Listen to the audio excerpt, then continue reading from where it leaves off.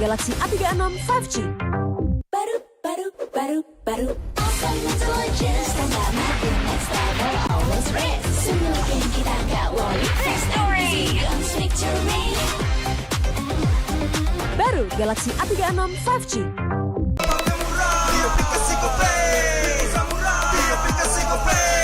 Walau yang lain terus berubah, Gope konsisten, gajinya pasti murah. Bayar tagihan murah di aplikasi Gope, gratis transfer 100 kali per bulan. Download aplikasi Gope baru, nggak pakai lama. Dompet andalan gamers banyak damage-nya.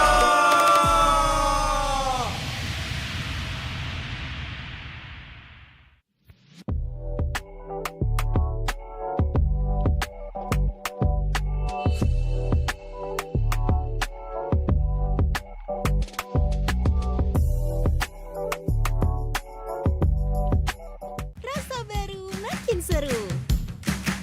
Pertama di Indonesia,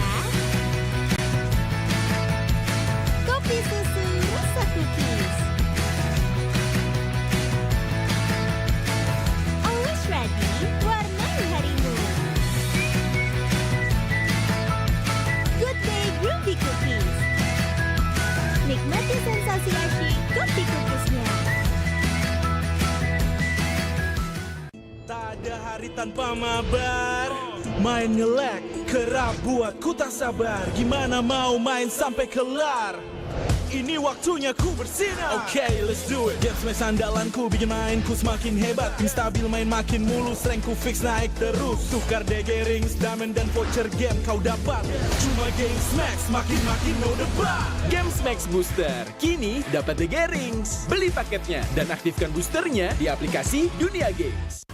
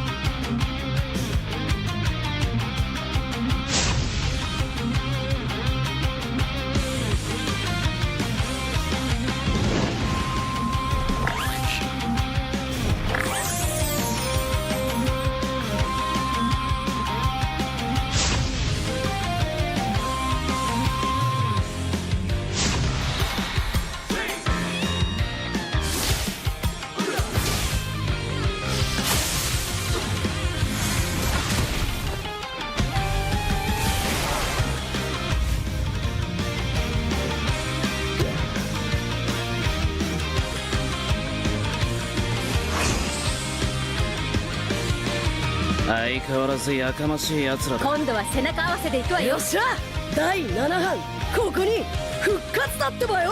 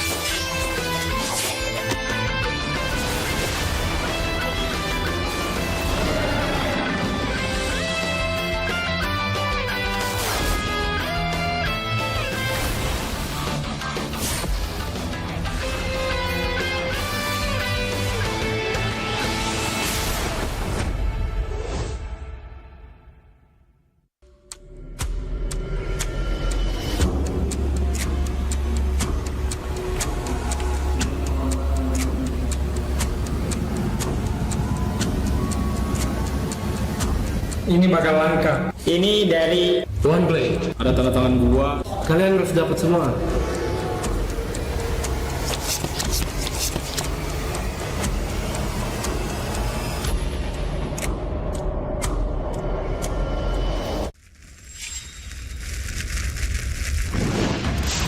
Minna, Uzumaki Naruto ga kaette kita zo.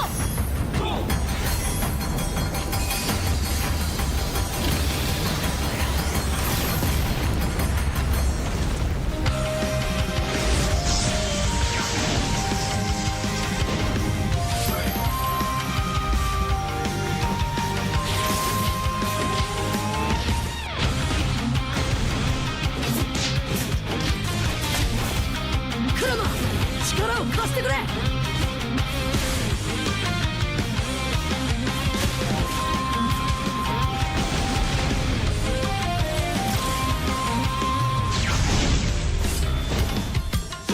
っしゃ、第7班ここに復活だってばよ。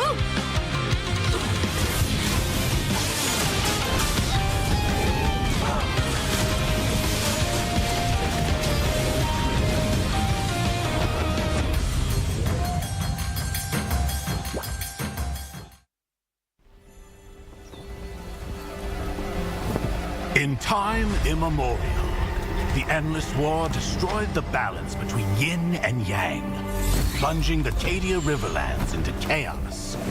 As catastrophe loomed, a woman of destiny stepped forth, casting aside divinity for the plight of mortals.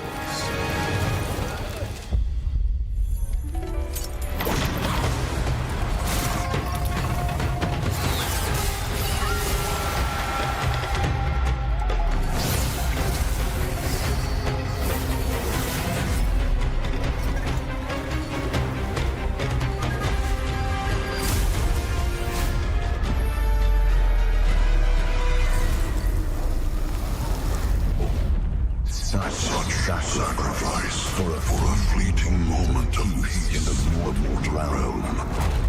Does thine heart not regret?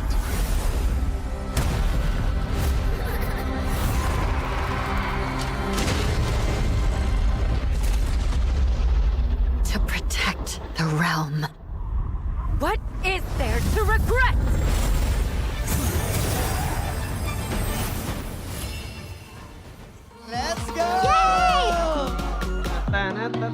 Chaos ini ku terasa sepi. gak mau sendiri. I need you here with me. Aku pilih madu manis kayak kamu. Let's go. Ciro lu. Tapi tunggu dulu, ku masih meragu. Kamu mengganggu. Wanna be with you. Berjalani dulu. Semua.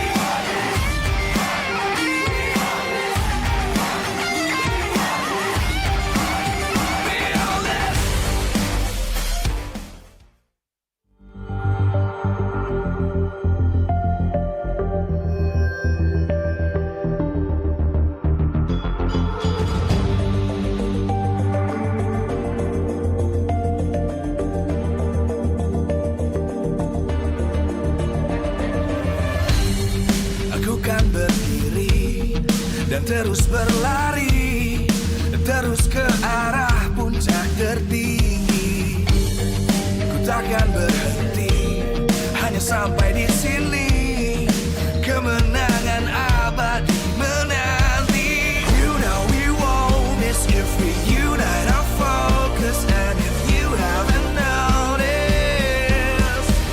we all live. Nyalakan apimu, hadapi semua tantangan, hadang semua serangan, jatuh bukan halangan.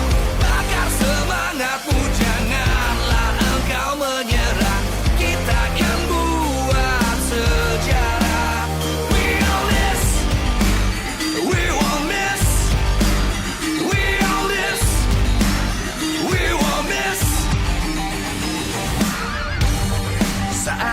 beraksi, jalani ambisi.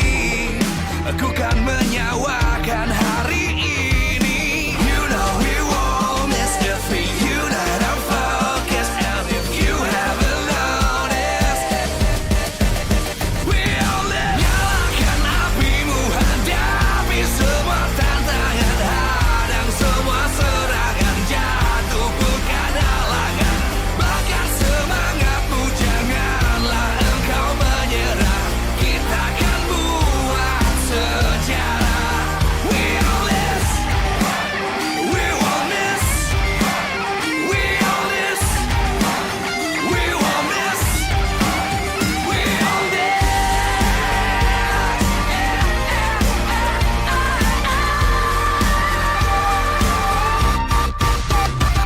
Nyalakan apimu, hadapi semua tantangan, hadang semua serangan, jatuh bukan halangan. Bakar semangatmu, janganlah engkau menyerah. Kita akan buat sejarah. We all this.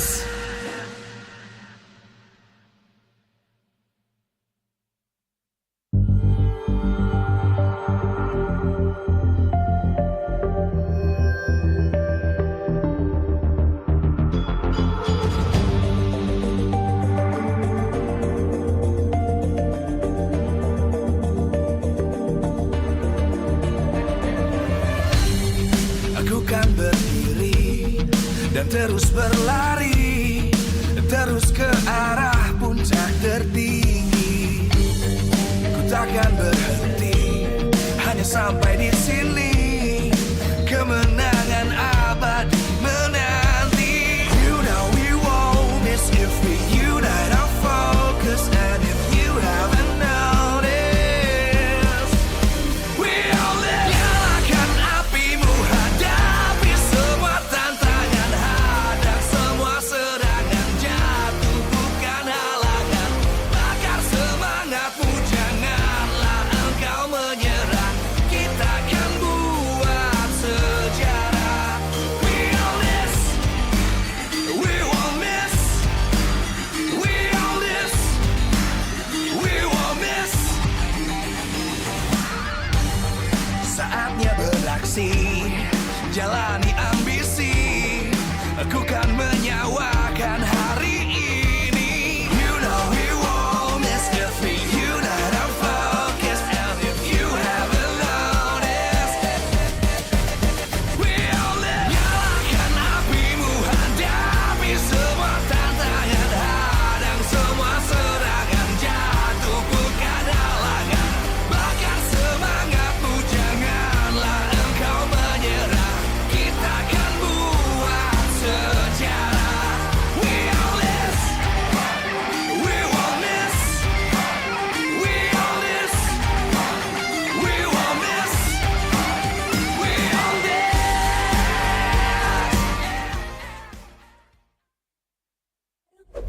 Baru awesome intelligence, tanda mati next level, always race. Wasting time no more.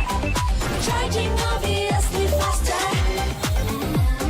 Baru Galaxy A36 5G. Baru awesome intelligence, tanda mati next level, always race. Semakin kita gak worry, victory comes victory. Baru Galaxy A36 5G. Di aplikasi GoPay, di aplikasi GoPay. Walau yang lain terus berubah, GoPay konsisten, kasih yang pasti murah. Bayar tagihan murah. Di aplikasi GoPay, gratis transfer 100 kali per bulan. Download aplikasi GoPay baru, nggak pakai lama. Dompet andalan gamers banyak damage-nya.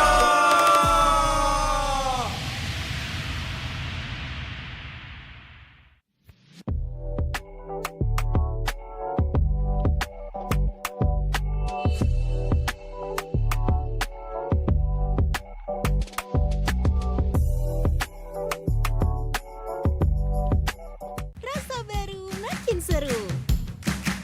Pertama di Indonesia. Kopi susu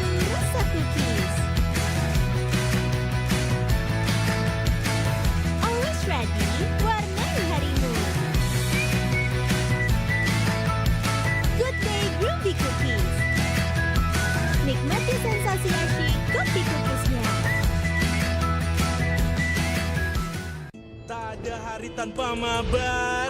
Main nge-lag, kerap buat ku tak sabar. Gimana mau main sampai kelar?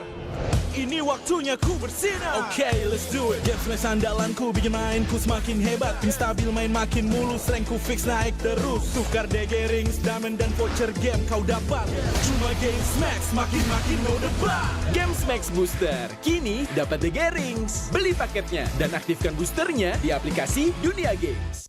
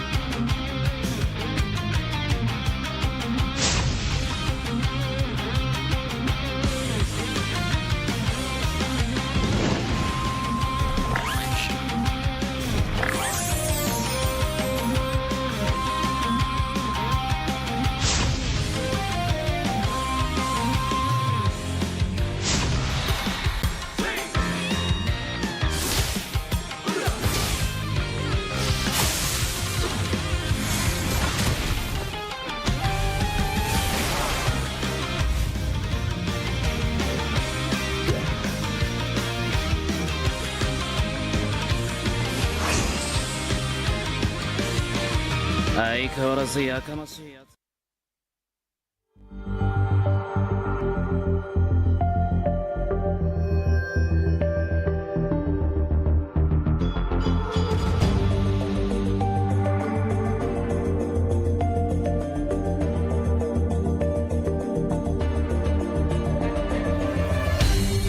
Aku kan berdiri dan terus berlari, terus ke arah puncak tertinggi. Ku takkan berhenti, hanya sampai di sini. Kemenangan abadi menanti. You know we won't miss if we unite our focus. And if you haven't noticed, we all live. Nyalakan apimu, hadapi semua tantangan, hadang semua serangan, jatuh bukan halangan. Bakar semangatmu, janganlah engkau menyerah. Kita akan buat sejarah. We all this, we won't miss. We all this, we won't miss. Saatnya beraksi, jalani ambisi. Aku kan menyawakan hari ini. You know we won't miss if we unite our focus. And if you haven't noticed, we all live. Nyalakan apimu, hadapi semua tantangan, hadang semua serangan, jatuh bukan halangan. Bakar semangatmu, janganlah engkau menyerah. Kita akan buat sejarah. We all this, we won't miss. We all this, we won't miss. We all this.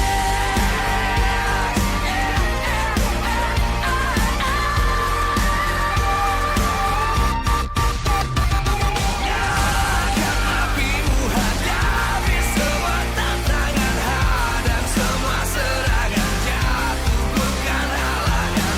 Bakar semangatmu, janganlah engkau menyerah. Kita akan buat sejarah. We all this.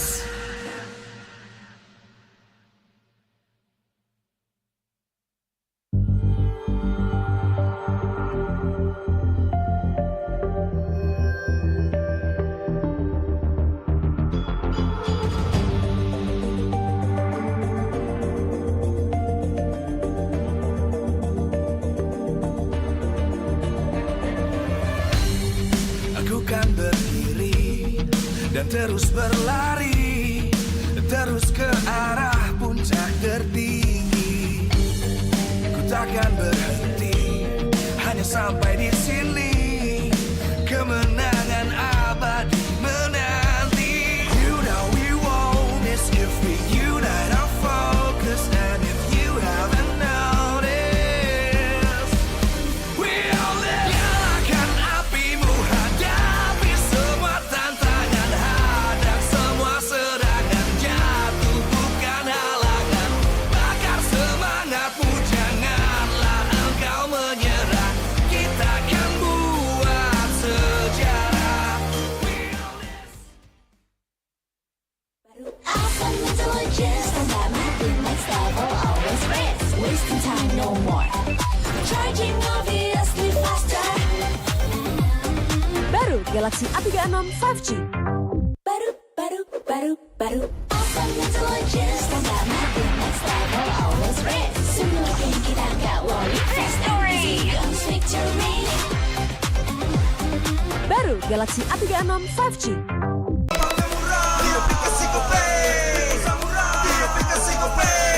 Walau yang lain terus berubah, Gope konsisten, kasih yang pasti murah. Bayar tagihan murah di aplikasi Gope, gratis transfer 100 kali per bulan. Download aplikasi Gope baru, nggak pakai lama. Dompet andalan gamers banyak damage-nya.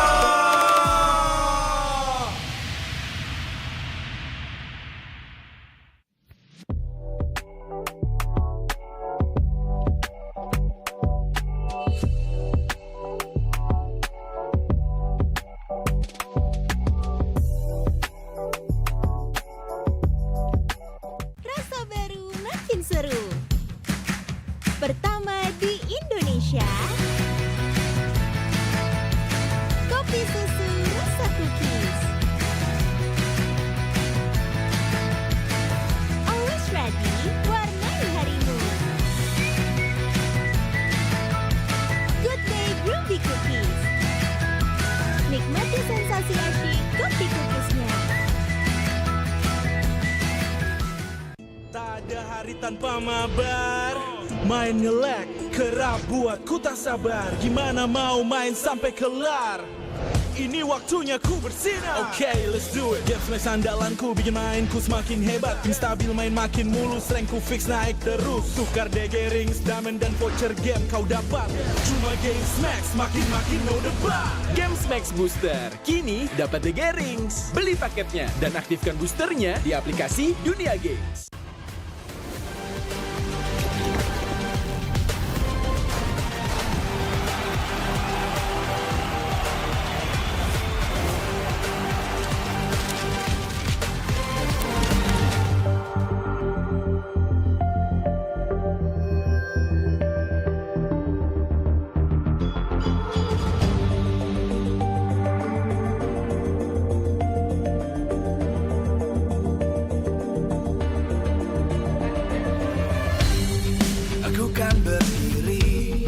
Dan terus berlari, terus ke arah puncak tertinggi. Ku takkan berhenti, hanya sampai di sini. Kemenangan abadi menanti. You know we won't miss if we unite our focus. And if you haven't noticed, we all live. Nyalakan apimu, hadapi semua tantangan. Hadang semua serangan, jatuh bukan halangan. Bakar semangatmu, janganlah engkau menyerah. Kita akan buat sejarah. We all this, we won't miss. We all this, we won't miss. Saatnya beraksi, jalani ambisi. Aku kan menyawakan hari ini. You know we won't miss if we unite our focus. And if you haven't noticed, we all live. Nyalakan apimu, hadapi semua tantangan. Hadang semua serangan, jatuh bukan halangan. Bakar semangatmu, janganlah engkau menyerah. Kita akan buat sejarah. We all this, we won't miss.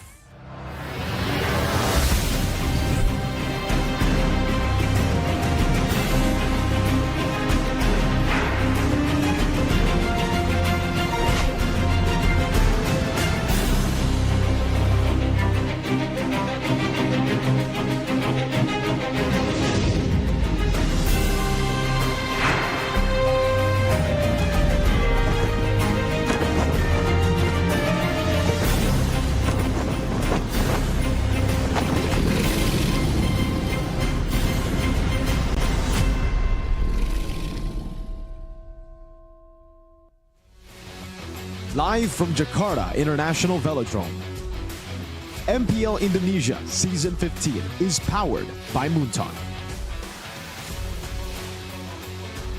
Supported by Esports Federation of Indonesia. Presented by official tournament smartphone Samsung Galaxy. Official e-wallet GoPay. Official sponsor, Head & Shoulders. Official coffee, Good Day. We own this.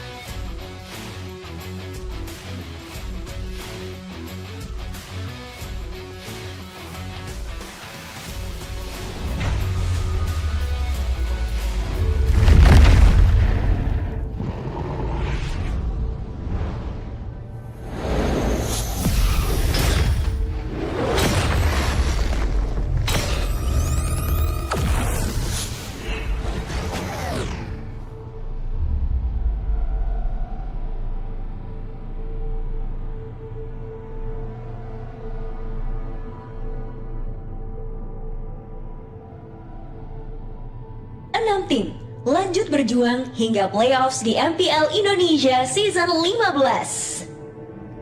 Dan ini adalah perjuangan tanpa jalan pulang, karena di ujungnya hanya 2 persimpangan. jadi pecundang, atau jadi pemenang.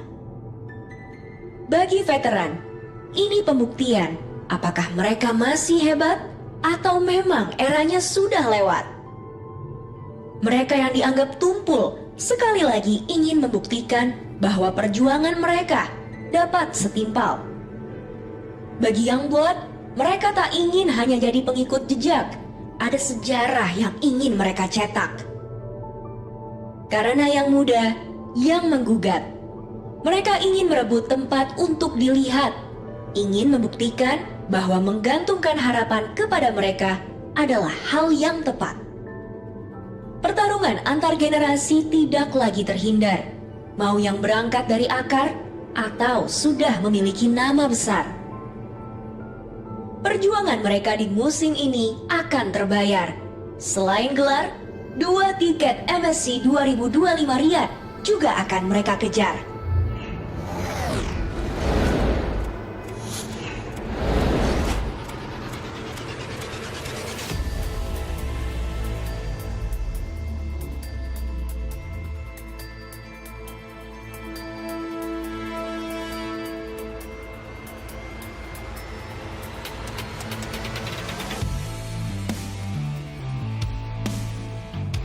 Seperti yang Idet katakan, ini adalah babak baru di mana nama akan dituliskan dan gelar akan dipertaruhkan. Dan sekali lagi sejarah akan diperuntukkan dan kita akan melihat bagaimana semuanya bertarung. Dan semua ini akan menjadi milik siapa? Akankah menjadi milik mereka yang haus akan kemenangan atau mereka yang masih harus membuktikan? Ini bukan sekedar pertarungan antar tim, karena ini adalah bentrokan era. 2 generasi, satu mimpi yang sama, menjadi yang terbaik. Dan mereka adalah nama-nama yang belum punya gelar. Tapi kini kita semua tahu mereka akan jadi besar. Dan mulai sekarang nama mereka lah yang akan kita dengar. Dan inilah mereka. Toy, Makeits, Savero, Finn, Rine, dan Kyo. Mereka adalah The Young Blood. Nama baru di peta kekuatan memang bisa mengguncangkan tatanan. Namun bukan berarti ini sepenuhnya milik yang muda. Karena masih ada kekuatan yang tidak pernah reda. Mereka adalah cerita, legenda yang benar-benar ada. Dan kini hadir di tengah-tengah kita. Mereka adalah Dairen, Baloyski, Keyboy, Eman, Nino, dan Aran.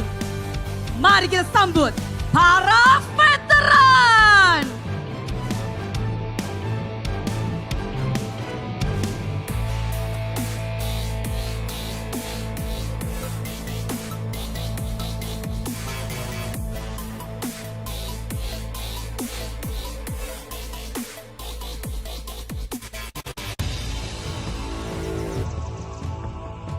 Di lokal kita memang jarang gagal, tapi ayo buktikan playoff ini jadi bekal kuat buat di internasional.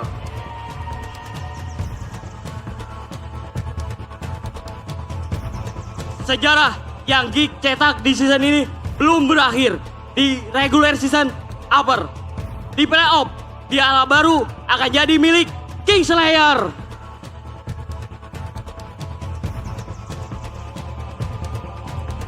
Di atas langit ada Onyx menuju MSC 2025. Siapa lagi yang bisa bawa pulang pialanya ke Indonesia kalau bukan Onyx?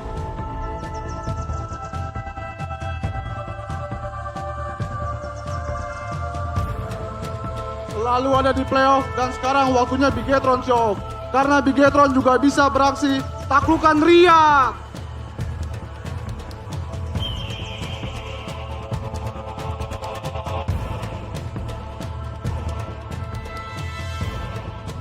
Beragam kepribadian, tapi satu tujuan. Berebut piala MPL pertama sebagai MPL baru. Saatnya alter ego catatkan juara.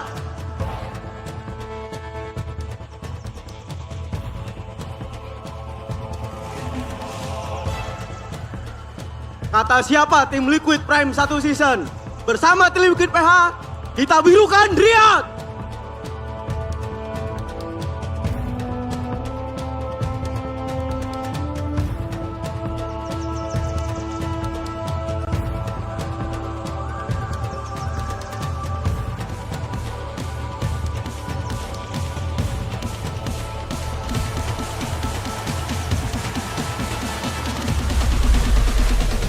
Di babak playoffs ini, baik mereka yang menolak runtuh atau yang bergejolak tumbuh akan bertaruh. Bagi mereka, ini perjalanan satu arah. Menang untuk meraih gelar atau kalah untuk kembali belajar. 6 tim, 2 tiket MSC, 1 juara, dan jutaan saksi mata.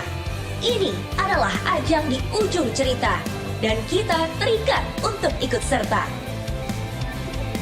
Mari keburukan arena MPL Indonesia Season 15 babak Playoffs.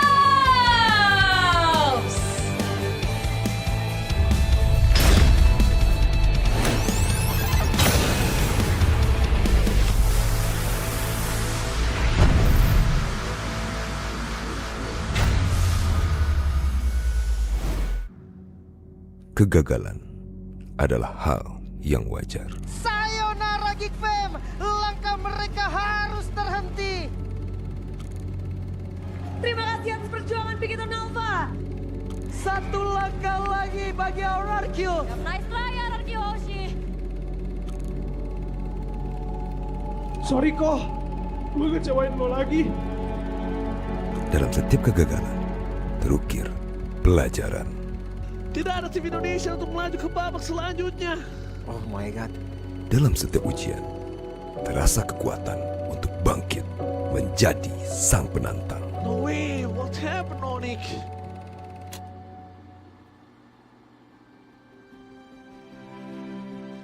Duka dan penyesalan mungkin pernah singgah. Namun, tak akan mampu memadamkan api yang jiwa pantang menyerah. Panggung dunia kini bergema.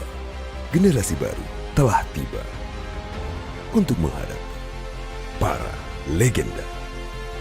Percaya proses, soy. Good luck di MPL Indonesia. Buktiin lah buat diri gue bahwa gue layak.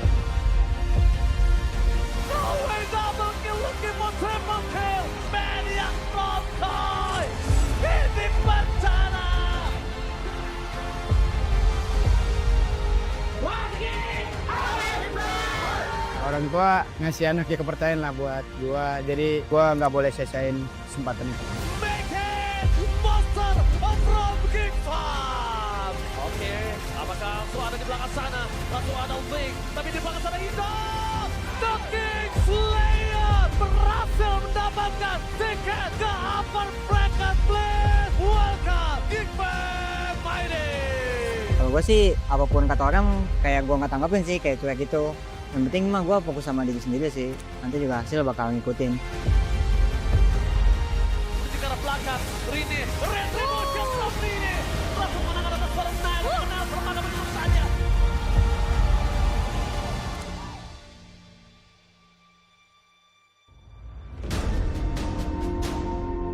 Di tengah pusaran ambisi dan warisan, mereka hadir menjawab setiap tekanan dengan tekad yang tak terhenti. Ini bukan lagi soal siapa yang lebih dulu berjuang, tapi siapa yang paling bernyali merebut masa depan. Inilah saatnya pembuktian mereka untuk siapa yang paling layak, paling pantas menjadi wajah MPL Indonesia di MSC 2025. One game, two champions. We own this. We're now live, ladies and gentlemen, boys and girls, in Jakarta International Velodrome to celebrate and witness the journey of the 6 teams that have successfully made it from the regular season up until this point, the playoffs. Welcome to the playoffs of MPL ID Season 15. Back with me, Eterna, alongside with Arashi, as well as Realize, as once again, ladies and gentlemen, the 6 teams that have made it to the playoffs were not only going to be looking for that grand final slot, but also the slot to represent Indonesia at the Esports World Cup next month. Exciting. It's difficult because you want every single team to do well. Yeah. They've been improving so much. They have great storylines going for them. But unfortunately, man, in MPL ID Season 15, they can only be one. Yeah, we have favorites as well. I mean, Geek Fam, out of nowhere, was up there in our predictions and the power rankings that was posted in the social media of MPL ID. And they did pretty well as well in regular season. So that's a new color to bring into the playoffs. But as of now, I think the games today, especially Elimination Day, is going to be a banger. It really will be. It really will be. I'm quite excited, but a little bit of mixed feelings personally, especially in our first match of the day. We have Onyx and TLID. We're going to look at today's schedule later on. Onyx, Team Liquid ID? Exactly. So we're going to see perhaps maybe me and Realize really just hitting each other. Wait, no. I mean, like not literally, right? Not literally. But anyway, we're going to take a look at today's schedule now. Match number 1 is Onyx and TLID, like we mentioned. And after that, we will have yet another match between BTR and Alter Ego, the Chaos Derby once again. And just to remind you guys back at home that this will all be in a best of 5 up until we get into the lower bracket finals and, of course, the grand final. That's why it's so interesting right now, man. Even with the lack of information, even with, the 2-week break here, there's just so much time for teams to adjust. So if you're not good at surprises, but you're good at adaptations, now in Season 15, with the best of 5, there's so much potential here for all 4 teams playing today. And dude, the matchups, like you mentioned, Eterna, so it just seems so difficult to really predict that easily. Yeah, I mean, you talked about the 2-week break. I feel like it can be a double-edged sword. We saw that break happen in MPL ID regular season. Evos, for example, was a good example of that. They did very well, but after that was like a 2-week break, they fell off to a slump, and they did not even make it to the playoffs. So yeah, it's very sad for them, but obviously the bracket is out there. Elimination Day is filled with teams that are chaotic as well. I mean, Onyx TLID is up there, Bigatron, Alter Ego as well with the Chaos Derby. I think it's gonna be a very great opening today. Yeah, and meanwhile, you can see RQ and Geek as well, just waiting patiently, at the top in the upper bracket. Super chill because, when we even get to that point, we will be seeing that they do still have that lower brackets to fall on. So it's not just a single elimination bracket that we're looking at. But again, back to today, 4 teams will be going head-to-head, and 2 teams, unfortunately, will have to say goodbye to. Let's circle back on to what you guys think back at home. We want to know what you guys think about this next matchup because, ladies and gentlemen, play-ins feels like a grand finals. Ooh. Which mid-trio will take the win? We're looking at the veterans versus the young bloods in the mid-trios between both of the teams. Do you think A, Onyx veteran and mid-trio will take it? Do you think B, TLID's young blood mid-trio will take it? Or do you think C? It's hard to decide because both mid-trios are strong. Let's start with you, Arashi. I gotta go with C, man. It's hard to decide because both really are strong. I would say the difficult part is that both teams didn't just go and have a standard performance. Both of Team Liquid ID and Onyx had a slump, and then with Coach Yev coming in, Onyx resurged, right? And we saw the good old trio mid. But for Team Liquid ID, they themselves also had this burst of improvement somehow, which leads me to believe they have something up their sleeves. That's why I gotta go with C, man. Yeah, I think it's an even playing ground. Onyx, obviously seasoned veterans. This trio mid has been together for the longest time ever. Yep. But again, they struggled with consistency. I think after M5, post M5, it was downhill. Obviously, pretty hard. I mean, still they were able to get that 4-peat here, but I think consistency is something they struggled with. But with the iteration again of Coach Yep into the mix, they were able to deliver pretty well. As for TLID, I feel like with this trio mid, Witty on the helm, just enables for the witty. the mid laner and the jungler example, Favian as well. So that really just makes things good for TLID. I actually like that you guys bring that point up, right? That dip in performance, and then we're seeing them kind of come back in form, because we can actually say that it's a similar story for TLID as well, right? They weren't looking too hot in the early stages of the regular season, but what they do share is the fact that both are global giants. Of course, in a different, I would say, direction, right? Onyx has been on top for quite some time, even having their own golden road back in the day when they unfortunately had to fall short. M Series, I think a lot of Indonesians back at home, even in the venue right now, are actually thinking about it. But for TLID, they also had a huge impact on the international landscape as well. Coming in as rookies, suddenly making it all the way to the grand finals, winning it, and then going into the grand finals of the M Series. Yeah, I mean, TLID, I feel like their status to giancy, is that even a word? Giancy? It's okay, we make up our own words. Yeah, becoming a giant, it happened last year, to be fair, right? They were not in the best form ever after the rebrand, after becoming TLID. Before that, they were hardly making it to the playoffs, and now they're able to field the roster filled with rookies, and they're able to become a giant finally. Again, winning MPL ID season 14 it was, and then making it to the grand finals of an M Series. I think that by then we can bestow them that title of becoming a giant. For Onyx, it's always been them becoming a giant since, I think, day one, since the old ages, but I think it's harder for you to defend that title compared to you just chasing for the title, right? Because consistency, again, is a problem for Onyx. So, yeah. I agree. It's quite tough, but let's see what you guys thought from that previous question. Which mid trio is stronger, all right? What? Survey shows 79% Onyx veteran mid trio. Hard to decide, 12% I believe, and 9% TLID's Youngblood mid trio. And it's fair, right? We saw Onyx last performance against Alter Ego, where Sans was able to get the back-to-back MVP, and then I think he got the player of the match as well. The fact that synergy between him and Keyboy when he was on the Luo Yi and the chip combination together, that's a sight to see, and that's a sight that we haven't seen for so long, but now we know that it's back. And whenever it is back, it's always a big problem, man. We've seen dips in Onyx performance, but overall, we have never really, attacked, quote-unquote, their individual performances. The mechanics, the instincts are all still there, man. It was the game plan that we're talking about, the synergy. So, man, when they're in form right now, I think even if Team Liquid ID are at their prime, it's still going to be a massive question. So this goes back to the topic that Realize was talking about. It's going to be a lot more difficult to stay on top rather than just get to the top. And at this point, we've seen Team Liquid ID get to the top and then start faltering, right? Onyx is the more battle-hardened, battle-worn team. Absolutely. I started to cut you off there, but look at the Sonics in the building. Realize this is your people. They're coming into the arena here together in the Jakarta International Velodrome. So for those of you guys who are still watching back at home, the tickets are still available. Come over, join in on all the exciting things that you can do, because the festival has a lot of activities. There's performances from the BA. Food stalls, merch, booths, and just so many things that you guys can actually engage on. And usually, there's like free stuff that's given away. I love free stuff. Rashi's gonna give out free stuff if you come over. Am I? Yeah, you are. Okay.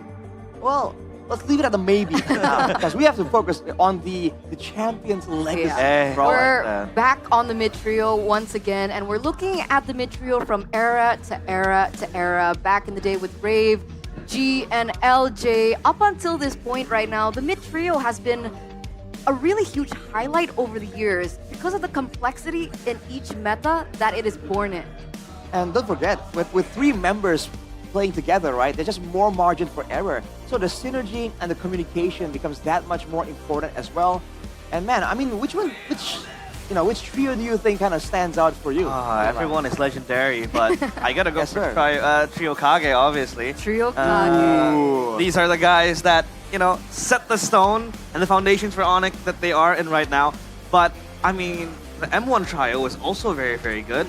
But that was, the first ever, M series. So that was a long time ago. But they are legends of the game. So yeah, I think everyone is, or like all the groups are very great trios. But yeah, there. What about you, Arashi? Yeah, Arashi. Which is your favorite? Off the bat, Jago? looking at the screen, I got a. What stands out, of course, is going to be the RRQ trio. Of The Big Man Lemon over there, along with Ian Jago and Liam. I've met Liam as well, so it's kind of a bit more familiar to me. Okay, But even before that, I'm going to highlight Rave there, being shown the asset. He is now the assistant coach for RRQ, if I'm not mistaken. So, man has been making moves, dude. Making moves. Stefan would be very disappointed in Arashi right now. What? Because he thinks... Oh, right. Anyway. We're at odds, bro, but it is what it is. The highlights of the poster that we saw earlier on, for those of you guys back at home, is the fact that we're, again, seeing a resurgence in young bloods. And finally, after so many seasons, after so many era, we're actually finally getting to the point where, okay, I think these young kids have what it takes to actually compete to the level of the veterans right now. And unfortunately, it looks like the veterans are actually the ones now who are kind of threatened, maybe, by the resurgence of these young kids. Yeah, I mean, it's always them kids, right? It's them kids. These kids. Making moves. Kids these days. Back in my day. Back in my days. When was that, Arashi? Like 1800? We're the same age. It's friendly fire, bro. We're in the same team. I will not confirm that.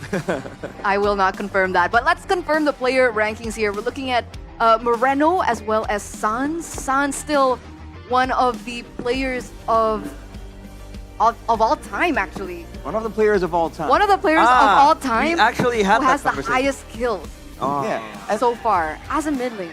I think that's kind of showing that it's survival of the fittest here. It's not about whether you're an old gen, a new gen. Either you get good enough or you get phased out. And for a player like Sans, he can like illustrate that example so well because he's been around, dude. And he has been moving roles. So he used to be a jungler, right? Where if you fit in, if you deliver, then you keep playing, right? That's just the way it is. If you get phased out, it means you get left behind. You gotta keep up. That's basically the theory of evolution. Yes, sir. The survival of the fittest. And I think we saw that from Sans, right? He played jungle and then he transitioned to becoming one of the mid lane GOATs, not only in Indonesia, but in MPL and MLBB history, I dare say. So I think it's all about, again, longevity for me. Like longevity. Yeah, if you want to be a very good trio mid, you gotta have the consistency. The longevity, it's not only a one season type deal. You have to be consistently doing it week in, week out for like seasons, right? Are you talking about TLID? For everyone. For every... Whoa. For every Why are we bringing TLID into this? Because they cease love after one season. That's true. So, like longevity?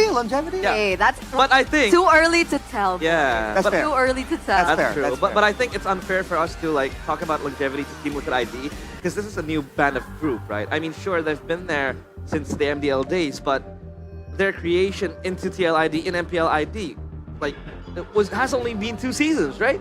Season 14 and now 15. So, but look at the support though. Yeah. Despite that being the case, man, the supporters are in the building. Cavalry. It's how do you feel? This is your people. Your people. I feel kind of sad because I'm not there, bro. Dang. I feel kind of sad. I should be with them right now, banging the drums. Okay. Gotta bang the drums, guys. Show your support for your team. Yeah. Right? Oh! He's on a horse! That is so cool. He's on a horse! I'm on a horse! I'm on a horse! Is that Clint? Is that who? Clint? That is actually super cool. Is that Clint? Yeah, it looks like Clint. Is that Leo Moore? Howdy, cowboy. But technically, TLID are the Stallions, right? So they are, yeah. The fans are baby on they're riding the wave camel? of the Stallions. No. Riding to victory. Yeah. Type deal. It's their ride. That horse, that stallion. Also, Yeah. okay. Yeah. Because Leo, a young boy from the Philippines, a young man from the Philippines, a young man, says whenever he refers to TLID as the young stallions. Right. Right. So he's referring to them as the horses. Yeah. Yeah. Horse. And the fans. Not the riders. no, they're the horses. The fans are on their backs. On the ride. Yeah. I get it. I get it. I get That's it. the philosophy. But back to your point earlier on, it's actually a fun fact that both T-Boy as well as Sans hold the most trophies. Ooh. I was gonna say piala for some reason. Sorry, guys. Most pialas, guys. Bilingual baby You problems. gotta get that pialas. Pialas means trophies in Indonesia. Yeah, trophies. Yeah, they have the most trophies. Sans and T-Boy. Yeah, Sans and T-Boy. I mean, the math checks out. I mean, they've been so dominant for so Yeah. long. Remember, a certain young man from Indonesia who had red hair for a little while, he mentioned, if Onyx wins again, dude, we gotta find something else to watch. Yeah. Right? But they were that dominant. I They were remember just that. monopolizing all those pialas, bro. It's a monopoly. It was a monopoly again. I think their conquest has been far too long, subjugating the teams in MPL ID. They But got I- close. They got Yeah, close. but I think they showed that they're vulnerable. They're human. I mean, last season they lost to Geek Fam in the elimination match. Again, the same day they got geeked by the Natan. So I think that vulnerability is still there. These are, I think for Onyx, it's them proving again that they deserve that title of the Sky Kings. When we talk about the Sky Kings, these are immortal guys. These are unbeatable players, and now they're beatable. They're vulnerable. So now they have to prove again that they deserve to have that title back to their names. Look at your screen though. Boys and girls, ladies and gentlemen back at home. This is the festival that we were talking about. There's actually a mini stage up there. You guys can actually take pictures with the horse. Have never seen an animal at MPL ever, Yeah. by the way. Maybe fake ones, but not an actual real horse. Is it gonna make its way into the velodrome? I hope so. So I was walking to the velodrome this morning, right? And I saw that horse outside. I was like, is this a, what do you call it, Delman? You know, the horse ride we have in Indonesia? It's like a horse carriage. Horse carriage, yeah, obviously. Well, for fun. And I was like, there's no way they're gonna offer horse rides. And turns out it's for the cavalries out there. Individual, man. Did you hear the music start playing? Ah, We're gonna it's take my horse to to the the old old town town road. It's Hanun. Anyhow, that's so cool, man. It's great to have a figurehead, you know, whenever there's if you see all these movies with the medieval battles, it's just great to have one guy just leading the charge, you know, just increases morale. So I think the fan cheering battle, I feel like Team Liquid ID might really give the Sonics run for their money. Imagine if they had like a knight in armor. That would be sick, dude. Whoa, I mean, They should have. Maybe they will. Maybe they will. Maybe they later will on. make the grand final. Maybe. Then. If they make it. Are they gonna make Because it? we do have to talk about it once again, right? Onyx TLID, we've seen them go head-to-head in the regular season. It was TLID winning out the first leg, and the second leg, it was overtaken by Onyx 2-0. So what will we actually be expecting today, ladies and gentlemen, as both teams are now ready for our opening match of the day? Let's welcome these two teams. It's the young stallions charging into the velodrome, where it saw and bear witness of the Sky Kings ascending once more. Will they be able to again show that the Sky Kings are indeed vulnerable and no longer immortal? Making their way to the stage are two teams battling out for elimination, battling out for making their cut on towards the playoffs. On the left side, it is going to be the Sky Kings, Onyx. And up against them, charging, riding into the dying night, it is the Young Stallions, Team Liquid ID. Man, this is going to be an intense matchup, man. And it all starts right here, right now. The mind games have begun, ladies and gentlemen. Coach Yap with Ari walking out with Tate DeLucas and Facehugger with our Marshal Gary, man. You can see the intense faces. They're usually very chill, but in this scenario, they have to let go all the stops and go all out. This is the battle for survival. Absolutely. They know exactly what is at stake here. And after what both teams have actually gone through, more so for Onyx, they do want to have that final chance, right? Make their way to the grand finals, make their way to the Esports World Cup next month, and perhaps put their name and etch it in history. But this is the official team lineup for both of these teams, and it looks like, boys and girls, Aaron Shiki is not going to be in the lineup for TLID. It's actually Kyo as their starter. So this is a funny account that we've heard from some of the analysts, the Indonesian broadcasters, well, even us here in English. It feels like Witty initiates better when he's playing with Kyo, and there isn't really an explanation as to why. But Kyo, I think, just enables for the team as well. He's able to play dynamically, passively, or aggressively, whereas Aaron Shiki is the guy who takes risks, right? And I think that sets some sort of insurance for TLID to then progress into the later stage of the game. And yeah, for Kyo, I think it helps them as well. It might just be because Kyo is a bit more calculated, right? Yep. With that aggressive style, if you're a roamer, now you have to think, am I gonna try and go fully focus on the engage, or do I wanna just in case, help my gold in or out when he goes in and makes a big play? So if they're trying to play textbook, that could be the answer here, going with Kyo. And if you look at their unique heroes here, 41 heroes. Pocket picks show an Akai as well. Dude, this is a team that has so much diversity when it comes to their strategies. They have been in a slump, but when it comes down to the options they have, I don't think it has dwindled all that far.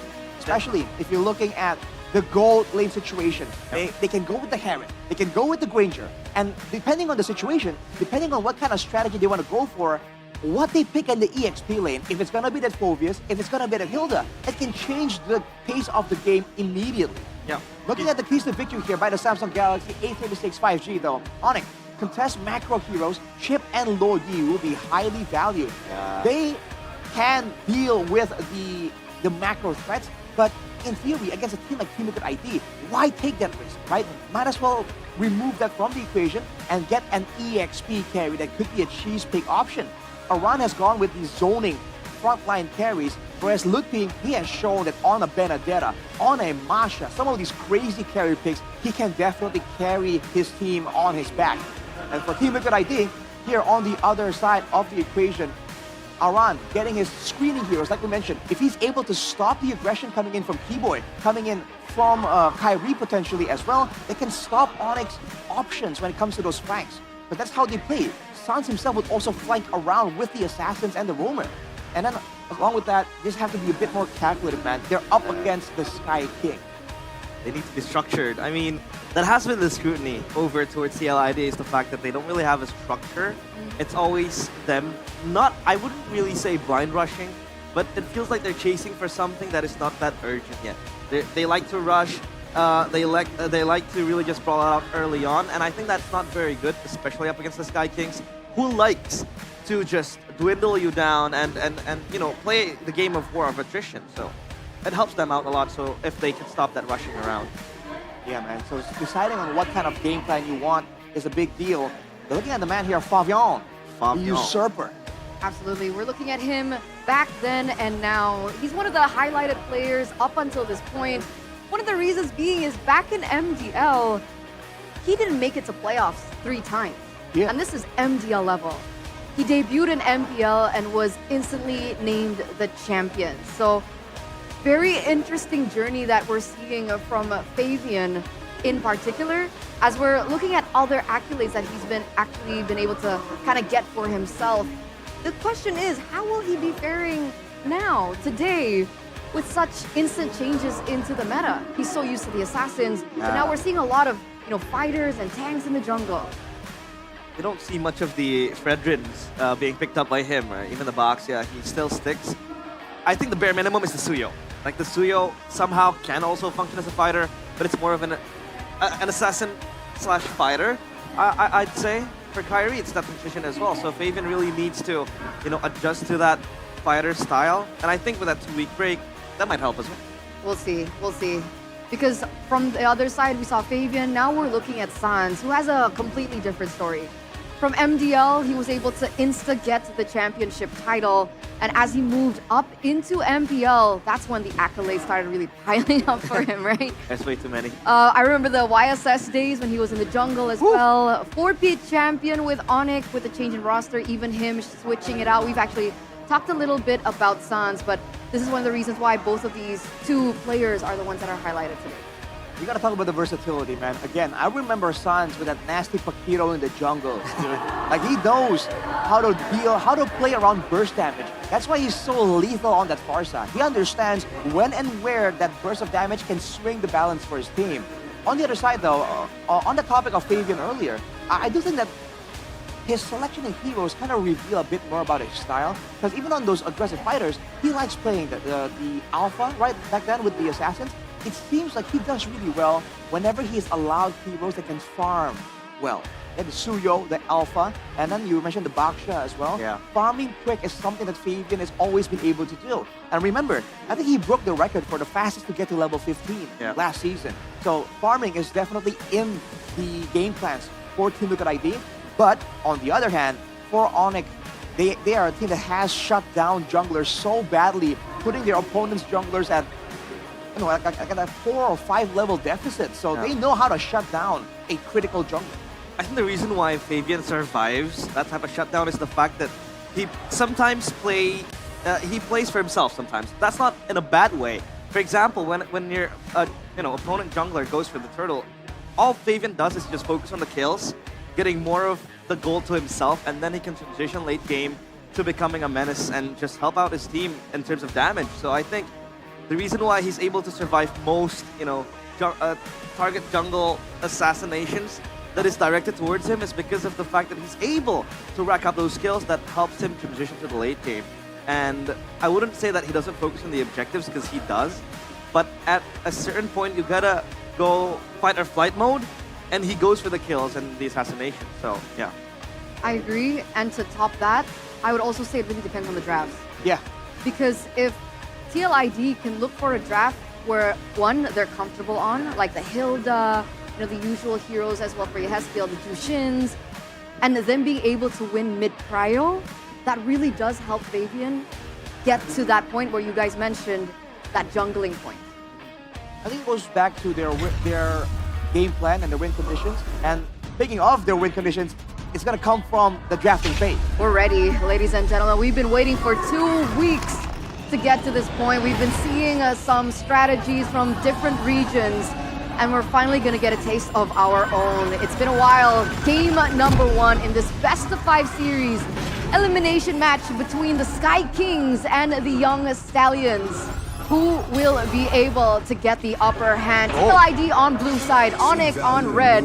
We're seeing the bans come through. TLID with straight jungle bans. The same thing has actually been done by Onyx, Hayabusa, Baxia, Fredrin, gone. Joy, Fanny, gone. We're putting, honestly, Fabian up to the test. Yeah, I mean, the Hayabusa is out as well. I think it's a fair ball game because, again, they want to target ban Kyrie, but to a certain extent that also shuts down the choices that Fabian has. So I think they're going to have to play a trump card if push comes to shove. But obviously with the Baxia ban, it makes sense. I think it's more of a roam ban compared to a jungle ban, because Keyboy kind of excels with the Spic as well. He introduced it back in the regular season against Bigatron, but they lost. And it enables you to just roam around the map, and you have that extra anti-regen good up against Kimmy, up against Harith, and it's a very good pick as well. But for now, the Ling gets taken out as well, so yeah, that's like 5 assassin bans, not 4 assassin bans. And the big factor right here is that the macro threats are open, but no Kalia gets picked up. So the Luoyi and Chip can both be secured by either team. We've seen teams go for both even. The Luoyi immediately gets picked up by Onyx. We've seen Sans perform insanely on this hero, elevating that early game level 2 pressure into that dominant, creative late game with the diversions as well. I think this is scary, guys, because the last time we saw Onyx pick up the Luoyi, it was a 12-minute, 11-minute game against Alter Ego. So like you mentioned, the chip is still up and available, and it's a strategy that we've seen Onyx utilize before, and it's also a really good takeaway considering that the Kalea can still be flexible in the EXP lane. And there it is. Oh no. The infamous chip Luoyi duo from the Sky Kings. This is the winning condition in the draft that TLID really likes. It's snatched away from their clutches by Onyx, and now TLID, they go for the Harith and the Suyo. Obviously a very strong pair of heroes. Harith in the lane just bullies out other gold laners for Suyo. I think it's much more of a comfort compared to just being, a strong pick. I think it's still a strong pick. It's strong in the hands of Fabian as well. And this is the combo we've seen before, Suyo, Kalea, right? But here comes a Masha, bro. Masha and Lo Yi. This was a menace a couple of seasons back, man. The Masha shows up behind you, and before you know it, your backline is non-existent. With Team Liquid ID having the Harith, there's going to be survivability available for Kyo to survive initially, but afterwards, I feel like they need something more there. Either more crowd control, more survivability, especially for your head skill as well. If I'm not mistaken, I saw this being picked up in MPL MENA. I think it was the grand finals. So the Lui Masha, the way it functions is that, like Arashi mentioned, you know, the teleportation, just sending the Masha into number one, a split push up top, down bottom. You can create that segue play. But number two is to burst down a particular target. For example, let's say TL ID has a Farsa. And I think, like, on paper, the Masha just gets bursted down by the Farsa. But if you have a Luo Yi, you can just teleport the Masha to the backline, look for the Farsa, and that's it. You win a fight, right, basically. But I think it sounds easier said than done, but I think there's an idea behind that. And you know for sure that this Masha is going to build damage, right? Lutfi, Yeah. second leg regular season has been experimented with so many different heroes, and all of them have been damaged. This is the adaptation that a lot of the casters, a lot of the analysts have been actually predicting coming from Onyx, and we're getting to see it live here in the flesh. Good mention on the Farsa. It's also a really huge deny pick to what usually TLID likes to go for Yehezkiel. So that's something that now TLID really have to think about as we get into the second phase of the drafts here, presented to you by the official tournament smartphone, Samsung Galaxy A36 5G. 1-1 banned out. I feel like right now for Team Liquid ID, usually, right, against a team like this, you want to go crowd control. You want to make sure that you punish the funnel through from a diversion or a shortcut. But now with the Masha in the picture, this is a hero that can shrug off a lot of crowd control. So I feel like the angle for Team Liquid ID is to get some more damage, because the only real way to threaten and stop a Masha is to go damage and burst her down. They go for the 1-1 and Ranger ban, so they want to make sure that they themselves, with the Kalea and the Stuyo, are going to have ways to get to that backline and ensure that Severo can't really output all that damage reliably. And he's running out of options, unless he wants to go for the Moskov and go triple macro here.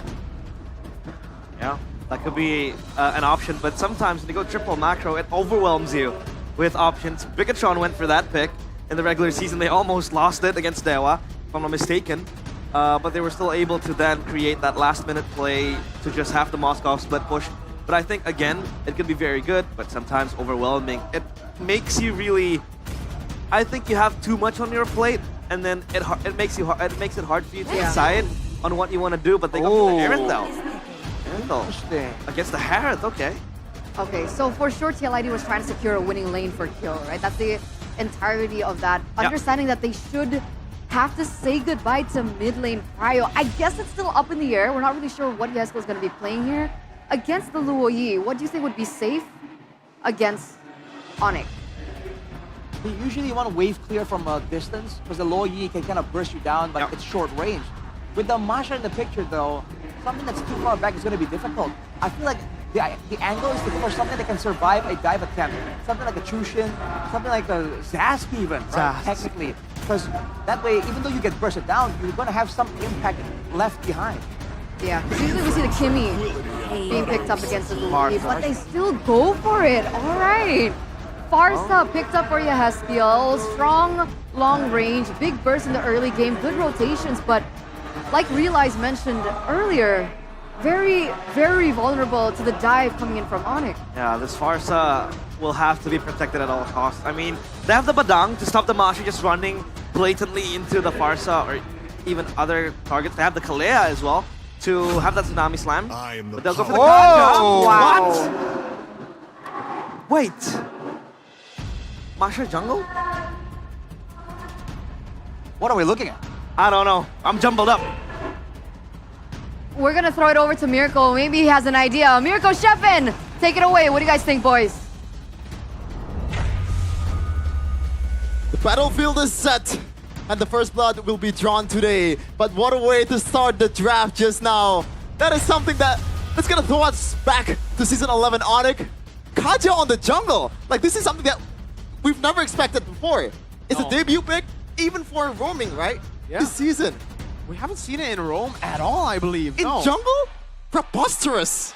Hey, you gotta have some pocket picks to show up in the playoffs, and they decided to show it off in game number 1 of a best of 5. That's an elimination bout. Ladies and gentlemen, TLID and Onyx, whoever lose here, they're going home. No chance at MSC, no chance at EWC. TLID, the defending champions, versus the old legacy of Onyx. While their brothers in the Philippines head to Riyadh. Here in Indonesia, one giant must fall. The most decorated franchise in ID against the reigning champions. It's legacy versus pride. Onyx takes on Team Liquid ID in MPL Indonesia Season 15 Playoffs. It starts now. Welcome to the land of Dawn, ladies and gentlemen, where we get to see the Kaja in the jungle in the hands of Kai. Someone who we expect to go on Assassins. I guess in a way it's a pickoff hero, right? Impure Rage on Kai. I wonder if it's just going to be like a tanky build. Support emblem with a Thrill and the Season Hunter. And believe it or not, I think this game is going to put a lot of emphasis towards the EXP picks. Because in the early game, it's Lutpi's game with this initial damage. And there's going to be a lot of work to do for Iran in the early game too, because he's the one that's going to counter the engages coming in from Kyrie. But that's why it's going to be weird, right? I think in the early game, they're going to have to bank on the damage of Kai. Oh, quite a bit of damage there. We're still gauging, ladies and gentlemen, how good this Kaja pick's going to be. So far, so good. Solid damage as Keyboy places a bit more with a Crash Course, and Witty is forced to recall the mid lane. Divine Judgment for Kai, and it's first blood. On cue right away. Kyrie, the god of the jungle, he can play anything. That's including the Kaja. Kyoto might be getting engaged on. Keyboy already on the case. It looks like he read the movement. So this game is just about engaging the engager. Like, a lot of times we see the Luoyi pick.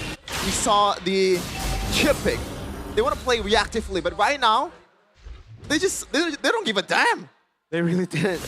I think the orthodox pick would just be for them to go for the Lucas. We called it here on the desk. We were talking about, all right, this is going to be a Lucas game. TLID didn't ban it. Keyboy walking down though. Uh-oh, that inexperience biting him in the back, but it will be traded for a turtle, so at least TLID don't walk away empty-handed. Bit of a rookie mistake there. Kyo could have been a no trade for TLID getting the turtle also. But looking at the lineup from and the win rates that's coming in from these teams, Sans is still undefeated on the Luoyi. So even though this is a Chip and Luoyi combo, which a lot of people don't really like because, you know, the overloads of the teleporters, I think it's still gonna work for Onyx, especially this is the team that we know can pull off some crazy stuff. Looking at the talent prediction though. Wait, I think I predicted TLID 3-2 actually. You went for TLID? Or bias prediction. Well, here it is, ladies and gentlemen. 3 Onyx, 2 TL. So diversion up top, Aran's going to be caught. Divine Judgment coming down with Lupi going in all the way. Won't be enough damage to take Aran down. The Badang good at disengaging. A flick around as Fabian continues to path in the opposite side of the jungle, getting that level lead against Kai. And as I said earlier, this is going to be an early game for Lutpi because he has the early game damage. Meanwhile, Sabero is still needs to stack up the items. So they're going to be rotating on towards the XP a lot, but Witty! Instant burst down. Good night, Witty. Good night, Witty to Keyboy. Purple buff. And now Kyrie. This is tricky because there you go. This is the problem when you're picking a Kaja. You're not the most dynamic jungler out there. You're pretty much just old jungle, and your jungling potential is super low. Keyboy though, on towards Kyo.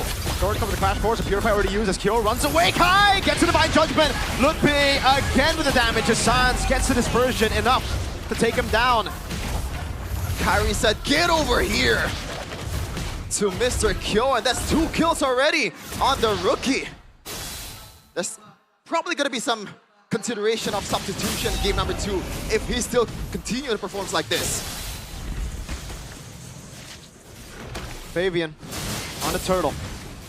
Kai doesn't have the Divine Judgment just yet. It's still on cooldown. Lutpi going in. That's going to be the all in over to the back. Aran going to be taken down. Witty still there. As Lutpi goes for more damage. Witty taken out. Retribution from Fabian with a Soul Sever combo. Turtle 2 over to TL, but Onyx win out in the battle. Yep, 2 kills. They'll take that any day of the week. And Kyrie is going to take that jungling boots to further boost his potential on the burst. I'm kind of curious about the build coming in from Kyrie because is it gonna be, oh, there you go. It's a Thunder Belt, so a bit more utility right now, a bit more slows as well. So this is gonna be the, that Season 11 Kyrie utility jungle era, which is in a way good because Onyx was dominating at the era, but at the same time, this is Kyrie we're talking about. They missed out on the assassin potential of the god of the jungle. We can say that all we want, Sheffin, but unfortunately, if we look at the drafts again, right, he was kind of forced into this position. And Onyx were prepared for it. That's Witty. Tsunami Slam already bringing out T-Boy. Oh, before he can do anything. Guy walking up. Aran going for the disengage already. Oh, Lutpi! Thunderclap in the midst of it. All kill. Going to be taken down to Witty. Falls as well to Lutpi. But Keyboy though, that's a really fast reaction on the teleporter there, knowing that he's gonna be engaged on and he needs his teammates' help to retaliate. And he's already healthy right now on the bottom lane, screening for Savero. Now I understand, why a lot of people that I've spoken to, analysts, a lot of pundits, a lot of just fans of TL, have been saying that Aaron might be the better choice in playoffs. Playing in this grand stage is quite intimidating, and we gotta say, Kyo definitely is feeling it. Yep, there's a reason why Aaron Shiki is named the untouchable one. He performed at the most grandiose stage in M6. Kind of fell short though, but he's gonna be here to support the rookie and maybe give his inputs as well in the break that's gonna come after game number 1. Onyx though right now still 1.7k gold lead. They're in a pretty good position despite them picking this Kaja, and now second objective battle. Surely this favors TLID just because of the jungle.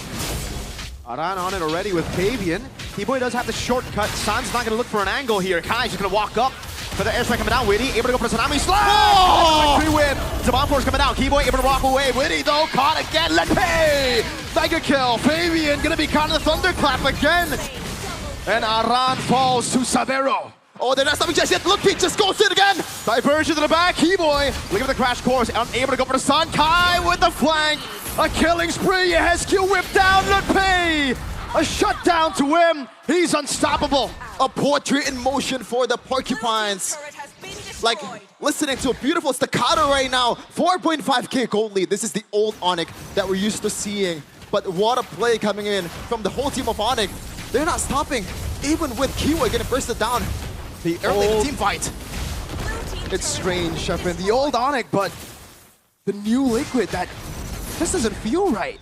3-12, 5,000 gold lead, neutral objective control, but I think they're usually known as a team that has the better battles, the better skirmishes. Now it's Onyx who are playing their game.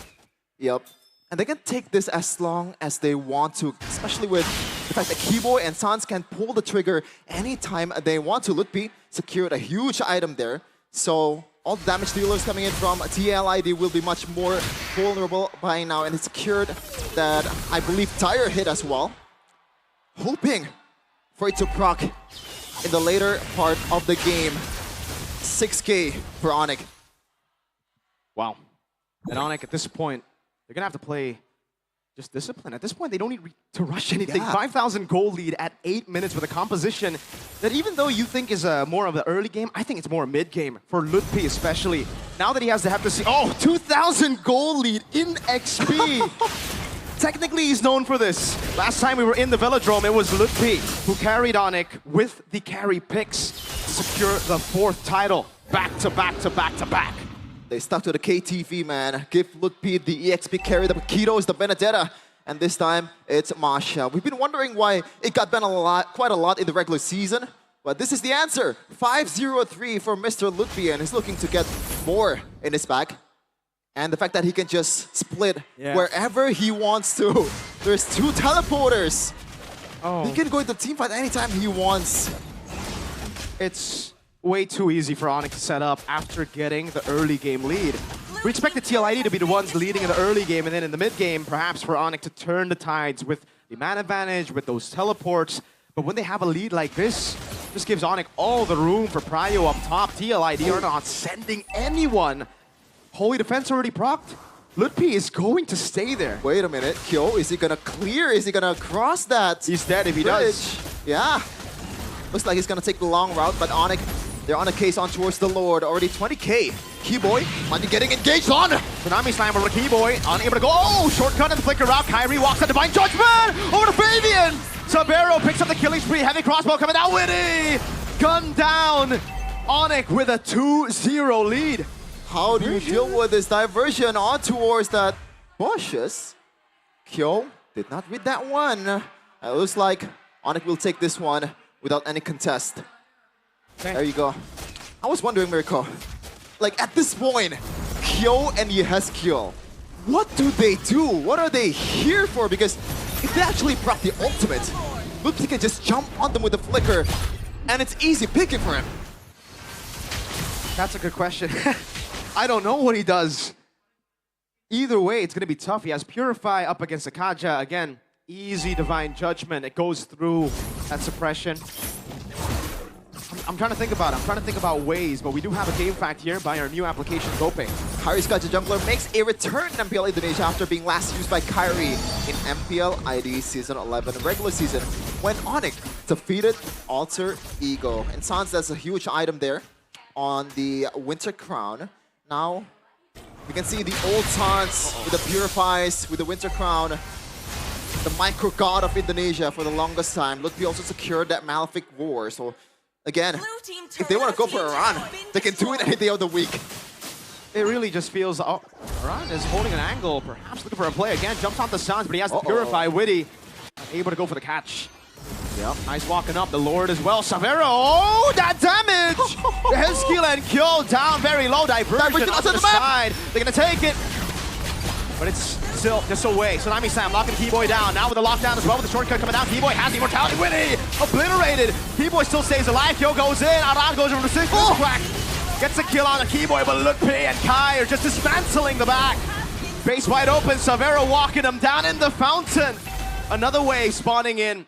16 seconds for Witty. Onyx can take it slow.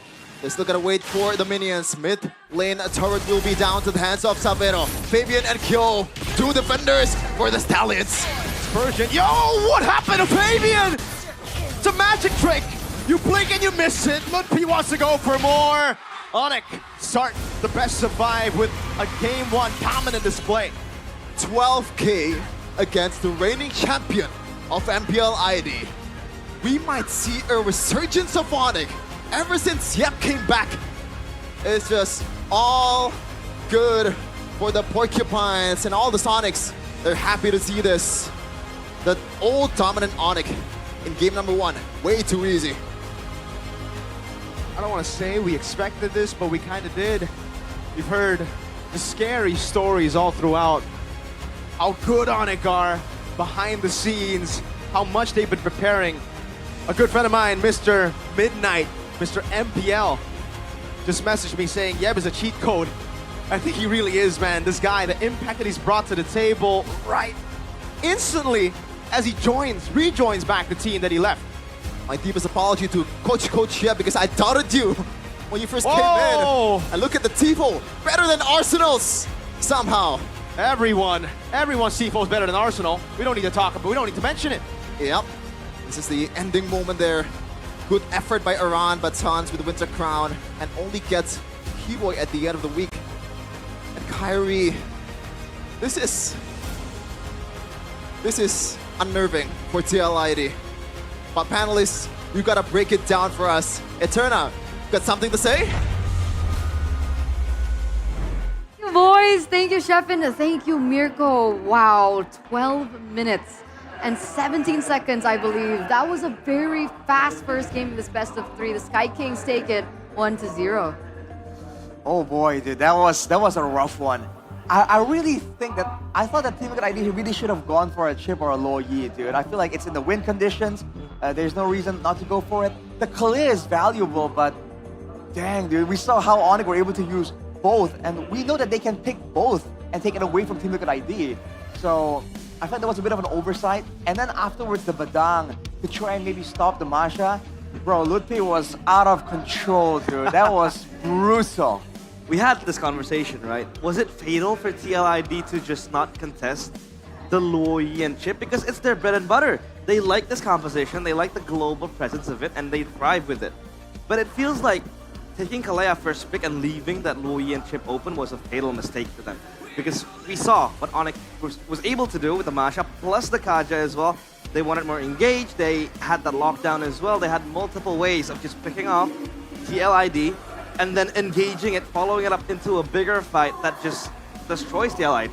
Because I feel like it's a double negative because they lose the macro pressure and they're giving it to Onyx who really know how to use it. Right? Maybe the idea is to get T-Boy on the chip so that way, you know, there won't be any big engages, right? But then, boom, Kyrie in the jungle with the Kaja. Bro, Coach Yeb, man, who let him cook? It was all according to plan because if we take a look at the drafts, legit, they knew that TLID would go for respect bans against Kyrie for sure. And they also did the same thing to Fabian to try and limit the jungle pick possibility. And the fact that they pulled in a debut pick Kaja, something that we haven't seen. Have we ever seen a Kaja in the jungle? I don't remember it. I think earlier we saw that Asif say that it was last seen in season 11 when Onyx Season won 11. against Alter Ego using the Kaja still. I think Kyrie himself was also there. That was a long time ago. Long time ago. Wow. We're gonna play the game though. For sure. Oh, Kyrie on the Kaja was a really good mediator to, you know, of course, mediate this, right? The player of the game presented to you by the official tournament smartphone Samsung Galaxy A36 5G. Lutfi on his signature damage-dealing EXP laners. The Masha comes through though this time. And everything just works so well right here. The fact that Onyx should not have a suppression available to them. But with this weird pick in the jungle, they're able to secure that. And because of that, dude, the early game was brutal, man. Again, they have so many ways to secure the kills. They got the damage output supplemented by Lutfi on that Masha. And if you look at the win conditions for TLID here, which is, you know, get some damage, right? Have enough damage to melt down the Masha so that the Masha can't really be out of control. They're going to be relying on Kyo. And in the mid-game, Kyo was 0 and 4. Onyx knew exactly who they wanted, and every single team fight, Kyo was just demolished, dude. He was not allowed to participate. He was totally shut down. I mean, we talked about the Masha again, having so much agency, plus the Luoyi as well that helped the Masha activate with the diversion. You could see that he was going in for those important prio targets, like the Paris, the Farsa again. Not only that, but he's also able to display the macro game, split push up top, always push the waves and make it crash onto the turret. So it's like TLID are overwhelmed with so many issues that Onyx is just bringing to the table, and voila, it's just a quick game. And we're going to start talking about Savero. The fact that he's on an Irithel, so he can't really be ganked as easily, can run the Purify, has the heavy crossbow to get out of danger.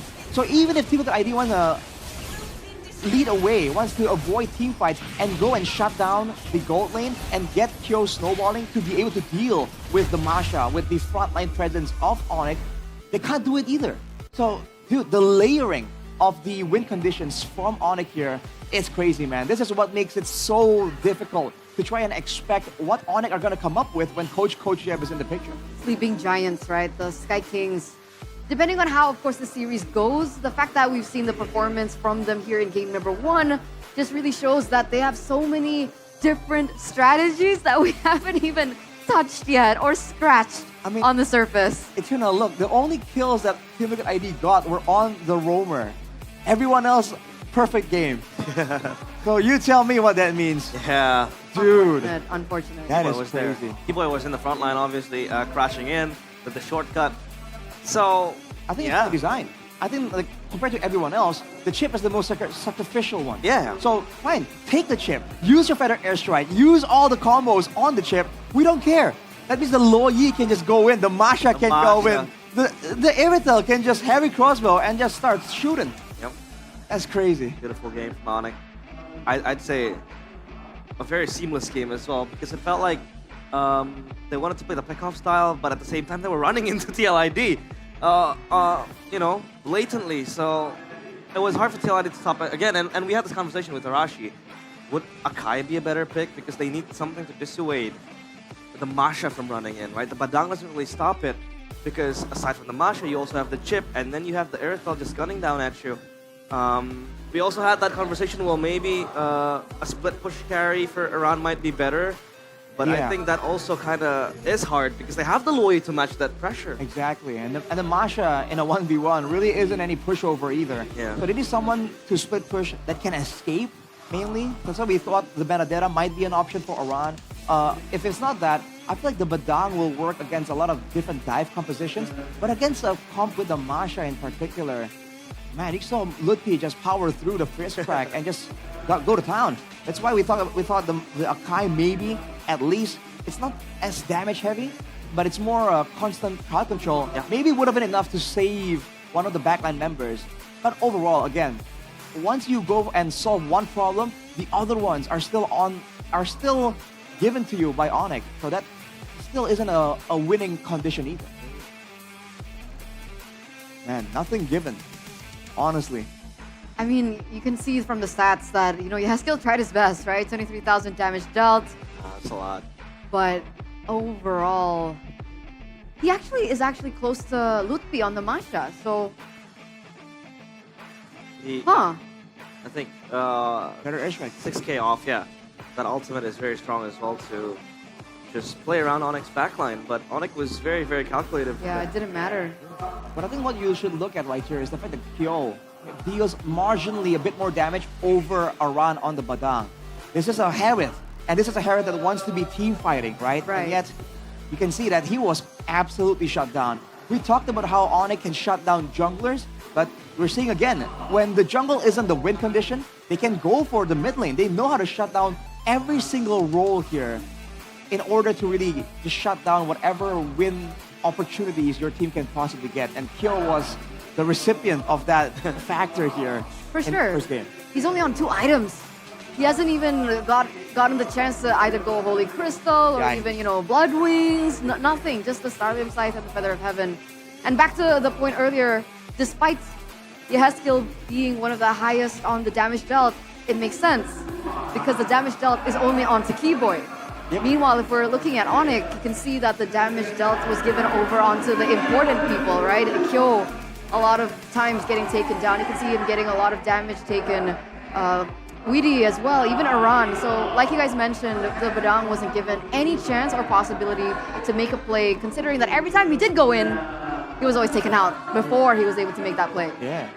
And honestly, the Kaja in the jungle, aside from just being a great way to kind of like round out the composition, I feel like it's kind of underrated when it comes to clear speed, right? Because he's clear there against the Suyo. He wasn't really winning it out, but he wasn't really falling too far behind. That could be because of the team helping him out, sort of. But still, dude, that's a respectable amount of speed that he has in the clearing department. And technically with the passive, the empowered basic attack of the Kaja, you actually have a deceptively good time trying to steal away objectives. We've seen it before in past seasons. Roamers on the Kaja will just flicker in and just whip that neutral objective and steal it away.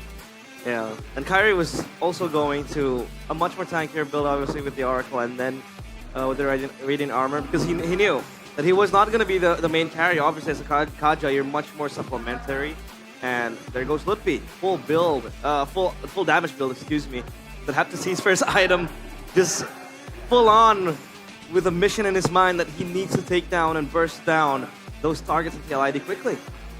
I mean, look at this timeline, dude. The War X for Fabian, the guy we were talking about farming well, was completed at what, like 8 minutes? More. 8 minutes something. That's kind of, oh man. I think there's kind of this gap line where on the early game it felt like TLID had control and he was able to farm up a bunch, get that Hunter Strike. But then boom, the Onyx Apocalypse happened. He wasn't able to farm. Onyx Apocalypse. Yeah. I like that. He wasn't able to just have that agency to move around, farm to his likeness, and get the item quickly, because you can take a look at that gap that was kind of long, and that gap was, the Onyx Apocalypse. So now the big question is, what do they have to do in game number 2? Let's start with the drafts first, right? Because I think that's where it all went wrong for TLID. Luo Yi and Chip together being able to be picked up by the Sky Kings. What should be different? I feel like we can start by Team Liquid ID possibly taking one of those options for themselves, especially their first pick, right? There's they might be really overthinking the Kalia. Because if they go for the low Yi, let's say, then even if Onyx go for the Kalia, but I guess then the chip, I don't know if they can do a low Yi chip though. Let's rewind a bit because we're looking at the bans first, right? TLID went for 3 straight jungle / you mentioned roam ban with the Baxia. I would actually consider it to be a Kyrie pick because he even said up on stage, right? He's half Baxia. I'm half Baxia now. Half Baxia. There's even like an asset for it. But Baxia from Bekas. anyway, would we change the bans there first? Do they go for a different side maybe? That's kind of tricky because again, you have to pinpoint and navigate through the draft where it doesn't give Onyx as much freedom to play what they really want to play with the power that they have in a lot of heroes, because this is a team that is able to play a lot of heroes, right? I mean, that Kaja in the jungle was a statement from Kyrie as well. Yep. But I think, again, playing to their strengths, I think it's fine to trade the Baxia with the chip. Totally fine, because I think Liquid also likes the chip more. And I think it's more prio for a first pick chip to happen compared to the Luo Yi for Liquid. So I think just trade out. I mean, if Onyx can have a power pick that they like with the Baxia, you can have it too with the chip. So it's a fair game, I guess. I feel like if you want to look at it positively, again, you have to remember this is a best of 5 after all. Yeah. You know, Realize was telling me like, dude, this is gonna be quick, man. Onyx are so dominant. And I have to remind them painstakingly that remember the last time RRQ seemed to have Team Liquid ID solved out, it was a reversal. It's a best of 5, man. There's a lot more games to go. And same to Lucas does have that problem-solving factor we've seen again and again. So I feel like it's if you want to take it positively, this might be Team Liquid ID probing at like how flexible, whether banning out Kyrie can be an angle. But now after seeing that Masha, after seeing some of those surprise picks from Onyx, I feel like the bans definitely are gonna change over from Team Liquid ID. Is that gonna be enough for them to get a dominant, a winning draft against Onyx? I really doubt it, to be honest, with Coach Jeff in the picture. But we'll have to wait and see. What did you guys think about the Suyo pick in the first phase? Did you think that was a comfort pick? Do you think that Suyo is still strong in this meta after seeing, different regions kind of experiment with their jungle picks? Well, I mean, it's still strong to a certain degree, but I made it clear from the get-go that Suyo pick is comfortability for Fabian. For more comfort. Yeah, it's for more comfort. He has more time to farm quickly with the Suyo, get his items rolling. But I think the Suyo was just under too much pressure. It was very hard for, again, like how Arashi mentioned. So does the roamer wants to protect a single member, or does the roamer want to really, become the sacrificial lamb and just play for everyone? And that happened. That dilemma happened for Witty, because Onyx was just everywhere on the place. They were shutting down the left side, right side. Kyo was also shut down. So Fabian had no help on that regard, and the Suyo just made it worse because he fell because of how aggressive Onyx became with the Masha and the Kaja. I feel like that could be also the idea could be to kind of build onto the Kalia, right? Again, Kalia or Jawhead, a pickup hero along with a Suyo, has been a working combo. Yeah. The fact of the matter is, the Suyo can clear fast, has good mobility if you want to try and get out of sticky situations, and you can also execute, right? You can seal the deal when someone's low HP as well. So it's not really a bad pick at all, I feel like. And then we go for the Harith. So I think the idea was to go for this early game pick-off heavy style, right? That's where the Farsa comes in as well afterwards. And then later on, in the mid-game, the Harith should be taking over. Right. But I think the pick I'm looking more towards is the Badang, like you mentioned, man.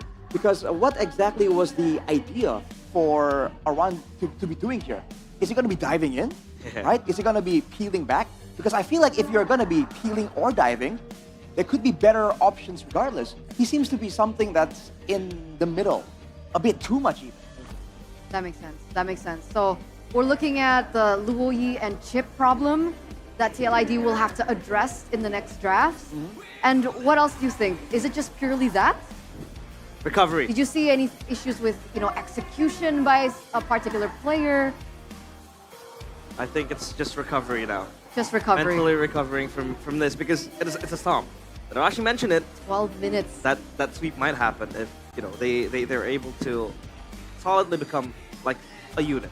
Are we going to be looking at a 3-0 today for the Sky Kings? Arashi. It's a huge possibility. crazy. What was your prediction for this match? TLID 3... He went 3-2 TLID. 3-2 TLID. I believe so. I thought just Team Liquid ID can Okay. get it done, Okay. right? They also got it done against RRQ, so I gotta gotta show some respect. A little bias there. Wrap them up, yeah? Just a little bit.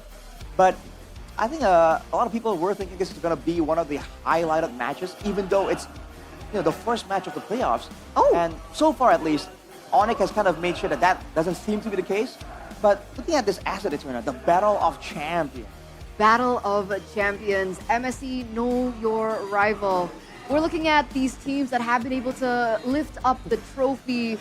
We're looking at TLPH, champion of M4 World Championship. We have Onyx PH for the champions of almost... Oh, wait, they were champions of the M6 World M6. Championship. What are we going to be expecting for this next MSC? As you know, we're kind of on the way to it right now. One thing that I like is the resurgence of unexposed teams. Unexposed I think we do have a poster for that, so I'm gonna keep that for later. Okay. So we're gonna focus on the GOAT. The GOAT GOAT. conquered all the official tournament trophies this man has collected. It's kind of crazy. Bro. He has the M series from Onyx PH. Yeah. He has the MSC when he was with Season 7. Was it Execration back in the day? Good throwback. First season. Of course, an MPL trophy to boot. He's completed everything. We're looking at a player that's successful, being able to lift all three. And he's young.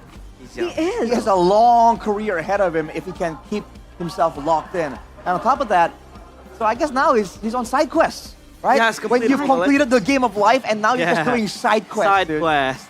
Looking for the other tournaments that aren't really up there. Aren't It's really so crazy. official. Because I think, if I'm not mistaken, Miracle, correct me if I'm wrong, but back at MSC and Execration, I think he was also Finals MVP in the gold lane.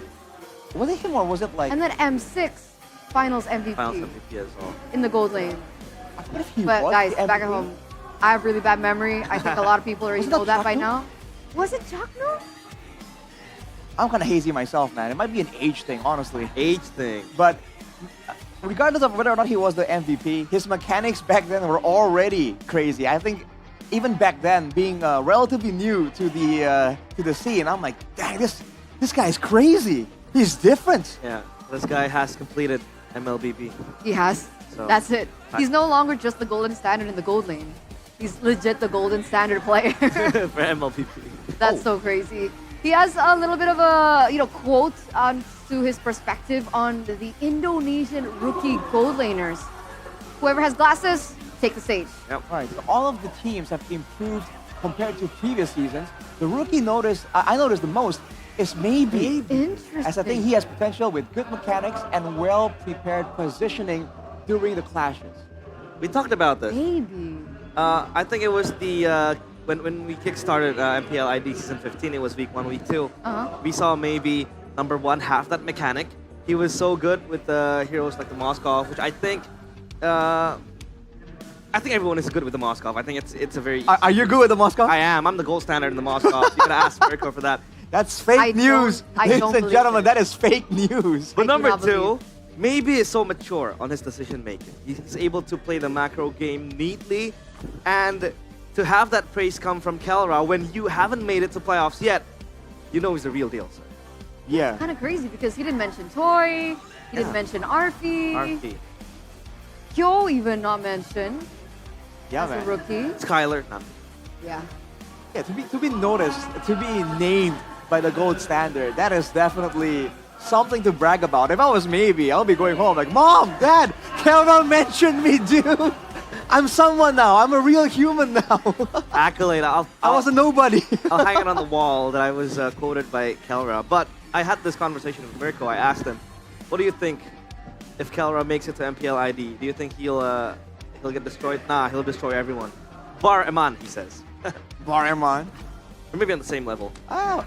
Eman and Kelra. Yeah. Same level. I think just clashing Interesting together. take. Bold statement here, realized in take. front of the public. Nah. I'm not saying that they are on the same level, but they're kind of close. At least I think Eman, it's safe to say that Eman is the closest thing Yeah. we have to Kelra. No, what I'm trying to say is At that this point in time, yes. But to say that they're close, yeah, equal. equal, even. No, I mean like what I'm trying to say. Okay, let's rephrase it. Okay, right? okay, it's fine, it's fine. So the We'll go back, scenario- we'll go- Take a step the back. scenario was what if Okay. Kelra enters MPL ID. Right. And Mirko says, yeah, he's going to destroy MPL ID. He's going to be going insane. But the only guy who can get close to him is Eman. Okay. Yeah, so that's the main premise. I'm not saying that he's equal to Eman. That's just where phrasing becomes important. Yeah, we gotta be careful frame with that. properly. You know, sometimes it's hard. Yeah, you're a victim of it, huh? I have bear witness to interesting phrasing coming in from Real Life. That is certainly the case. But speaking of interesting, we're actually going to see these two teams opt to swap sides. TLID for game number 2 will actually be on red side, I believe. Did I see the asset correctly? Yeah. Okay, let's say it was correct. Let's say it is correct. Let's say my eyes didn't fail me this time, right? Yeah. What would we say would be different coming from them on red side? Oh boy, I feel like for them on red side, then the Fanny for sure will show up on their side of the bans. It's just a bit too important. But along with that, I don't think they're going to go for a full-on assassin type of ban. There could be a chance that they want to go for one of the macro threats. I'm not sure if they want to go toe-to-toe against Onyx, you know, like low Yi for chip or chip for low Yi. So I think it's going to start there. And along with that, maybe some looks towards the gold lane, right? Because the gold lane, if both teams are so good and they can kind of like stall out long enough, the gold lane always becomes important. So, especially with Kyo in the picture, that has to be a bit more by the book. I feel like Team Liquid ID definitely have some ideas for that gold lane. I think if we're talking generally, more the draft and the red side, TLID has a chance to be more reactive. So they can probe, like you said, look at, the draft early on, and then they can respond to what Onyx wants to play. So now they're following the script, but they can flip it in the last few picks. So let's see if that's actually gonna come to unfold as we get into the drafts. Ladies and gentlemen, for game number 2, presented to you by the official tournament smartphone, Samsung Galaxy. With TLID now on red side, there you go. We are seeing a change. Luo Yi banned out, respected away from Sans. Onyx, however, still go for the same routes, right? There's still respect, banning Fabian with a Ling, the Joy, and respecting maybe yet another jungle ban here coming into the 3rd slot. Wait a second, is Onyx trying to force Team Liquid ID to put Fabian on some kind of fighter? Was that the idea? Right, because we really haven't seen him be as flexible as he was during the quote-unquote prime era of Team Liquid ID. Yeah. But man, with the Ling and the Joy already, that certainly narrows down the hero pools, and Kyrie doesn't have the same problem. Kyrie can play those utility heroes. He can play the Kaja, no problem at all. I think that's one of the largest criticisms given towards TLID, especially during that 2-week break. The fact that TLID have for so long worked around Fabian. Fabian to carry, Fabian being the #1 killer. But what happens when Fabian's level of sharpness gets limited by his own hero pool? So we were expecting some adaptations coming in from Fabian in particular. Let's hope if he's actually explored different options, considering Onyx will actually take away the chip instead. Yeah, gonna ban it out. I mean, for TLID now, they can have the chance to maybe ban the Boxia here, but then... no, I don't think they're... Wait. If banning the Boxia comes here, means that, Onyx can get Kalea, so yeah. I try to ban out the Kalea, and Onyx... They can trade here. If they want to go for the Boxia, TLID takes the Luo Yi. Oh, sorry, Luo Yi's banned, so yeah, no global presence whatsoever. Yep. For Onyx, it'll be the Padang first pick, so... Wow, okay. I think it's much more of a safe pick for Onyx. It's a flex pick as well. Onyx loves having the flex potential. That's why they always go for the red side, right? They want you to show your cards, and they always have something in the bag, something in the top hat to just surprise you with. So they go with the Badang, they can kind of move around over. Which technically can still build damage in the EXP lane as well. Exactly. So for Team Liquid ID, they want to go for the same gold lane approach here, because if they go for the Harith, we saw that with the Masha earlier, the Harriet couldn't really do much. Although without the global presence, maybe Team Liquid ID are confident enough that they can kind of get it done this time. Oh, Phobius Mathilda. What? That's comfort, right, for TLID. We've seen this same strategy even back in MPL ID Season 14. It's something that they could actually go for maybe an alpha with, that they can combo. An option that they can go for here, especially now that Matilda gets taken down. Yeah, Mathilda. Witty was global #1 on this Mathilda, if I'm not mistaken. So this pick is respected a lot whenever he's in the picture. Now with the Phobias though, if they want to add an alpha to it, then the two are going to be fighting for that Mathilda airline ticket. That's the first issue. Second of all, for Onyx, they can go for a strong EXP laner and still get a winning lane against his Phobias. The Badang can very easily go to roam. Exactly, right? Because we've seen T-Boy pull up a crazy roam Badang. So with the Glue and the Hayabusa, a lot of dive potential right here actually. There might be an angle for Onyx to just skip over the Phobias and just get to that back line. Did they go to Faramis now though, Arashi? Oh. Because they're looking at the Glue, right? The Faramis might just come out here. It's also quite good against the Hayabusa. You have that extra life with the Nether Realm. But then it groups you up together for the Badang. Yeah, that's right? Exactly it, right? So they can go Vexana instead. Vexana? I think Vexana is, I don't know, in this meta, it's very, very situational. And against the Blue, the blast, the passive. Yeah, they still go to Faramis though. Faramis, yeah. I mean, I think that concern from you is very, very warranted because the Faramis entails you to just group up together on the back of another realm, and then that is actually a beautiful setup for Keyboy to pop the fist crack, and then it becomes a problem. Well, the Faramis does show up here, and technically the Glue is actually weaker now compared to before against the Faramis, because you get the blob passive, you get that effect a lot more frequently and a lot longer compared to before when you have to use the ultimate in order to block it. So I think the EXP is going to be a bit weaker now for the side of Onyx. And again, they're all moving inwards. They're all trying to dive in together here. So anything that can AoE from Team Liquid ID is going to be a lot more valuable too. Okay, Alpha gets banned out, so the possibility of the Alpha Matilda combination gets taken away. If we're talking about AoE damage, Arashi, from TLID, was it? Earlier on, Arashi? What? Was it TLID looking for an AoE damage dealer? Or was it for Onyx? I think it works for both, but I think it works better for Team Liquid ID. Because it can get something to stop the dive. Exactly. So I'm looking at something like Xborg, maybe as a possibility for Fabian, if he's explored it. And I'm wondering whether or not TLID want to go for the ban against Valentina. Because technically, Onyx still have the ability to pick up Valentina, take the Nether Realm for themselves, but instead they go for the Yves ban, taking it away from Sans. They're focusing more on the team fight prowess here. Again, any kind of AoE, any kind of way for Onyx to kind of force Team Liquid ID to stick around in the same area, like the real-world manipulation. Yeah, that could be a winning factor here. So they go for the Tushin and the Yves first, but again, with the Valentina can be an option, especially if they want to go for. Yeah, the Valentina can be an option, or the Kimi actually. Kimi, right? Kimi is still available, obviously. Continuous damage output has always been a great solution here, and you can hit everyone at the same time with that Kimi when they are grouping up for the Faramis. They have a good setup as well, right? On the back of a Detraction Pulse, but now it's up to TLID to go for their pick.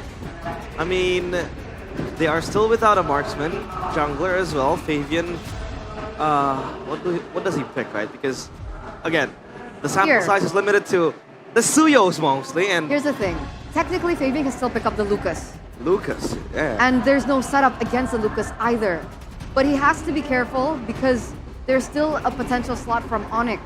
So wait for the Lucas pick for the next pick. Wait for Sans to pick up something else. Yeah.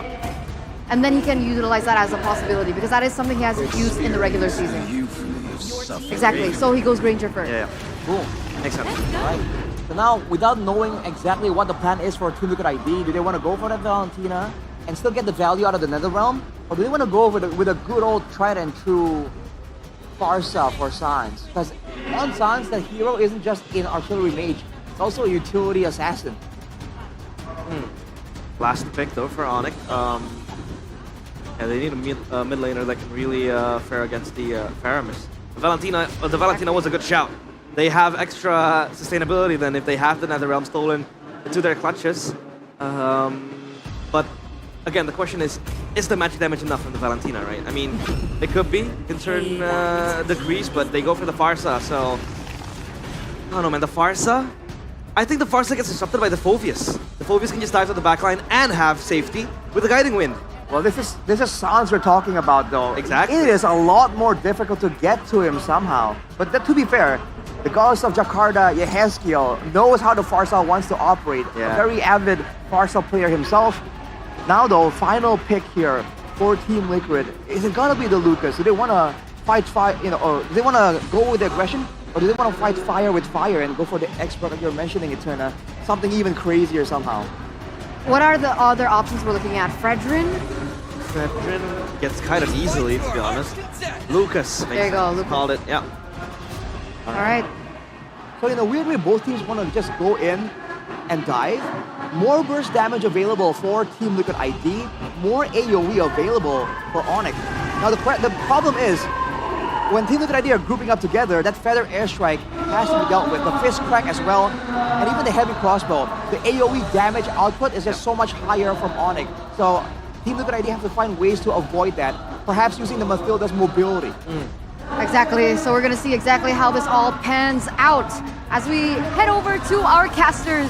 Mirko, Sheffin, take it away for game number 2. As Mirko would say, it was a stompy stomp in the first game. But let's see if TLID can flip the script here. They have the winning lineup in Season 14. They were the runner-up in M6. Can they do it against the mighty Onyx? Here we go, game number 2. We've been seeing a whole lot of the mighty Onyx here so far. Game number 1. Indeed, Sheffin was a stompy stomp. Let's see if game 2 is any better for Liquid. Because the drafts, we went through it. I think we got all of the picks right. And I don't think we're too big of a fan of the TLID drafts, right? This is like very one-dimensional team fight draft from them. Yeah, but you gotta remember, Mirko, these combos in Season 11. You can bring it back to that season. The Faramis Mathilda. The Mathilda Phoveus. Mathilda Lucas. This works really well. As Yehezkiel getting burned out of his flicker. Kyrie takes some camps away from Fabian. Some pressure early game right from the get-go from Onyx. Oh, man. The thing about the... Oh, they're gonna go all in on Taran. Maybe forcing a flicker out, brought back to the team again. Wow, still saving the flicker! First blood! What? This is as worse as it gets, especially for an EXP laner. You need the XPs for you to be able to contest the first neutral objective, and they just shoot themselves in the foot. We got that one. Sheffin, this is a Phoveus. You need 4. You need to survive there. I wonder what the decision was. I mean, yes, sometimes you do want to save your flicker. B-Boy walks up, Yehezkiel's gonna KCC, and now good night as well. Fabian goes for the fight, doesn't have ult, has the Guiding Wind to take it away, but it's a 1,000 gold lead for the mighty Onyx. They said on my bingo card, Kyo is losing the lane too. Top lane, it's nightmare for Iran. Mid lane, Keyboy's doing work, already 2 involvement in the kills. Kyrie looking for a kill here to Kyo, already level 4, and it was it's already 1.4k in a span of 2 minutes. We might be seeing, once again, the resurgence of a Prime Onyx. I feel like TLID are taking it so, like they're taking the front face value of all the picks from Onyx. They're really not thinking about it deep. That's the thing about Yeb's draft. You see a few picks, you can't just go for that pure counter straight up. I wonder why the Jusin was banned. Honestly, Feather Airstrike down below, Kyo, flicker out, free turtle. This is looking to be a stompy stomp. Sans with the flicker out. Fabian does have the Sacred Beast form. Will be able to dive in. Sans goes for the stun. B-Boy unable to go for the chain. CC. Fabian gets away the Guiding Wind from Witty, but no one follows through. Yeah, this is just absolute domination again in the early game. Even more than game number 1. Looking at the win rates though, Fabian. That's a pretty bad win rate on Lucas. 0 out of 3 in regular season. Let's see if they can, once again, flip the script, because it's not looking very good for the Cavalry right now. If this continues on, Eterna said 3-0 might really be possible. After looking at the drafts, I wasn't a believer before, right? You told me it might be a 3-0 there. I'm like, nah. Maybe B-tier Alter Ego, but not Onyx TL. After game 1 and then the draft in game 2, I think you guys have convinced me this could be, yes, a 3-0. And man, what a 3-0 would it be? We expected TLID to pull up a whole lot more fight in their first match. An elimination match as the defending champions. Yep. They got better later part of the season, but when you look at the improvement of Onyx compared to other teams, it's pretty much night and day. Yep, the savior of Onyx and Kyrie already looking for an engage. Kill getting chopped on. That'll kill as well. Too easy. Way too easy. I don't think he needs even the shadow kill at that part. Keyboy still saving up the flicker, still saving up the ult, and Savero is having the time of his life. Keyboy, are you looking for a solo kill, my dude? Yeah, taking the Stampede away already. No engage potential, mid lane's being frozen. This is a complete shutout. Onyx are not letting TLID breathe, not even in their own jungle. Yep. Very early going one there from San, so a lot more work to do for Weedy and crew because they do rely heavily on the extra shields, extra HP that's gonna come. Even the spell farms coming in from Fabian and Aran, but they're still on the case on towards the turtle. They have the advantage. But with the flicker already with a grab as well. Now, able to get onto him. Fabian with the Sacred Beast already used up. That's going to be a big bait onto the resources of TLID. Sacred Beast does nothing. Oh, the tail beast pump tickled. Look, he regens back up, and the win condition of TL is evaporating. Silver lining, Kyo is getting some turret hits. But Savero still has the sprint. Let's see if they want to go for this one. No. Onyx, man, they're playing it a bit too cleanly, I gotta say. In that fight earlier, they understand, especially Lutpi understands, even though right now he's not on the damage jungler that he really likes, he still somehow controls the objective for Onyx. Looking at the in-game equipment by Dunia Games, already 1.2k on the jungle. This is just absolute nightmare for TL. They're looking to make something happen here, but Keyboy with the stun! Whoa! Keyboy turns it around, Lutpi in the back as well. He's got to be careful about the Ghost Bursters and all in over the back, but no Sacred Beast form, just a turret take, but responded over by Kai up top with another turret. Yep, it's a trade. At this point, they want to take any trade that they can take, even though it's an equal one. It's gonna favor towards the losing team. They're still gonna stack up on the stacks coming in from Kyo though, so that might be something they can use or utilize in the late game, but Lutpi can just open the bushes anytime that he wants to. Already some EXP leads on towards Aran. Keyboy again on the Badang, on the momentum heroes. You always can count on this guy to make the play. Wow. First item secured finally by Fabian. I don't know, Sheffin. This arena, this Onyx performance really is giving me those flashbacks of the mighty Onyx of season 13, 12, 11, and 10. A bit too long. A bit too long, their reign, their dynasty. But it could be flashbacks or a rewind of what we saw before. Onyx are really controlling every single point. Oh, Aran's chunked down, Feather Airstrike. Taking your SQ Force and regen slow push up top. This is beautiful from Onyx. Yeah, all the while Onyx, Kyrie is just farming. Yeah. He does not care about the team fights at all. Even right now, he has almost 4-level lead after this turtle against Fabian. But he wants to go for the steal. Did he get it? I think he did. And he gets the turtle. No, Sans gets the turtle. That's the Who key cares? in him. Oh my Who cares God. indeed? The orange buff got taken. Fabian is a 4. He was 4 levels down. Now he's 9. So that makes it only 3. Not much better. What? The thing is, Sheffin, this is what we were already discussing about in the draft itself. I didn't like the Feramis pick because it forced them to just purely play for team fights. They went with the Granger, and then the Lucas was kind of like an obvious pick. They're stuck in this win con. They're stuck in winning a team fight. How do you win a team fight up against a composition that scales better than you, that can deal that much damage? We're still in the early game. I don't even count this as mid-game yet. Yeah, maybe they need to kite, but maybe a bit too late at this point. 5k, they're still chasing for that 1k gold difference per minute Prime Onyx that we used to see. And mind you, this is the stage that Onyx got that 4-beat. Wow. Onyx always remind that to me every time he went to sleep. Now, TLID, what do? That was the question that you asked to me, Miracle. Yeah. But at this point, they're just, waiting for a mistake coming from Onyx. Oh. Is it the best choice to go for Shadow Kill? Kai picks up a kill. The Netherrealm was years too late. That's a Phobius, my dude. Look at Main Kids. Even he's kind of cringing at that damage. Yeah, he's bracing for Onyx in the next round already, it seems like. And it would be a tough matchup even for Geek Fam. TLID. Being on the back foot is an understatement. They're in the purgatory right now. Trying to climb back from the depths of hell. Look at the shots coming in from San, forcing Kyo and Yeheskyul to maybe recall. Jeez. Onyx reclimbing the stairs back to the sky. Trying to reclaim what was once theirs for the longest time.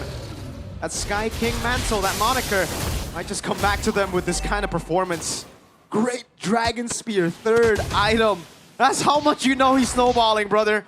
Usually you go for maybe a melting gun, maybe sometimes a win in nature when you're behind. He goes for a GDS. He wants extra move speed, more crit. He knows TLID cannot take the crit damage, even if they want to. Yep. Even he's using the sprint. He is confident with his ability to get away from the danger. Kyrie using the Shadow Kill to kill the Lord. And by the way, Miracle, Savero is actually using that GDS in the first game too in the third item. So maybe it's his style. Yeah. It's not just his style, it's 7,000 gold in 8 minutes. Good point. Oh, this is a 5-level lead. Lucas, he's not... The Naruto in MLBB isn't the Naruto in the anime, He scales in the anime. He can always just talk himself out of bad situations. Nah, this is not the Shippuden Naruto, which is why he's losing to Kakashi. Bro, this ain't even the OG Naruto. This is kindergarten Naruto, Yeah. Like when he was still being bullied. These are the bullies in school. Shout out to Hiruzen, the best Hokage of all time. Oh. Ew. Onyx taking control of the mid lane. Tier 2. They have...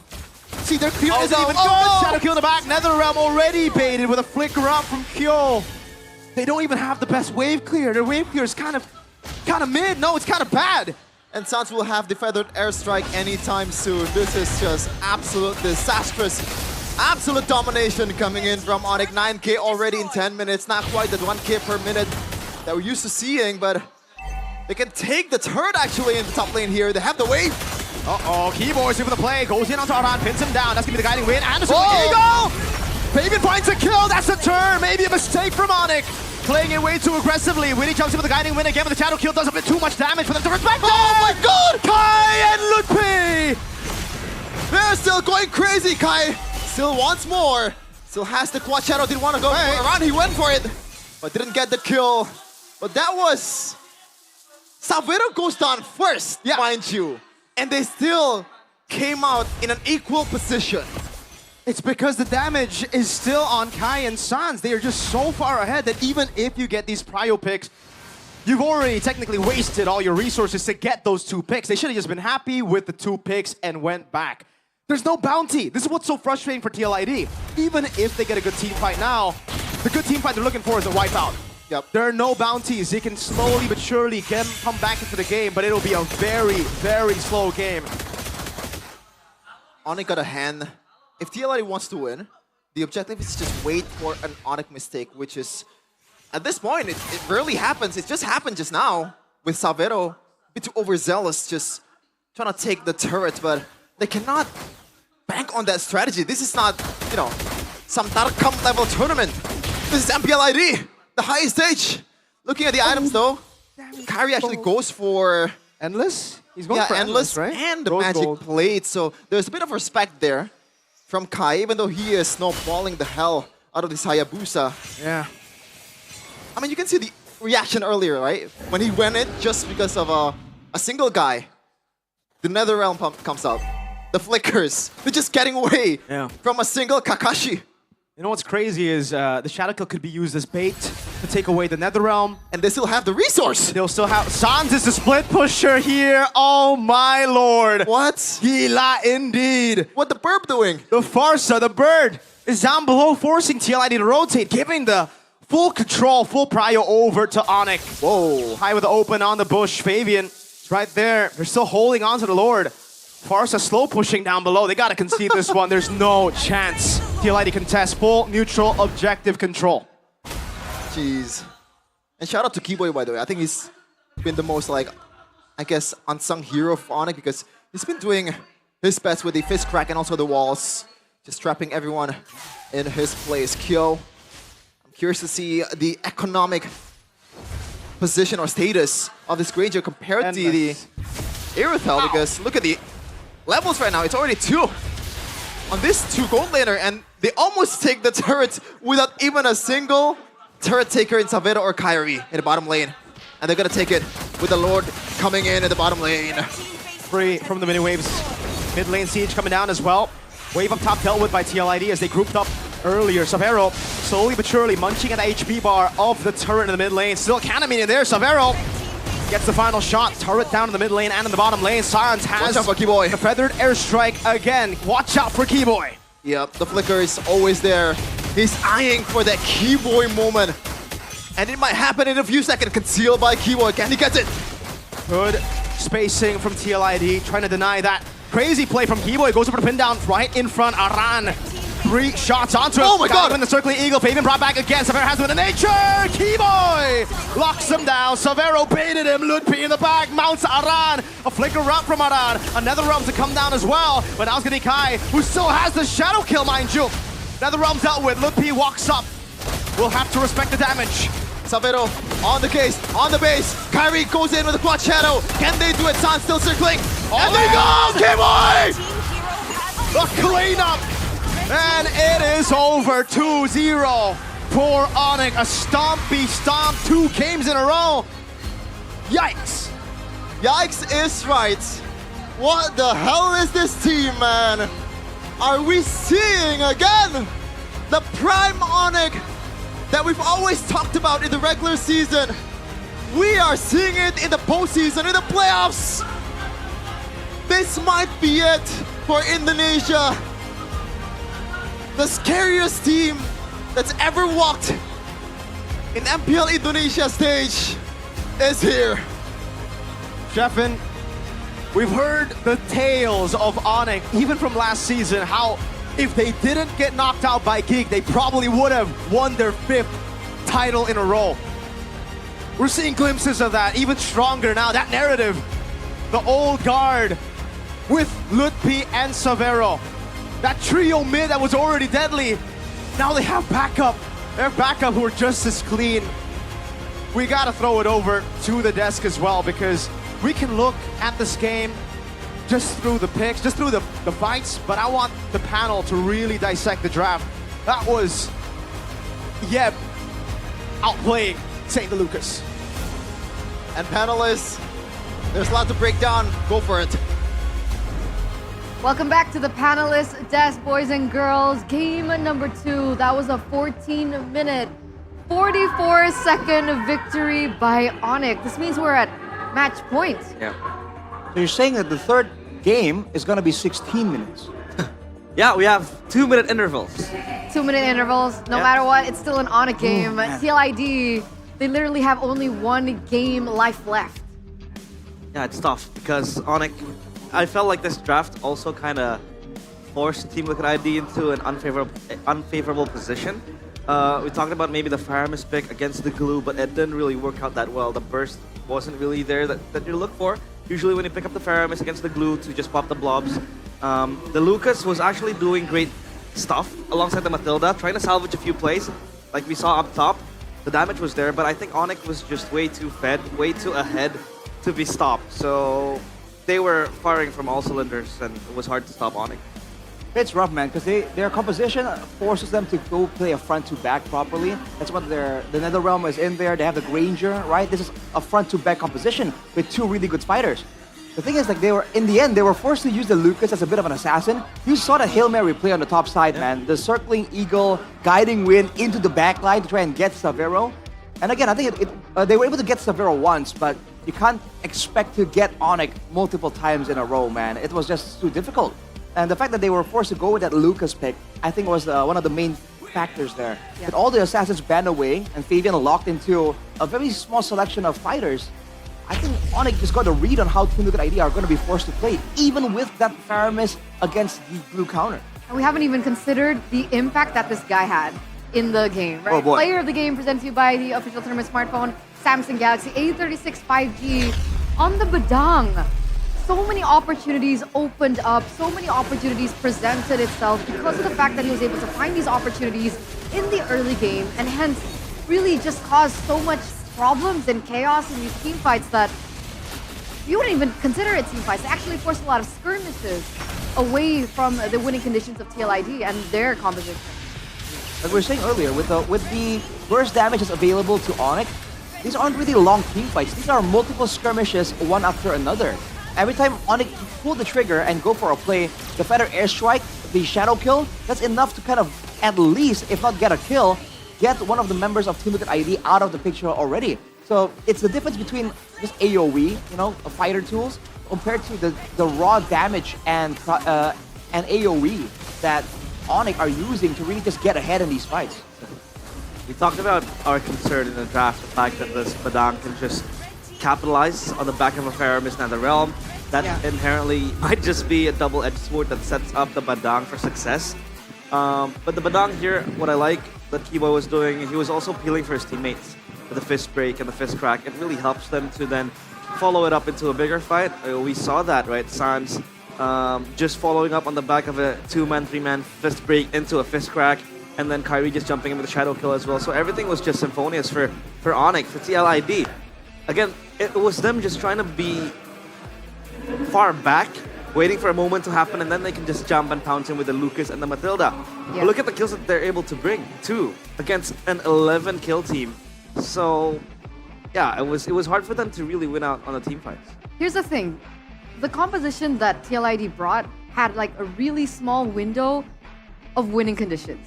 Bringing a Lucas means that you really need to have to be able to dominate the early game. So even if, let's say, we're utilizing that argument that they have to stave off the pressure from Onyx in the early game, that's not really how a Lucas works. Look at the disparity of gold right now between Fabian and Kyrie. That's a 5,000 gold difference, 6,000 rather. 6,000. And that was a 5 EXP XP gap between the jungle. So in what world would TLID be able to come back from this? Considering even in the late game, what do they have to show for, right? That's Ranger that they're utilizing, who has no stacks. And maybe the Faramis with the passive, right? You can kind of come back a bit faster, cycle the death timers in a bit of a cheesy way. I feel like the critical things that kind of made Team Liquid ID lose happen in the early game for sure, man. The fact that they have a Matilda and no frontline roamer makes it so that Onyx, they can always have the first move. They can send Keyboy into a bush, into the danger zones, and then you can see it in the earlier skirmishes, in the highlights, every single time. By the time the Team Liquid has grouped up together, Aran is too low to fight, or even taken out outright. And that's the same thing for him, for the Lucas as well. The fact that Onyx just have the control better off because they're having a Badang against a Matilda in a game where they require that vision and that area control in order to set up for these big plays. Because of that, Team Liquid ID are just going to be forced to kind of spend some resources and time onto the Badang, and that's where, before you know it, the glue shows up, the Feather Airstrike gets popped up, Kyrie dives in, and before you know it, someone's already out of the fight. That's sad. That's totally sad. Look at the item timings. At Fabian, for example, the Hunter Strike was completed when Kyrie is able to reach 2 items. Yeah, it's actually worse. In previous game, like the War Axe was completed, the second item was completed like at 9 minutes, somewhere there. 8, 9. It's even later now, man. Because again, the Lucas needs to be snowballing, but Team Liquid ID were unable to get circumstances where the Lucas has like a target-rich environment to really, start snowballing, get some kills on the board. Yeah, because to be honest, Lucas kind of falls out of relevance in the late game. When people are, when their enemies are already stacking up on defense items, the Lucas just becomes another frontline to eat, right?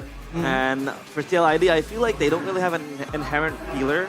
Maybe the Matilda is kind of, because you have the Guiding Wind, but the Guiding Wind will always be equipped for the Phoveus after a dive happens, maybe with Infernal Pursuit just jumping into the back, and then he hitchhikes a ride with that Guiding Wind. But there isn't really a frontliner that really wants to protect the team, right? That's the problem with this with that composition that TLID had. The Phoveus had to dive, the Lucas had to fight as well. The Matilda, somehow with the Circling Eagle, does that as well. So then the backline just becomes vulnerable completely. And picture Keyboy with a badang just jumping in at you, and a fist break, fist crack combo happens. That's just the end of the story. And you have to wonder if that's the idea from Coach Yeb. Go for the glue, bait out the Faramis. Because I think Mirko mentioned it. Yeah. Dude, this NetherRealm is years too late. And that's not exactly his fault, right? With so much mobility, with the Lucas and the Phobius diving so far out, and also pulling back so far with the guiding wind, if you're a Faramis, how are you supposed to keep up? Yeah. Right? You're gonna Shadow Stampede to catch up with a flying Phobius? You know, so it kind of nullifies that NetherRealm pressure as well. We saw that Team Liquid ID were unable to use it to... there weren't any big moments, big fights won off the NetherRealm. And not to mention, with the Granger in the picture, it's not even that kind of hyper carry like a Natan that can really benefit with the safety that NetherRealm provides. So it's a pick that was baited out by that glue pick. And looking at the big picture now, especially after the conclusion, you really have to wonder if that was like a bait, you know, like a mind game coming in from Coach Yeb. Yeah, with the glue, right? So Yeah. Get the Faramis, The and then curveball. get the Badang, get the Farsa, right? Just combo. That's why the Farsa pick instead of the Valentino was also really brilliant. Yeah. They knew that they needed a little bit more damage in the early game to accentuate the plays coming in from the Badang, plus the hyper aggression coming in from Kyrie on the Hayabusa. And that's the way that they were able to anchor down on the early game and to prevent the snowball happening coming in from Lucas. So it's all just going according to plan now for Coach Yeb and Adi, Onyx 2-0 right now. And it comes back to the drafts once again. Do you think that in game number 3, TLID can reshuffle, refocus, and finally win out the drafts? Hey, we had this conversation, Arashi. It's okay, it's a best of 5. They can try to probe around, sniff what Onyx trying to do. They can try more. That was at They can try game more. 1. But this is tournament point for them. This is GG Go Next MPL ID Season 16. They lose here, right? Yeah. So there is no more time to try and probe. You have to be bold. I think at this point, just take risks. Just take risks, and maybe try to, contest for your comfort picks. Like the chip, Louis again, but insofar, Onyx has been so good on banning it. We talked about Fabian and how he's always so important to the team. Maybe get something, urgently for Fabian here, because I was talking about it earlier, looking at the team fights playing out. Dang, Team Liquid ID are just trying to win fights, and then their sons in the back just outputting damage again and again. Now, I was saying with an assassin, this would look so different, right? And that's why Onyx went for the Farsa. But maybe that's where Team Liquid ID needs something that's dynamic, something that can make plays happen for Fabian. Because remember, when they won, Fabian was a massive factor there. Whether it's on a fighter, on an assassin, the consistent factor is that he's going to be making plays, regardless of what kind of hero he's on. Exactly. But we're still going to be expecting 3 jungle bans coming in from Onyx.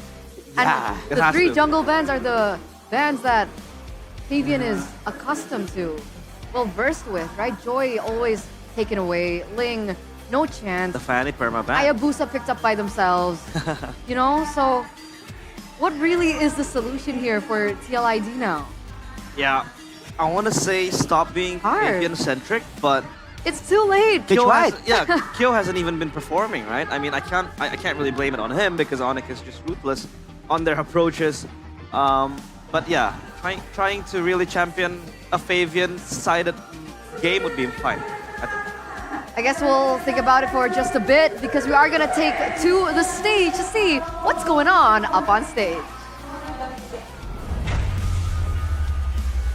Terbangin bendera tuh. Langsung aja kali dari Sonic, mana suaranya? Oh. Langsung pada teriak-teriak. Namun The Cavalrys jangan mau kalah. Ayo mana nih semangat dari The Cavalrys. Oke. Wow.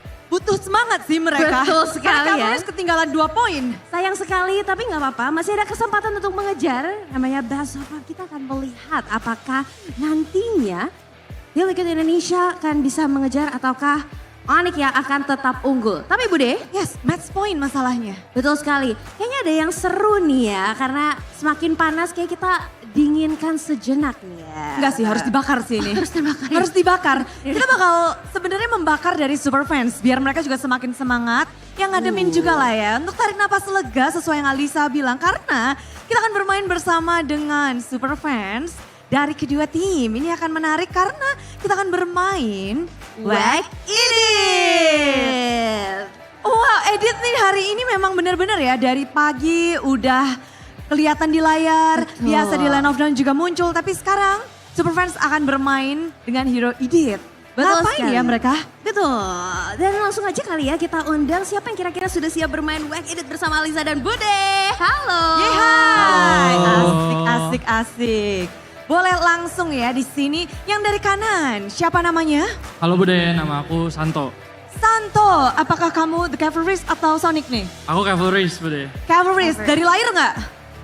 Dari Aura sih. Oh dari dulu benar-benar. Berarti dari dulu. Tetap semangat dong walaupun kondisi seperti ini. Enggak sih sebenarnya Bude, tapi ya. Yaudah yuk pulang. Tunggu Iron. Oke, masih semangat, masih dong. Masih Masih. membara. Masih. Jangan mau kalah yang udah nyetak 2 poin nih. Halo, namanya siapa? Namanya Bay, Bud. Namanya kamu Sonic nih? Sonic, Bud. Oke, Sonicnya udah dari kapan nih? Dari season 13. Wow. Main baru. Tahun lalu. Gak apa-apa, tapi kita bisa melihat ya bahwa Onyx sudah membuktikan dan kita akan melihat nanti di match point. Tapi sebelumnya kita mau ngajak kalian bermain Whack Edit. Player edit? Player Edit. Wih, makin panas. Caranya gampang banget, kalian pasti bingung, nggak mungkin ya. Gimana cara edit nih? Ini dia cara untuk bermain Whack Edit. Langsung aja ini kalian bisa bermain edit bersama-sama. Kalian akan menggunakan sama-sama edit. Nanti akan saling bergantian untuk bersembunyi dan juga attack. Jadi kalian tinggal gunakan skill 1, nggak boleh pakai battle spell. Nggak boleh pakai skill-skill lain, nggak boleh dash. Yang penting pakainya Earth Shatter aja. Siap Bude. Kalian mainnya akan bergantian ya, jadi satu kali langsung berganti dengan player berikutnya. Jadi hanya untuk satu kali, oke? Oke. Pokoknya cuma 2 poin aja, kalian cuma cari depan 2 poin, tapi kalau misalnya, aduh nggak kena, berarti belum dapat poin. Gantian, turn lagi, oke? Siapa nih yang mau mulai duluan? Pingsut. Gunting, batu, kertas, sweet, kue. Oke, dari Sonic dulu nih ya, kita akan melihat apakah bisa langsung menggunakan editnya dengan tepat nih. Aduh kira-kira siapa nih yang menang? Cavalrys? Santos atau dari Bay, Sonic? Kita mulai ya? Kita akan mulai. 3, 2, 1, Whack Edit! Langsung saja kita lihat, apakah ngumpet Sonic ya, bisa- kamu ngumpet ya. Berarti kamu ngumpet dulu ya dari Santo ya. Silakan ngumpet dulu. Kamu harus bisa berhasil di sekitar sini, bosnya, oke? Udah gagal. Gagal. Take turn, gantian. Gantian. Recall ya. Bentar, kata-katanya apa tuh? Kenapa tuh tadi gak kena dia? Gak hoki Bude. Gak hoki dia. Kamu bakal hoki gak nih? Hoki Bude. Hoki udah, oke. Kita coba. Jangan Akankah makan ya. dapet? 1, 2, jangan masuk. Oke, Earth Shatter. Keluar. Oke, berhasil juga ya dari Sonic ya. Langsung gantian, ayo sekarang ngumpet lagi. Ayo guys. Ngumpet lagi. Oke, siap. Ya ampun. Gantian sekali. Tipis banget loh. Tipis banget ya. Ini kita melihat di mana. Aduh. Ayo. Ayo, Mas. bisa. Earth Shatter. Keluar. Gagal lagi. Gantian lagi. Gimana ini sesusah apa sih? Easy sih harusnya, cuma kebetulan aja dia menang. Oh, hanya kebetulan ya. Yuk, gas. Oke, kita lihat. Oke. Ya ampun, gagal lagi. Take turn lagi. Belum. Ayo gantian ngumpet. Sekarang, oke. Gas terus. Coba dirasa-rasa kiri kanan. Sambil merem Bude, sambil merem. Hati-hati ya, berhasil nggak ya? Gagal lagi. Melek aja gagal, merem gagal, nggak kelihatan sih di bash ya. Ini sengit sekali ya Bude ya. Walaupun kelihatannya bashnya ini satu area aja. Ayo, bisa yuk. Gagal lagi, oke. Belum Gantian berhasil lagi. juga ya. Ini kayaknya bakal sampai match kedua juga belum kelar ini ya. Betul sekali, kita masih menunggu nih ya. Oke, sudah siap? Oke. Pojokan tuh, di pojokan. Pojok yang mana ya? Karena ini lama banget jadi Yes, kita akan melihat 1 poin aja karena ini lama sekali kalau kita tunggu-tunggu kayak bisa sampai grand final ya. Jadi kita akan langsung saja mencari nih, geser-geser bisa nih, kita intip-intip kali ya. Itu loh. Aduh, oke gagal lagi. Next. Aduh, Guys, ini The Cavalrys nggak ada yang kepengen bantuin gitu? Ya, kan ini Santo lagi berusaha nih loh. Ayo Santo kanan, kiri atau mana nih? Arahnya sepertinya agak kebalik gitu ya badannya. Iya, balik kanan. Gini lagi nggak sih? Agak tembak dikit. Masih belum dapat. Ayo, Pe, masih ada kesempatan. Ayo. Ayo aku bantu. Ini Bude pamit dulu ya guys. Oke. Kamu rankmu apa sih? Aku baru naik IMO Bude. Naik Imo, edit berapa kali pakai? 120 season ini. Dia kena. Ya. Tergocek oleh celotehan Bude nih kayaknya. Dan kita sudah mendapatkan pemenangnya nih sepertinya Bude. Mungkin ada kata-kata kekalahan? Gak apa-apa kalah di sini tapi nanti reverse sweep kok. Wow, sepeda itu. Sonic jangan makan. Balas. Kayaknya ini nunjukin kemenangan Onyx sih dengan mudah. Aduh. Mudah ya. Makin panas ya. Makin panas Bude. Kayaknya bukan mendinginkan malah ini kayaknya semakin membara ya Bude. Iya. Tapi kalau boleh dikasih tahu kunci kemenangan tadi apa tuh? Trio mid-nya sih dan coach Chef yang kembali hadir di MPL Indonesia. Mantap. Itu kunci kemenangan dia. Ada yang mau disampaikan terakhir untuk tim Liquid ID? Kalau boleh coach Ade aja nanti yang draft ya. Oke, sudah disampaikan. Dari Sonic ada yang mau disampaikan? Kalau TL ID masih kalah di early udah pasti mudah kalah sih sama Onyx. Wow, emang iya? Begitu pedenya. Tergantung siapa yang ngedraft Bude. Tergantung.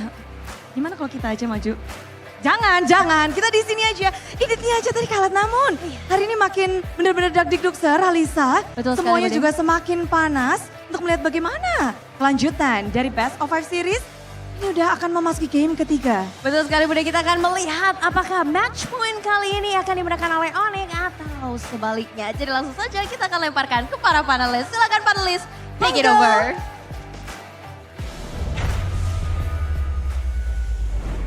Shots fired up on stage there with the host. And if you guys want to join in on the fun and the action, you guys can head over to the venue right now in Jakarta, Indonesia, here in the Jakarta International Velodrome. And of course, there's just so many things you guys can, tune into. There's giveaways, there's activities. Honestly, I haven't been there myself, but I will go to the festival later. All right, and hopefully maybe pick up a free Samsung on the way, right? Free? Maybe. Maybe. They have a booth, right, in the festival. Maybe there might be something cool that you guys can actually do because this is the all-new Galaxy A series 5G, specifically the A36 5G. And now Arashi will talk to you guys about the specs. Well, it's packed with a Snapdragon 6 Gen 3 processor, up to 20 gigs of RAM, 256 gigabytes of storage, and you can squat up without lag thanks to the 120 Hz Super AMOLED display. Super AMOLED.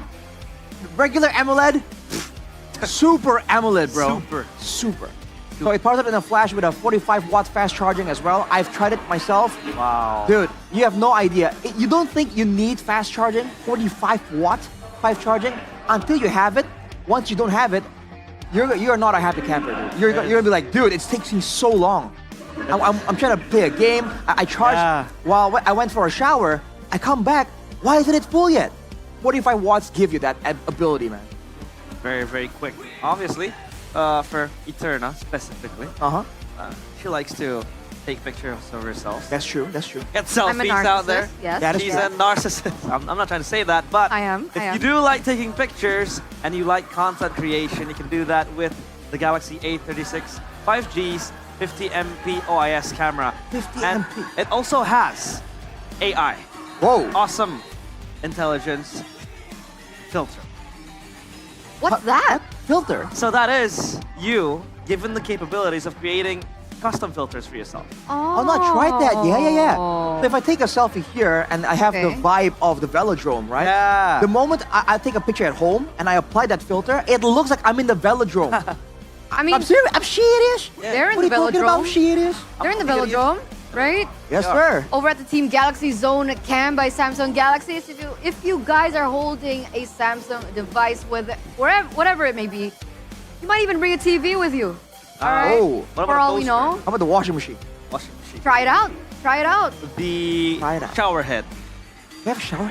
Try it out. Man, they make everything. That's crazy. They do. They do. They Well, do. head over to Samsung.com/ID or your nearest Samsung store and grab the Galaxy A36 5G, starting at just rupiah 5 million.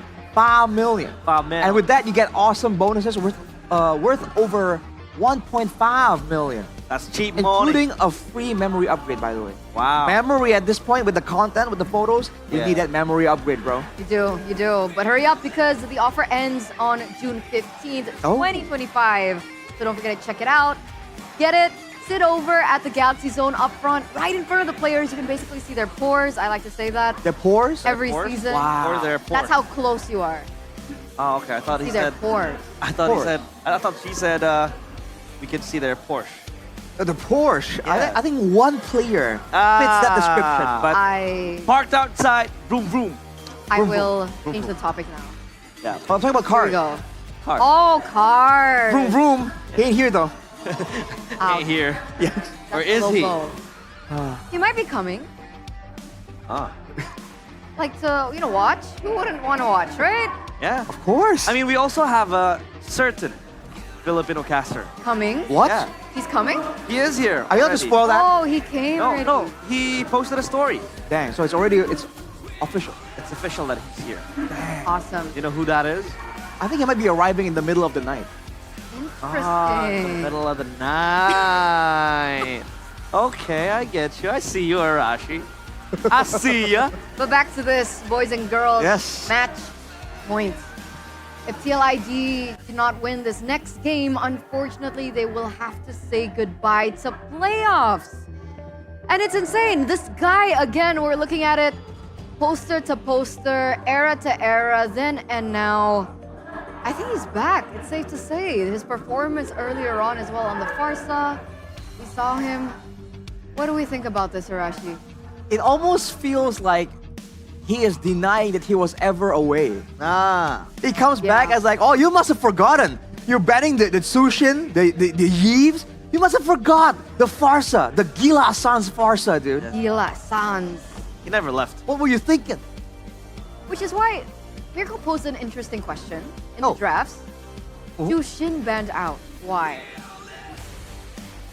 I think it's more of a very annoying pick to deal against. But at the same time, it also enables Onyx to really just function with it. So I think TLID also. Was it TLID who banned out the Juice? Yes. Yeah. In the second phase, alongside the Yves, where Sans picked up the Farsa. Yeah, so that's why maybe TLID don't really want to deal with that, right? My theory is that they want to put Sans on something that's a bit more vulnerable. Because that's a factor here, right? When they want to go with these burst options, they don't want these heroes that can kind of have an extra shield, like the Eve and the Jushin, with the extra movement speed, the extra survivability, and all that. So they're trying to narrow down those two options, the Sushin and the Eve, that can survive the initial big Lucas burst. And with that factor, they're trying to zone out and limit the strength of Sans. But yeah, unfortunately, towards the end there, because of the setup disadvantage, at that point, Sans was just free to do damage anyways. Rashi, Blue side. not just that, as you were talking, did you see the Onyx players? They were laughing. They were laughing. They were laughing at you, Arashi. They were smiling. And you know what that means, right? A relaxed Onyx is a scary Onyx. Kinda. Look This at is T-Boy. like their attitude at their prime. Yeah. Yeah. Again, with Coach Jeb too. I mean, Coach Jeb earlier had a bit more of a serious face, so He was laughing though before that. before that he was laughing. So a man of many faces. He's probably Coach just Jeb. seriously thinking Poker about the face. next joke that he wants to. Maybe, Oh, maybe. yeah. All right, so if you're on Team Liquid ID, I feel like at this point, that's like the one thing they haven't really gotten to explore, the Fabian factor. Again, we're talking about how this guy has so many more options, has many heroes in his hero pool. There's gotta be something, right? There's gotta be something. But what is it though? I don't know, man. Ask Sid the Lucas. Shoot him a text. They had 2 weeks to prepare. Yo, SDL. They had 2 weeks Yo, to SDL. prepare, and they would and should have known that teams would do research on them, right? Fabian being, again, one of the anchors, the pillars to their gameplay. If he wasn't able to explore different avenues and choices in the banning phase and the drafting phase and his hero pool, that's a big question to TLID's prep. We're getting into the drafts now, ladies and gentlemen, for game number 3, match point, presented to you by the official tournament smartphone Samsung Galaxy A36 5G. From the side of Onyx, they have gone the exact same route. Fanny, Joy, Ling, Bandao taking it away from Fabian. TLID go for the Hayabusa, eliminating that as an option for them to pick up for themselves. Plus, for Kai, the Luoyi and the Chip. So they have learned from game number 1, but their first pick is Jushin. Safety, I'd say. It's a much more safer pick for Yaskiel to play with. It has the escape, it has the shielding as well. The lift off to look for small skirmishes that you can really play with. But yeah, Jushin I think is a very, very good pick. Matilda Alpha, there you go. Alright, Is this the something that is in Fabian's pocket? Because we haven't seen Alpha in such a long time. He picked it once up in the regular season where he lost. Yeah, he didn't win with it. That's the big concern here. In theory, right now, against a glue, it means that the Alpha is going to be regenerating a lot more. And the Alpha does true damage, which is good against frontline pressure. This is a Franco. Out of nowhere, though, is this again an attempt to just shut down Fabian even more? With a Matilda and the Tushin, there's not a lot of ways for Team Liquid ID to cancel out that Bloody Hunt as of right now. But so far, this is looking like a stronger, more stable, more brawly trio mid. And remember, trio mid is the highlight of this matchup. But do you think the Franco is enough to withstand the invade pressure coming in from the Alpha and the Matilda? Because the Alpha and the Matilda obviously has very strong invade pressure, and that could just, you know, screw up the Suyo. I think this depends on what is picked up for the gold lane and the mid lane here. They need good amounts of damage here if they want to truly make the Franco a real threat. If there's not enough burst damage, then they can just tank through the Bloody Hunt. With a Matilda, especially if they're on curve and not behind, with the plus of the Oasis, they can very easily let a Alpha or maybe someone else in the EXP lane survive from the initial engage. So that's where, for Onyx, they need good amounts of damage, and they need quick damage. If they take too long, then the rest of Team Liquid ID will follow up and even dive through with the Tsushin. And that's why TLID banned out the Farsa. So they're eliminating that layer that Arasha was mentioning earlier on. Other than the Farsa, what heroes are we looking at here? Just not so burst damage mid lane. An early game base damage, that's good. What about a Eve? It's okay, but it's not as bursty by all means, right? It's just a lot more consistent. But it will help with the wave clear though, which is a big deal, considering that the mid lane 1v1 is a big factor in the rotations. But I personally don't like it in combination with the Franco. Agree. Yeah, it hooks you out of the RWM, but I think they need to go for either a mid laner here. You want to go like Vexana? Faramis. Interesting choice. To live is So double pull here. And they're also, well, there's the combo, right? The pull into the Iron Hook, the Shadow Stampede into the Iron Hook. But there's also the fact that now that Coach GF has picked up the Faramis against the glue, it kind of hints at them now understanding that they're going to go for a composition that can actually be countered by that Faramis. So I'm assuming a lot more of an aggressive maneuver, more forward momentum. And technically, if you're thinking about gold laners that can kind of vibe well with the Franco, it's only between the Beatrix and the carry, I believe. Those two has picked it up. Exactly. So I think that's where Team Liquid ID are kind of trying to make a read. Go for the Gatot though, and the Moscow. So good macro pressure.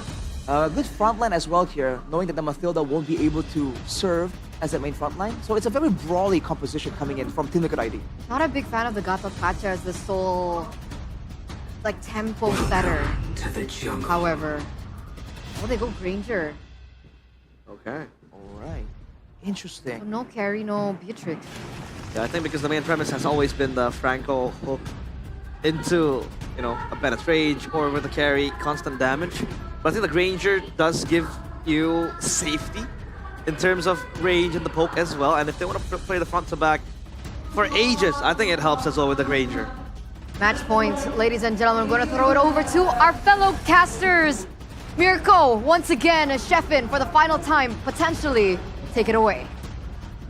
This might be the end of the journey for Team Liquid ID. They're in the brink of elimination. Only one game separates them from the gaming house.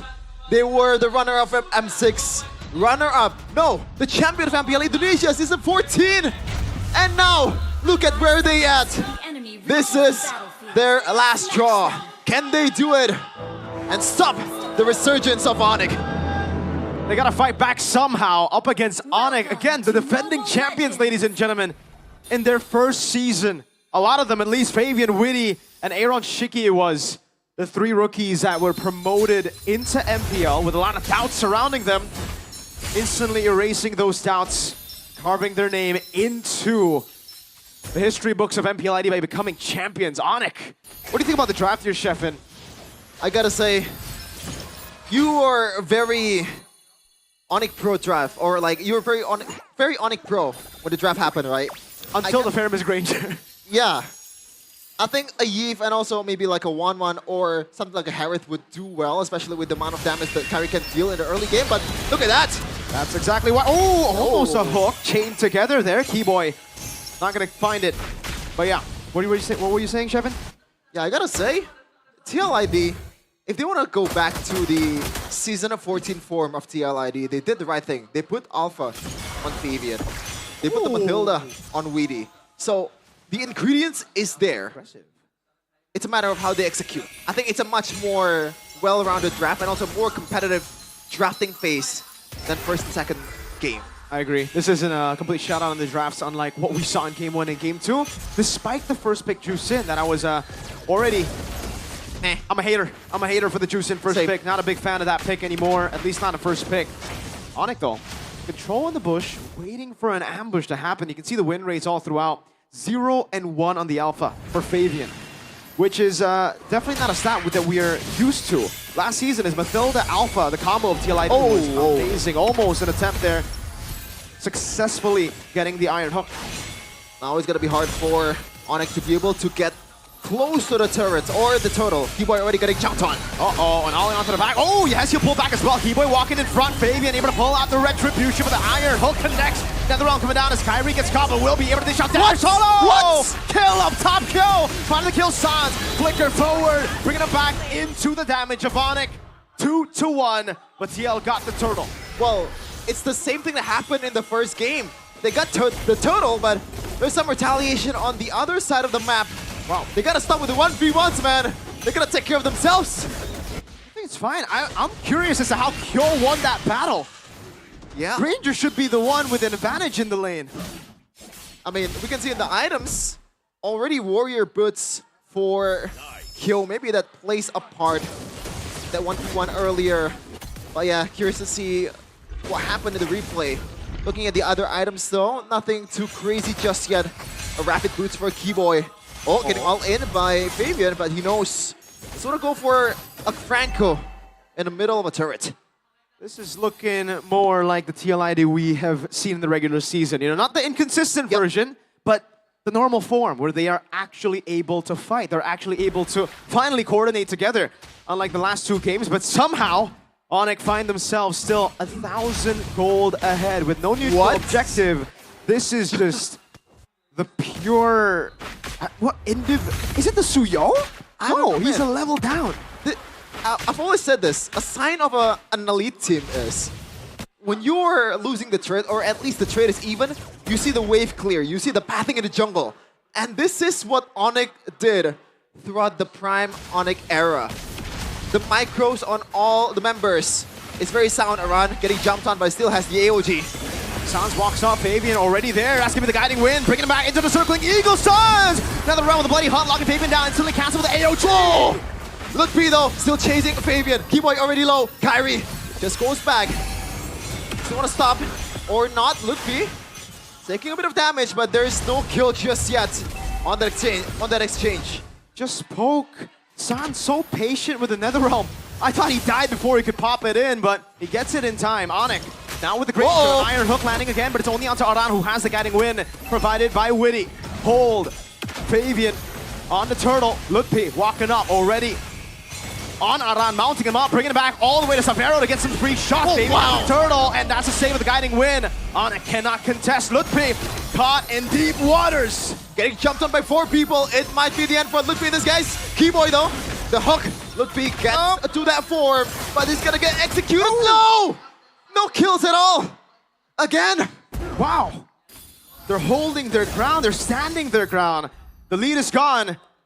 But with 2 turtles, you would expect TLID to be the ones holding that lead. A turret down below. And right to our lefts, ladies and gentlemen, me and Shepin's left, we got 2 legends who are streaming in the venue. I mean, literally 20 feet away from us, we can see them just yapping.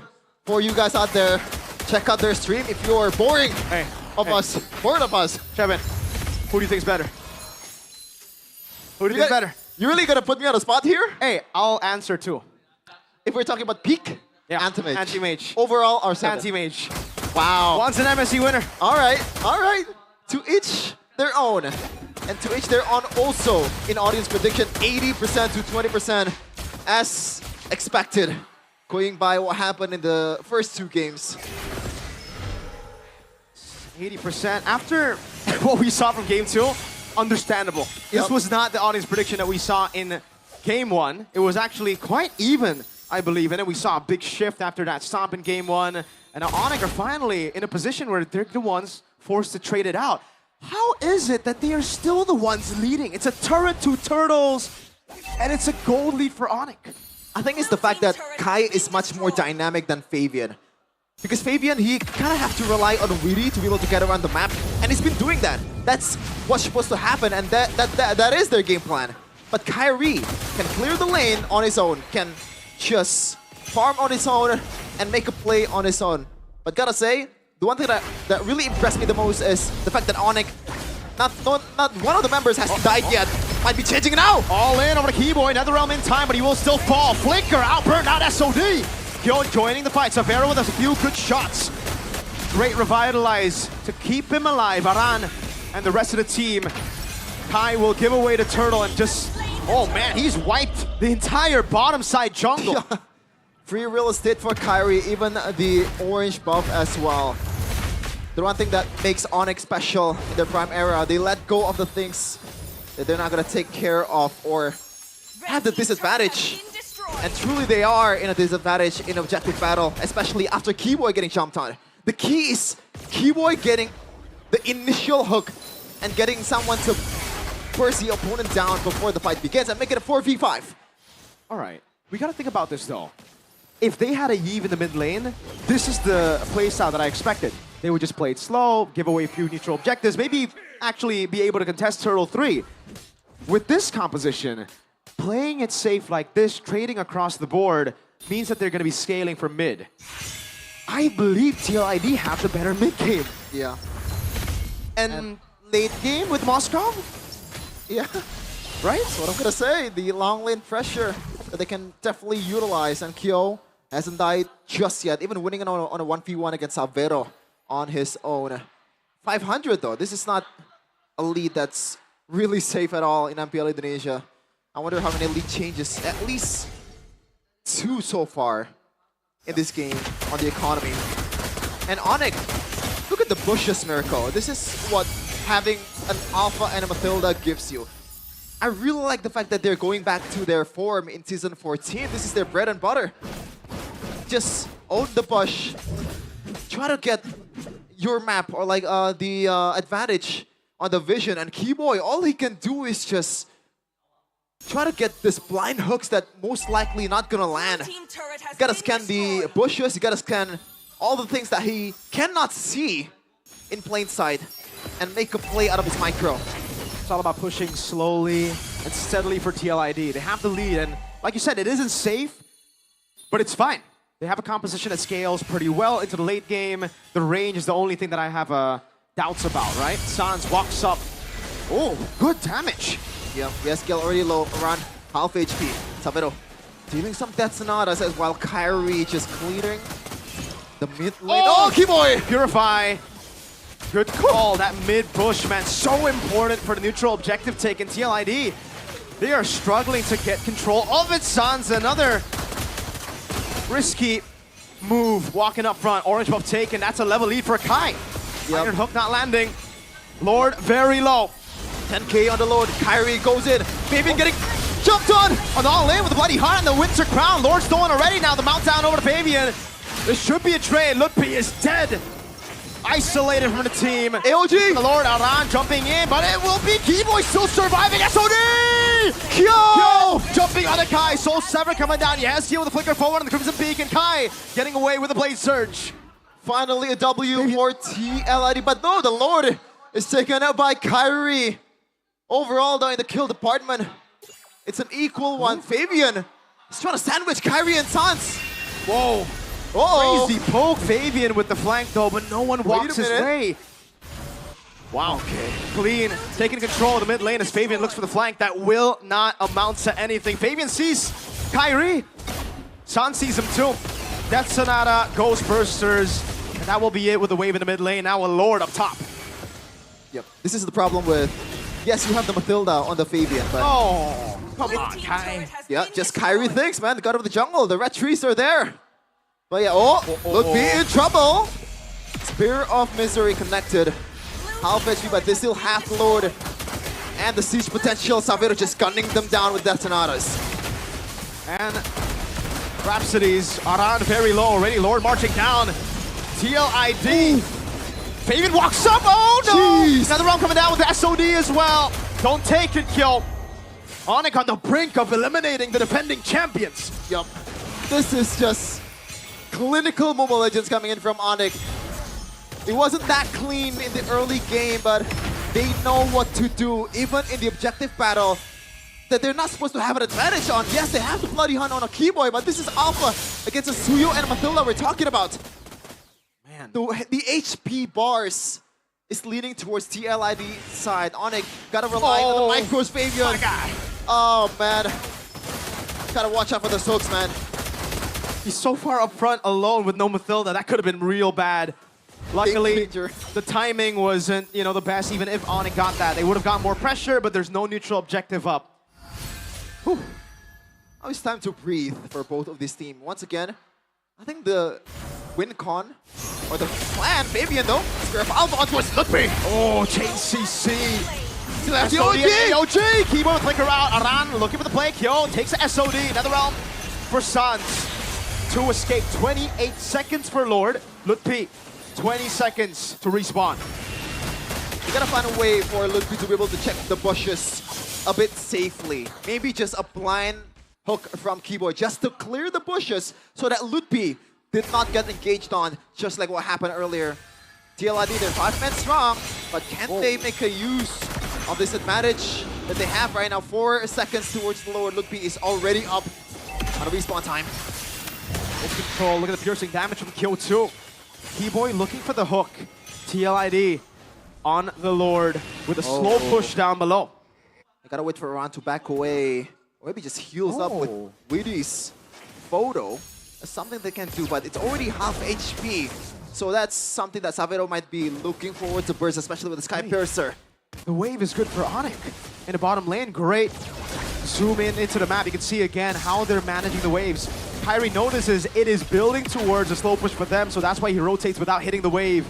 Onyx controlling the neutral objective. Moskov seen down below. Onyx, are they gonna make the shot, the call? They're still healthy. This is on the hook, is Keyboy. Tier 2 for free. Lord Dance in favor of TL. Moskov still in the bottom lane, farming and clearing it up, shoving the wave in. They're holding on to it. What? They're still going for the Lord. Lutpi getting jumped, knocked up into the air by the Lord. Face turret taken out again, bloody hot. Hakai able to secure it now. In the back, yo. Onyx, what was that? A gamble. That could not have been worse. TLID, just run it down. They just handed the W on a silver platter to Kyo. I was gonna say this is the prime Onyx that we're talking about before the game starts, but what the hell was that? That is a stinker.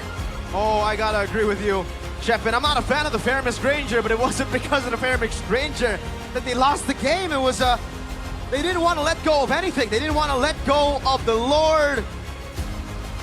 Some signs of that inconsistent Onyx from the early weeks of the regular season, ladies and gentlemen. All of a sudden, TLID are back in the series. All of a sudden, that 80% to 20% audience prediction might just be shifting back. I don't understand.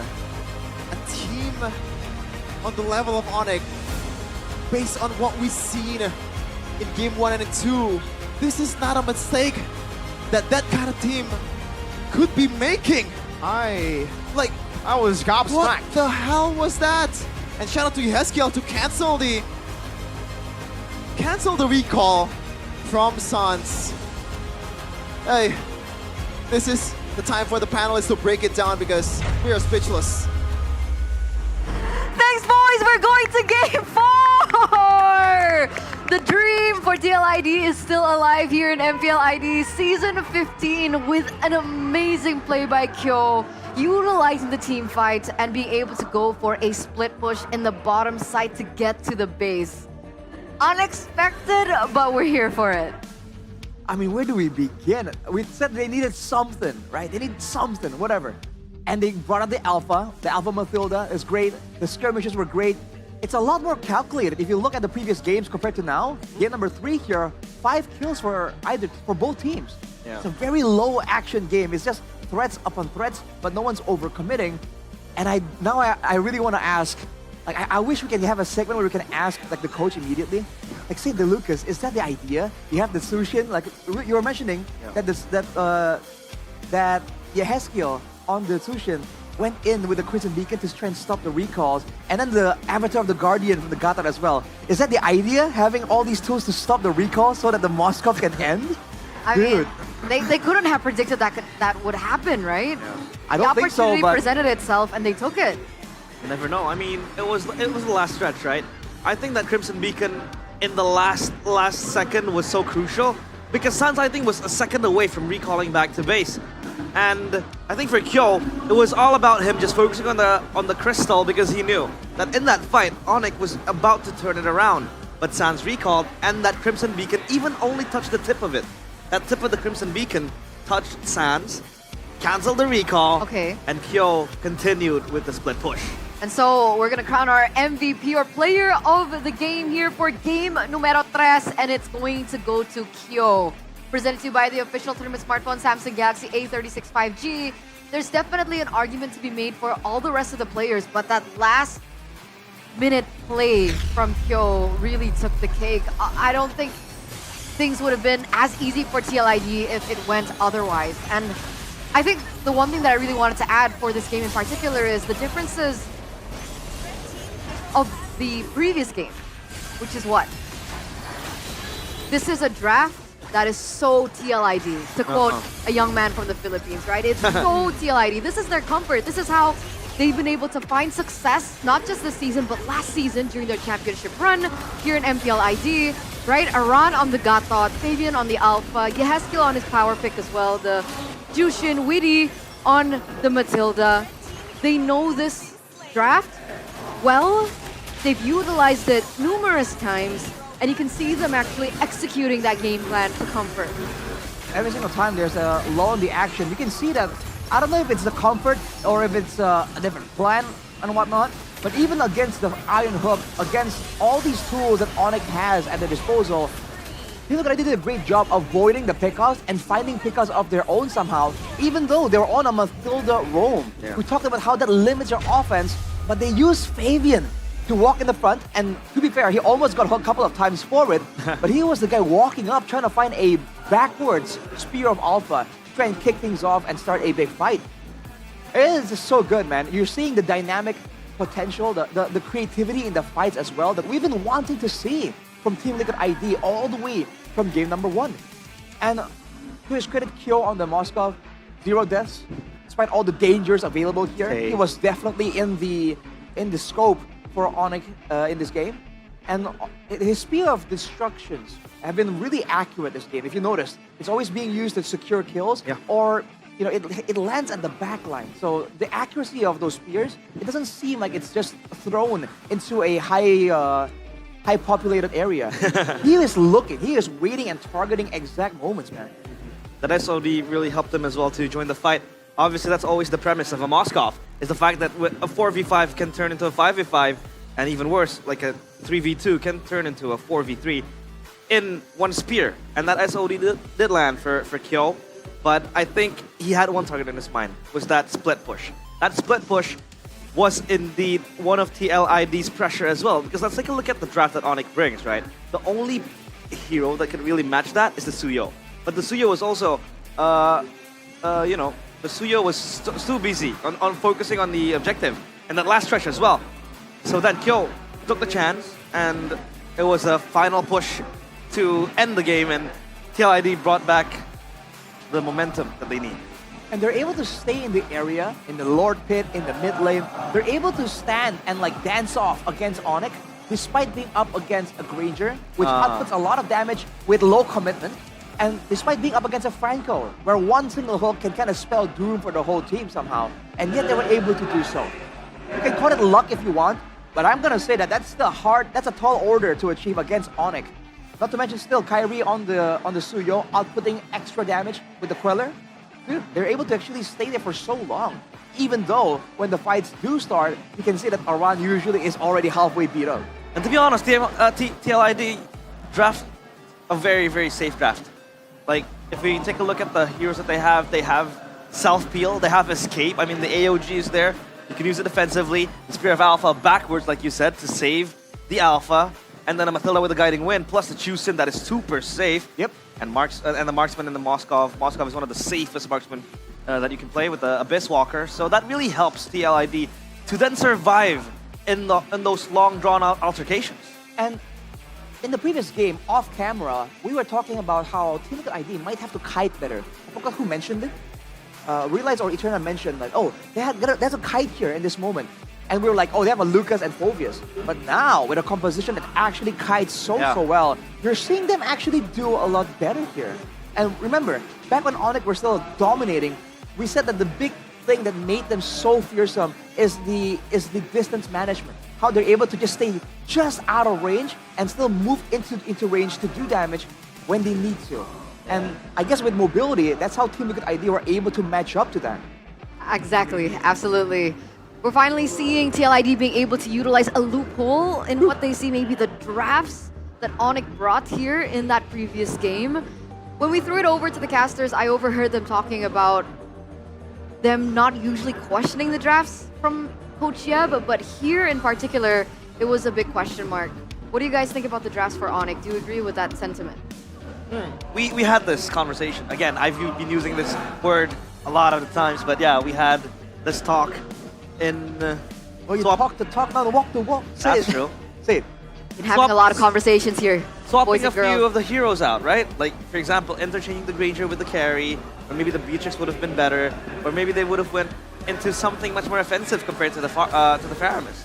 Because sure, they are drafting a defensive draft, but I think when you push them to the edge, TLID just, you know, goes fight or flight mode, and Onyx lacked the offense, I think, in that particular draft. Yeah, because I think Rico was mentioning that he was saying everything okay, good, and then the Granger showed up and he's like, right? And I kind of agree with that because we were theorizing that with a Franco, right, you need something to kind of combo with it. Exactly. The mid lane is a Faramis. We talked about the difference in burst damage and damage output in the previous game. Now in this game, they have a pick-off style composition sort of with the Suyo, with the Franco, but then the mid lane isn't really a big burst hero. Yeah. The gold lane also isn't that much of a burst hero. Technically, if you're alone and all the bullets from the Rhapsody hits you from the Granger, then it's kind of bursty. But it's not... Yeah. It's not quick. Straightforward. Exactly. Right. Yeah. So we're seeing a lot of moments there in that game where someone gets hooked and they're able to survive just long enough to at least make it kind of even. So with a different selection there in the gold lane, maybe that could have been avoided. I mean, Granger is a burst gold laner, is a burst marksman, but it's not quick. Like the DPS. Yeah. Usually when you expect a carry to do that, the carry is very quick with the speedy light wheel or the Nibiru's passion and the Beatrix, but yeah. We'll see the adjustments coming from Onyx. Were they limit testing or were they just backed into a wall by TLID? Before we get into the next game, we are going to throw it over to Alyssa. Sama Alisa, hari ini Alisa lagi ada di boothnya Sukro di MPL Festival. Dan kira-kira ada keseruan apa di sini ya? Langsung aja kali ya kita invite salah satu teman kita dari Sukro, ada Kak Ocin. Halo. Selamat siang nih Kak. Oke, Kak, ini tuh ada activity apa sih yang menarik di boothnya Sukro? Jadi secara umum kalau di activity di booth Sukro itu kita ada bisa beli produk. Jadi dengan pembelian produk, setiap pembelian paket 20.000 itu bisa main Franco's Iron Hook gitu. Nah hadiahnya macam-macam. Jadi ada mulai dari jersey RRQ, ada kaos Sukro X RRQ sampai dengan hadiah-hadiah lainnya. Terus juga kita di setiap harinya nih Kak, itu kita akan ada fun match. Kurang lebih di sekitar jam 4 sore, mungkin sampai dengan 5:30 sebelum parade ya, sebelum parade dari fans. Nanti kita akan ada fun match, jadi 5 lawan 5. Mungkin nanti di sekitaran itu boleh crowd-nya pada kesini supaya main karena kita ada ratusan WDP buat kita bagi-bagiin, kurang lebih gitu. Jadi langsung aja ya main ke boothnya Sukro. Jadi pembelian 20.000 bisa langsung main Franco's Iron Hook. Kayaknya aku tadi udah beli, jadi kita boleh coba kali ya Kak. Oke. Kita akan langsung cobain ya. Guys, di sini ada namanya Franco's Iron Hook. Bisa dapat produk Sukro, jersey Sukro ataupun jersey RRQ. Wow, nah tim kesayangan kalian Kingdom nih khususnya ya main kesini nih. Oke, kita coba ya. Ya, ini sekali aja Kak cobainnya. Sekali aja teman-teman. Jadi langsung, ini padahal kelihatannya gampang ya. Sekali lagi deh Kak, kita coba kali ya. Oh, itu nggak bisa juga ya. Jadi teman-teman nanti langsung aja cobain di sini kalau mau dapetin kaos RRQ, jersey Sukro dan juga pastinya ada produk dari Sukro. Nah, kalau misalkan di sini berarti jam 4 sampai jam? Kurang lebih jam 4 sampai jam 5 atau setengah 6 tergantung fansnya. Pokoknya kita ambil waktu break moment antara match pertama sama match kedua. Jadi nanti di titik itu mungkin kita adain fun match break. Caranya environment di sini jadi makin ramai sih, mungkin gitu Kak. Oke, nah itu dia banyak banget keseruannya. Jadi jangan lupa mampir ke boothnya Sukro dan pastinya ini gratis ya Kak. Karena MPL Festival ini gratis, jadi siapapun bisa datang, kalian bisa nonton watch party juga dan pastinya bisa main bareng dengan teman-teman di boothnya Sukro. Thank you so much Kak Ocin. Iya, boleh, silakan. Jadi kalau aku bilang gamers jago, ngemilih Sukro, kita bilang gas lah gitu ya, oke? Oke, aku bilang ya. Gamers jago, ngemilih Sukro. Gas lah!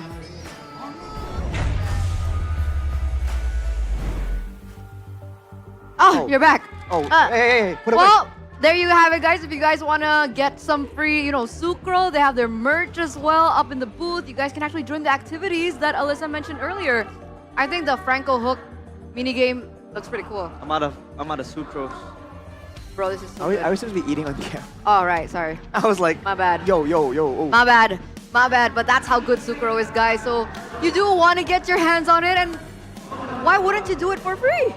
I'm out of Sucrose. Yeah, there you go. So good. Gasla! Gasla, hashtag Gasla. What's your favorite flavor? People. Me too. I like the original. Oh. Original, yeah, original. Yeah, I mean the original's good too. It's proper. It's proper food, mate. I love my Kribo though. Classic. The Kribo is Timeless. unique though. The Kribo one is actually quite special. By the way, you have a change in name. You're no longer Arashi. So? You're Bryden now. Bryden. What? Yeah. So I have to call you Bryden. From Bryden. now on. But why? It's a request from the international casters. Huh? Wait, for real? Yeah. Why? Bryden. What the Because of heck? your earring. Anyway. Nice earring. Anyway. I see. We've been hyping up MPL ID for the past few 3 games, but also we do want to remind you once again that this hype is also because we want to know who's going to be representing Indonesia at MSC EWC. For the past few years, it actually has been Onyx, right? 2019 MSC 2019 champion. And 2023 was when they were able to get the next championship. And then the next is the big question. Will they be able to once again pick up an MSC trophy? Well, Onyx man, what do you think? Realize? They might. They might be able to. Weak answer, bro. But I think there needs to be a few things that has to be fixed again. Small little details before they can really be back on their perfect form. Because I think if we take a look at the previous iterations of the Onyx that was able to win the MSC, these were all teams that were almost without an error. This was a team that, a couple of two teams that was able to perfectly play the game into the way they like, and I think this Onyx needs to really hit the ceiling in terms of the skill ceiling that they have to then match that. But I think if they do end up winning MPL, they might have a very, very good chance in MSC, I'd say. Like if they get back to their best form, and if they win MPL ID Season 15, I think they have a proper chance at MSC. See, I don't know. Finals, maybe. Like the optimism in me and like the Indo pride in me wants to agree with you. But seeing the performance of the neighboring teams. Yeah. Hey. The thing is, right? It's a far climb. The grass is always greener on the other side. Okay, fair point. I like your optimism, right? I'm just not so sure about hearing so many ifs. Not in this. I heard a ton of ifs in that whole sentence. There are prerequisites. I see. Criterias, requirements, attributes. Yeah. Factors. Onyx PH and PL PH just need to show up. No prerequisite. Terms and conditions. Terms and conditions. Fine prints. Please show up. And it's GG. Hidden clauses. Hidden clause. But we have to stay positive. Stay Yes, sir, positive. yes, sir. We can do it at MSC. We can. It's all good. I'm not trying to say that this Onyx is back on its best now. It's far from being at it's a its different Onyx too, right? Yeah, we yeah, have Lutfi in the EX. Savero as well. Savero as well as a rookie, by the way. So obviously they don't have the international experience that a lot of these international players who are repping their particular region will be having. So it's already a far stretch. But, it's not like it hasn't happened before, right? Yeah, ID, yeah. absolutely no international experience, going all the way to the grand finals. That's something that I think nobody expected. That storyline has been done before. Right. So we're not saying Onyx is the best, but you gotta beat Onyx first and You gotta beat Onyx first, then talk. and then talk. We're going there, huh? Onyx, I don't know. I try to save you guys. I always find myself ending up somewhere there. Okay, it's fine because we're ending back up on stage right now. Still at match point for the Sky Kings. 2-1. Is this a sweep though? That's the We're big talking about question. this. not Match yet. point, First and then seed. at least the beginning of a sweep for Team Liquid ID. I mean, if Onyx draft like that, again, Oh. You said it. If Onyx draft like that, did you know what made TLID, capable? What? Of that reverse sweep against Harakir? What? That Exia pick against the Link. Remember? the grand finals. In the grand finals? So that was actually, I'm not trying to blame it on Keskute back then, but Why is Keskute catching strays? What's going on? I'm not trying to catch strays onto him, but like, it's a contributing factor. Like Eterna mentioned it, if they draft like that, there could be a possibility where the reverse sweep might happen. Well, when I hear Eterna say that, what came to mind was that fan member in the audience is like, what? Yo, can we get Adi to draft? Yo! I was like, yo! If Onyx loses, Adi will draft. That was the Liquid fan, right? Yeah, the Liquid Yeah, fan. he was like, yo, Obviously. guys, get Adi to draft, please. Please. So harsh. By no means is Adi a bad drafter. He's a good coach. Wait, is he a good drafter or a good, like... A good coach. Why did you change the label? A good coach means you're good at drafting and you're good at, maintaining your players. Oh, is that what it means? Yeah, because a coach is an all-in-one type of deal.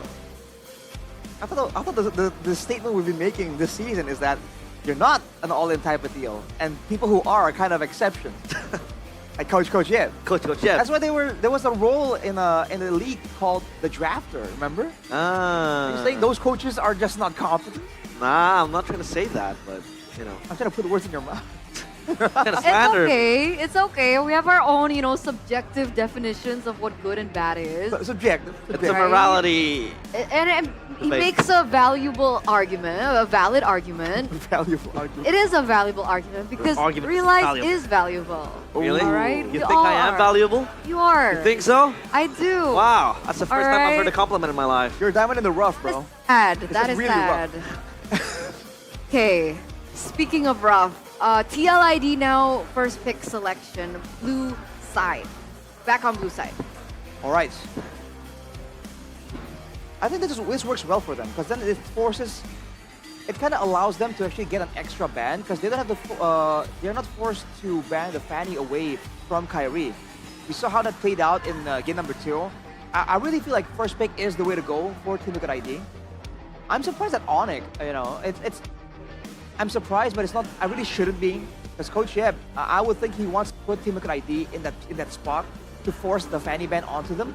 But reactive Coach Yeb always does well. Okay. I mean, Yeb is always able to read the room and kind of bait out the opposing team to draft into an unfavorable draft that they can play. Like, for example, in game number 1, that Kaja picked curveball as well. So TLID, I think they need to be wary and they need to keep their guard up because there's a possibility that these curveballs are kept thrown at them. So yeah, they have to be always ready to face all the possibilities of a Yeb masterclass, right? Right. The Yeb mind game, the Yeb puzzle, whatever you want to call it, man. Coach Yeb with the crazy decisions. But look at Onyx now.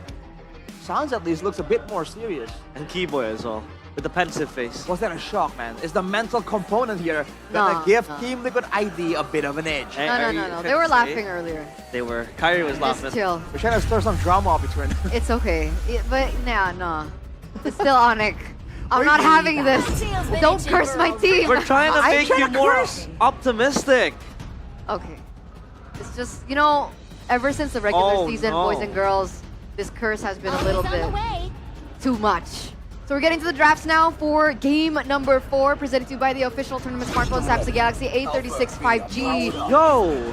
It's the exact same drafts. The bands are the same. The Kalea, though. But Onyx, yeah. It was Suyo and Glue in the previous game. It is now Farsa and Kalea.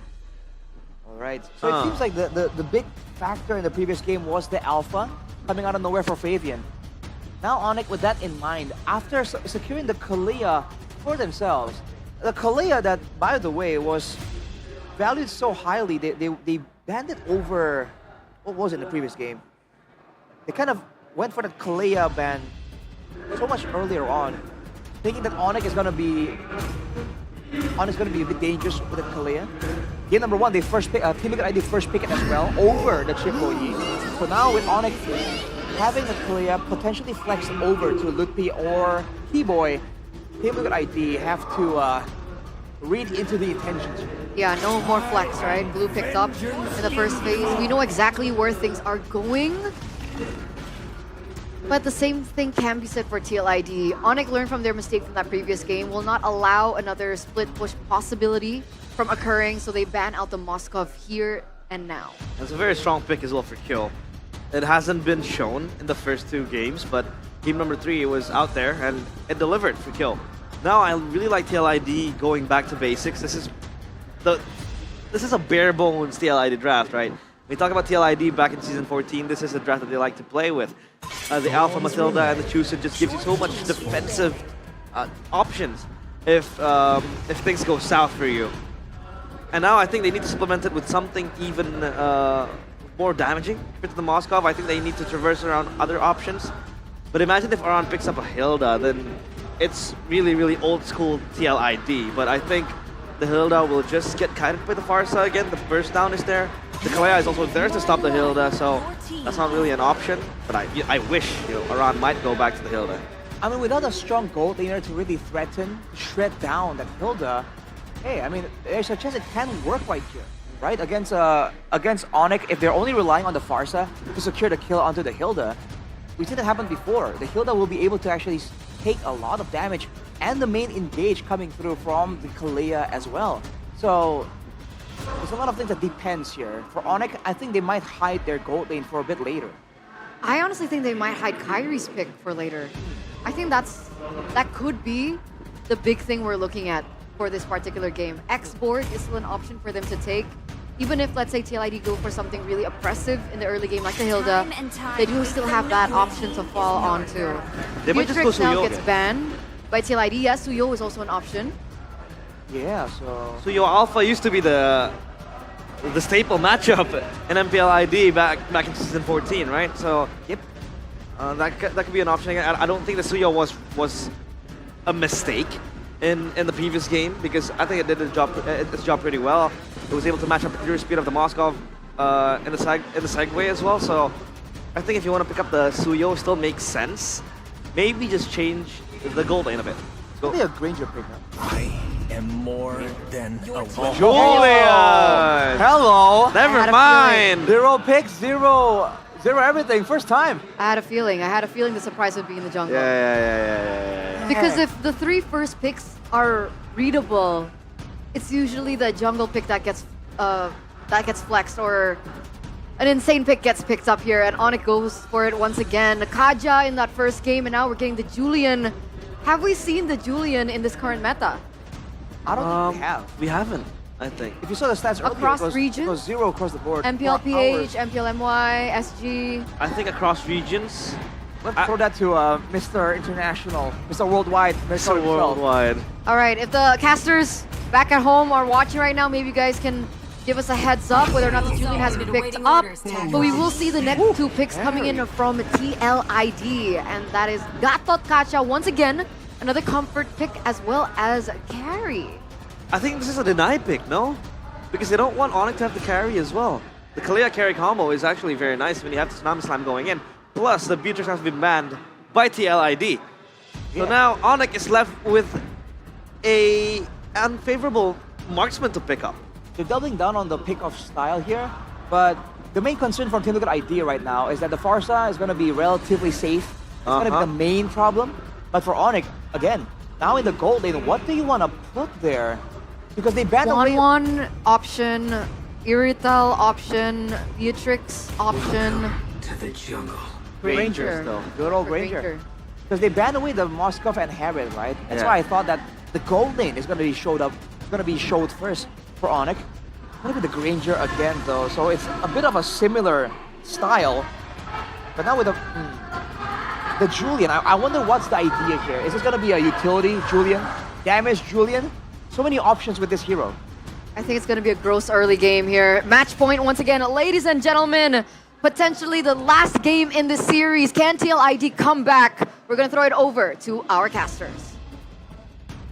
A sign of life from the Cavalry. They took game number 3, not the cleanest one, but at this point, you take everything that Onyx gives you. TLID, the hopes are not dying just yet. If they can force out a game 5, momentum would be on their side. And they're sticking to the bread and butter with the draft. Game number 4 is underway in Jakarta International Velodrome. Here we go. Welcome to the land of Dawn, ladies and gentlemen. A reverse sweep? Is that what you're saying, Shepin? If they win here, we're on track for a reverse sweep. Technically, not unheard of. We did just see in the Philippines, the sister org of TLPH, in their first match, they were able to reverse sweep Falcons. Yep. And not only that, throughout the first 2 days of MPLPH, it was a 20-match affair, or 20-game affair. Yeah, let's see if we can replicate it here in ID. Would be pretty fun playoffs if we do so. But this is the Kyrie Julian that we're used to seeing, even in season... when he joined, season 10? Yeah, season 11, when the playoffs was in International Velodrome, or 13? 13. Oh, he debuted it! Look at that, the enhanced side that we were talking about in the draft. Sheffin, that's what the Julian is meant for. Insta-kill button when you have a Kalea with you. Now goes back in again, Purify already out, enhanced chain with a knock-up. Just a bit of poke over to Kai. And by the way, those are almost two kills without assistance from Kyrie. That's pretty much solo kills all over the place. Even Keyboy didn't have to get involved in this assassination. This is the god of the jungle in his pride form. You give him the Julian, you're gonna pay. Tough, very tough. especially when they get engaged on. That's what you can see. A lot of emphasis on Purifies. Fabian walking up into the mid lane, trying to get some prio. No Purify though. Keyboy. It's Pure Alpha. Also defensively. I mean, to be fair, he would have... Yo! Might be another solo kill here for Savero. No Death Sonata just yet. Harry on the case, trying to chase kill. Can he do it? Looks like the answer is no. Okay. Rotation in the mid lane. Aran taken very low, has the guiding win. Already a hold on the turtle from Fabian. Lutpi walking up. San's not level 4 just yet. Aran gonna be changed CC now as Lutpi walks up as well. Spear of Alpha and Retribution on point. Keyboy with the flicker out. AOG coming down. No, cancelled out by Aran.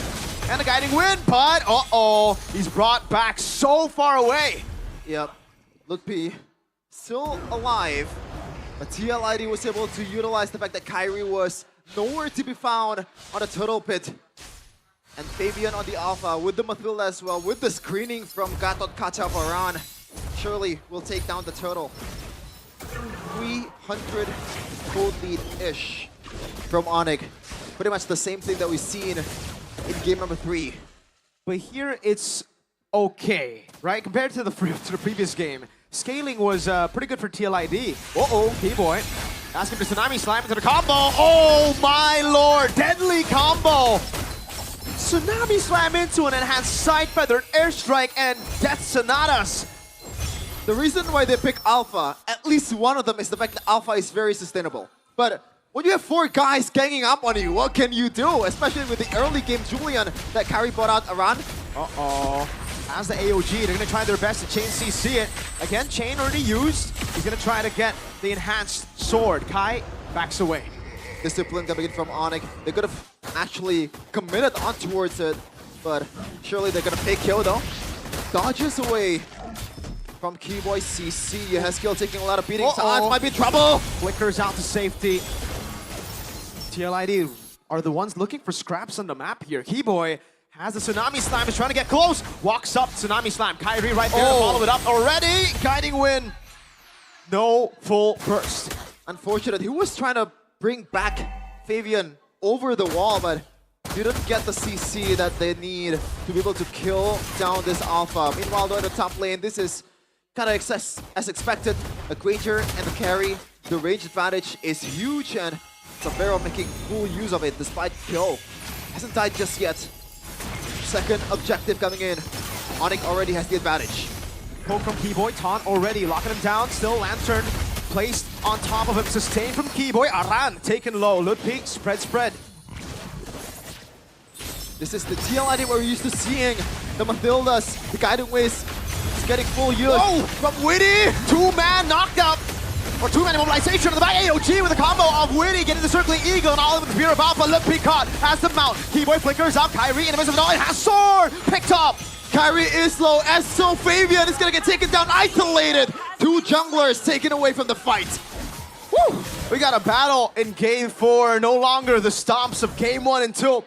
TLID are very slow starters, but seems like they've warmed up enough with the first 2 games. The fact that they recovered from 2 absolute beatdowns in the first 2 games is sort of impressive, because especially when you have a rookie like Kyo, surely that takes a toll on towards your mentality. And looking at the replay earlier, you can see the game of isolation between Kyrie and Fabian. These 2 are pretty much sustainable. 2 fighters just fighting it out to the front line.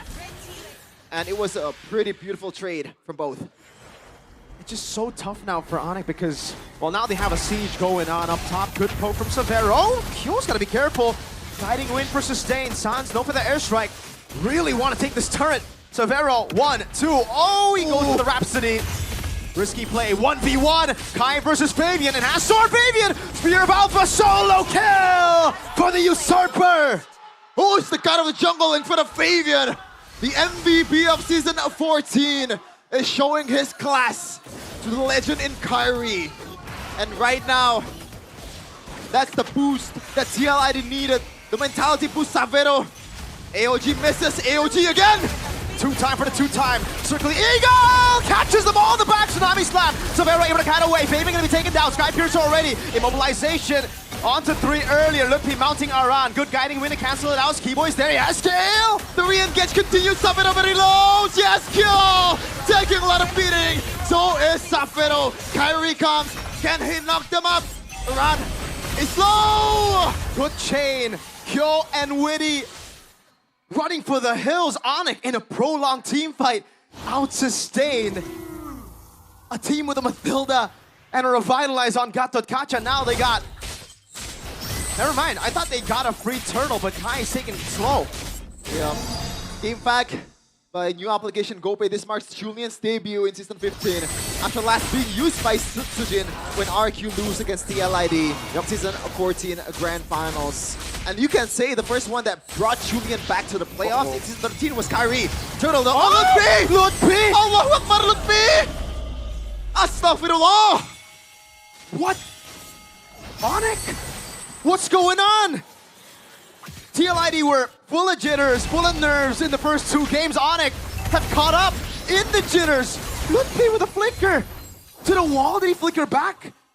It's the fadeaway flicker by Lutfi. Ladies and gentlemen, that was a perfect turtle, but the highlight was on Lutfi. You could say that was a low light coming in from Lutfi, but that was no light. That's like, that was just dark. Like a Hellcat old shot at Beloyski. Looking at the items right now though, I'm curious to see what Kyrie has secured. It's a Feather of Heaven right away. And towards, I believe, fully Crystal. This is the bread and butter build. Meanwhile, Cuba getting jumped on. Tsunami Slam. Oh my lord. Good guy. Oh, airstrike already. Flickering out. Sans getting the spacing as Kyrie pushes up top. Tier 2 should fall. And it's still Onyx despite the little mistakes, despite the little blunders, who are in the lead. Keyboy? No Tsunami Slams. Gotta be careful. Sans just walks out of the AOG, and Onyx keep themselves alive. Bottom lane, or sorry, top lane already into the base turret. Bottom lane for TLID, a turret take. Well, at least there is a trade for TLID, despite Kyrie just having a time of his life in the opposing side of the map. And this is the difference between TLID and Onyx. Yes, Fabian did win the 1v1 against Kyrie in the bottom lane, but ideally, you don't want to split as the Fabian, as the Alpha, because you are the core of the team. Meanwhile, Yaskio, Tsunami Slam still has the Purify. The proper respect given over. Feathered airstrike now, just to poke them down. Good poke, that's Sanana! Yo! Very low, forced to Sans. You see a little bit of Gila in his eyes. Just a single peek to the corner of the eye of TLID players, and you see Sans coming, flying towards you. That's the aura that this guy has in ID. For TL now, it's still an uphill battle. They're the ones behind, despite the perfect turtle, despite what we would consider an early win. Take a look at the kills, the farm. It's all good for Onyx. Kai, solo killed, yes, but has farmed better. 13 to Fabian's 12. 1 level lead. Fabian should be able to catch up here as he gets another camp. Big item DHS. Swift Trinity for Yo. This is the time. This is the time to pop off. Kyrie on the other side of the map. Fabian will try to make a use out of it. Good poke over to Aran. Pops in revitalized already. Slowly but surely. Aran popping in taunt. Oh, Sans almost connected in the back. Good mount over. Lord taking very low. Kyrie very late to the fight. Keyboy gonna be engaged on Spear of Alpha. And the shred from Kyo.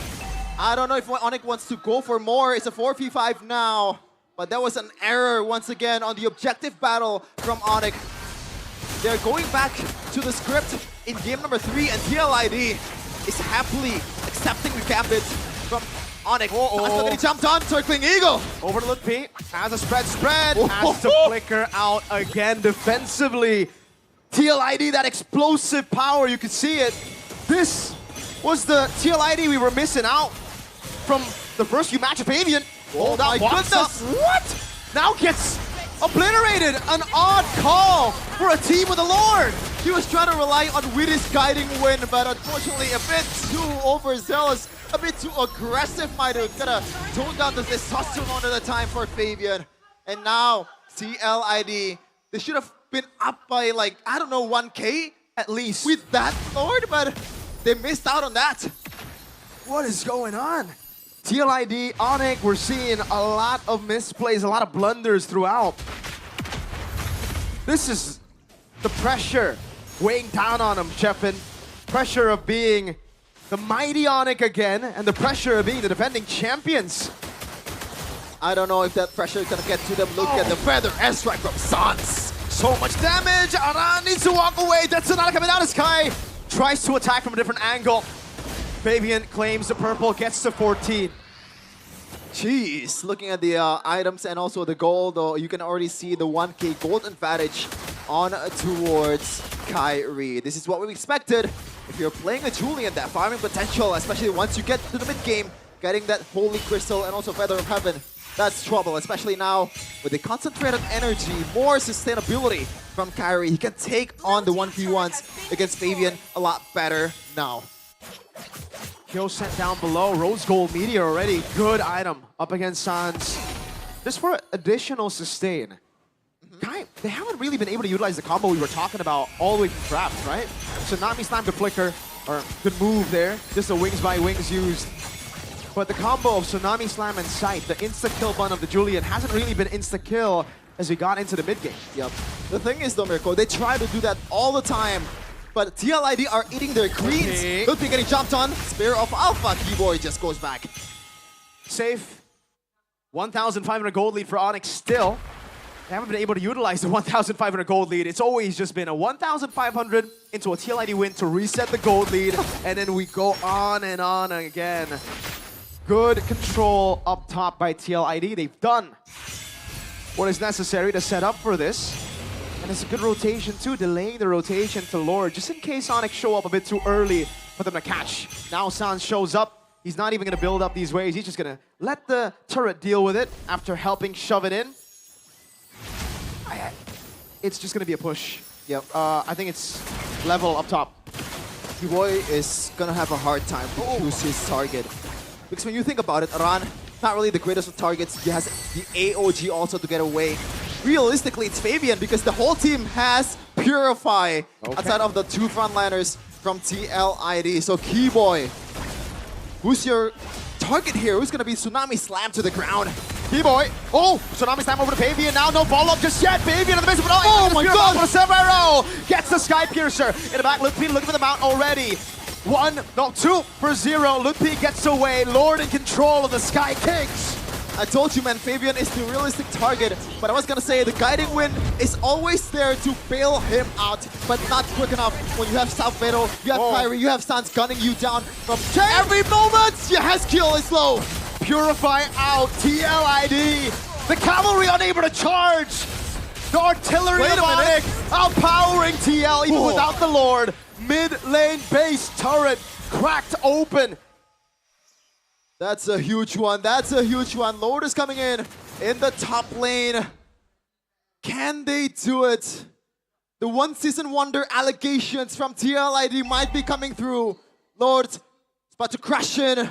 They have all the siege potential in the world. Keyboy has his Tsunami Slam ready. Oh, feathered airstrike too. They don't even need the Tsunami Slam.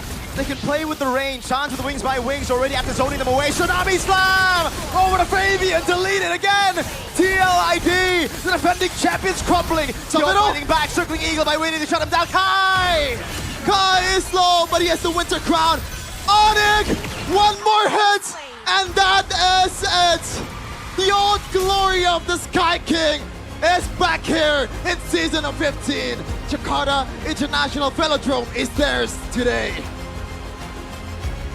The Sky Kings are back in action. No longer will they take a beating, a loss, an elimination in the first day of playoffs.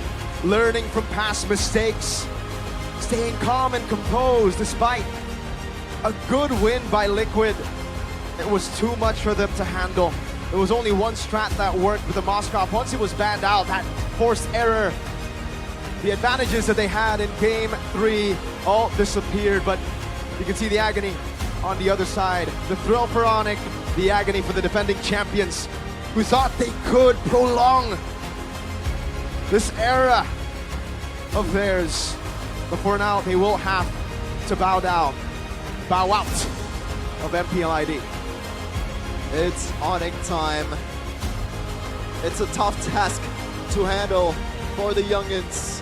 Despite them winning Season 14 MPL ID, they are literally sophomores in this season. And if we're talking about experience, no one beats Onyx as they take another step towards MSC, towards EWC, towards Riyadh to follow their brothers in PH.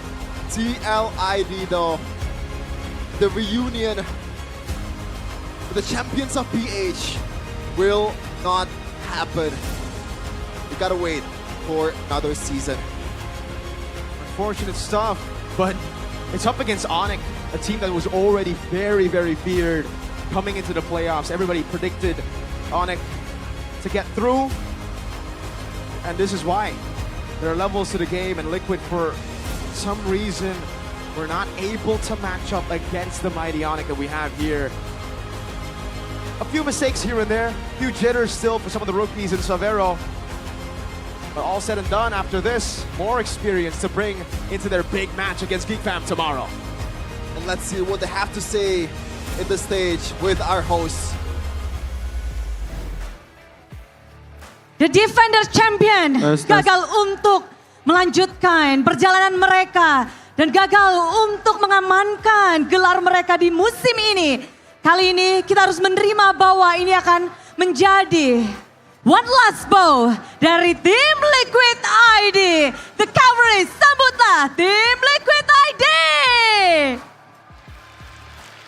Perjuangan mereka harus usai di sini, namun kita mengharapkan mereka jangan sampai tertunduk terus dan harus bisa bangkit untuk selanjutnya.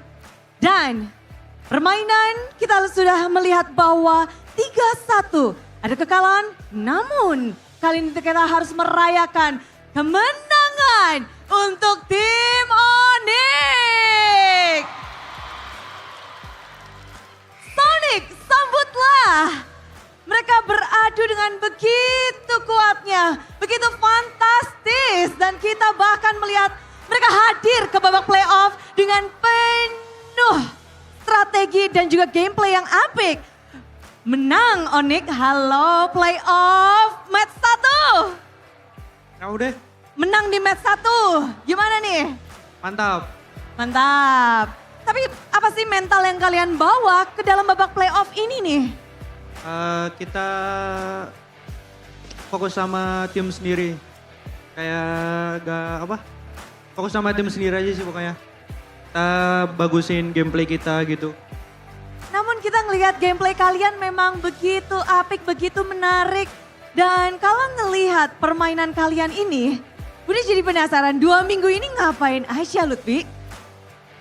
Yang pasti kita latihan keras lah. Latihan try hard. Latihan keras, latihan try hard. Tapi kemenangan hari ini kita ngelihat kalau 3-1 game yang beberapa game bahkan hampir semuanya itu cukup one sided. 2 game awal khususnya. Gimana sih dari tim Onyx melihat Suns? Gimana kamu melihat The Defenders Champion yang kalian taklukkan hari ini? Senang aja sih. Karena masuk upper bracket juga, jadi tambah senang. Langsung masuk ke babak playoff, lolos dari play-in, beda ya dari season lalu ya? Ya, namanya juga belajar, kita belajar. Pelajaran udah cukup berarti ini? Ya, belajar harus perlu juga. Belajar, oke, terus-terusan. Namun kalau ngelihat pertarungan hari ini, expect gak sih kalau kemenangan kalian tuh seperti mendominasi tim Liquid yang notabene adalah juara dari musim lalu? Kurang keras gak sih perlawanannya atau sudah cukup menurut kalian? Nggak tahu sih, yang penting ya kita hasil kerja keras juga kita makanya bisa mendominasi. Jadi ya itu hasil kerja keras kita semua. Hasil kerja keras yang terbayarkan. Dan ketika menang untuk di match kali ini, apa yang Suns teriakan? Nggak ada sih, senang tadi, senang doang. Senang aja semua. Ya, betul. Dan pada akhirnya mungkin yang paling senang di sini ada satu player yang baru menjajakan kakinya di babak playoff, namun performanya begitu stabil dan banyak memukau ke mata-mata di sini, kayaknya banyak yang shock. Savero, permainanmu di babak playoff terlihat semakin kuat dibandingkan babak regular season. Dari mana nih datangnya kemampuan kekuatan Savero di babak playoff ini? Pede aja sih. Pede aja. Ya, yang penting mental.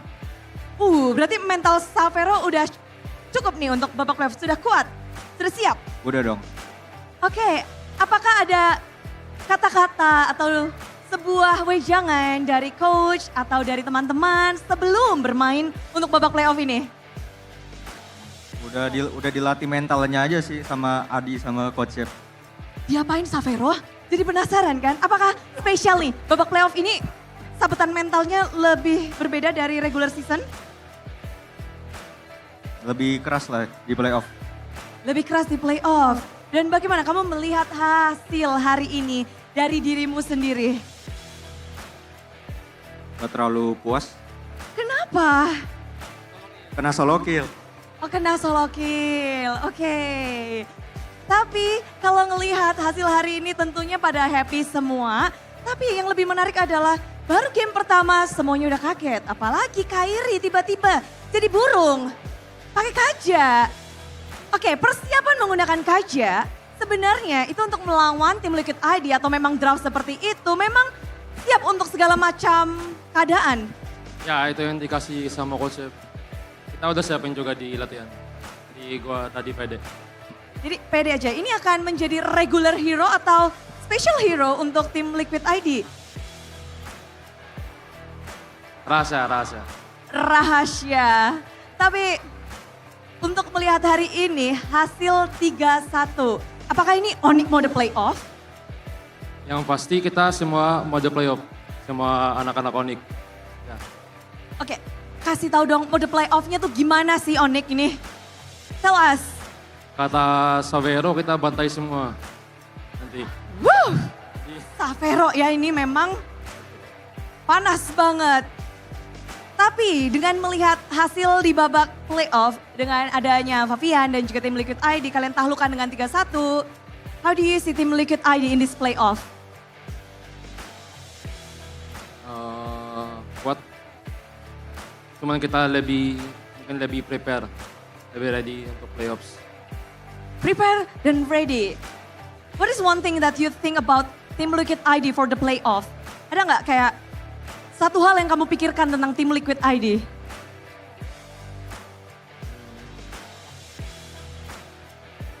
Gameplay mereka, hero mereka, atau mungkin Favian ya?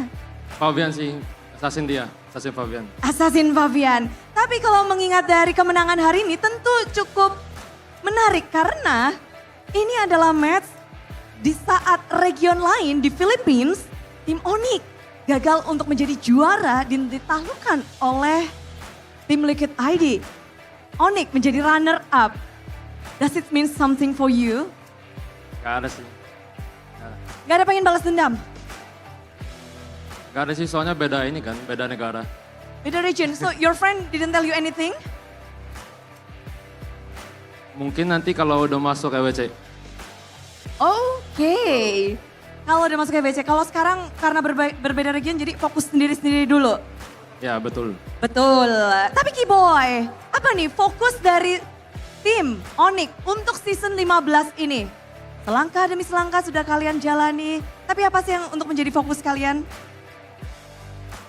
Ya kalau buat fokus kita mau berusaha buat seperti Onyx yang dulu lah. Seperti apa itu Onyx yang dulu? Onyx yang mendominasi, Onyx yang bantai-bantai gitu. Dan kita juga mengingat bahwa tim Onyx di tahun lalu menjadi juara di Velodrome juga, menjadi perwakilan Indonesia di MSC. Apakah itu menjadi salah satu hal yang ingin kalian capai lagi, redemption di MSC? Ya motivasi sih. Terus kata Savero dia mau juara juga. Jadi ya udah, kita juga semangat. Semangat ya. Forfeit champion dipatahkan dan sekarang kepengen balik lagi ngedapetin kemenangan. Akan menjadi tantangan nggak untuk season ini? Ya kalau itu pastilah karena semua tim sekarang udah kuat-kuat banget. Cuma kita bakalan berusaha juga lebih kuat lagi.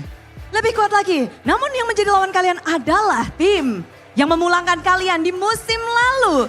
Esok hari kalian harus bertemu dengan A Geek Fam. Memandang Geek Fam di season ini, yang notabene semua talent juga setuju bahwa Geek Fam di season ini kuat banget. Gimana nih untuk esok hari dari tim Onyx? Ya kalau itu paling Geek Fam memang kuat. Cuma kita bakal berusaha lebih kuat lagi dari Geek Fam. Selalu ingin menjadi lebih kuat dan inilah dia Onyx. Namun banyak sekali support system yang sudah hadir. Play-in setelah usai. Dari keluarga juga banyak yang datang. Savero juga yang mungkin ingin mengatakan sesuatu dan juga Giboy. Savero bener Savero. Ini adalah panggung playoff pertamamu. Say something. Kemenangan kalian. Yoho.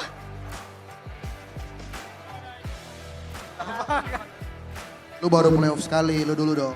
Nah yang baru sekali nih. Silakan Savero. Savero. Tes. Makasih buat Sonic yang udah dukung.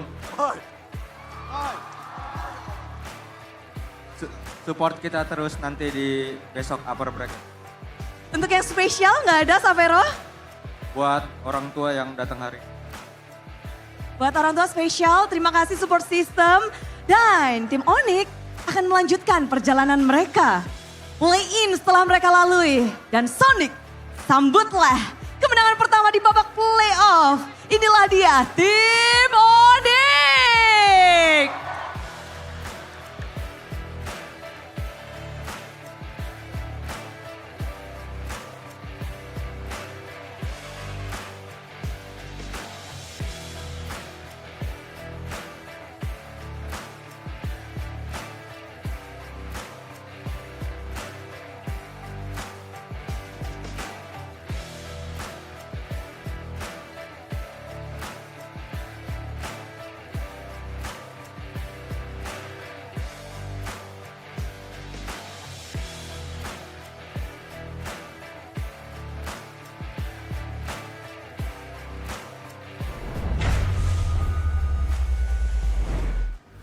Our opening match of the day here at MPL ID Season 15 once again reflects that sometimes veterancy reigns supreme over the young bloods, and Onyx winning it out 3-1 against TLID is a testament of that. Why are you waving at me? Goodbye. I know. Goodbye, Eterna. I know the young stallion It's so dream sad. is dead this season.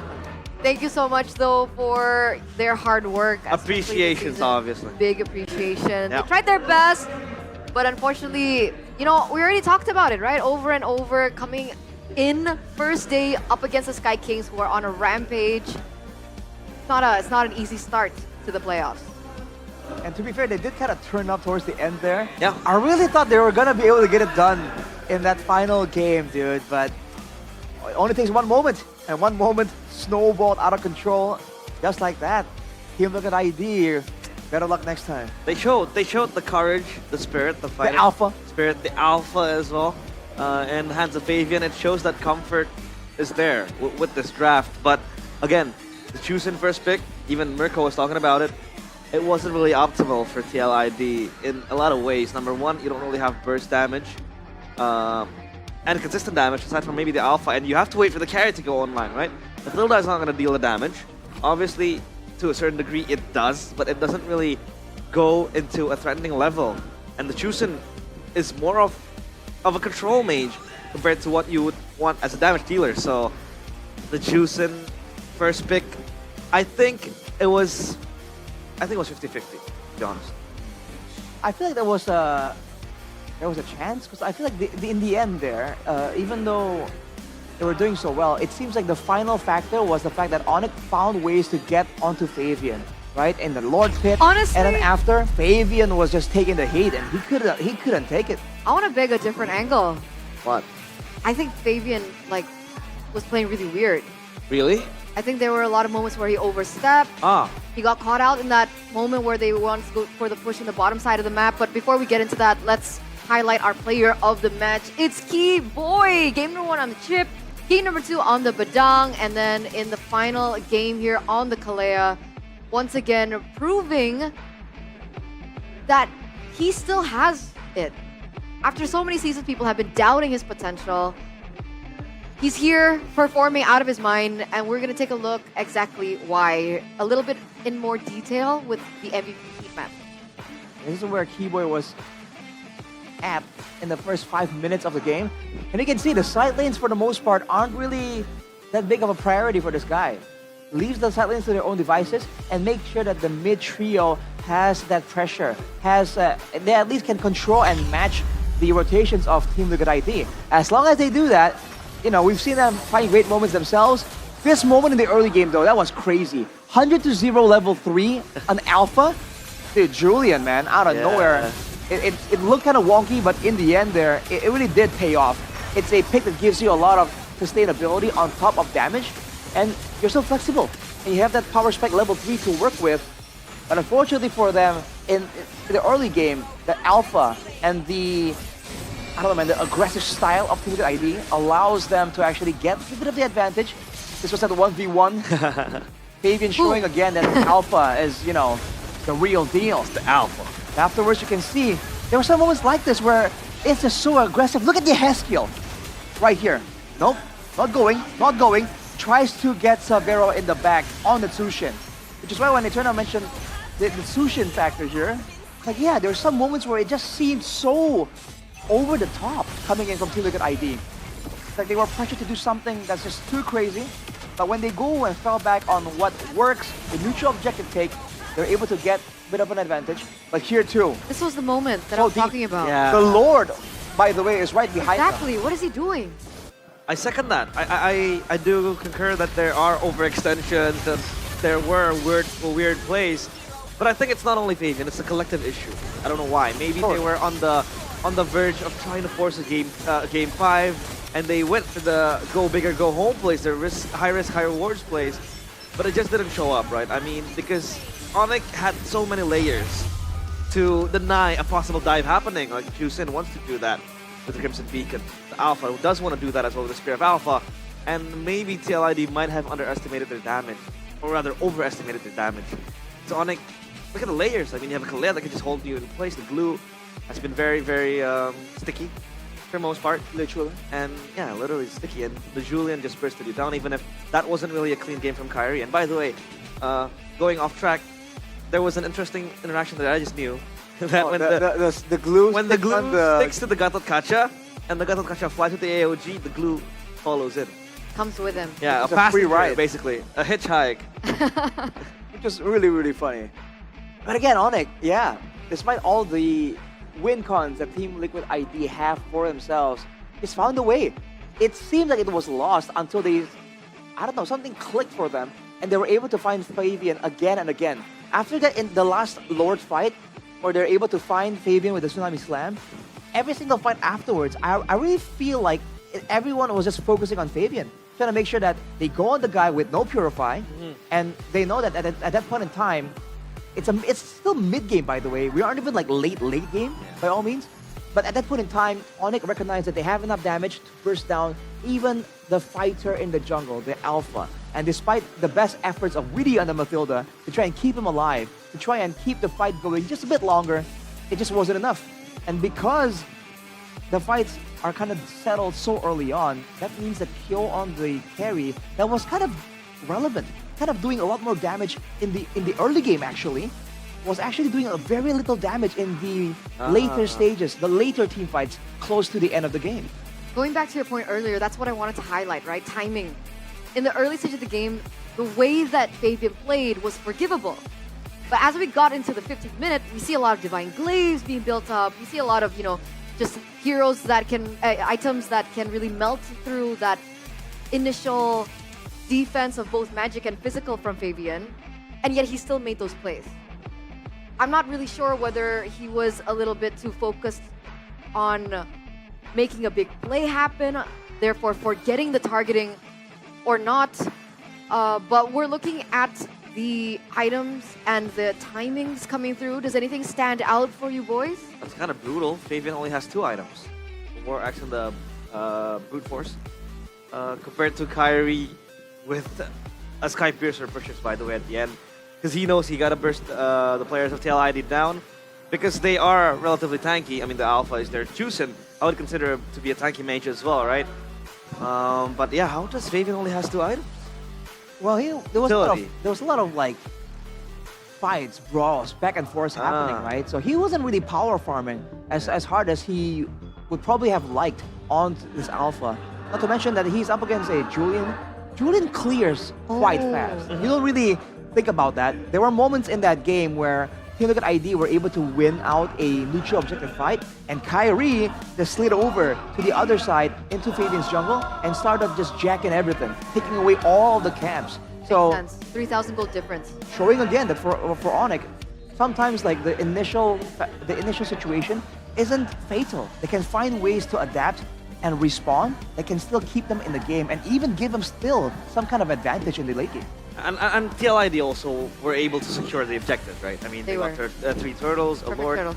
Yeah, a perfect turtle. So that is a courtesy of Fabian, by the way, who sacrificed that farming speed and you know, the gold that he had to just play collectively for the team. And we talked about it. Fabian is the guy who wants to look for kills when he's behind.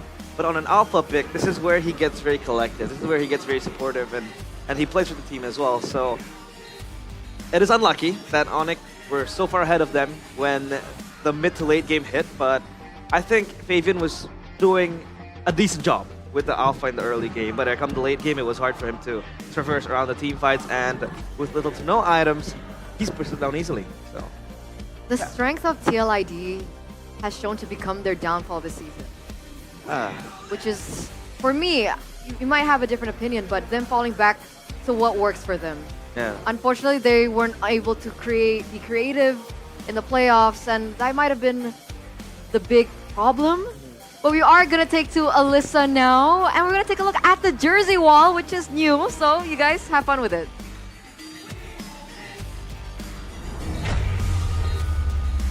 Oh lala, di sini ada yang spesial pastinya karena kita melihat kemenangan dari tim Onyx Velodrome. Spesial untuk kalian gak sih? Alhamdulillah. Tapi spesial nggak? Kalian kan pernah juara di sini.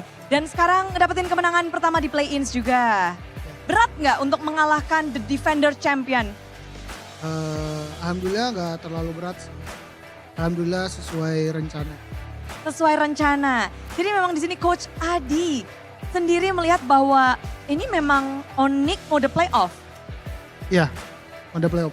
Mode serem banget atau gimana sih? Marah besar. Marah besar. Oke, yang lebih menarik adalah katanya udah siap untuk playoff, mode playoff juga. Apakah persiapan kalian lebih ke arah dari segi draftnya? Overall sih semuanya draft, out game, in game, K-game, Taman W. Banyak.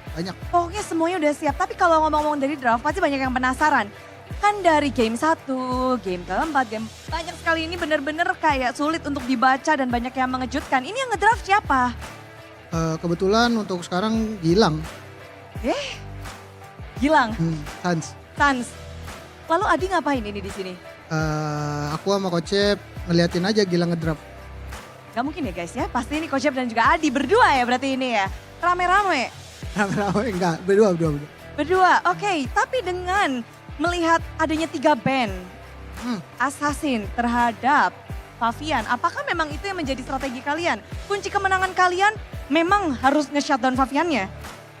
Enggak sih, itu adalah hasil dari apa yang kita lihat dia nge-ban apa ya. Kita menyesuaikan aja gitu. Kalau dia nggak mau tukar assassin ya udah ayo gitu. Kita mau kasih tahu aja kalau hero Kyrie itu banyak banget. Dan banyak banget, ini memang spesial untuk Kyrie, bukan untuk khusus ngelawan tim Liquid ID dengan hero-hero ini gitu? Enggak. Semuanya bisa? Iya. Tapi kalau ngelihat hari ini 3-1 kemenangan yang beberapa tim bahkan benar-benar one-sided. Kalian cuma ngasih poin kill 4 dan segala macam. Dari segi coaching staff, kalian ngerasa nggak ini belum maksimalnya tim Liquid ID atau memang ini Onyx yang overpower? Kita nggak tahu sih Liquid kenapa, tapi yang pasti mereka harusnya jauh lebih jago sih karena kan mereka juga perwakilan Indonesia di SEA Games dan di SF nanti kan. Ya mungkin mereka lagi menyimpan strategi atau apa, kita nggak tahu sih. Jadi kayak kita fokus sama tim kita sendiri aja. Fokus dan sesuai dengan semua hal yang kalian persiapkan ya. Betul. Jadi cukup puas 3-1? Alhamdulillah. Kalian menutup. Berarti kesempatan untuk tim Liquid ID untuk kembali ngedapetin kemenangan dan ada yang spesial di season ini. Tim pemenang dari coaching staff bisa mematikan lampu dari tim yang mereka kalahkan. Official menutup perjalanan mereka dan ini adalah simbol bahwa kalian mengalahkan, menutup dan menundukkan tim lawan kalian. Yuk Oke. kita langsung aja ke sini. ke sisi tim Liquid ID. Oh, salah, belum. salah. Itu Besok, belum, itu belum, besok, itu besok. belum. Tolong Besok. dengan sepatah dua patah kata terakhir untuk tim Liquid ID. Untuk Liquid ID jangan lupa fokus ISF dan SEA Games, oke? Dan berakhirlah perjalanan tim Liquid ID di MPL Indonesia Season 15 dan juga khususnya untuk MSC berarti tidak akan bisa mengikuti dan kita juga melihat nextnya ada di sebelah. Yakin gak nih untuk besok? Tapi belum kan ada lower bracket ya. Satu kata untuk match hari ini. Good game well played, good game Liquid. Good game well played dan thank you banget Coach Adi udah bersama Bude di sini dan kita bakal langsung balikin aja. Satu lampu telah mati. Namun selanjutnya di match kedua akan ada satu tim lagi yang harus tertutup perjalanannya. Siapakah ya? Jadi kita bakal langsung tanya-tanya dulu nih tentang match tadi bersama para panelis. So monggo panelis. Udah.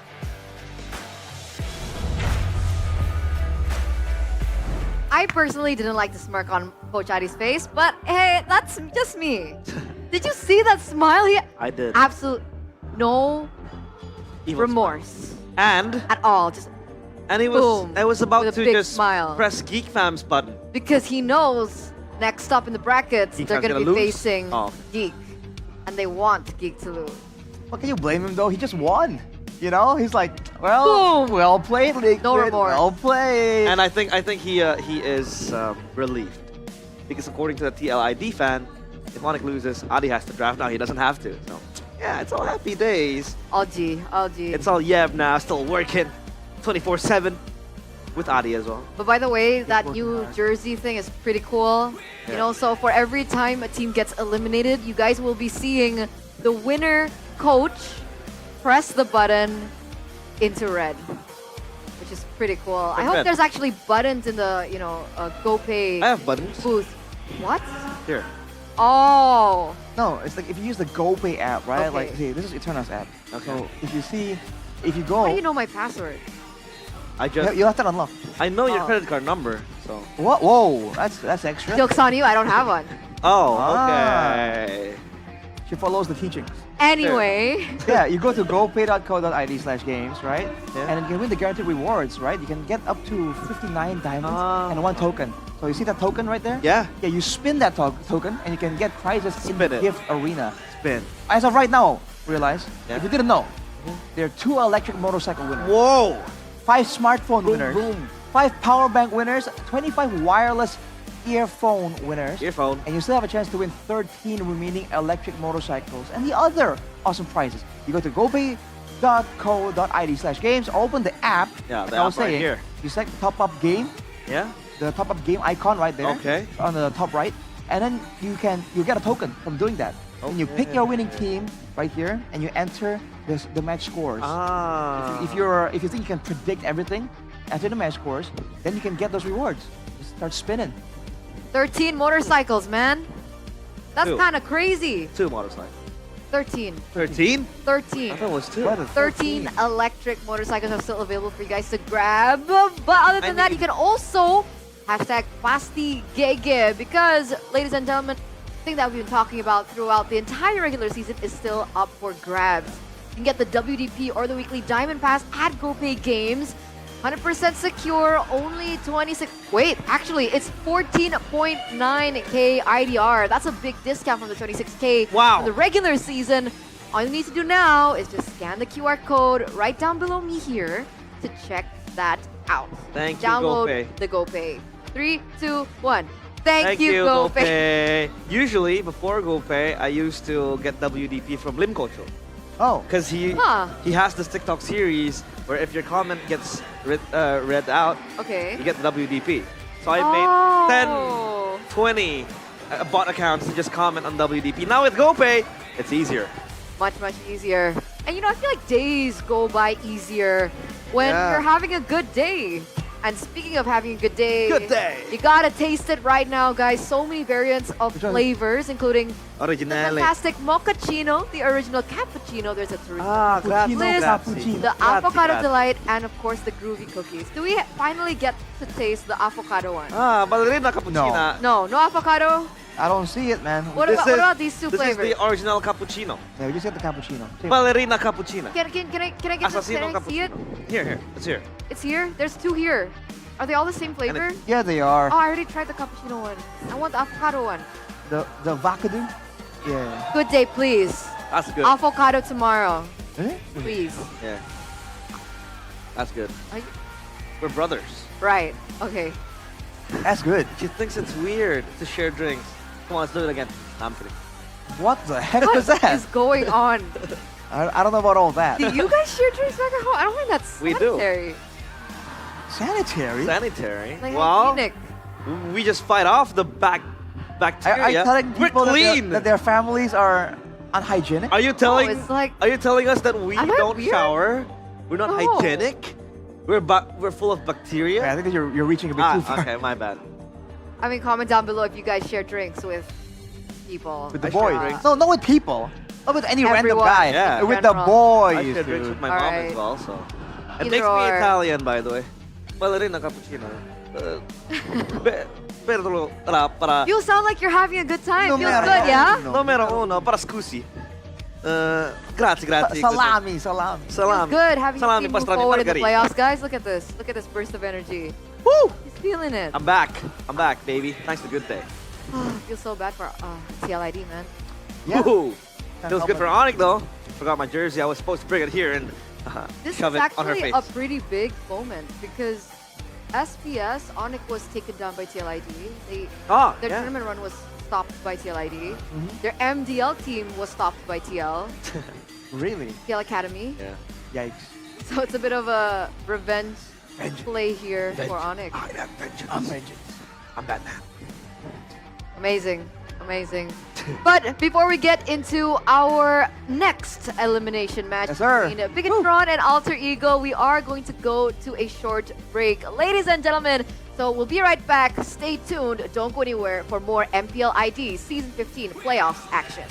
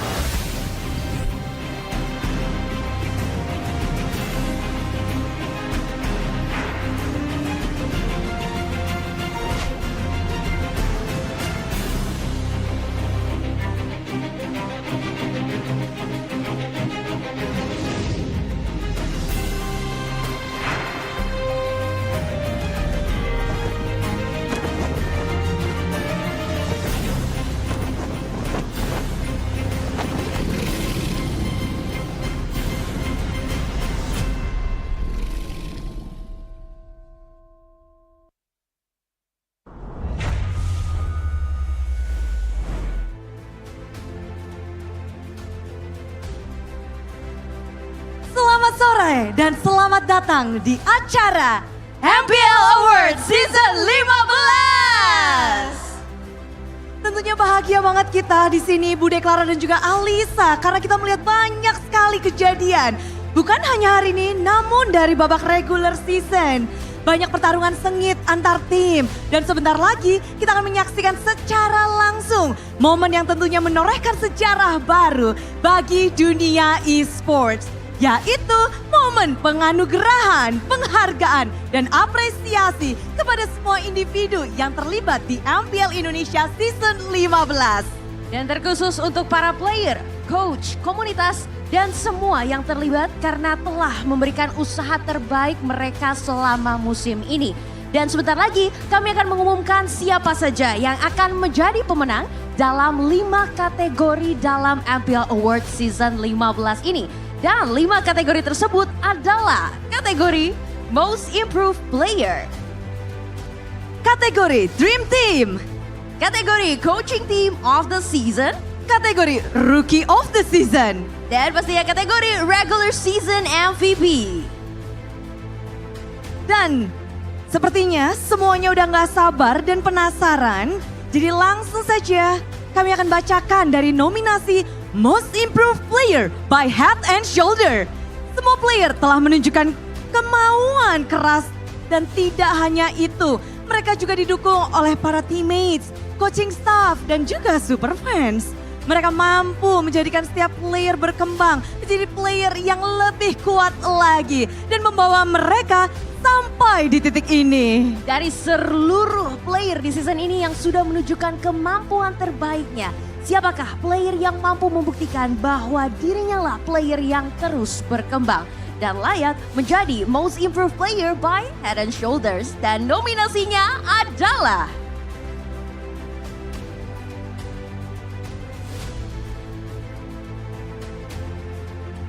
EVOS Albert, Geek Aboy,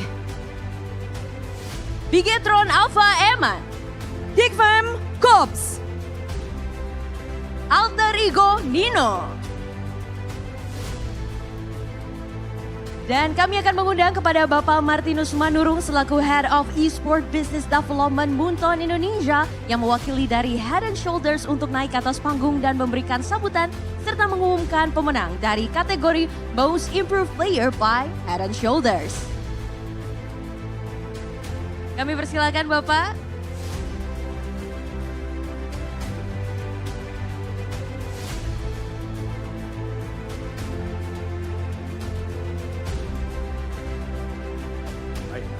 Terima kasih. Dan pemenang untuk kategori Most Improved Player by Head and Shoulders adalah Nino dari Alter Ego. Selamat. Congratulations Nino. Season demi season dia lalui dan kali ini di season 15 dia menorehkan hal yang begitu baik. Terlihat dari pergantian role-nya tidak membuat ia jadi jatuh, namun malah dia menjadi semakin tinggi dan semakin membaik. Dan selamat untuk Nino dari tim Alter Ego, Most Improved Player by Head and Shoulder. Kenang-kenangan sudah didapatkan, mendapatkan penghargaan langsung dari MPL Indonesia. Congratulations dan terima kasih kepada Bapak Martinus Manurung selaku Head of Esport Business Development Munton Indonesia yang mewakili dari Head and Shoulders. Kami persilakan untuk bisa turun dan duduk kembali. Dan kepada Nino dari Alter Ego kami persilakan untuk memberikan speech. Tes. Assalamualaikum warahmatullahi wabarakatuh. Selamat sore semuanya. Pertama cuman mau ngucapin makasih sih sama coaching staff Alter Ego, teman-teman semuanya, keluarga yang udah dukung. Tanpa kalian mungkin Nino bukan siapa-siapa ya. Cuman itu aja sih guys, makasih ya guys. Selamat sekali lagi untuk Nino. Dan sebagai Most Improved Player tentu tidak mudah. Dia membuktikan dirinya di season ini. Dan tentu saja Most Improved Player sudah kita dapatkan. Selanjutnya kita akan melihat siapa yang akan menjadi pemenang di kategori Coaching Team of the Season by Telkomsel. Pastinya perjuangan setiap tim tidak hanya lahir dari mereka yang bertarung di medan laga. Di balik setiap kemenangan, ada strategi yang diracik dengan cermat dan dorongan motivasi dari para coaching staff baik in-game maupun out-game. Di MPL Indonesia Season 15, banyak coach yang mampu mengeluarkan potensi terbaik dari setiap playernya. Dan siapakah coaching team yang berhasil menunjukkan strategi dan tentu saja memberikan yang terbaik pula. Dan nominasi Coaching Team of the Season by Telkomsel adalah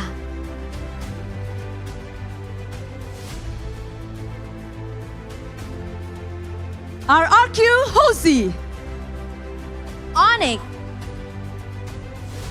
Geek Fam, Bigetron Esport. Kami akan mengundang kepada Bapak Benny Hamdani selaku General Manager Loyalty and Digital Brand Communication dari Telkomsel untuk naik ke atas panggung dan memberikan sambutan serta mengumumkan pemenang dari kategori Coaching Team of the Season by Telkomsel. Kami persilakan Bapak.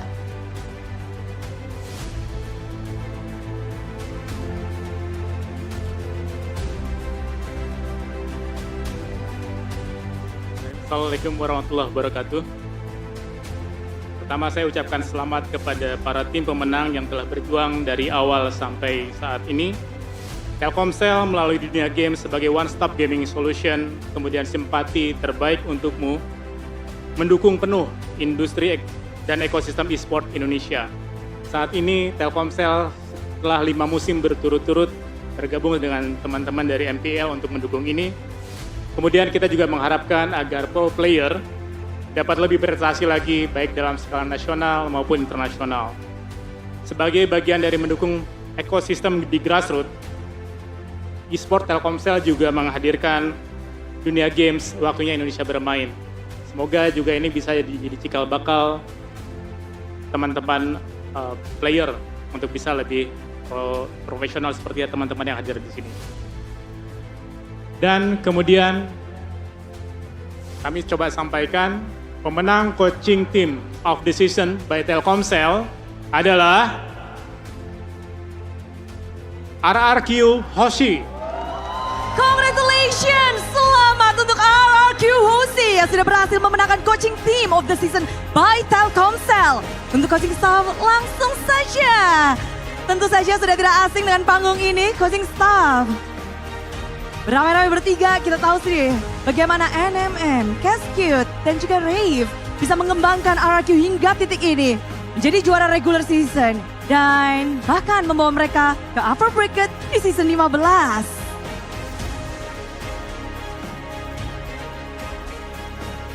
Ya, dan berikut pemenang kita dari Coaching Team of the Season by Telkomsel, RRQ Hoshi.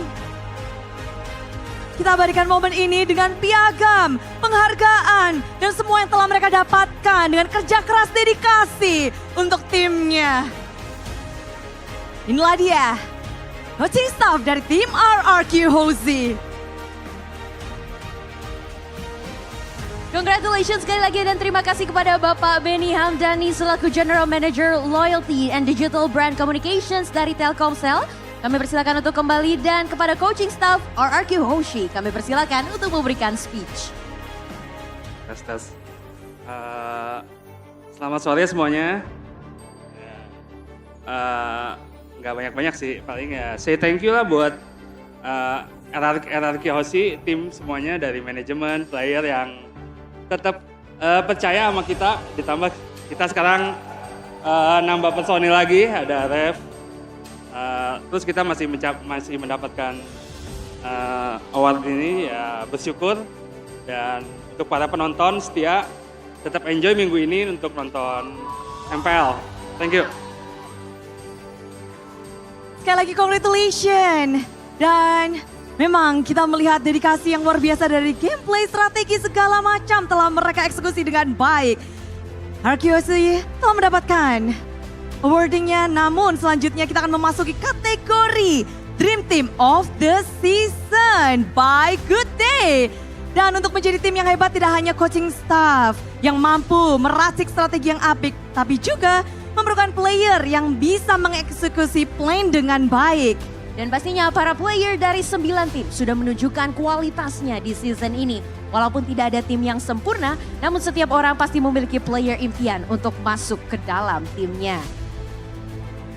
Dan pastinya MPL Indonesia ingin mewujudkan seluruh keinginan para superfans. Dan kita akan melihat Bude seperti apa sebenarnya line up Dream Team dari komunitas MPL Indonesia yang dirasa akan menjadi tim sempurna di MPL Indonesia. Ya pastinya menarik karena untuk Dream Team of the Season akan terbagi menjadi 5 kategori.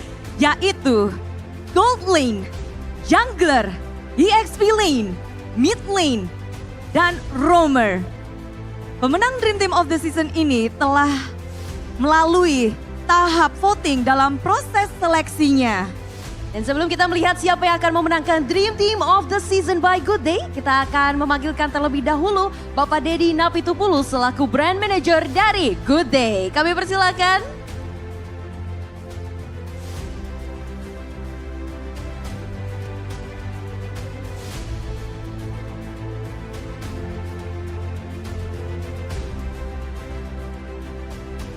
Good day everyone.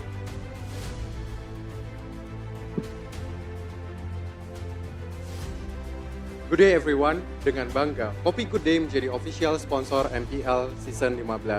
Karena kami percaya in the power of positive energy and the spirit of never giving up. We know what it takes to have a good game and push rank at the same time. Karena Kopi Good Day selalu hadir menemani setiap aksi serumu. To all Mobile Legends players out there, keep believing, keep chasing your dreams, and always remember to start a good game with sebotol Good Day. Karena Good Day perlu banyak rasa. Terima kasih.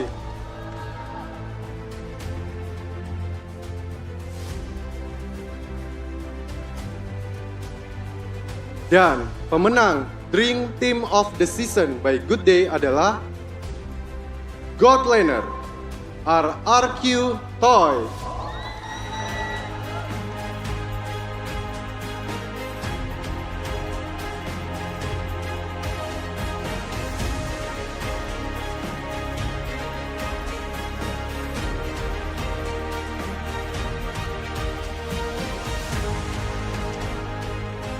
Jungler RRQ Sud Sujin.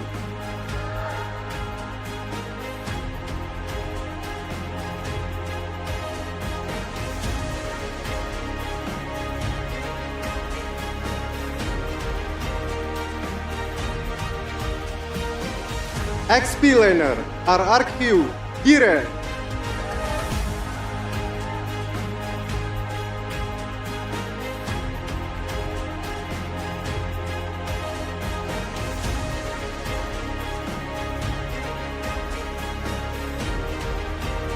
Mid Laner RRQ Rings.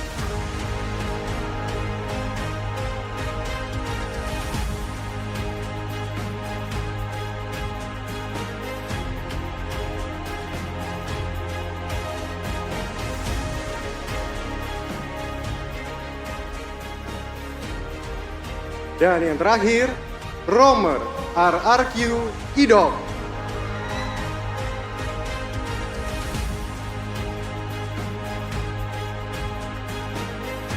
Selamat kami ucapkan untuk para player yang berhasil memenangkan Dream Team of the Season.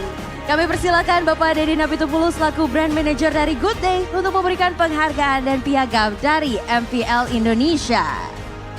Idok telah mendapatkan piagamnya dan kita tahu bahwa menjadi roamer butuh dedikasi yang luar biasa membaca permainan. Selanjutnya pun kita bisa melihat bahwa Idok bisa dibilang dia berhasil untuk memecahkan histori menjadi roamer yang masuk ke dalam MPL leaderboard. Lalu ada Rins, ada Dairen, wow sudah sampai Susujin. Langsung ngebut di sini semua dari RRQ merupakan Dream Team. Bagaimana tidak? Mereka adalah juara dari regular season. Betul sekali Bude, kehebatan dari RRQ Hoshi ini pastinya tidak terlepas dari peran Gold Laner, Jungler, EXP Laner, Mid Laner dan juga Roamer. Kita dari timnya yang selalu konsisten memberikan yang terbaik dalam setiap matchnya. Kita akan berikan momen ini, di mana momen Dream Team by Good Day. Di mana RQ berhasil menyabet keluar dari setiap lane-nya. Menjadikan mereka benar-benar bisa dibilang mendapatkan mendapatkan perhatian dari seluruh super fans di Indonesia. Terima kasih kepada Bapak Dedi Natpitupulu selaku brand manager dari Good Day. Kami persilakan untuk turun dan duduk kembali. Terima kasih Bapak Dedi. Dan kepada para pemenang kami persilahkan untuk tim RRQ untuk speech satu persatu dari, ayo siapa nih? Kita RRQ Toy dulu gak sih? Let's go, Gold Laner!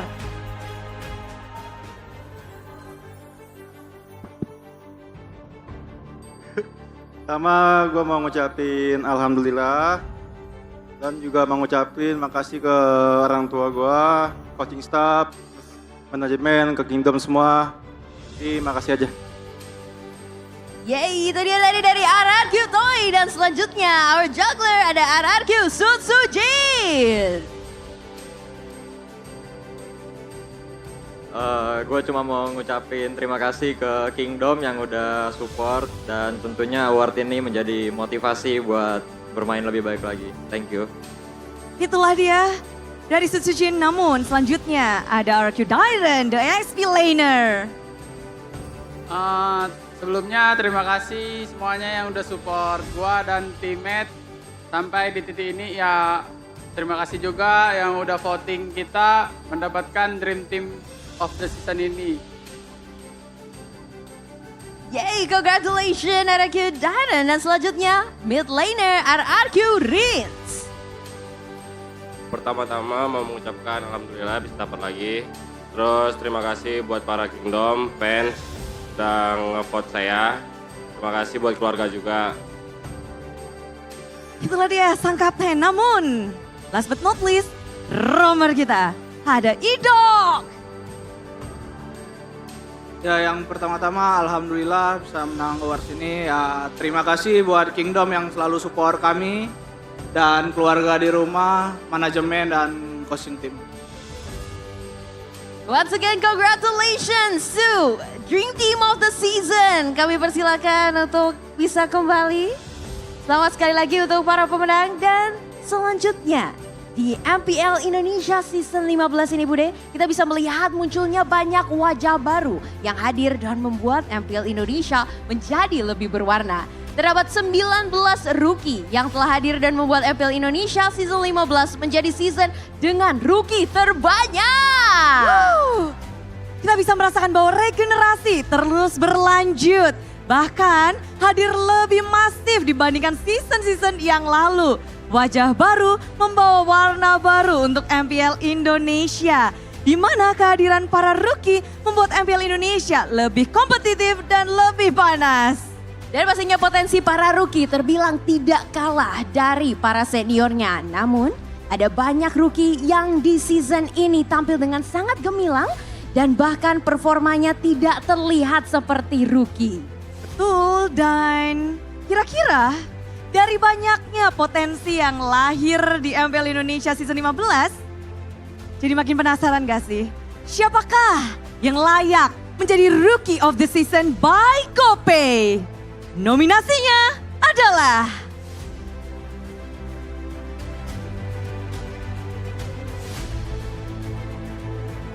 Geek Make It, Onyx Savero, RRQ Toy,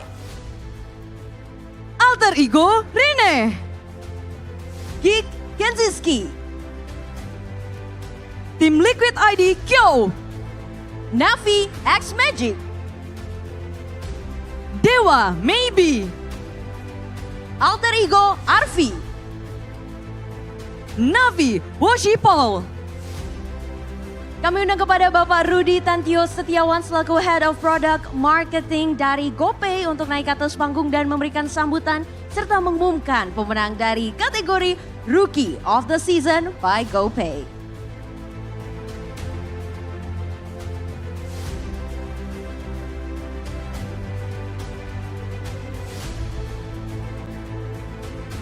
Ya, selamat sore semuanya. Terima kasih Budi dan Alicia. Terima kasih juga buat Muntun. Tidak terasa sudah 3 season, 3 musim GoPay menemani teman-teman di sini semua dan mempersembahkan penghargaan bagi talenta muda Indonesia yang berbakat, yang berhasil membuktikan diri mereka di panggung e-sport Indonesia. Ya, saya rasa kita semua setuju, season 15 ini masih mengusung tema yang sama seperti musim lalu. Ya, temanya tentang regenerasi, tentang para rookie yang muda dan berani. Tanpa mengurangi rasa hormat saya kepada para pemain yang senior, tapi kita melihat bahwa musim ini benar-benar para rookie menjadi andalan di tim mereka masing-masing. Ya. GoPay sebagai salah satu official e-wallet yang mensponsori MDL, MPL, dan M-Series selama 2 tahun berturut-turut, saya khususnya mendapat privilege bahwa saya bisa melihat perkembangan dari pemain masing-masing. Ya, yang membuat saya sangat bangga. Rookie of the Season MDL Season 9 dan Rookie of the Season MDL Season 10 berada di dalam nominasi Rookie of the Season MPL Season 15 ini. Jadi 2 dari antara mereka itu berhasil naik level dan main di MPL Season 15 kali ini. Dan gak cuma mereka naik level, tapi mereka membuktikan diri mereka benar-benar bisa diandalkan dan tidak tergantikan, bahkan membawa tim mereka berlaga di upper bracket playoff kali ini. Naik level, bisa diandalkan dan tidak tergantikan. Sama seperti GoPay yang terus hadir menemani para player MLBB untuk terus boleh naik level dengan GoPay Games, gopay.co.id/games, tempat web top up di mana teman-teman bisa menjadi wadah untuk terus berkembang dan naik level dengan top up yang konsisten dengan harga murah. Kami ingin pengalaman bermain menjadi hashtag pasti GG. Kemudian GoPay juga hadir dengan aplikasi baru untuk terus bisa diandalkan dan tidak tergantikan sebagai kegiatan sehari-hari untuk mengisi pulsa, membeli paket data, membayar tagihan listrik, membayar tagihan internet. Juga kami hadir dengan fitur-fitur finansial, tabungan, transfer, dan kami terus berkomitmen untuk menginovasi sehingga GoPay terus menjadi andalan bagi teman-teman gamers. Akhir kata, untuk semua pemain Mobile Legends, dimanapun semua berada, juga untuk para nominasi Rookie of the Season MPL ID Season 15, terus berprestasi, terus semangat, berikan yang terbaik, dan bisa mengharumkan nama Indonesia. Maju terus e-sport Indonesia. Dan saya akan membacakan yang menjadi Rookie of the Season MPL ID Season 15 by GoPay adalah Make It dari Geek Fam. Congratulations Make It! The Smiling Jungler telah berhasil mendapatkan Rookie of the Season by GoPay. Sejak debutnya hingga regular season berakhir, namanya tak pernah hilang dari perbincangan super fans, dari perbincangan para talent.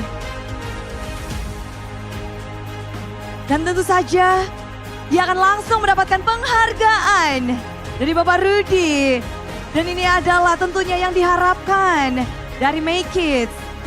Sebagai rookie mendapat apresiasi dan dari GoPay. Congratulations dan terima kasih kepada Bapak Rudy Tantio Setiawan selaku Head of Product Marketing GoPay. Kami persilakan untuk Make It dari Geek Fam untuk memberikan speech. Ya pertama-tama alhamdulillah aja. Nggak expect sih bisa dapat rookie. Ya makasih buat coaching staff, orang tua sama tim gua nge-support gua terus. Makasih. Terima kasih The Smiling Jungler. The Jungler gemoy, banyak sekali nama yang dia dapatkan. Namun sang Rookie of the Season dari tim Geek Fam memang masuknya tuh membawa sejarah baru. Geek Fam masuk upper bracket juga bisa dibilang berkat dirinya. Dan banyak sekali tentunya kita melihat performa Make It yang membuat kita wow. Betul sekali, membuat kita terkejut dan layak sekali pastinya untuk memenangkan Rookie of the Season by GoPay.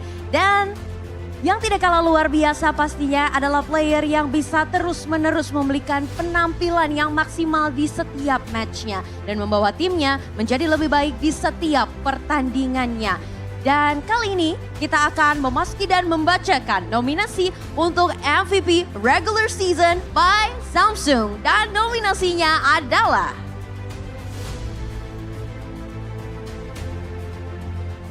Onik Kairi,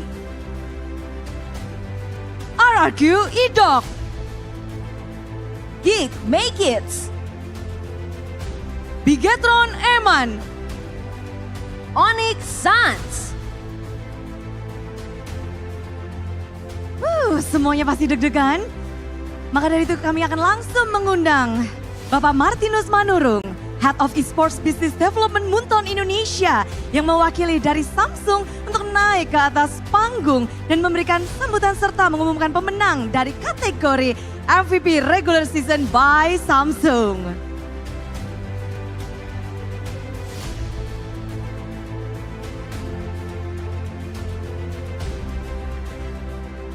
Baik, dan pemenang kategori Regular Season MVP by Samsung Galaxy adalah selamat kepada Idok dari tim RRQ Roshi. Selamat untuk Idok dari tim RRQ yang sudah berhasil memenangkan MVP Regular Season by Samsung. Ia merupakan satu-satunya roamer yang masuk ke MVP Leaderboard dan nominasi MVP Regular Season dengan 3 kali Player of the Week. Idok membuktikan bahwa roamer ternyata juga bisa menjadi carry untuk timnya. Back to back nih Idok, tadi baru naik sekarang naik lagi. Memang Idok menorehkan sejarah baru bagi roamer Indonesia. Dan kita melihat banyak sekali yang didapatkan dengan kerja keras yang ia berikan. Banyak sekali. Dan inilah dia MVP regular season. Seorang roam yang masuk ke dalam leaderboard dan berhasil memenangkan. Terima kasih kepada Bapak Martinus Manurung sudah memberikan penghargaan dan inilah dia Idok. Dipersilahkan untuk sepatah dua patah nyanyi juga boleh Dok. Ya yang pertama-tama gue nggak nyangka lah bisa dapat MVP regular season. Ya piala ini membuktikan buat para roamer ya bisa bersaing dengan role yang lain. Dan gue juga makasih buat teammates gue yang selalu mendukung gue, coaching staff, manajemen yang mempercayai gue, dan keluarga di rumah. Thank you. Congratulations sekali lagi untuk RRQ Idok. Wow, luar biasa sekali prestasi yang ditorehkan ya Bude. Iya, gak kerasa ya. Udah banyak kategori kita bacakan, sudah ada 5 para pemenang pun juga sudah kita dapatkan. Banyak sekali mungkin yang benar-benar menikmati bahwa apresiasi diberikan. Dan kita langsung aja mengucapkan terima kasih sebesar-besarnya kepada semua yang telah bergabung bersama kami di sini dari awal hingga akhir, baik yang ada di Jakarta International Velodrome maupun yang ada di rumah menonton secara online. Dan tidak lupa juga pastinya kami ingin mengucapkan terima kasih kepada seluruh player, pelatih, manajer tim, content creator, komunitas, sponsor, dan pastinya penggemar dan para super fans yang telah membuat MPL Indonesia Season 15 menjadi yang terbaik hingga saat ini. Kalian adalah tulang punggung komunitas MPL Indonesia. Benar sekali. Dan memang kita melihat semuanya bersatu untuk hari ini. Tak lupa kita ingin mengucapkan congratulations. Selamat untuk para pemenang. Semoga penghargaan ini memacu semangat kalian untuk terus berjuang, berkembang, dan menjadikan dunia esports Indonesia semakin besar dan kuat. Dan tidak terasa selesai sudah dibacakannya 5 nominasi MPL Award Season 15. Dan sekarang waktunya untuk Aliza bersama Bude pamit undur diri. Namun jangan kemana-mana karena sesaat lagi kita akan menyaksikan match yang seru antara Bigetron yang akan berhadapan dengan Alter Ego. Tentu saja ini yang dinantikan pula bagaimana kelanjutan dari hari yang pertama babak playoff. Jadi sampai jumpa dan selamat menyaksikan MPL Indonesia Season 15 Playoff. We own this!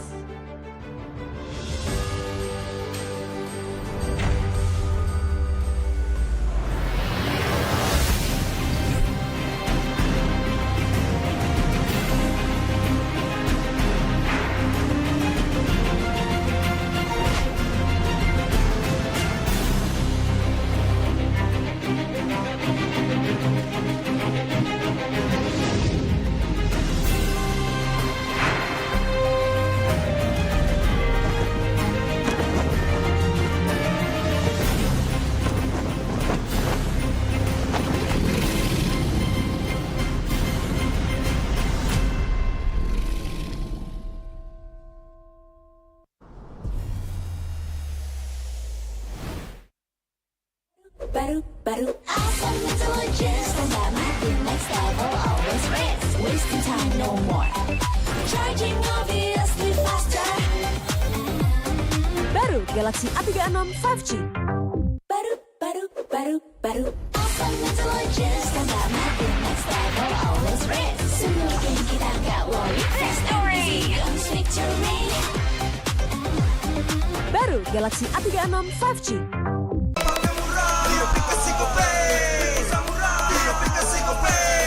Walau yang lain terus berubah, GoPay konsisten, kasih yang pasti murah. Bayar tagihan murah di aplikasi GoPay.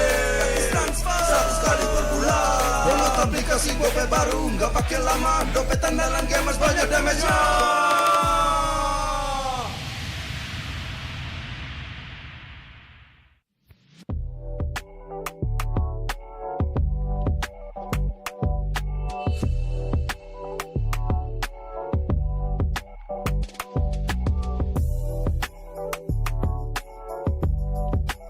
Rasa baru makin seru. Pertama di Indonesia. Kopi susu rasa cookies. Always ready, warnai harimu. Good day Groovy Cookies. Nikmati sensasi asyik kopi cookiesnya. Tak ada hari tanpa mabar. Main ngelek, kerap buatku tak sabar. Gimana mau main sampai kelar? Ini waktunya ku bersinar. Okay, let's do it. Games main sandalanku bikin mainku semakin hebat. Tim stabil main makin mulus, rankku fix naik terus. Tukar DG rings, diamond dan voucher game kau dapat. Cuma Games Max, makin no debat. Games Max Booster, kini dapat DG Rings. Beli paketnya dan aktifkan boosternya di aplikasi Dunia Games.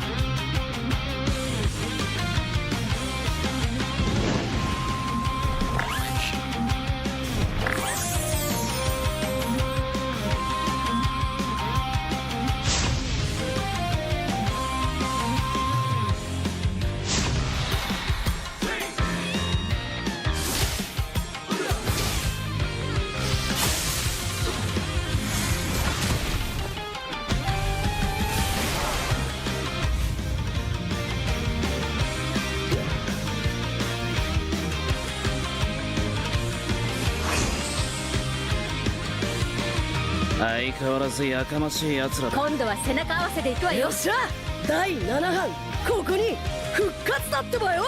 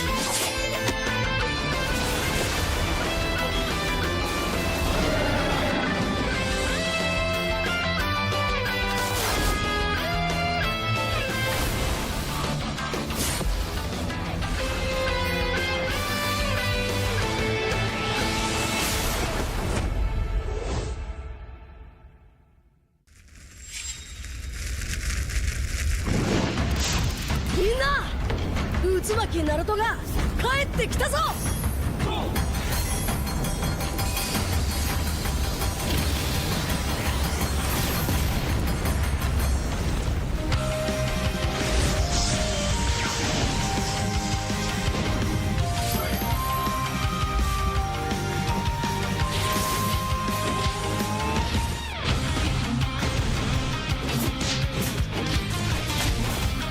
クラマ力を貸してくれ。よ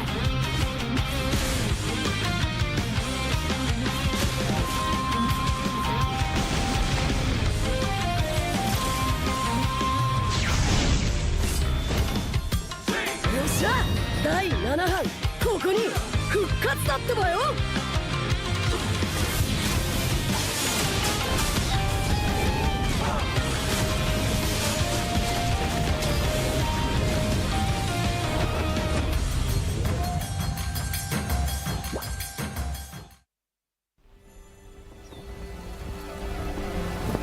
In time immemorial, the endless war destroyed the balance between yin and yang, plunging the Cadia Riverlands into chaos. As catastrophe loomed, a woman of destiny stepped forward, casting aside divinity for the plight of mortals.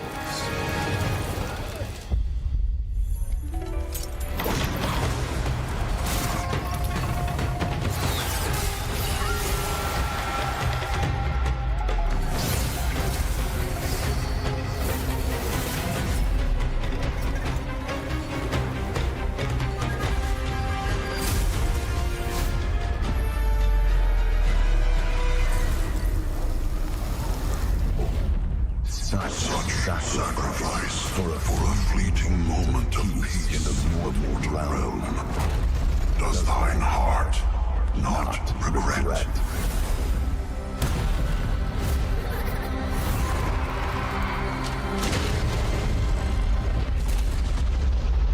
To protect the realm. What is there to regret?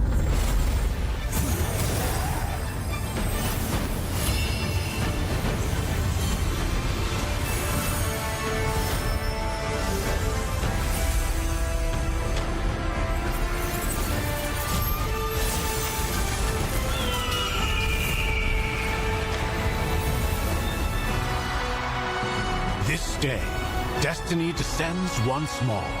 Zutian the Ordained, of untold merit and unbound benevolence, preserver of peace and prosperity, unfaded by time.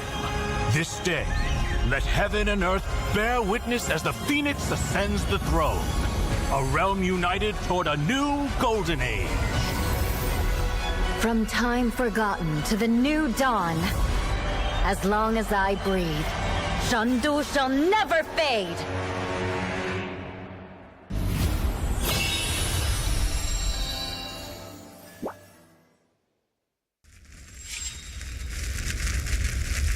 Mise te yaru yo.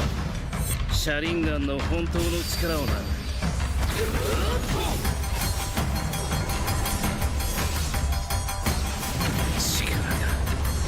力が湧いてくる。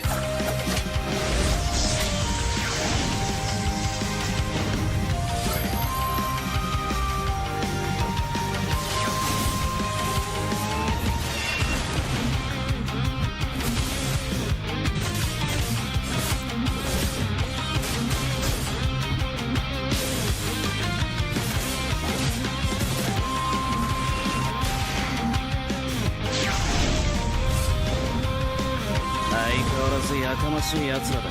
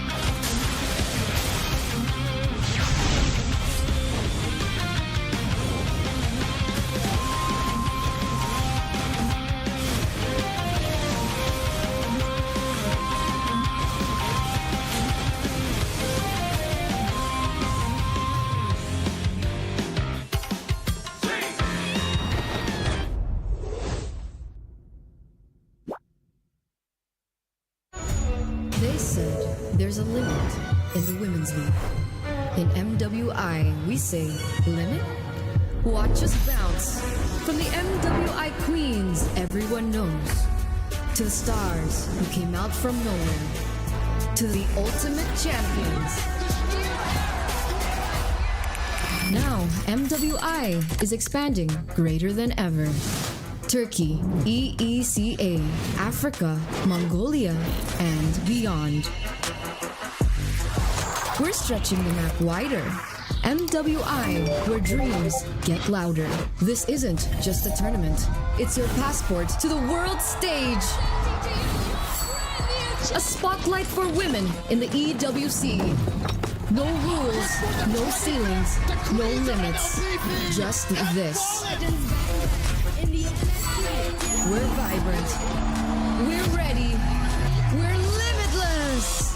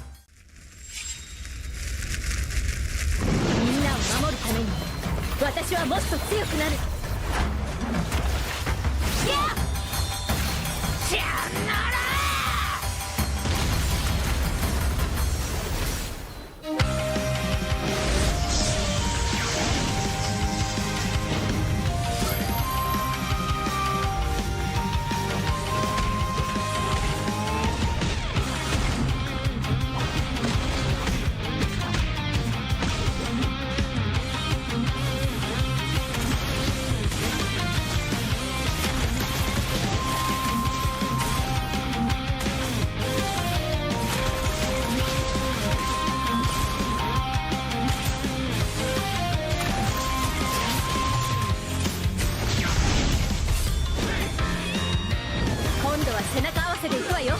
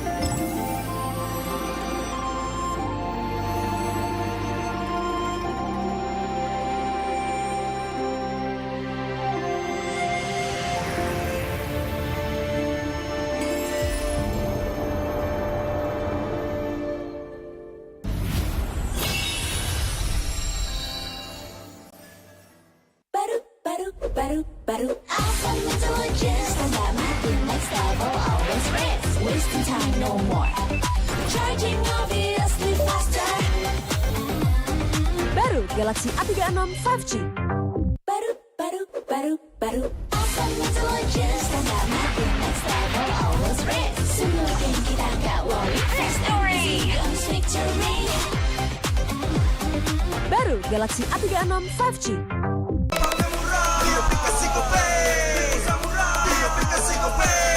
Walau yang lain terus berubah, Gope konsisten, kasihnya pasti murah.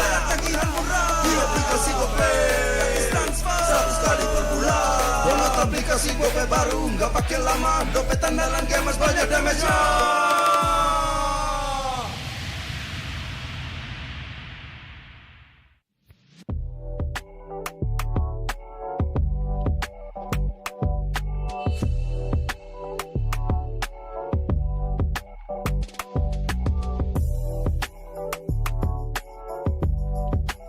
Rasa baru makin seru. Pertama di Indonesia. Kopi susu rasa cookies. Always ready, warnai harimu. Good day groovy cookies. Nikmati sensasi asyik kopi cookiesnya. Tak ada hari tanpa mabar. Main ngelek, kerap buat ku tak sabar. Gimana mau main sampai kelar? Ini waktunya ku bersinar. Okay, let's do it. Game smash andalanku bikin mainku semakin hebat. Tim stabil main makin mulus, rankku fix naik terus. Tukar DG rings, diamond dan voucher game kau dapat. Cuma Game Max, makin no debat. Games Max Booster, kini dapat DG Rings. Beli paketnya dan aktifkan boosternya di aplikasi Dunia Games.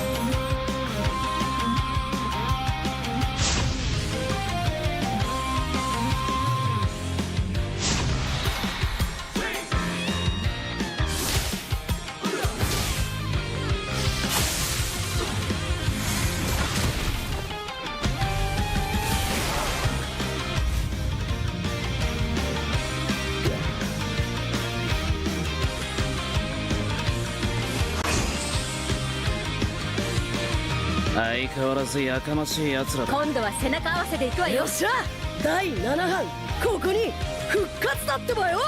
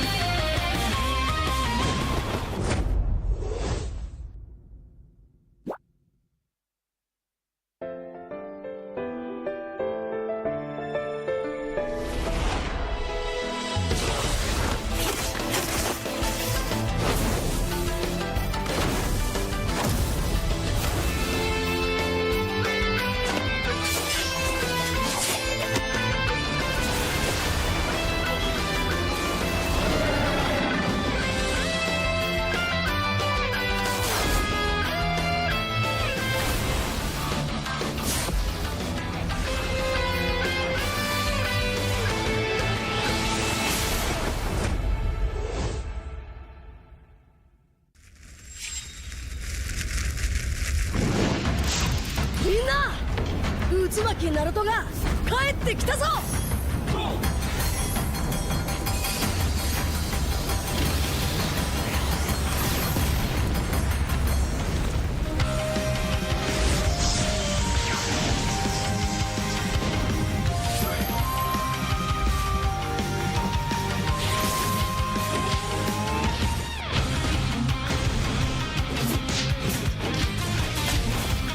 クラマ力を貸してくれ。よ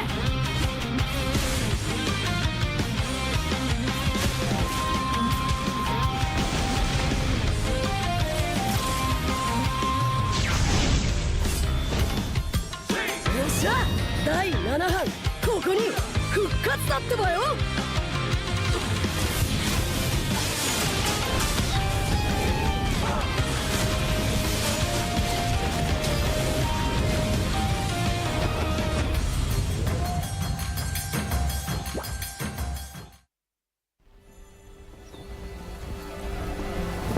In time immemorial, the endless war destroyed the balance between yin and yang, plunging the Cadia Riverlands into chaos.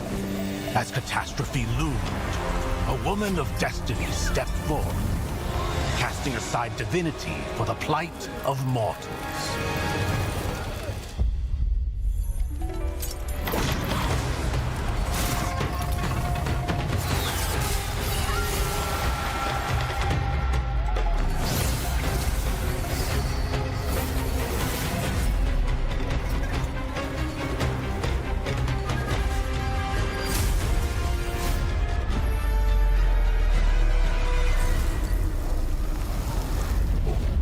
Such sacrifice for a fleeting moment of peace in the mortal realm. Does thine heart not regret?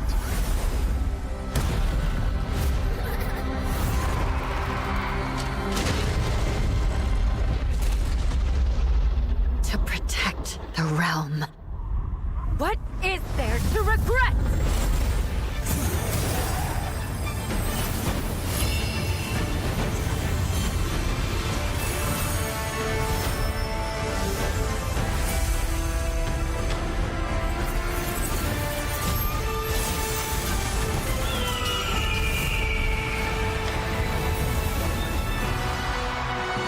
This day, destiny descends once more. Zujian the Ordained, of untold merit and unbound benevolence, preserver of peace and prosperity, unfaded by time. This day, let heaven and earth bear witness as the phoenix ascends the throne. A realm united toward a new golden age. From time forgotten to the new dawn, as long as I breathe, Shandu shall never fade.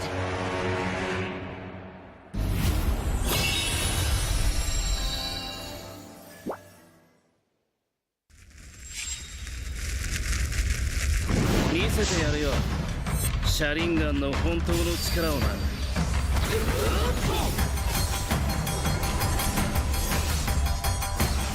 力が湧いてくる。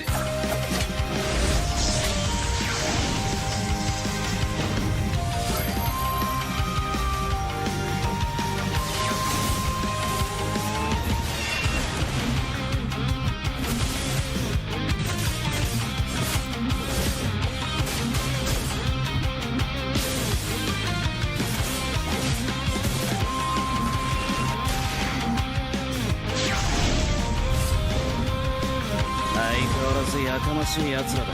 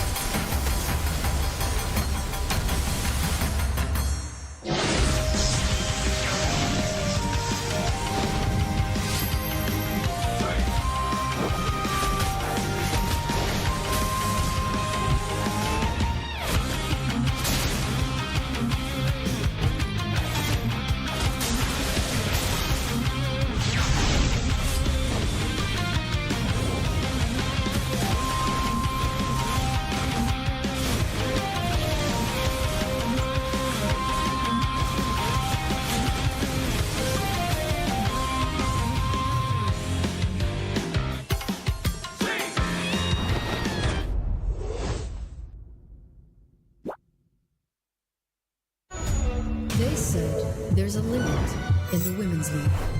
In MWI, we say limit? Watch us bounce.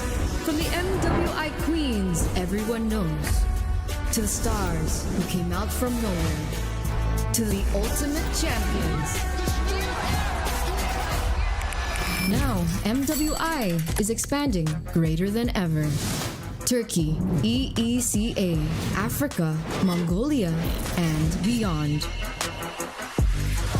We're stretching the map wider. MWI, where dreams get louder.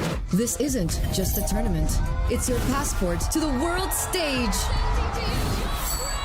A spotlight for women in the EWC. No rules, no ceilings, no limits.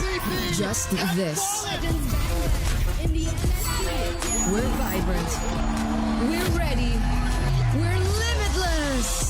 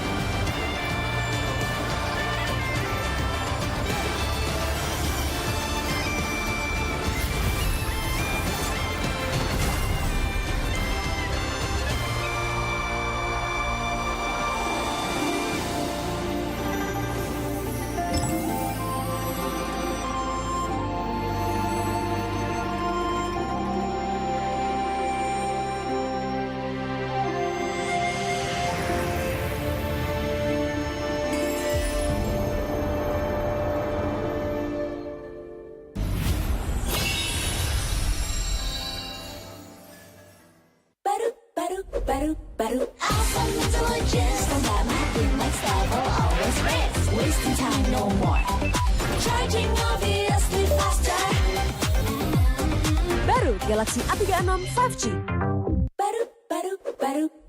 Awesome intelligence, combat mapping next level, always risk. Simulating kita nggak worry. Victory! Guns victory. Baru Galaxy A36 5G.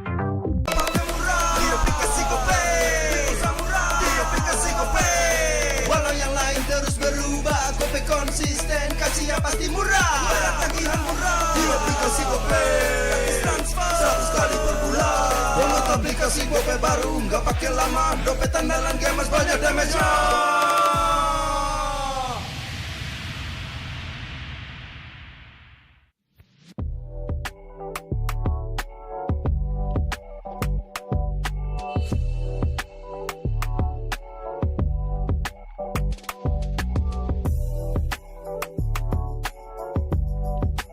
Rasa baru makin seru. Pertama di Indonesia. Kopi susu rasa cookies. Always ready, warnai harimu. Good day Groovy Cookies.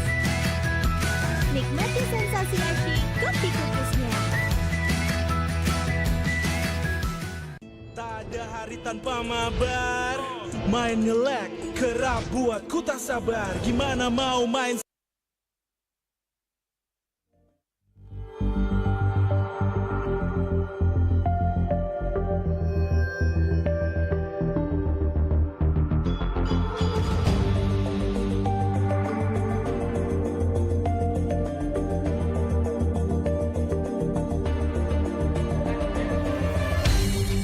aku kan berdiri dan terus berlari, terus ke arah puncak tertinggi. Ku takkan berhenti, hanya sampai di sini. Kemenangan abadi menanti. You know we won't miss if we unite our focus. And if you haven't noticed,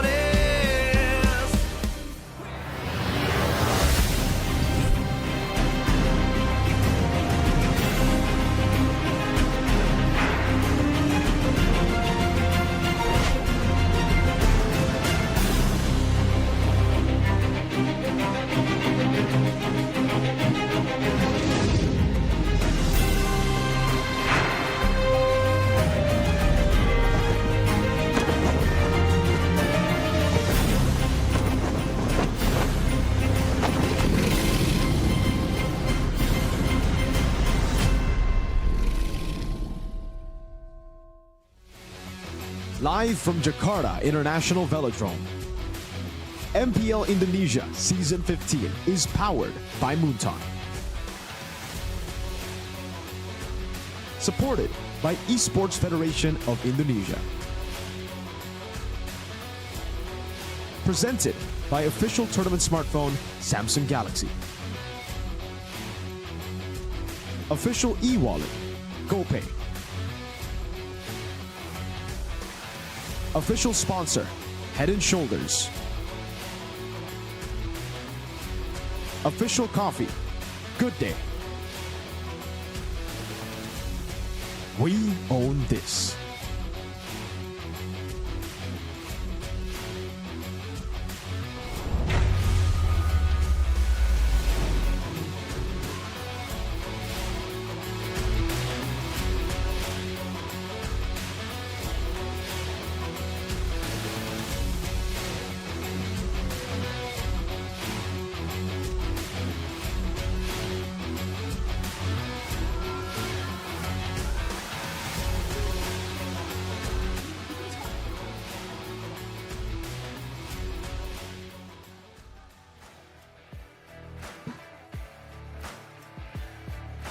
Jakarta International Velodrome, bersiaplah untuk berderum drum semua hal untuk menyambut match kedua antara Big Keton dan Alter Ego. Ini adalah pertarungan do or die. Kedua tim ini harus bisa memberikan yang Karena kesempatan hanya satu kali saja di babak play-in. Mereka memang finish di klasemen yang begitu tipis, posisi 4 dan 5. Namun dengan histori yang begitu memukau dan memikat, kita tidak bisa lupa bahwa kedua tim ini selalu baku hantam. Mereka selalu memberikan gameplay yang begitu apik dan menarik. Dan kalau kita bahas tentang babak playoff di musim lalu, bagaimana kita bisa melupakan bahwa Alter Ego harus go home dengan skor yang cukup telak di tangan tim di Gatron. Dan progres dari kedua tim kita bisa saksikan bahwa balas-membalas sudah terjadi di season 15. Leg pertama, Bigatron berhasil menumbangkan dengan 2-0. Namun di leg kedua, Alter Ego berhasil membalas dengan 2-0 pula. Dan pertempuran yang bisa kita bilang baku hantam tak akan usai, akan terus berlanjut di babak playoff. Namun hanya akan ada satu tim yang melaju ke babak selanjutnya. Dan satu tim lainnya harus berpuas diri. Dan ini adalah pertemuan mereka yang bisa dibilang di babak playoff sering sekali bertemu. Dan histori terus akan berlanjut. Seperti apa tim akan menulis dari histori mereka. Dan tentu saja kita juga penasaran seperti apa keramaian, keseruan dari Big Eight Troopers yang udah ramai di sini. Dan juga Alter Champs yang sudah mulai bersiap. Dan kita akan menyaksikan bahwa banyak sekali pertemuan yang kita nantikan. Dua tim bisa dibilang baku hantam terus menerus. Dan tentu saja acara hari begitu meriah babak playoff bisa mengumpulkan semua super fans dari seluruh penjuru Indonesia dan bahkan dunia. Dan tentunya tak lekang dari dukungan para sponsor dan partner. Karena MPL Indonesia season 15 babak playoff powered by Munton. Supported by PBSI, presented by official turnamen smartphone Samsung Galaxy. Official e-wallet GoPay, official sponsor Head and Shoulder, official coffee partner Good Day. Dan juga kita punya partner ini sports, ada Telkomsel, Dunia Games dan IndiHome. Bersama dengan advertiser Kacang Sukro dan juga Hawkband. Dan supplier kita ada RSV Helmet, UBS Gold, Kila Food, Royal Guard, Mercon Merah Putih, Imaginary, dan Jakarta International Velodrome. Dan mengingat bahwa playoff apapun bisa terjadi, semuanya akan benar-benar kita lihat siapa yang akan berdiri dan siapa yang akan tunduk. Di match pertama 3-1, usai begitu saja. Nasib tim akan benar-benar tergantung dari bagaimana mereka bisa beradaptasi di babak playoff ini. Semuanya berekspektasi, semuanya ingin menyaksikan pertarungan yang epic. Mari kita sambut bersama-sama Jakarta International Velodrome. Inilah dia pertemuan Bigatron dan Alter Ego.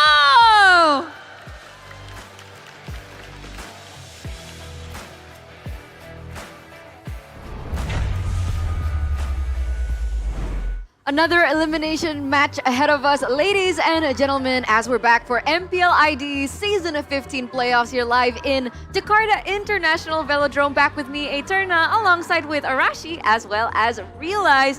And we're going straight into yet another bout of the Chaos Derby.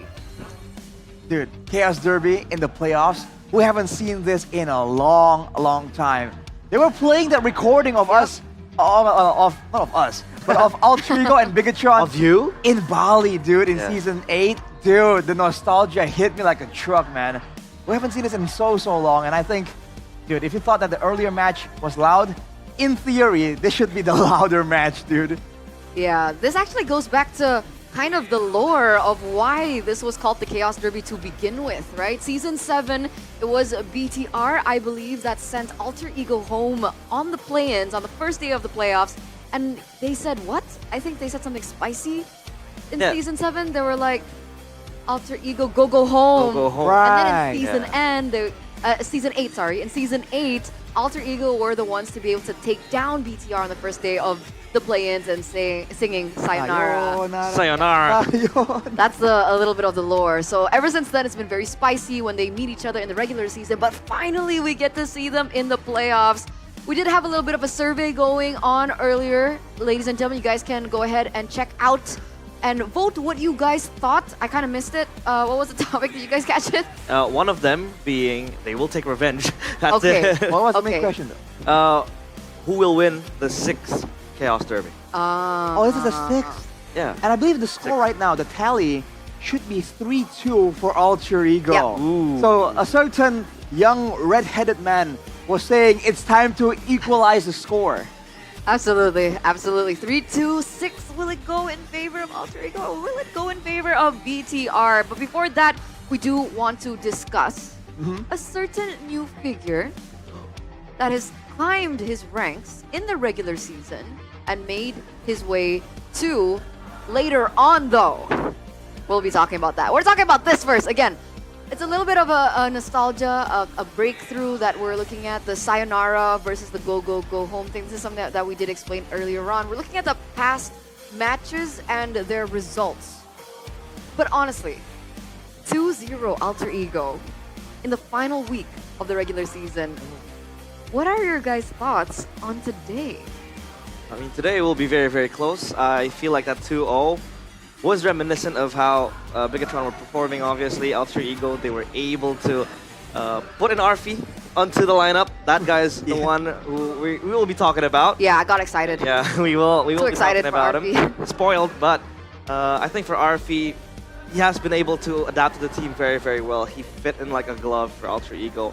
People were talking about Highs leaving. Will that have an impact to Alter Ego? But turns out it's Arfi just making plays left and right, and of course Rin is always also there. So I felt like the Chaos Derby kind of lost its touch when Key left, when Pai left. Right, the vocal ones. Yeah, the vocal ones, right? The ones who Don't are forget Udil. Udil as Oh, well. yeah. Oh, yeah. The trash talkers, basically. But now Rin is reinstated into the Alter Ego lineup, and then you have Arfi as well. People who also talk. It feels like they're spicing up the heat again. That's definitely what we were expecting, what we were hoping for, right? Come on, man. We're Indonesia. This is a country known for spicy cuisine. We gotta have spicy players too. Yeah. We should. Fair point, fair point. For sure, for sure, for sure. So back to the audience topic voting earlier on. Oh, there you go. Who will win the 6th Chaos Derby in the play-ins? It looks like... Bigatron? I can't see. Bigatron. 43% BTR continues dominance over Alter Ego. Dominant. Not surprising. I wouldn't call it dominance, but... I mean, Alter Ego were able to get the last laugh, at least in regular season, the closing match. Yeah. 2-0. But Bigatron has been always criticized for, choking in the playoffs, not making it to the last cut. So I hope they're able to show much more sustainability in the playoffs and then provide us with, a chaotic match that should be chaotic. That should be what we're looking at, but we've got to address the problems with BTR. Right? So... Which is? Exactly. Let's talk about it. Oh, okay. Well, something I've heard before, some people have voiced out concerns about how Bigatron, they have a very good gold laner, right? No one's debating that. He's a gold laner. But is this team becoming a bit too reliant on said gold laner? We just saw earlier a team that has always been able to rely on Fabian. You saw how Onyx approached that, man. Fabian taken out of the equation. There's nothing to say that Alter Ego can't do something similar, especially because if you look at their situation, it's the exact opposite. They have multiple ways, multiple channels to try and get that win. Absolutely, and one of which is Arfi, right? Yes, Arfi, we have Rin, we have these really new young blood players coming through from the side of Alter Ego that have really shaped and held on to how they've been able to perform this season. But finally we get to, the topic that I've been waiting for. Chasing the gold standard. You're seeing Arfi and Kelra up on your screen right now, and the big question is whether or not Arfi can actually follow in the footsteps of the golden standard in the gold lane, which is Kelra. Yeah, back rooms, we're talking about this being a far-fetched statement, but I guess it's all about the process. It's all about making it up there, right? Kelra, I was about to say Kelra at first was having his own process, but he turned out to win MSC right away, so I can't really say much. Yeah, he kind of exploded onto the scene, so... It's unfair. I think people are drawing comparisons with how explosive the debut was. Arfi, dude, within the first few games, savage, if I'm not mistaken. Against RQ. Shut up, bro. We did not need that extra information. Okay, I will.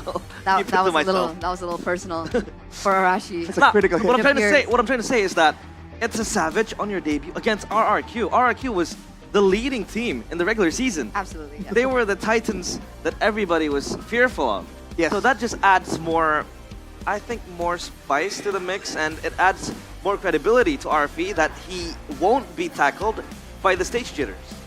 For sure. For sure. And whether or not BTR as well can actually get through that kind of hindrance. Because you mentioned earlier on, right? BTR, when it comes down to playoffs, it feels like there's kind of something going on with them. And they kind of fail to get all the way into the grand finals. So it's a little bit of a flashback to Season 7? Was that? Yeah, Season 7 of BTR alongside with EVOS. It's BTR's mission now to come back to MSC to represent Indonesia once again here in 2025 from their last time, which was 2021. Dude, I mean, it's such a different time. Look at the familiar face that we saw there. Mr. Age, the mad scientist. We saw Key still in Bigatron. No, who was it? The twins. I keep forgetting which twin. Max. Madam Max. Were they both there in Season 7? No, the one. Season 7 it was Max. Max. I think it's Max, right? So I mean, dude, what a trip, man. But Season Brand. 7, Brand was still there. Yeah. I mean, I bet Mirko was having a nostalgia trip immediately. He has all those rosters locked Exactly. in. And that's why it's funny, because back in the day, Season 7, when Brands was in the roster, well, of course, he kind of wasn't available for the MSC run, but it was all around the gold lane. Paspam Brands. That's where it came from. It wasn't when he was in EVOS. It was when he was with BTR. And now, one of the biggest questions is, BTR have kind of fallen back to that Season 7 strategy, that one-dimensional BTR. That poses the big question. If they're so one-dimensional, will they be able to go all the way into the grand finals here? And that's the thing, because for Bigatron, this is a team with flexibility. We know that Luke can go and have that carry style. He also has that Masha in his arsenal. On top of that, the Moreno can carry as well. But it really seems like when they do carry, it's out of necessity. It's out of circumstance. Bigatron doesn't seem to have, I don't know, like a game plan where they are going to rely on Luke to hard carry, where they're going to rely on Moreno to just snowball out of control. It seems like, okay, it's always Iman. Technically, it's always Iman and Moreno, reflecting back to the regular season. Yeah, but it seems like it's mainly Iman, and then, you know, Moreno is just there. And if Iman falls short, then Moreno is always around, right? But we haven't, I don't think we've seen a very, like, Moreno-centric... Moreno-Selena matches? I'd say he'd be hard carrying as well. Instead, I'd say he'd be the spear, facilitating Iman in that regard. So it really depends on the drafts. But he's facilitating Iman. For later on. I think it's fair because Iman is just world class. This guy is way too good to ignore. Why would you choose a winning condition that isn't the best winning condition? You could choose Iman because he's the best goal laner there is in MPL ID. Let's be fair. I agree. This guy is so good to just ignore. But that's in the regular season when you're trying to get points, when you're trying to get things. But now in the playoffs, it's a whole different ball game. It's a best of 5. If you are too used to just Iman, there are 3 games technically or more for your opponents to kind of solve it out. And when that happens, I really hope that Bigatron has alternatives. We have a lot of questions, ladies and gentlemen, but of course only the players will be able to answer it because it looks like they are ready. We haven't seen the Chaos Derby in quite some time, but here they are walking up on stage. The Jakarta International Velodrome will bear witness of yet another Chaos Derby.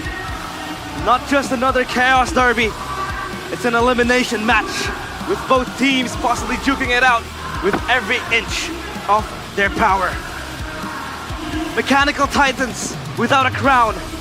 They have time and time again fell short. In front of them are the 3 masked men standing strong. Forged in crimson steel, it is Bigatron. And the 3 masked men behind it with the thirst for chaos. It is Alter Ego. That is the Chaos Derby, ladies and gentlemen. walking down right now. Here are the coaches. And NFR, along with Theonile. And of course, our marshals here are Dimas bringing in Sefer and Tavi. Let's see, man. The drafts have been so important all the way from the beginning. We've seen it happen in the first match. The drafts can immediately decide who gets the upper hand and who can actually get a straightforward path towards victory. So the homework, the research has begun way, way back in the past 2 weeks, but it's gonna come to conclusion now. We've seen the impact that the draft can have in our opening match of the day. We saw when the draft coming in from Onyx was a little bit questionable. That gave TLID the loophole to be able to get in that victory, that one game of victory earlier on. So the drafts will be a huge decider. And we're now going to take a look at BTR's meta check. Well, immediately, right, the pocket picks do stand out. See that Masha that was popularized by Bigatron. Along with that, the most banned, the Fanny as well. So this is a different situation here because before Bigatron Esports, one of their main solid carries is their jungler. But we're in a different time. Annabelle definitely has a ton of potential, but he hasn't really been the most flexible or the most dominant of junglers so far. So that is something that we have to wait and see. If he can step up to the plate right now, that could be the extra factor alongside Moreno as well as Eman to really kind of throw some confusion into the drafting mind game. It's insane for me how Luke is able to absorb at least one ban. So technically, the enemy team will only have 4 bans because that one ban will be targeted towards his Masha, right? And that just gives Bigatron more leeway to then navigate in the draft and dictate what draft they want to bring. For Alter Ego, it's always been the Granger, obviously since highs. But I think RFP with the Granger, this is the hero that he got the Savage, by the way, against RRQ. He's able to perform very well on this hero as well. And they like it. They like it so much. For Alter Ego, you do see that Leo Mort lurking around in the bottom right corner. Beware of that. But if you look at the most banned, again, the Fanny has been banned by both these teams. So are we going to see a match without a Fanny ban? Because they respectively don't seem to be that confident with their jungler's Fanny performance. Is Annabelle good with the Fanny though? I think he hasn't. It's okay, but he really isn't like Kyrie level. I'd prefer it to fall. I'd prefer it to be banned rather than fall to the hands of Rin, because Rin is. But Rin is also okay. Yeah, they're just decent with the Fanny. Oh, yeah. So that's why this is kind of different. Because before, oh man, with Fabian and Kyrie, there's no way that Fanny sees the light of day. No way. But now that might happen. And considering the stakes right now, do teams want to try and take that risk and go for something like the Fanny despite the lackluster performance? And another factor for the 3 masks here is Nino. Absolutely. Nino. Nino then and now. 56th place in MPL ID Season 7 back then. And then he was able to get the best gold laner in his next season. It's a different kind of storyline to what we saw in our first match, considering that they were able to finally lift the trophy. But that's why Alter Ego are called the Uncrowned Kings, right? Yep. Haven't been able to lift it up, but this might be that rare season and that rare occasion that Alter Ego has that chance, because among all the casters, we've seen a lot of them actually saying that Alter Ego is the dark horse of the playoffs. And I can agree. When I was asked myself, who do you think is the dark horses of the playoffs season 15? It's Alter Ego, man. If they do indeed improve at a adequate pace, there's no saying that they can't really beat Bigatron, man. They have the flexibility, they have the standout players, and Nino has improved so much, especially considering he moved over to a different role. On the opposing side, though, this is a man that has not moved roles, has stayed consistent. What Mirko would refer to as the smartest gold laner in Indonesia. He did it before it was cool. Before he was cool, yes. Like the item swapping, that was insane. That was groundbreaking. That was only a jungler thing. That was only a jungle thing. Exactly. So the fact that he was able to do it back then, I don't remember what season it was. It was like super long ago, before it was cool. This is why Eman, up until this point, is still the golden standard for gold laners in Indonesia. Don't forget the itemization. That's one of the things that made Mirko, that really impressed Mirko as well. when he was able to just go with a weird, unorthodox item build. But when you look at it, when you try and see the intention behind it, it all makes sense. And that's something that's going to be very valuable, especially when interests matter in a matchup like this. A different item or even a different item component can swing the balance in favor of your team. So we are definitely going to keep an eye out for that for Eman. And look at the hero pool. Dang.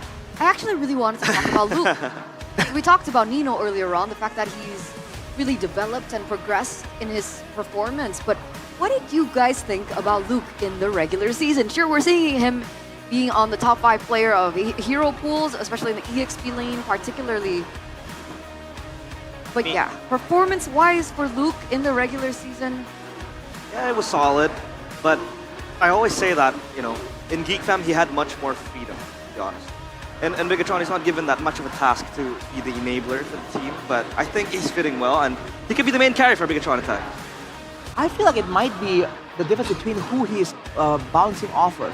Because we've always mentioned the synergy between the EXP lane and the roam position. It's always going to be so important.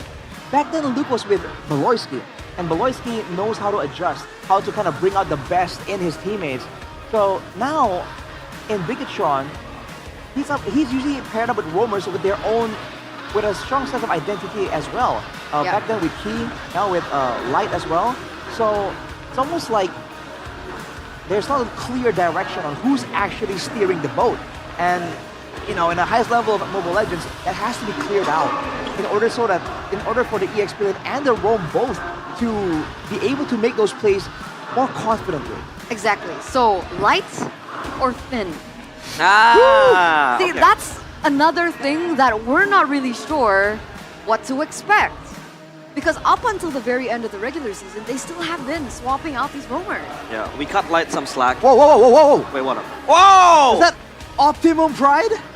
That's pretty cool too. Optimum Pride, though. Sorry to cut you off, realize I just got caught off guard. What the heck was that? Earlier. Me too. Now it's Optimum. Optimum Pride. Optimum Pride. Optimum We Pride, can't say the whole thing. We can't say the whole thing. Yeah, we can't say the whole. It's Optimus Pride. You gotta ask Midnight later. Oh, I think I know. Yeah. So, Nice. Pride, Oh, Optimum Lord. Pride, Optimum yes. Pride, babe. Say Optimum Pride, though. Yeah, exactly. So going back, Finn or Light? I started my point by saying that we cut Light some slack early on because maybe he's still trying to adapt to the language, and communication issues and all that. But I think coming into the regular season and towards the end, I think Finn was much more dynamic because, you know, Light wasn't really able to go online when he wasn't able to get his power picks like the Cho, the chip. And even with the chip, sometimes his engages were questionable. Like he was following up and crashing into the second tier turret while it's still standing and everyone just follows suit, ending up with them all dying. But for Finn, it's always him able to play different types of heroes, different approaches in the team fight. So personally speaking, I would prefer to have Finn because they look more solid, but I'm not trying to discredit Light. He's good in his own regard. But as of now, Finn, I think, is much more dynamic. Well, especially with the drafting phase being so important right now, I do feel like Finn brings a lot more questions towards the opponents because he's been a bit more flexible, and we've seen him with being decent with a lot more heroes compared to Yeah, he Light. picked up the Angela even. Yeah. Exactly. With Light, when he gets his signature heroes, he pops off. That's great. But when he doesn't, it's not really as consistent. So it's kind of the highs and lows versus the consistency. And if you want Luke also to gain a bit more consistency, I feel like Finn would be the right answer. But who knows? Who knows? I guess we'll see as we get into the drafting phase. We kind of missed the earlier lineup because it was shown to us who was playing. It's Light though that's playing, right? Oh, it's Light. Yeah, he was in the frame, right? It was. Oh, you're right. It is Light. Okay, there you go. He was playing with his phone. So here are the drafts, ladies and gentlemen, in this best of 5 elimination match between Alter Ego as well as BTR. That's not Onyx. I think a little bit Hey! Whoa! We won our match. They can't move on, man. We won our match. Even the asset can't move on. Blue side Alter Ego, presented to you by the official tournament smartphone Samsung Galaxy A36 5G. These are fast picks coming through. Fredrin, Masha, Chip Banda by Alter Ego. Onyx, BTR go for On. the Hayabusa Joy and the Phobius band. They pick up the Baxia for Alter Ego, and the Luo Yi and the Kalia gets picked up. The Bakhtia is very good, especially against a Harith. We talked about this. The Kimi, some sort. It's some sort of a denied pick to the Kimi as well. But with the Bakhtia, you can skip the Dominance Ice, the Genius Wand early on with Glowing One as well. You can skip anti-regen items so that you can exhilarate core items that helps you with the skirmish, because he has his own built-in anti-regen with Tortoise Passance in the ultimate, so that really helps. So for again, for Bigatron, excuse me, I got off guard as well right there. For Bigatron, Kalea Luo Yi, the Kalea has been their bread and butter. They're gonna probably pair this up with a Beatrix later on if they wanna open it right now. Oh. Selena though, for Hijume, that's a pick stolen then from Moreno. Kind of, but with the lawyer already in the picture, I think Moreno wouldn't be too concerned about that. That's true. But, oh boy, we've seen this before, by the way. Shield Unity into a skill shot. Oh, yeah. We saw it before with a Franco, I believe. Now with the Selena, there's a chance they can elevate this combo even more. So far, we've seen what could be the trio mid already from Alter Ego, but we'll have to wait and see. They definitely have the rotational advantage, especially in the early game. Yeah. But remember, with the diversion, things aren't always what they see. But I'd say that combo is kind of telegraphed, because the Abyssal Arrow is kind of slow, right? Even if it received a few buffs, moving faster. Compared it to the Iron Hook just goes fast. It's instant. But the Abyssal Arrow is kind of telegraphed, so, you know, the execution needs to go down to the minute details. All right.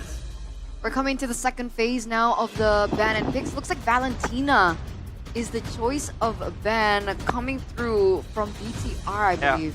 Valentina, yeah. Valentina ban. Why And do you blue. think the Valentina ban here? Do you think it's a potential deny Lucas, Edith? Or maybe the Selena might go roam, but if they picked up the box, nah, there's no way. Wait, well, wait till the end of Valentina then. Yeah, kind of makes sense. Because There you go, because Lucas picked. But boom. Because Valentina can be picked up by Nino in the EXP lane. That's true. And he has done it before. Yeah. Amazingly, by the way. Yeah. He wrecked that match. It was insane. It's kind of carrying, so hey. Now for Alter Ego, they bend the glue as well. Trying to make sure that that Nino can't get on anything that's a bit too they're gonna be facing anything that's a bit too annoying in the lane. Any kind of those really strong all-in laners. Because Alter Ego, they really like having Nino in a more dominant position. Bigatron though, Angela, what? Technically, Dreams can pick it up. Hijume too. Angela Baksha combo? Exactly, they're denying that for sure. Okay, well, that's an interesting decision there. I mean, if Alter Ego went for it, that would be, I think that would be severely limited when it comes to the front lines, right? But I guess with the Baksha, they're confident that's gonna work. So 1-1, be the final ban here for Alter Ego. They want to make sure that when they do roll and crush into someone, especially the gold lane, they want to make sure they can get Eman without any weird outplay potential. Alright then, pick for Bigatron. The Beatrix is still available if they want to pick it up now. Could be a possibility. Or the carry even. I mean, two technically, strong picks. Moskov is still Yeah, up Moskov for as grabs, well. right? If you want to play the global route, you can. But they go with Granger. What is up with Kalea and Granger today? I'm not quite sure, man, because again, in theory, that shouldn't have that big of like a synergy bonus, by all means. But I guess again, if the Granger is snowballing, then, you know, the Kalia does a great job enabling pickoffs, which means stacks in the Sky Piercer. Yeah. So that could be it. Makes sense. Can By all means. Granger go Purify? Ooh. I think so. I can. I think you can. But again, Granger, as much as he has a mobile skill, he still needs that flicker, especially when you have a Selena and a Badang Exactly. and a Baxia as well. So it's an interesting pick that they Yeah. still go for the Granger. Perhaps they want to try and win the lane, but the trade-off is he's going to be very vulnerable to these picks, especially Ling. now that we do see this. Ling Harris and plus the Harris. Especially and with that same logic as well applies to the Beatrix pick. If he goes for the Beatrix, he can't run the Purify as well. So now Eman is stuck in a losing matchup somehow.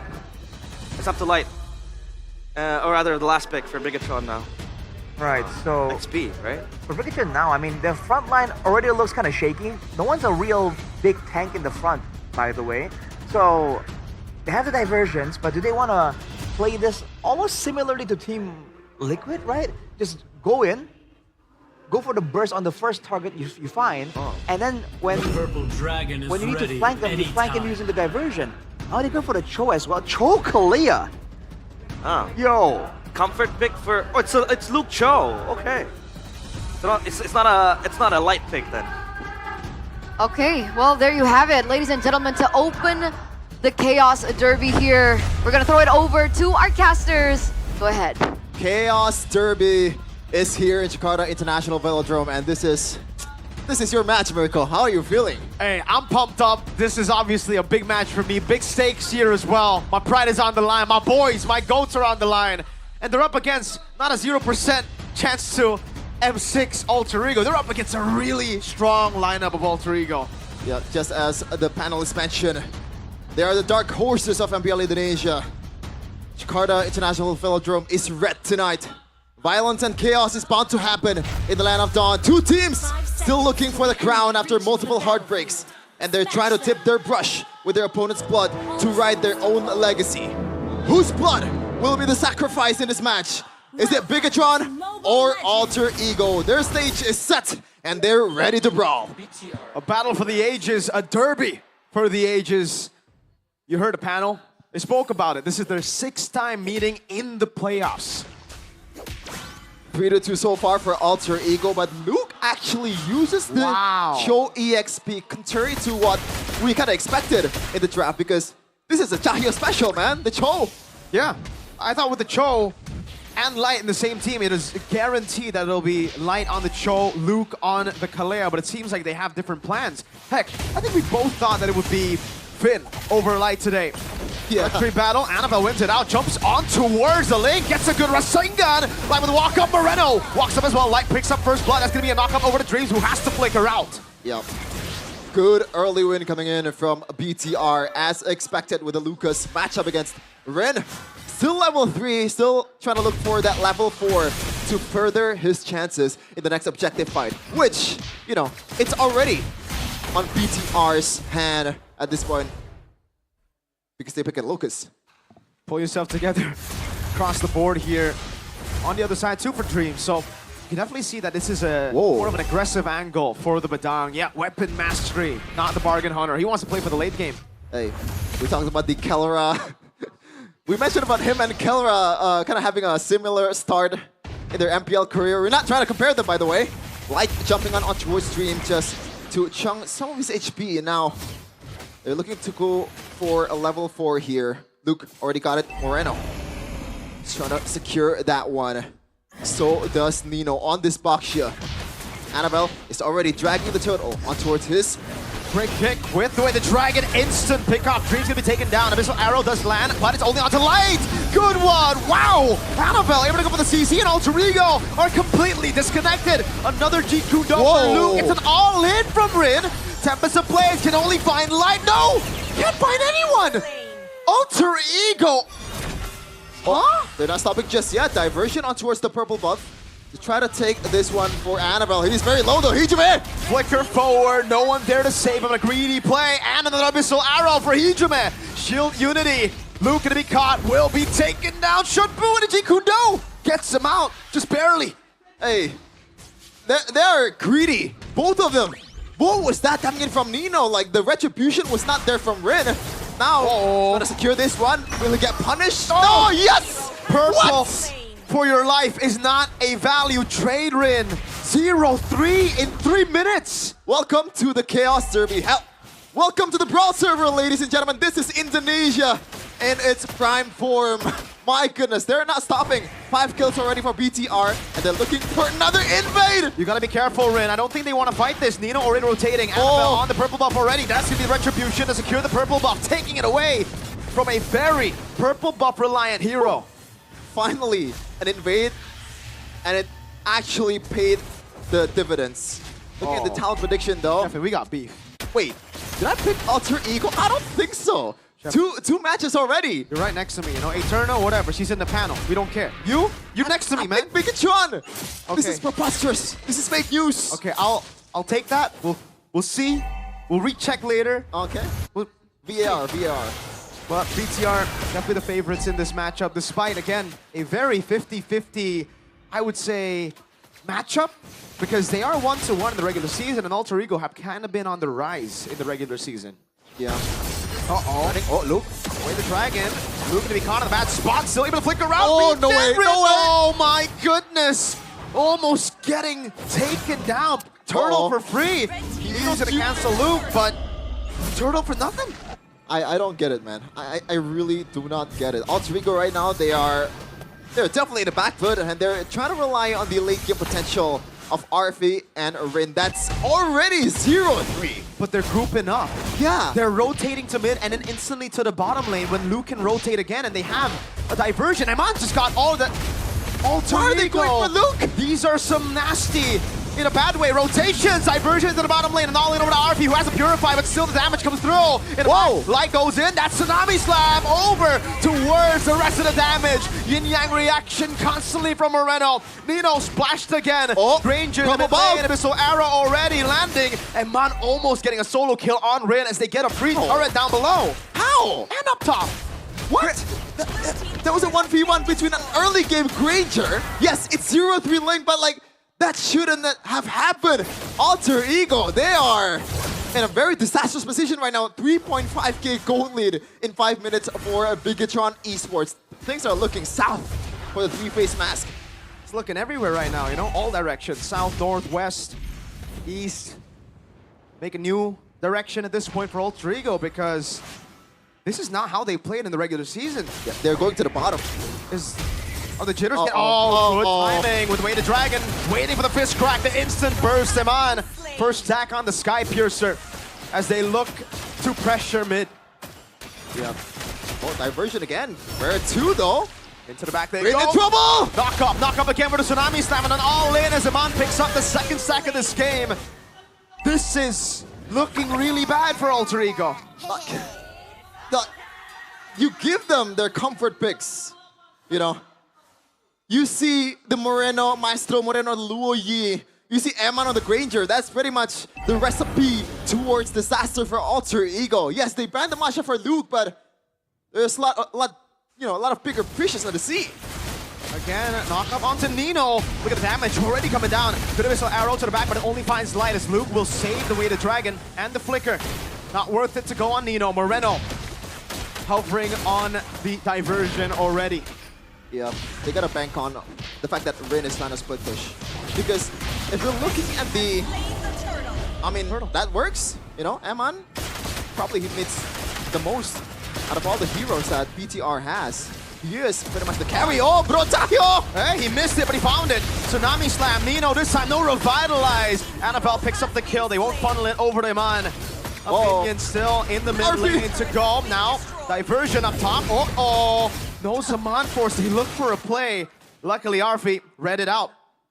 He read it out, but again, Alter Ego still has a lot of catching up to do. Rin 0-4-0. When this guy picked Oleng, like, I always have this kind of excitement in my eyes, man. But this is not what I expected. Yes, it's a Lucas. It's supposed to win the early game, but not in this fashion. Uh-oh, Luke's still saving the Way the Dragon. Likely to be stunned up, has the dash, and will be able to escape. And you know what? Hijume is on a Selena, which we know it's gonna fall off towards the late game, except if you're a super friends. Audience prediction though, pretty nice for Alter Ego. A lot of Alter champs here in the building in Jakarta International Velodrome. Way more than the Bigot Troopers. But BTR are the ones in the lead, 5,000 gold. It's the opposite. In the talent prediction, we saw more BTRs. The audience prediction, it's been more Alter Ego. Luke, I guess the Cho could be, again, a good pick because he's able to just walk into traps, take these arrows, and then Shunpu out. And Manso, free diversion outside of the map, RP! Oh, purifying out, able to get the Zaman Force and cutting away, but Luke goes in. That's a tail beast for him. Man going wild, gutting them down, a triple, and a maniac for Eman. Say the name. A maniac is here in the building. Jakarta International Velodrome is going crazy with this guy. I gotta say it, should have been MVP. And they're knocking on Alter Ego's door. Chefin, no, we don't do points. Tsunami Slam coming down. Oh! He couldn't even ult! The guy got dismantled by both magic and physical, and now it's a free... This game has just been dictated by the red robots. I am speechless. Oh my lord. We kind of expected them to be the dark horse of the tournament. Everybody counted them out. And there's this sliver of hope that they can perform better than expectations. But right now, it's looking like TLID and Onyx in game number 1. It's a stompy stomp. A big stompy stomp. 8,000 gold lead. And Chef, it's a Ling. It's a Selena and a Harith as well. The comeback potential isn't really... I mean, it's there with the Ling and the Harith, but I think the Selena takes a whole lot away from that. Eman just sieging and no one can get close. No one can even provide that artillery! Diversion from the Maestro Moreno! In the back, it is the crazy beast! Ninetales going into the back and dismantling that front to back. Alter Ego left inside of their base. They're not stopping. As long as the diversion is there, it's go time for a Bigatron. Mid lane turret is still safe. And they still have the Holy Defense in the bottom lane, so I guess Alter Ego lives to see another day. Oh man. Slowly but surely, they try to crack open these turrets. They've already cracked open the base turret up top. It's not the far lane, so forced. I don't think we want to. Oh, good missile arrow. Dreams now walking down with the pin down, but it's only onto Luke Moreno. Whoa. Doing so much damage. Amon coming back into the fight. Luke goes for the flicker on the way to Dragon, but the Purify's a bit too late. Luke gets the kill. Tsunami Slam. Not even used at that point. It's another, and another. Just keeps on stacking up for Amon. Abyssal arrow coming in. Oh no. Moreno solo diversion. Just to establish dominance there, Moreno. He's the front line of BTR. He don't care. He's there just to spread his aura to Alter Ego's members. They are not stopping. They want to end the game right here. 11 minutes in the playoffs. The artillery coming down. The Abyssal Arrow again. Luke goes into the back. Will be able to find the way to Dragon and lock him down, and that will be the chain CC. Amon got some by the Abyssal Arrow. RP jumps in. RP going back again.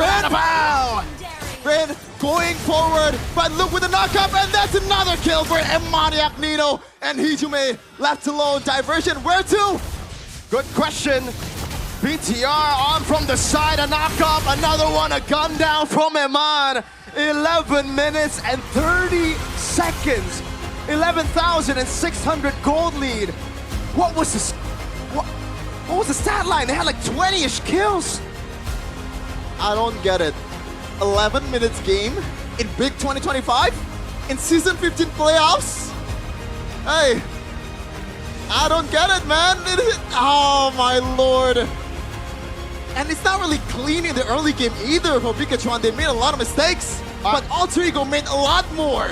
I think the only mistake they made was the purple buff attempt after Turtle 1. Other than that, I think it was pretty clean. It was a lot of Alter Ego mistakes. I agree with that. But hey, BTR take what they can get. They see blunders, they will take the blunders. They will punish the blunders with or without Brochahyo. Look at him, Mr. Light in the building. With a bus cut. My, oh my. We expected chaos, but not this one-sided chaos. This is a slaughterhouse for the robot. Very systematic, especially later part into the game, and Ren valiant effort, but it's a bit too late, my dude. Eman, how many kills he racked up? He got 10 by the end? Yep. Yeah, 10 kills by the end of it all. Wow. MVP? He doesn't need that many kills, by the way. Like, he's not going to win regular season MVP anyways. Panelist, MVP, or?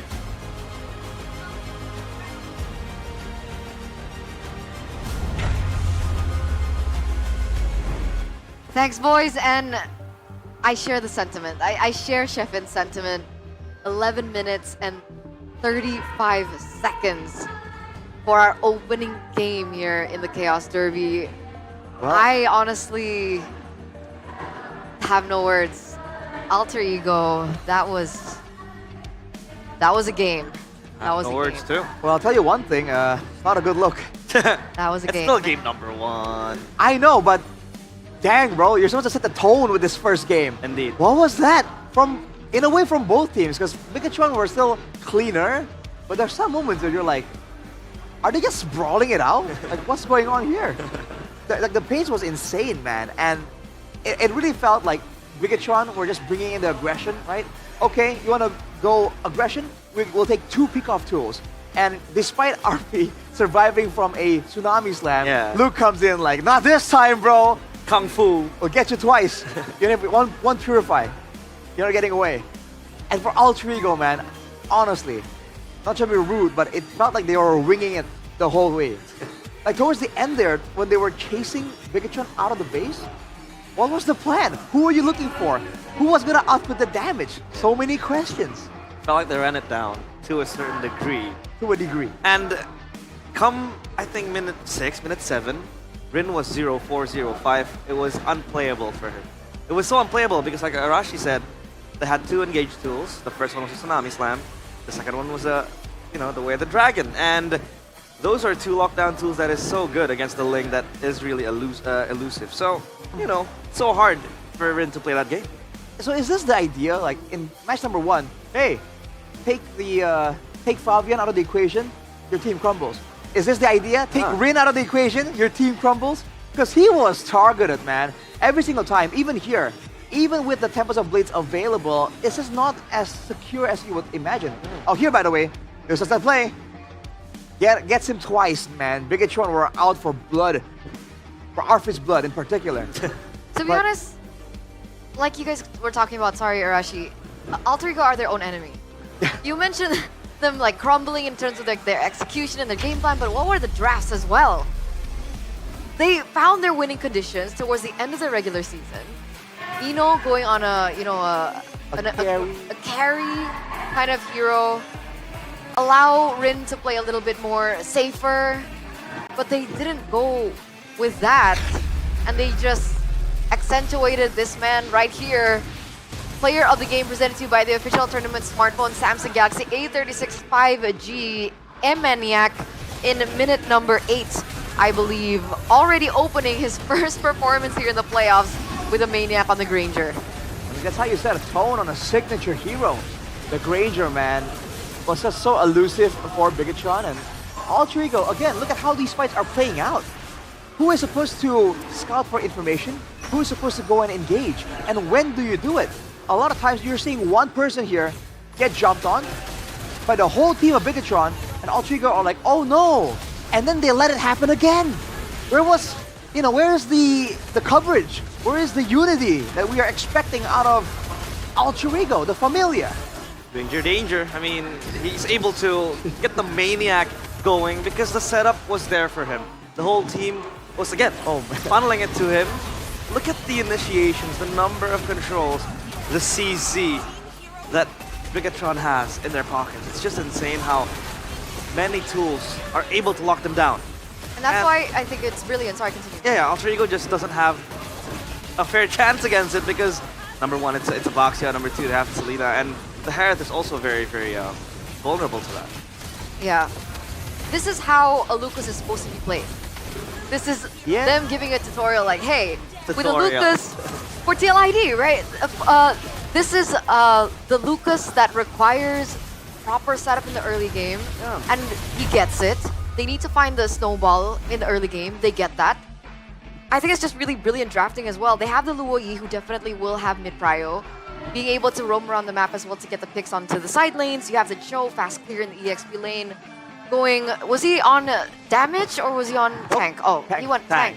Yeah. So full facilitating, good clear, good movement, objective setup was there. And the big question for me was, Alter Ego understanding that, why did they contest for Turtle 1?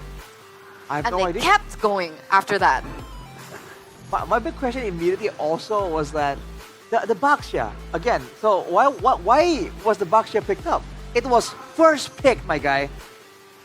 You know, first pick. Like, what could possibly be that valuable? And then afterwards, you ban the glue that's like a, healing based as well after you've acquired the Boxia. So, I don't know, Eternal. It seems like they understand that they can't really match up to Bigatron Esports in the early game, right? They need a bit more time, a bit more gold. But they just kept going for it because I feel like their composition forces them to do so. The Boxia and the Selena, this is not a composition that can kind of hang back and wait to scale, and more importantly, that can farm up easily either, right? For Bigatron, it's the exact opposite. they're fine just farming if they wanna. If Ultra Ego wants to keep farming and make this a late game direction, they have the macro tools in the late game to try and play with the Lord, the neutral objectives. So Ultra Ego kind of drafted themselves into a weird corner. Yeah, you don't want to stay put, right, with the Selena, with the Ling as well. I think I'll put it to account as well.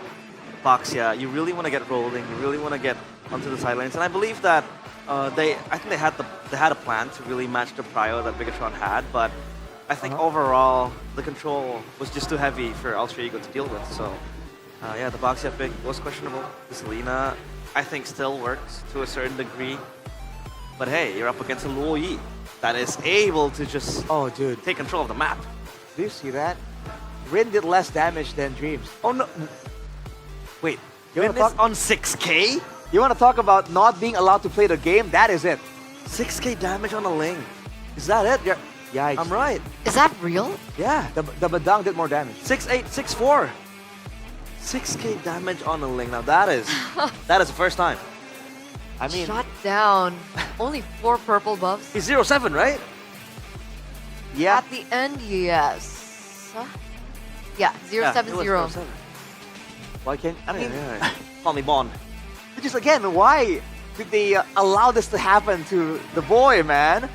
Let him split, you know, like avoid the fights. Yeah, we can't pin the blame on Rin, you know, wholeheartedly. It's a team game, number one, but number two, yeah, they did not create a protective environment for him to bloom and just get his buffs, you know, get going, keep farming, and you know, do the split push, because Ultra Ego were constantly fighting. Even if we know that they have that characteristics that, you know, they like to brawl it out early game, but that's just not it.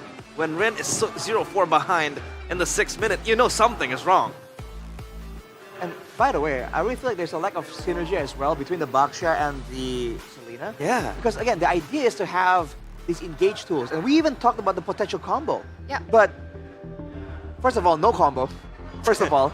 Second of all, is Nino's job to engage or is his job to scout by rolling around? Right? Is Hijume's job on the Selena to engage with the arrow or to set traps around? Because I feel like these two should have some kind of communication, some kind of synergy for best results.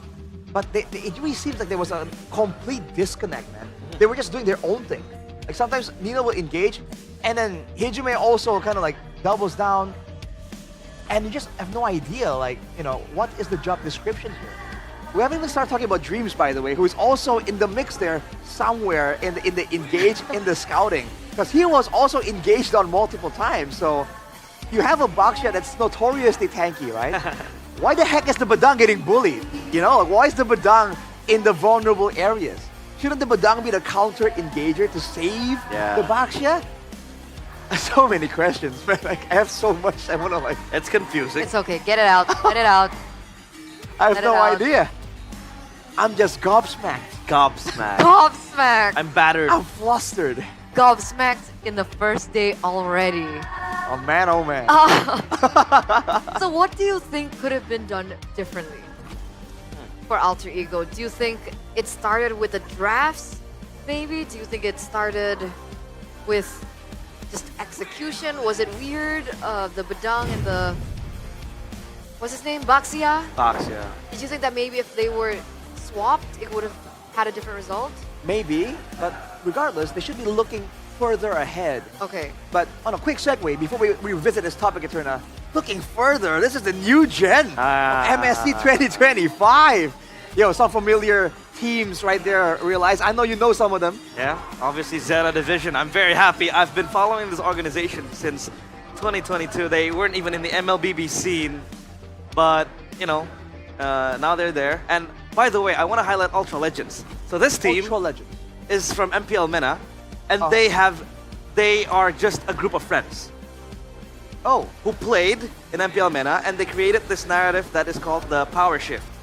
You know, MPL MENA, they have titles like Falcons, Twisted Minds. They're all gone. They're battered by Ultra Legends. Just a group of friends. A group of friends making it to MSC. They don't even have a proper organization. That's kind of cool, actually. And now they're in MSC. The wildcards, though. So it's literally just like, you know, what, like that legendary squad. Yeah, like that's a group so of friends. good that And it turns out they can actually match up to the pros. Yeah, Ultra Legends, that's why. That's kind of crazy. It is crazy. Good fun fact there. So who knows? You guys keep playing, you know, in the back room. Hey, I don't want to make Iman retire. My Moskov might just... I think we need some medical assistance here. Someone clearly has like heat stroke or something. Medic over there, please. What was that? Your Moskov. You gotta take a look at my Moskov. Mirko is amazed by it. Arashi. Is it as good as Arashi's Jawhead? It is. Arashi's Jawhead is. Jawhead. I don't know about that. I remember the Jawhead from back in the day. I regret it. I believe that was a Kufra, not a. I don't know. I swear it was a Jawhead. We're too old, but. I swear.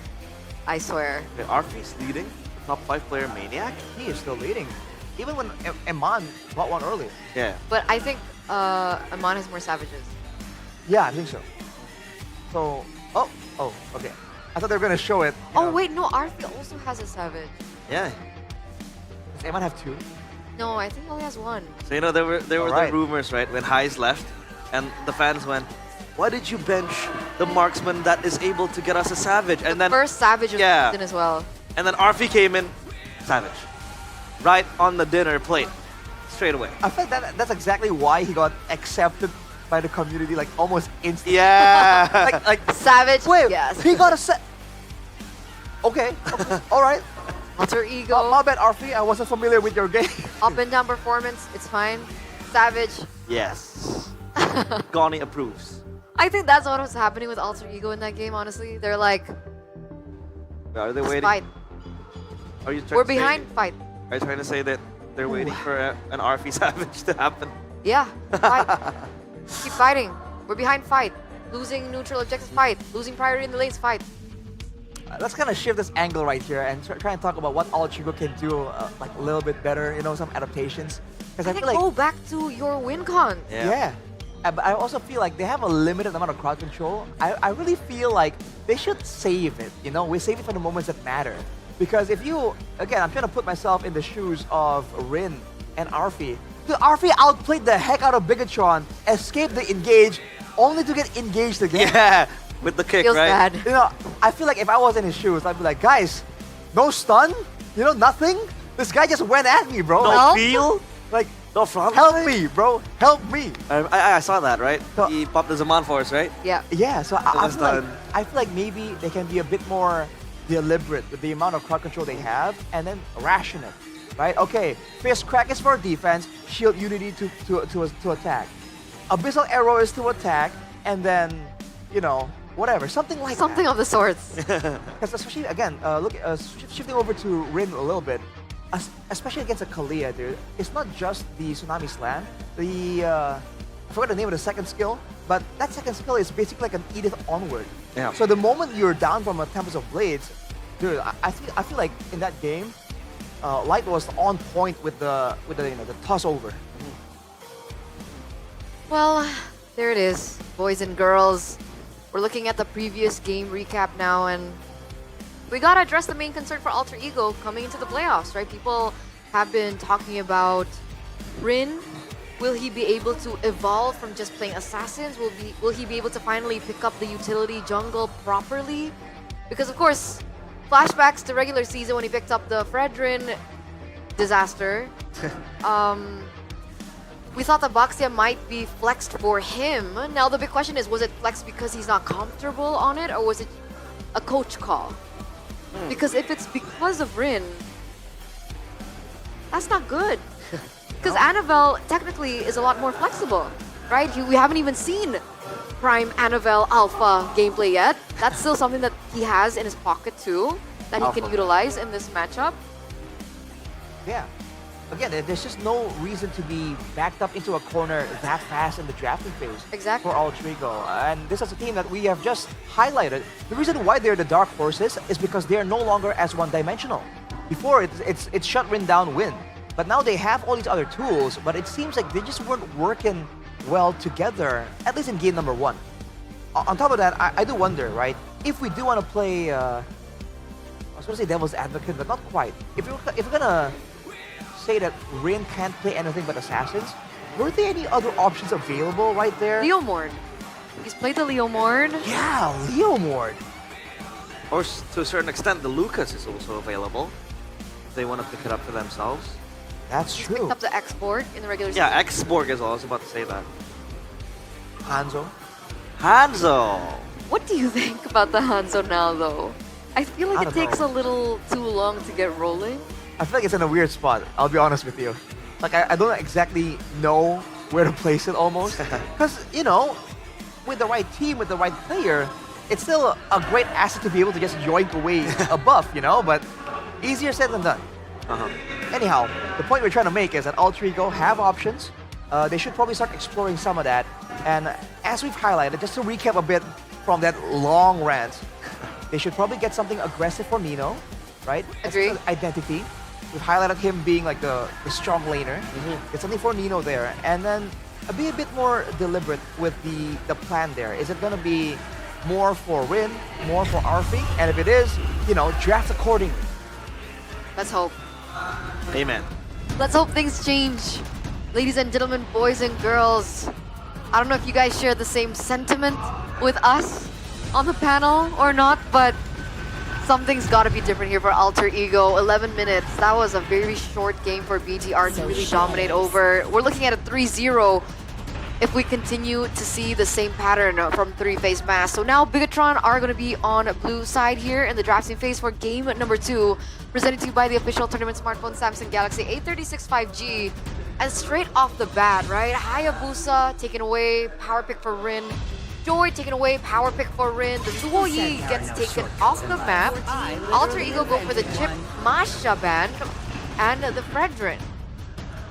Wow, man, this Masha is really living rent-free in the heads of Alter Ego, man.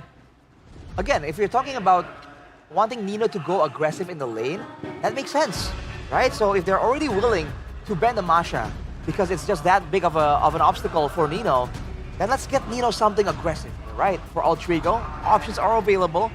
I would love to see a carry Benedetta. We've already highlighted the possibilities. Obvious. The flexibility as well. But again, obvious if it's going to be a bit more straightforward.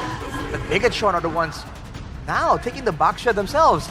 Is this going to be a statement? Are they trying to show Alter Ego how to use it properly? It can still be flexed as well. I mean, that's the main premise of having the Baksha. Is number 1, skipping those items for anti-regen, and number 2, is that you have flexibility. You can go XP, roam, and jungle, but I would prefer to much more go towards the roam compared to the XP or the jungle. But Alter Ego, they go for the Badang and the Granger, so yeah, Arfi with the Granger, it's a comfort pick of his. The Badang though, this is interesting. Well, it is still a flex pick available, so they're not really showing all their cards just yet. Trying to even out the score, because even for Bigatron, right, this Baksha can go several places technically, depending on how creative Bigatron gets with it.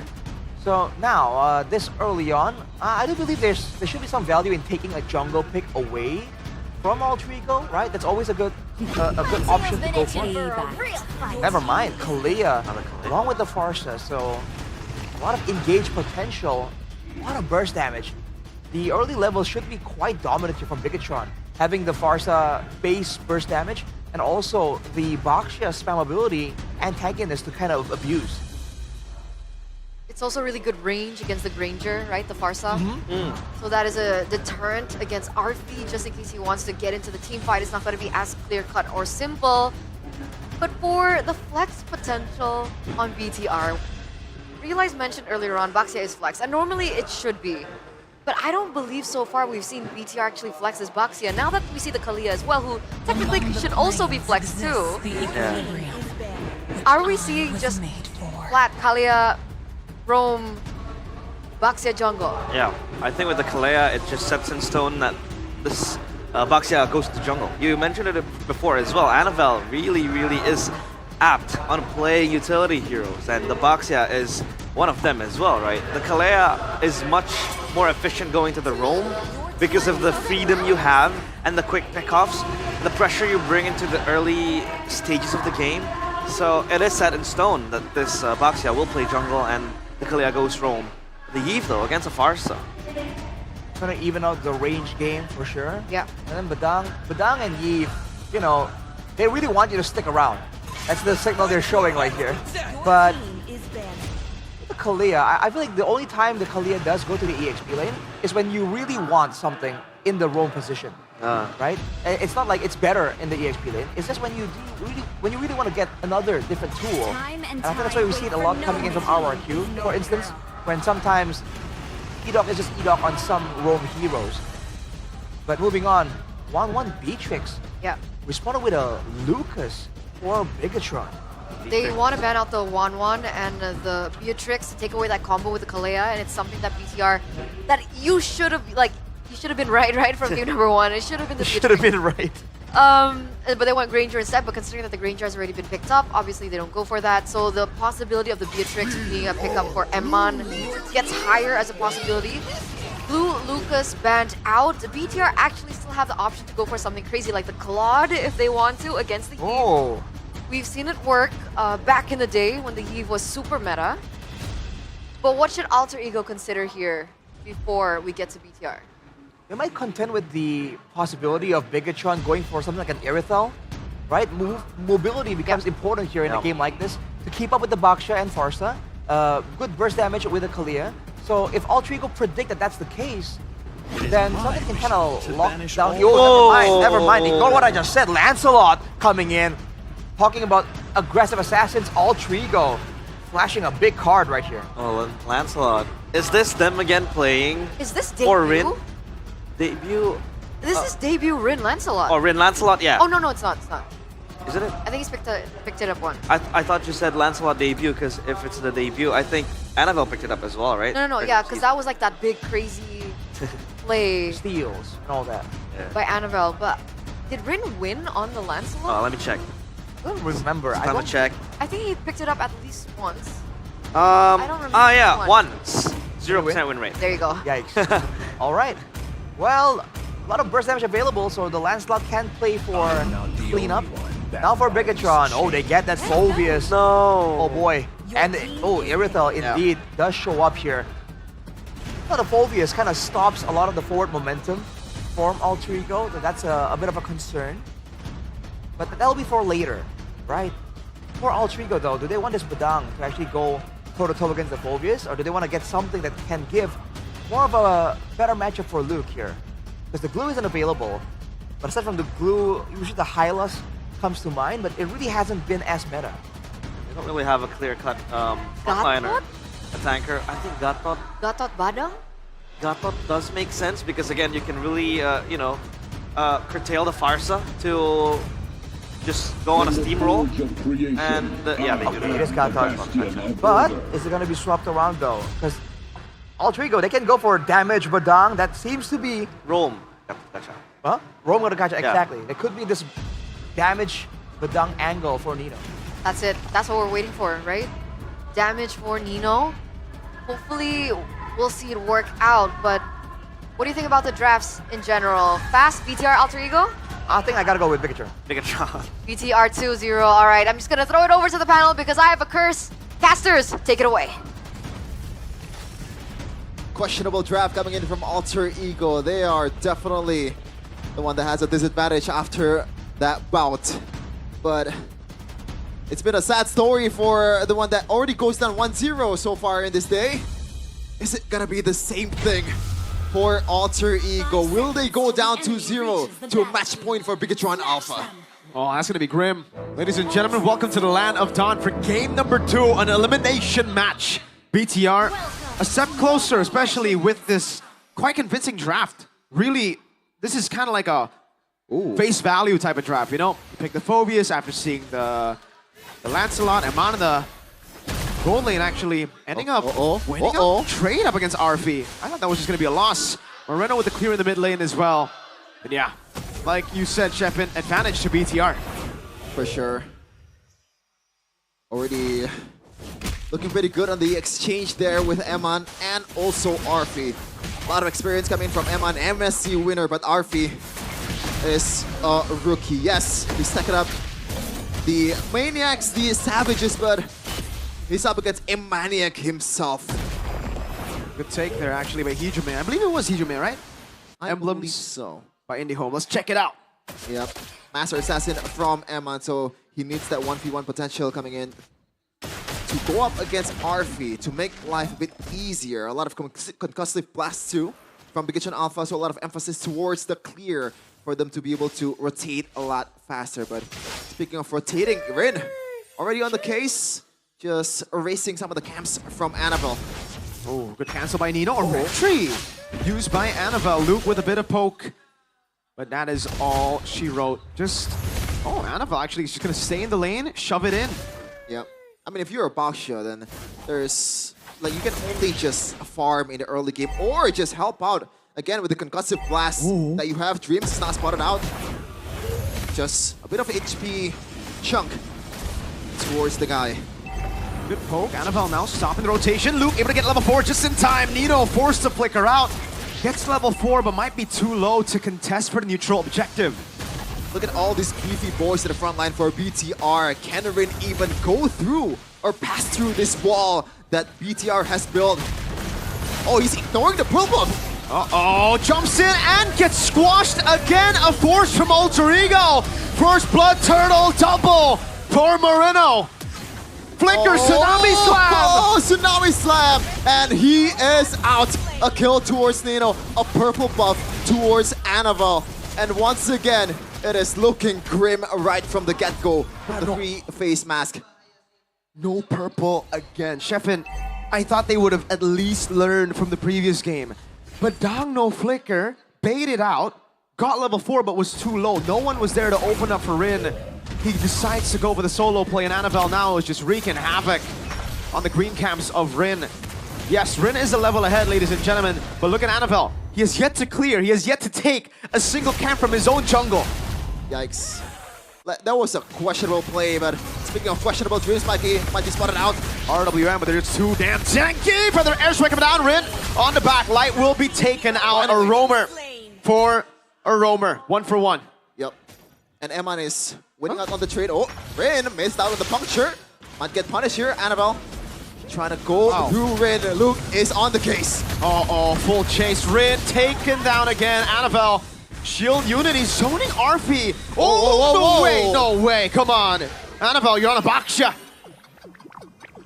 Man, I don't want to say it, but the way they're playing right now, like, what do they even hope for at this point? This early game is just all BTR, especially with the Baksha as well. Do they want to bank on the Rin late game with the Lancelot? I don't think so, because in game 1 earlier, you can see in the stats, even Rin 0-7-0 and dealt the least damage out of all the players in the Land of Dawn. Wow. Moreno's actually waiting. Going for the No steal, way! takes it No away! way! The Maestro! Moreno! That is illegal! And the he's not stopping, he's getting jumped on! Dunk again, AOG, Luke walks away. Nino wants to go with the pin down again, but Luke's just dodging everything. Now Luke jumps into the back line there, real rub ablation and the kite back, Tsunami Slam. Nino is very, very low. Eman is there to execute him. Dreams in the front line, still trying to tank up some of the damage. Rin is very low. Light might be spotting Rin out. He's so low. Light's gonna go for the kill. Rin taken down, solo, assassinated. Not just by Kalea, that's Sakura. That's a Sakura skin. Oh my lord. Is there a worse play? Arfi getting taken down. He is the maestro indeed. Solo kill by Moreno. A phenomenal performance. I am speechless. Rin finally secures an item. Wow! What are they hoping for at this point? Annabelle still running down Rin. They're not stopping Rin. He gets the camp. Oh, did he? I think he does, but that was a strike! Moreno! Stop this man! He's unstoppable. Smooth criminal. Get him to Nusa Kambangan. These are some crimes! So again, it's Hijume. Pops in the RWM just to delay the inevitable. Luke's the one to pick up the kill. Arfi zoned away. Luke's walking up just to deny all the minions away from Arfi. Like, we always talk about like a certain roles gap in a game where it's a stomp. This is the whole 5-main gap, especially in the synergy part. BTR is just much more connected than Alter Ego. by tenfold. How? I don't know. Like, how do you come back from this point? I honestly don't know. Like, yes, obviously, Lancelot scales, but it's a 5,000 gold lead in 6 minutes. And you're up against a Phoveus, and mind you, this Exactly, is yeah, stoppers. You know, yeah, I asked some of the pro players, and Phoveus is meant to deny assassin picks, and they're picking it.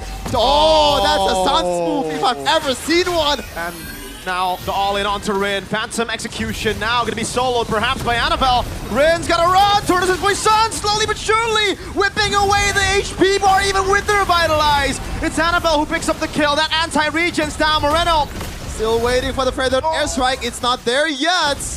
But Rin, oh my lord. Has there ever been a worse debut in the playoffs than this? That's harsh, man, but unfortunately it is the reality we are seeing. 0-7 in game 1, 1-4. 1-11 currently. Just in the 2 games that we've seen. Light jumps in, Tsunami Slime able to lock Hijume down again, goes down as Light takes the kill. And the Lord still has his spawn in the game, ladies and gentlemen. BTR don't care about the Lord, or the Turtle rather, they want to wait for the Lord. Yeah, and I don't think they care about who to go for. Light can go for Dreams, can go for Nino, can go for everyone on the Alter Ego team, and it still does not matter. The gap is way too big at this point. Moreno already secured the Wishing Lantern too, and that's gonna help them to burst down the Spotlighters. Moreno should be slain here. Finally. Nino gets a shutdown though. Not really the best when it comes to the bounty. You would definitely want to have that on Rin. Still, finally, Alter Ego showing signs of life. Yep, they need it. Maybe a confidence boost. They're scaling. Yep, they're scaling all right, but like, how much do they scale with that kill, Nino? So trying to get away from the shield duty of Annabelle.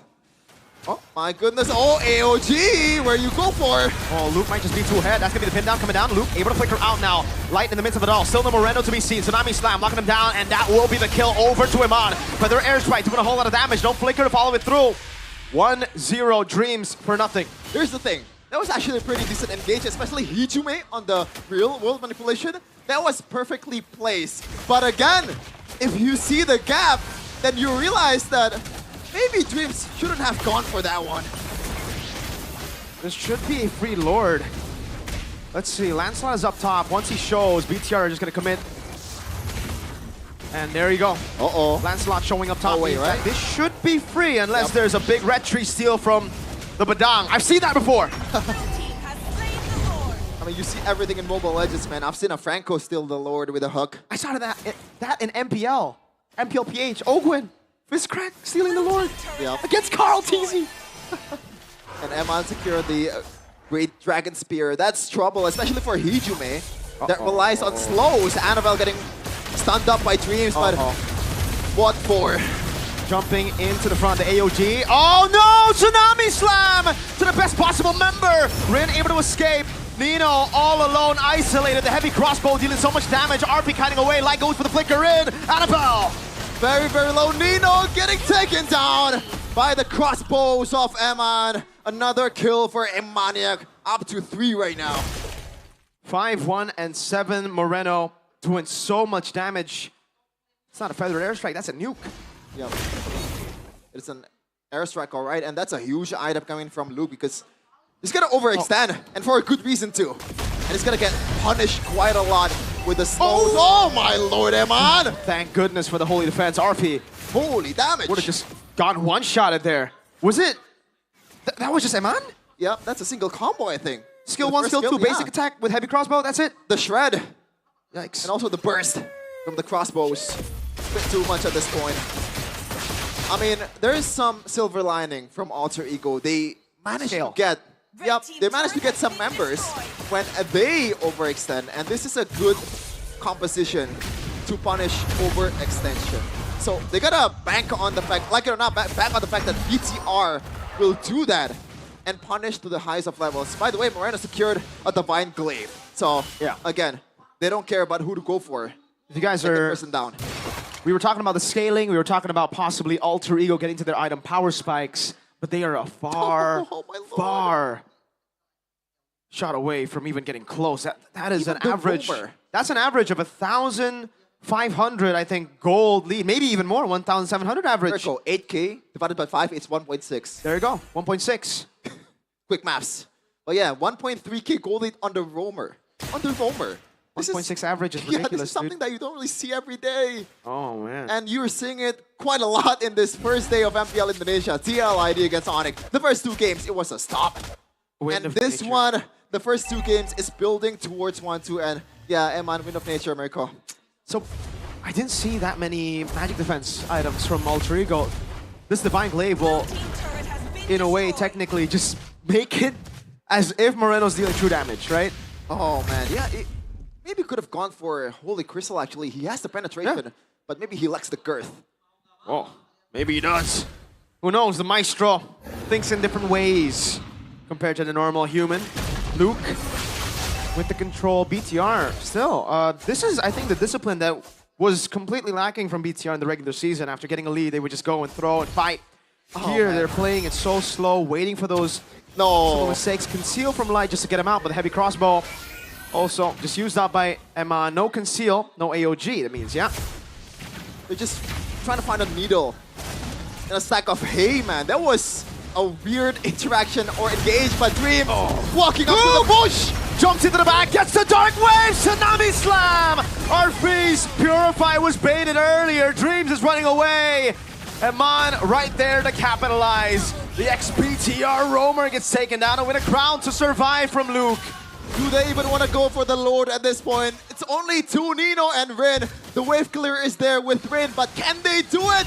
Annabelle walks up, shield unity used up. Good clear from Rin and Nino. Back to the Lord they go. They can't end here. Oh my god. A lot of oh my gods and oh my lords in this game because we are speechless. There's only been one Lord this game. Yeah, domination for Bigatron. Hey, I'm like surprised as you. I know it sounds weird coming in from me, but I didn't expect BTR to play like this. And Moreno, finally a utility item. Something I should have built in the first item usually if it's an actual pro scene. But this is a gap in all places. And look, my god! This is what... Ex-Geek Fam, by the way. Oh, hey, I gotta give you props there. He is ex-Geek Fam. Veloisky created this monster, but now it is being... This monster, it is being utilized by BTR. Annabelle up top in a 2v1. We saw this before. Badang and Nino on Badang, Rin on Baksha up against Annabelle. Not the same story though. And this is why I say Luke is kind of a playoff player when I had a talk and a podcast. The guy plays good when there are big stakes in the mid lane. Almost a catch from Light. Didn't have the flicker. Good Death Sonata again. Waves coming down slowly but surely. And they can take this low, especially with... Yes, you have Moreno. Yes, you have Eman. That's a really good siege potential, but it's Annabelle and Baksha, a hero that's going to fall off in the late game, like it or not. He's going to be there as a damage tanker for Alter Ego. Essentially a second roamer against or with Brotayo. They're scaling, folks. BOD. AOG lock in Light. A good taunt over. Luke jumping in with the Winter Crown as well. Turret's still up. Luke might be dead. Actually gets a kill before he dies. No! He's still alive. Somehow not taken down. Our feeling for the kill. Annabelle is body blocking Winter Crown. Oh! With a stun baiting out the Purify. RP finally gets a Sky Piercer stack. Oh, cancelled. Tsunami Slam over. Annabelle dead, but Nino falls as well. There was a good effort coming in from Nino, but unfortunately the follow-up was not fast enough. And Light has the... Oh, he's going in again! No Tsunami Slam, though. Iman! In the back, diving in on the Crystal Rin! Obliterated by Moreno. It's only the base. It's only the base where Alter Ego Dreams comes out. But what can he do? Wow. Nothing at that point. Bigatron with a stomp. Ladies and gentlemen, I think out of the 2 matches today, we expected match 1 to be 3-2. Became 3-1. We expected this one to be much closer, and so far, it's the same story as match 1. It's a 2-0 lead to PTR.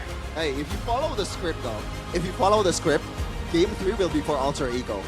In a stupid way too. If, that's a big if, but it could happen for Alter Ego, especially they're known to be a team that really leaning on towards the Whoa! familial value. No wonder Iman's playing like a beast. That's the girlfriend buff. I believe that's Light, Luke as well. Bringing out all the girlfriends over to MPL ID.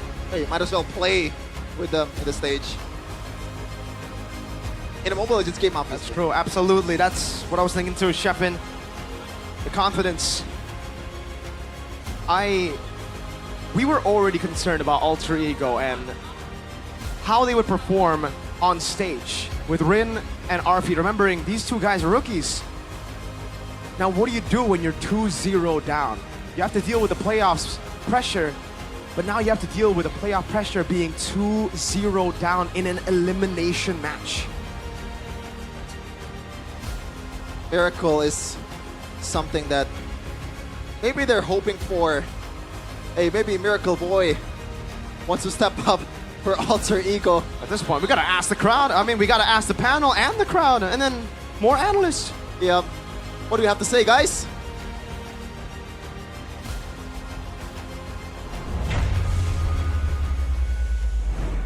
We gotta say that Alter Ego were outclassed.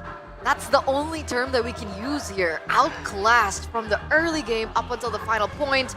Moreno, the maestro, showing off his skills on the Farsa as well, stealing here and there. The solo kill happening onto RP in the bottom lane. Actually, there were so many solo kills that I couldn't even count. Yeah, Alter Ego go gone. They were gone that game. Fully gone. Because like in game number 1, it seems like it's a whole team thing, right? Oh, this is not the right game plan. It's like they lose team fights, you know? Game number 2, dude, Bigatron were just taking all of the highlight moments. 1v1, you want a 1v1? And they just delivered. Dude, every single one of them were just making crazy plays and again and again. And Alter Ego just could not stop it, man. They did try to make some maneuvers, but overall, I would say like 80% of the moments, if you're gonna watch a highlight reel, it's gonna be Bigatron, man. They were able to exert pressure since minute 1, I guess. With the Farsa, you have so much, I'd say, control as well, reaching out to the back line and having that burst damage. But in the hands of a Moreno, that Farsa was more like a heat-seeking missile. Like, it was missile. It was able to just burst down, like, the members of Alter Ego. And how do you even win a 1v1 against the Granger as a Farsa? You're not supposed to. You're not supposed to, and Moreno was able to show that. And he also, incredible. Remember the flicker? Exactly. Yeah, that flicker, and he recalled in front of Alter Ego.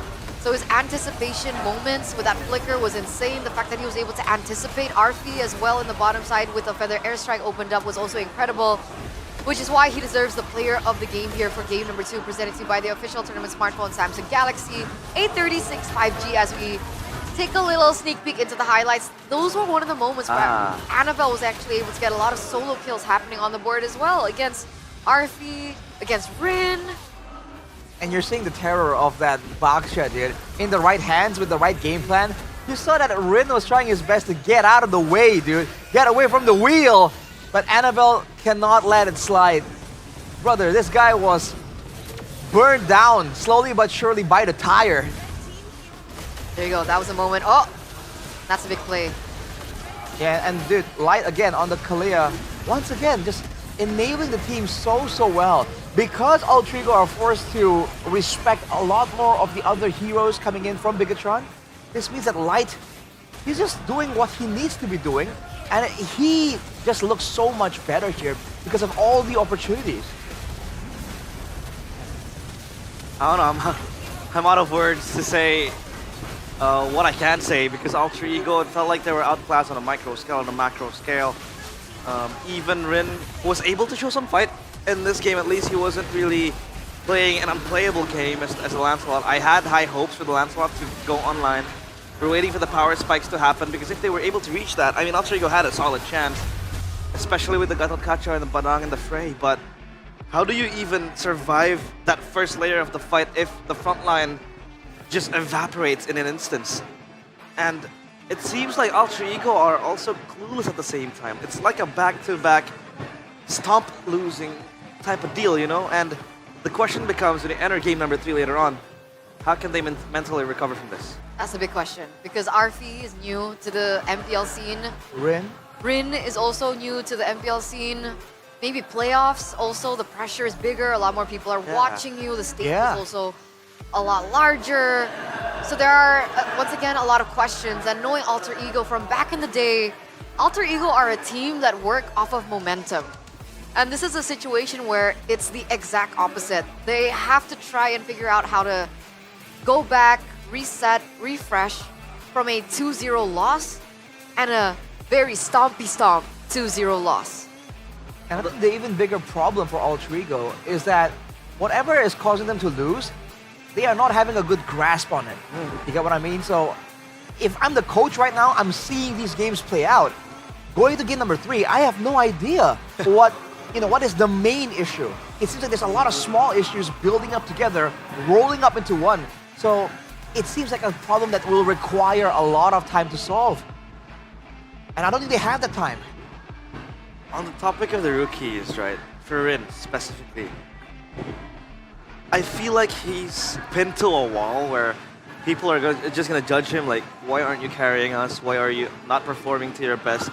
When in game number 1 and slightly in game number 2, he isn't really protected and helped by his teammates. I think a first reason to that premise is the fact that they are too busy containing Bigatron. They're just running at them. But number 2 is the fact that I think they all think that Rin is able to be independent. But again, you're playing a Lancelot. You're playing a very, I think, still fragile to a certain degree. Yes, Lancelot does have some escape skills, but you still need to be funneled. You still need to be protected to an extent so that you don't fall under pressure when it comes to Bigatron coming at you. Now that Rin is 2-5, 0-7 in the first game even, I'm afraid that he'll fall further even into the spiral. You get what I mean? Like, it's not entirely his fault, but he's gonna think it's his fault. Well, he's gonna feel like it. He's gonna feel like it because he knows that, okay, the team is counting on me. I'm able to show signs of insanity in the regular season. But come the playoffs, he's gonna question himself. Am I jittering? Am I under pressure? But at the same time, Alter Ego is not also enabling him. So it becomes this problem that's just venting everywhere. It's hard to face it. Yeah, again, he has so much to deal with right here. And looking at that game, again, if you look at the items he's building, yeah, eventually he's able to get all the way to a Malefic Roar, but at that point, everyone from the side of Bigatron are just way too tanky, man. The fact of the matter is, he has a very few selections of targets on that Lancelot, the Farsa and the Irithel, and technically, come on, the Irithel is going to be very difficult for you to try and dive onto, deal damage, and survive from. Because you see the damage that Eman was doing. He went straight for the Great Dragon Spear, something Mirko was highlighting. Yeah. He doesn't care about the extra range, about the extra penetration. He wants bigger crit numbers, and that's exactly why. Usually on Assassin, when you go in to the marksman, in the past couple of seasons, you are the danger. But you have to remember back when the crit meta was a thing, when Bruno was a thing. If you misplay as an assassin against a Bruno, against an Irithel, 2 or 3 basic attacks and you're gone. Not just that, but also the additional movement speed that it offers. Right? Yeah. So it really allows mobility around the skills that the Lancelot has in his kit. So it makes it a lot more difficult. Plus, he also has the Has Claws to boot. So even if he did get damaged by the first or second skill, or even the ult coming in from Lancelot, still there are ways to kind of work around that, especially with the Wind of Nature too. So, well, one thing for sure though, here we are. In game number 3, I'm pretty sure that Lancelot ain't showing up against the Baksha, dude. If they see the Baksha, I think the big takeaway for Alter Ego is that you need some solution for that Baksha before you can pick something like a Lancelot. Because otherwise, dude, Annabelle, again, with a vengeance, was just running straight at Rin, and there was nothing that anyone can do about it. So, that's an issue. Is this the end though? Is this the possible end? It could be. It looks really bad on Alter Ego right now. Like, there's no way to sugarcoat it. There's no way to address it in a lighter fashion. It's not looking good for Alter Ego. Rin, again, succumbing to his power picks.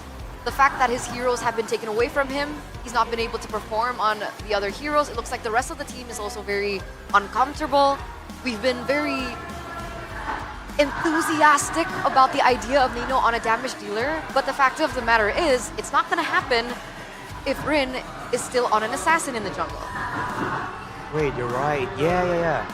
If they do so, there'll be an overload of damage. There'll be a lack of frontline. Exactly. And resources also. What? Resources as well, right? Yeah, exactly. You kind of have to funnel the gold and all that. And that's why Nino here is going for the regular tankier kind of build. Yeah. And again, maybe... Man. Again, we're talking about the Benedetta, like, is something split pushing the option? Because in the team fights so far, it really feels like Bigatron has all Trigo's number. Because technically, against the Baxia, what do you guys think about this, right? Alpha export. Do you think these two junglers could be an answer to the Baxia in the jungle? Back when that was the meta, when the Baxia Angela was constantly showing up in the league, that was the answer. Something like an alpha, the true damage being the main thing. If you don't want to deal with the alpha, then I guess you can go. Back then, the carry also shows up. And again, it's a whole order to fit those tools into a proper rounded out composition. So it's easy for us to speak from the comfort of the sofa on the panel segment here. Clearly. But we really do Couch. sympathize, man. Alter Ego, they're in a tough situation. And I really do feel for them, because if I was in their shoes, I don't know if I have what it takes to just, to perform. Let's thread back the storyline, right? Last season, Alter Ego are on the same fate. And impending doom today might happen like last season, and Nino is also kind of down, mentally broken. He had steps towards Hodelwin, their CEO, obviously. He wanted to pay back his trust. And now they're on the brink of elimination. I think this is the time if like he wants to show it, not only Nino, by the way, the whole team, if they want to show that they can pull it out, that they are the dark horses, they can start by winning game 3 and possibly go back to comfort. But again, if I want to say comfort, they're not getting comfort because all their favorites are banned out. I mean, the Joy today, by the way, hasn't seen the light of day, and that is a Rin staple, by the way. And that's Joy, Hayabusa. Hayabusa as well. The mobility type of heroes, that's where usually Rin performs, which is why they went for the Ling earlier, It's something that should be comfortable for him, but the Ling is even more vulnerable than the Lancelot. Yes. Exactly. That's probably why they went for an alternative. Lancelot. Oh boy. But Nolan's like down in the abyss. Well, so we're back here, man. Alter Ego, with only minutes to go before what could possibly be the final game of the season. They've done so well and they got so far. I really want to see something, signs of life coming in from Alter Ego, right? Because I feel like, if this was a book, if this was a novel, a movie, I would want to see something from Alter Ego, for our sakes, for their sakes too. It felt like a teenage novel. That's flowers and daisies, no problems. Let's hope with the short amount of time that they have, it will be enough for them to come back because match point. But before that, we are going to throw it over to our host. Dan di Jakarta International Velodrome, semua superfans masih bersemangat walaupun kondisi sedang tidak baik-baik saja buat Alter Ego. Alter Champs, mana semangatnya? Tapi Bude, jangan mau kalah. Biget Troopers, mana semangatnya? Kalau untuk Biget Troopers, mereka udah bukan semangat lagi, mereka udah sambil bahagia. Betul sekali, karena hanya tinggal 1 match point saja. Bigetron akan bisa mengantungi kemenangan di hari pertama ini, Bude. Yes, ini akan menjadi mendebarkan karena akankah sejarah terulang kembali atau malah di sini tim Alter Ego yang bisa mengejar. Kalau kita ingat-ingat dengan game yang begitu, aduh kayaknya kita belum melihat full potential nih. Betul sekali, kayaknya belum jos gitu ya. Kita akan melihat apakah di game ketiga nanti akan keluar potensial dari kedua tim ya. Khususnya kita pengen melihat perlawanan juga dari Alter Ego nih, Bude. Iya, semuanya pastiin yang terbaik. Tapi kalau ngelihat di sini kok kayaknya rame banget ya. Ada Alter Champs, ada Biget Troopers, ada Super Fans, ada tim-tim juga berkumpul di sini. Betul sekali, keseruan dari MPL Arena yang ada di Jakarta International Velodrome ini pastinya luar biasa sekali ya. Dan tapi Bude, ngomong-ngomong soal keseruan, tadi Alisa juga udah jalan-jalan nih ke MPL Festival. Wow. Udah ketemu para super fans dan pastinya tadi udah melihat teman-teman yang lagi watch party juga nih. Rame banget yang ada di depan sana. Gak hanya yang ada di dalam, namun juga yang lagi watch party di luar. Hello semuanya. Hai, dan pastinya Bude, Alisa nemuin sesuatu yang menarik banget nih. Ada apa Alicia? Alisa nemuin logo dari MPL. Bener gak sih Bude logonya yang ini nih? Serius kamu nemu logo MPL? Ih Bude, masa meragukan Alisa? Agak sih, agak ya. Ini nih. Bude, aku langsung Tunjukin, kasih coba lihat tunjukin. nih. Nih, logo MPL ya. Bener gak ya? Bener kok Bude, harusnya ya. Nah, tapi ngomongin soal logo MPL ini nih Bude, gak cuman Alisa bisa lihat logo MPL ini aja, tapi logo MPL ini juga Alisa bisa langsung search di Samsung terbaru Pembuktian Alisa. ya, pembuktian bener atau Betul. salah. Nah Bude, lihat ya, ini Alisa tinggal pencet aja home buttonnya, lalu tinggal Alisa circle to search ya. Nanti bisa langsung muncul di Google untuk apa sih sebenarnya logo MPL ini dan langsung muncul nih Mobile Legends Professional League Waduh. Indonesia. Keren bener, memang nih Samsung Galaxy A36 5G. Ini adalah yang terbaru dari Galaxy A series 5G. Karena kita bisa ngelihat mau cari apapun gampang. Mau tahu apapun gampang. Gampang banget Bude, tinggal cekrek langsung circle to search langsung bisa ketemu di mesin pencarian favorit kalian. Tapi nggak cuma itu Alisa, karena ini di Samsung Galaxy A36 5G ini dilengkapi prosesor Snapdragon 6 Gen 3 yang pastinya buat kita para gamers makin happy. Ditambah RAM-nya hingga 20 GB dan memorinya hingga 256 GB juga. Jadi buat mabar, buat kita para gamers pastinya anti nge-lag. Dan ditambah displaynya itu loh, udah Super AMOLED 120 Hz. Jadi lancar dan gak cuma lancar, mata nyaman. Tapi juga kita kan para gamers nih maunya ngegas terus kan. Baterai habis nggak masalah karena ngecharge-nya itu pakai 45 watt fast charging. Jadi nggak pakai lama. Wow, jadi bisa push rank seharian ya, langsung gas terus nih ya untuk kejar ranking favorit kita. Benar, langsung bisa siap nih gaspol. Tapi nggak cuma itu aja karena kita bisa nge-konten, bisa nge-vlog, bisa nge-video, bisa foto-foto dengan kece. Karena ini juga pokoknya awesome banget. Kameranya, nih lihat, 50 megapiksel. Wow. Bentar, nggak cuma itu karena OIS-nya Galaxy A36 5G. Jadi ini kamera 50 megapiksel with OIS-nya Galaxy A36 5G udah bikin kita makin keren. Awesome intelligence-nya ada My Filter. Wow, bisa bikin filter sendiri.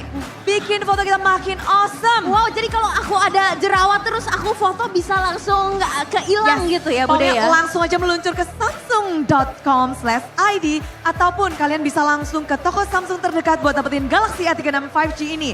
Harganya mulai dari 5 jutaan aja. Demi apa Bude, ternyata affordable banget. Serius, dan kalian juga bisa ngedapetin awesome bonus senilai lebih dari 1,5 juta.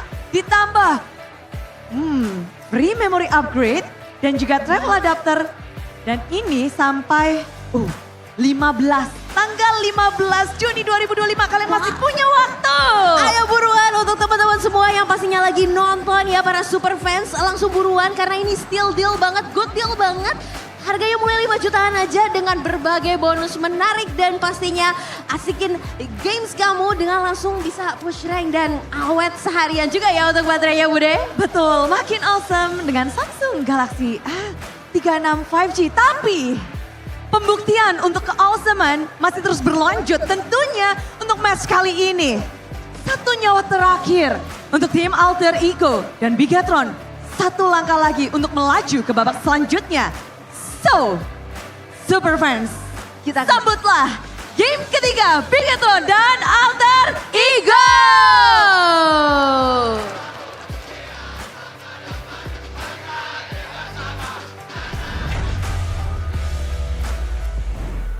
fans in the building are unrelentless there. You can see all the Alter champs and the Bigot Troopers showing their support for their team, but more so for the Alter champs because it's match point.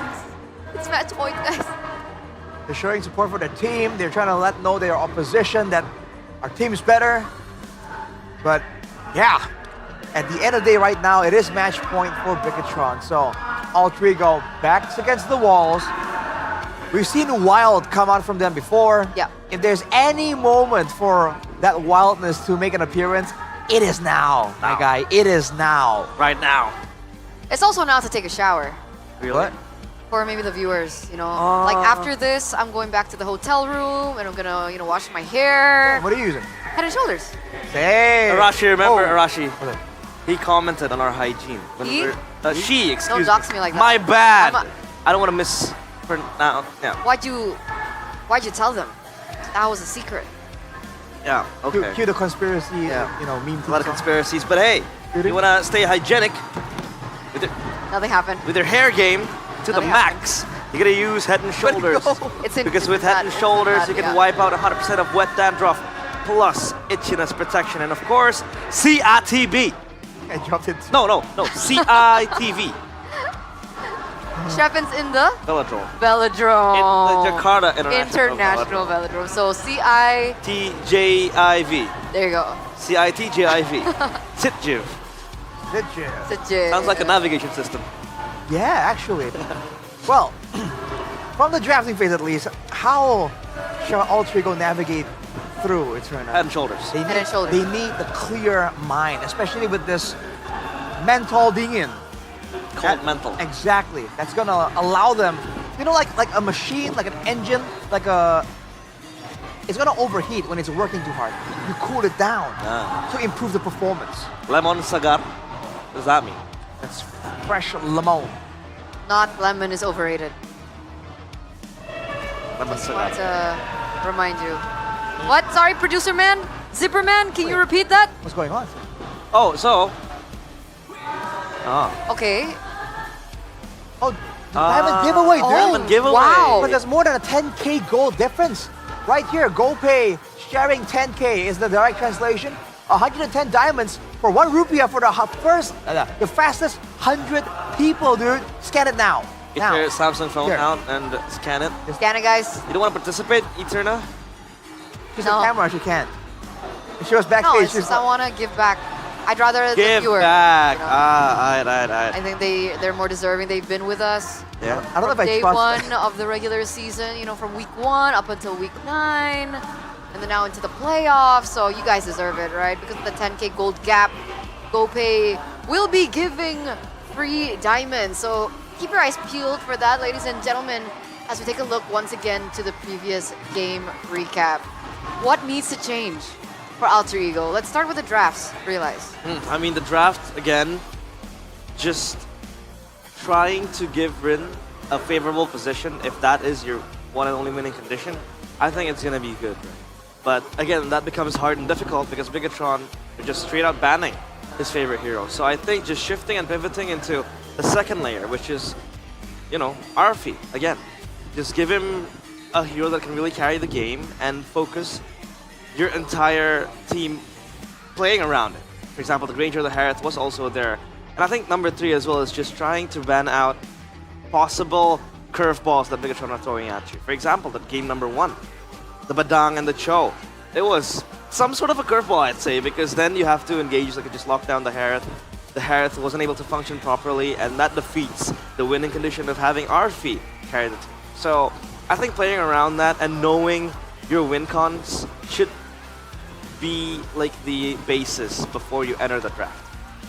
Well, right now, Alter Ego is going for a first pick selection, trying something new. It's like game 1. Yeah, so we've seen, sorry Arash to cut you, Fredrin always banned out by Alter Ego. Do you think that needs to be done? I don't know. I mean, I think the idea is that when you're on a mobile hero, you like those mobility options.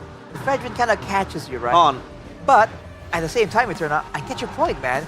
Rin has been caught either way, even without the Fredrin. Yeah. They caught with the Baxia. In fact, in a Lancelot against against the Lancelot, I feel like the Baxia is a worse matchup compared to the Fredrin. So maybe, right? Maybe the Fredrin removed from the ban angle could be an option Ultra Ego can explore. Not to mention, not to mention, if the Fredrin gets picked up, there's a possibility for Ultra Ego to go with that cheese Valier counter. Can work. Can work. Yeah, the Valier, obviously. The fire pushback. But again, this raises questions on, again, Rin's flexibility, right? I think it'll be easier for Ultra Ego to draft if he was able to play the Fredrin, the Baxia. But again, I get it. It's playoffs, you only have 1 life.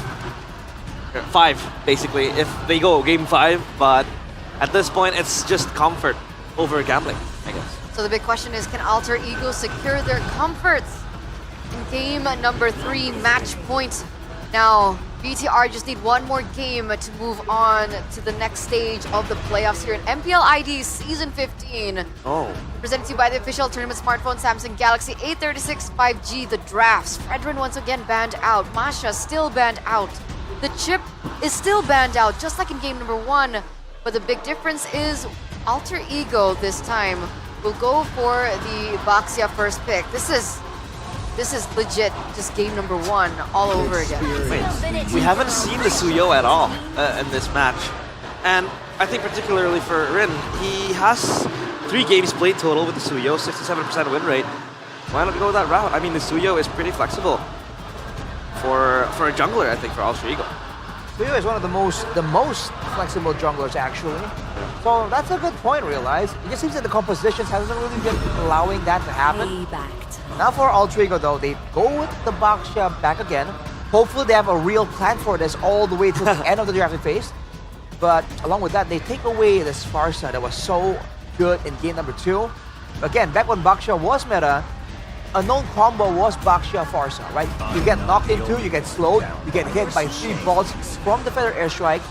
They're getting Phoveus here in the hands of Nino.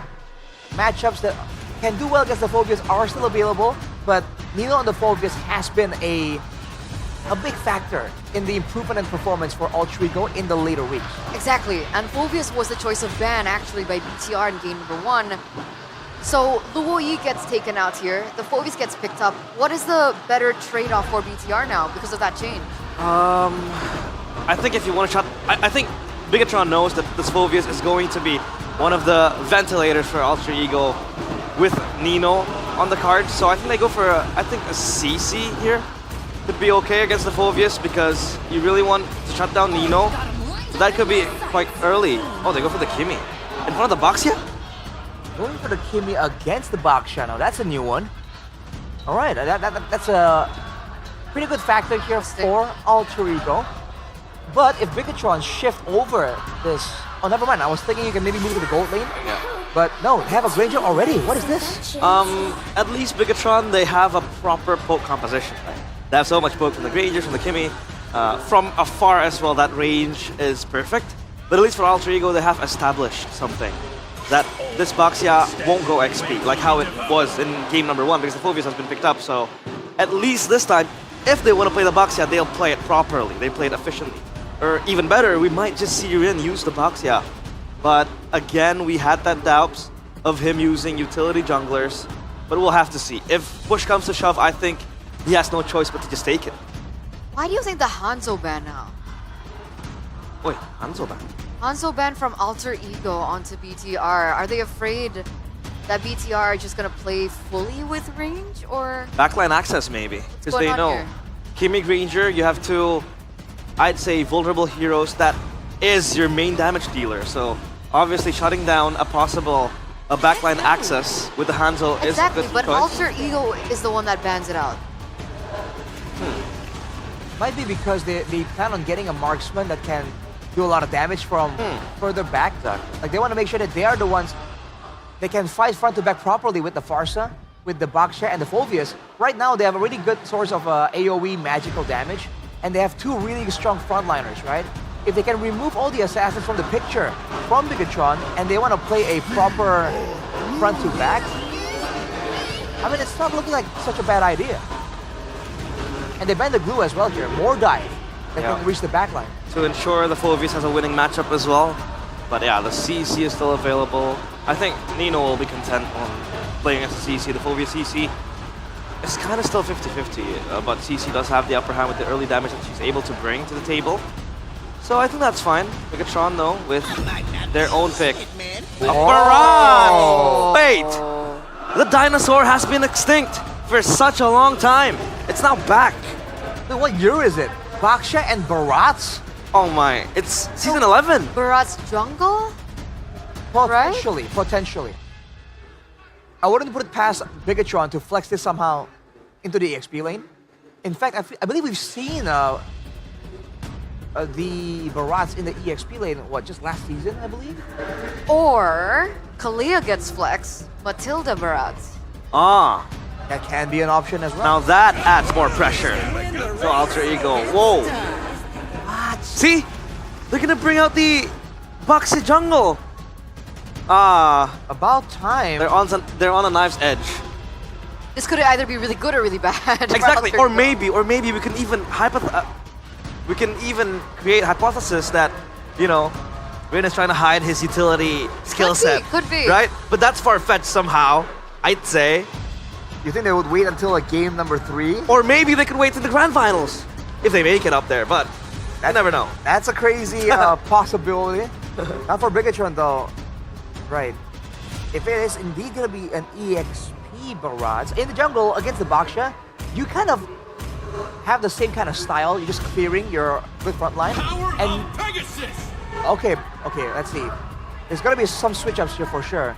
But for the Barrage, if you are indeed the jungler, which it seems like it is, then your big advantage is that even with the most chaotic team fights, all you have to do is pump the Daytona's Welcome and you have a almost guaranteed retribution because of this crowd control immunity. Yeah, I believe the Badang is going to the hands of Light. So Kalea flexed into the EXP lane.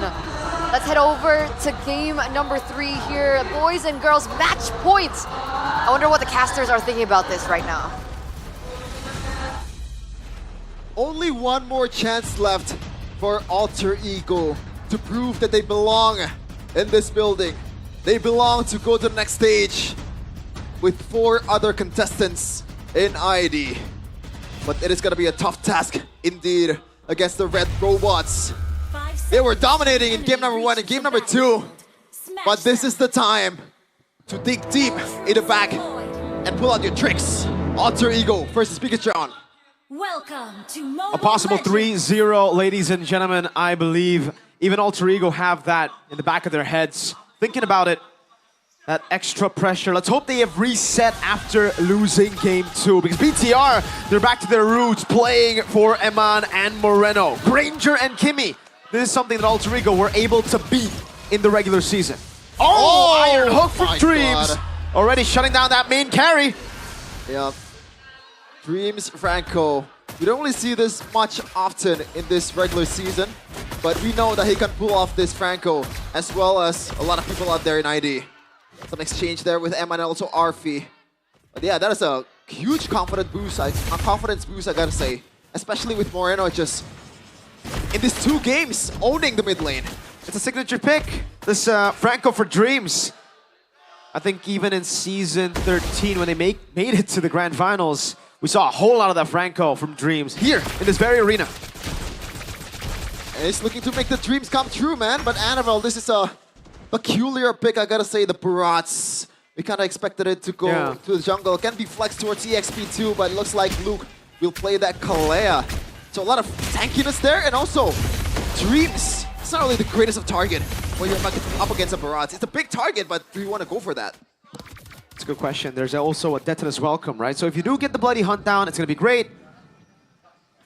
It's just, how do you deal with the Detona's Welcome if Annabelle is the one to go in first, or let's say Light or Luke? Because Light is on a Badang, signature pick as well. Something that we have seen a whole lot. RP! Solo kill against Eman down below. I'm sorry, Arfi, I was not familiar with your game. That's Emania we're talking about. But Nino goes in, Red, running down Annabelle. Good cancel, Annabelle falling. Both the carries of BTR shut down quite early. Mid lane Dreams almost finding the Iron Hook. Light gonna be caught as well. Moreno trying to deal enough damage to stop Alter Ego from taking orange, but Rin finally will be able to win the early game. Yep, a whole 180 switch here in this early of a game. Alter Ego is already up 3-0 now. The brawly type of playstyle by Alter Ego is finally paying dividends. Oh, Tsunami Slam! Pin down Nino, able to flicker out. No kill, good deny by Nino. And there's a green light towards the tunnel. Oh, Dreams! Bloody Hunt and the flicker and the Iron Hook. Oh, what feather airstrike! Oh, that could have been bad. Kijume got it in the end. Good recovery, traction pulse, and the immobilization forcing to purify out as Moreno soaks in the gold cannon minion. NFL invaded, has the red tree, got the purple. Hijume almost turned into Hijumeng there, missing out on the feathered airstrike. But this is a very interesting matchup when you see it. Barat and also Baxia. We're back to season 11 once again. Light though. Substance onto a Dreams. This crack too, no Tsunami Slam. Luke has it on cooldown. Back to my point earlier, Baxia and Barat's kind of the same like jungler in a way, the way they're farming, but the rotating speed is gonna be the one that makes a difference for Rin, and it's already showing in this early of a game. 2.7k gold lead for the 3-face mask. Something that they want to build for in this mid game, especially when they have a Farsa here. Looking at the items right now, that gold lead 999 for Arfi, something that we don't expect him dominating Eman in the gold lane. Good shield unity. Iron Hook into There the you go. Detonus Welcome, cancelled out. But that's the risk of now not having the Detonus Welcome. Now Rin is all free to engage in. Tortoise and Puissance, no. Re-engage animal, brought back by the Dark Wave. Tsunami Slam knocking him down under the turret. Moreno will be able to get this kill. Well done, team. 1 for 1. Annabelle for Nino. Plus the orange buff, so Alter Ego once again. They're happy with the trade right now, and they're happy with the way they're handling the invades here. Much better than the first two games when it was like too chaotic, even for Alter Ego. Some kind of oxymoron there. Way too chaotic for Alter Ego in the early game, which is, again, it sounds weird, ladies and gentlemen. Alter Ego are usually the ones to utilize that chaos. But BTR, with the Kimmy, it'll take some time for them to actually be able to fight. Rin knows that, and that's why he's pushing on the pace. Shield unity forward. Nino not able to find a Dark Wave with the shield unity. Let's connect. Dexon is welcome to cancel. Light in the back line, able to find the fist strike, but Annabelle gets melted down. Light in the front now, caught by Nino. And there you go, Emma getting jumped on by Nino. Tsunami Slam on towards the turret. That's a retaliation. They're not stopping just yet. RFE. One more Inferno Pursuit, but Luke gets out just in time. Alter Ego, yet another turtle for them for free. Now this is a Chaos Derby. Now it's a match. Finally. That we have in our hand some kind of signs of life here for Alter Ego, despite them getting destroyed in the first two games. Sim script in the first match with DLID and Onyx. Slow. Alter Ego now, they're the ones with the 3,600 gold lead. They are the ones that just need to take it slow. Their composition does really well as we get into the later stage as well. Well, maybe not the super late game because that's where the Kimmy does super well, but Game Fact here by our new application, GoPay. It's Barat's debut in Season 15 after it was used last by Dairen in Season 14 Grand Finals. And we know that Cascute loves to pick the Barats over Fabian Sling. That's been the bread and butter in the Grand Finals, but unfortunately, TLID was able to win it. But look at where they're at right now. Oh, first already item. eliminated. And that's the usual first item for the Franco here. Tsunami Slam right away. Full lockdown, and it will be a kill. Rin gonna be taken down, but now attention as well. No, wait. Traction pulse knocking him down as well. It's gonna be out of the lockdown. Dark Wave already from Nino. Getting so many in front of pursuit stacks, but Nino will fall. Sky Piercer strike. It's another hook to get the kill. And Mon gunning them down, and somehow it ends up being 2 for 2. 2 for 2, but it's a mid lane turret. So again, Alter Ego taking advantage of the early game lead that they have. It looked pretty good from Bigatron, but the HP bars of Rin is way too tanky and they need a lot of time, even with the help of the aggro of the turret, to get him down. Luke though, gonna be engaged on Bloody Hunt. Luke gonna be caught? No, he gets out. Traction pulse, Dreams gets pulled back, immobilization as well. Knows there's no Bloody Hunt, they're gonna go for the chase light. The flicker forward too. And it will be flicker for flicker, roam for roam. Yeah, but despite Alter Ego is up by quite a lot here in the early game or the mid game, I think they're not out just yet. It's a bit of a different story than the first two games where it looked like it's a bit more hopeless for Alter Ego. BTR, they're still holding out just fine, and there's still a lot of counterplay they can think of, but Annabelle taking a lot of heat. Sentinels welcome, use up with the airstrike as well. Defensively, Annabelle to the back already. Red Tree on point by Rin.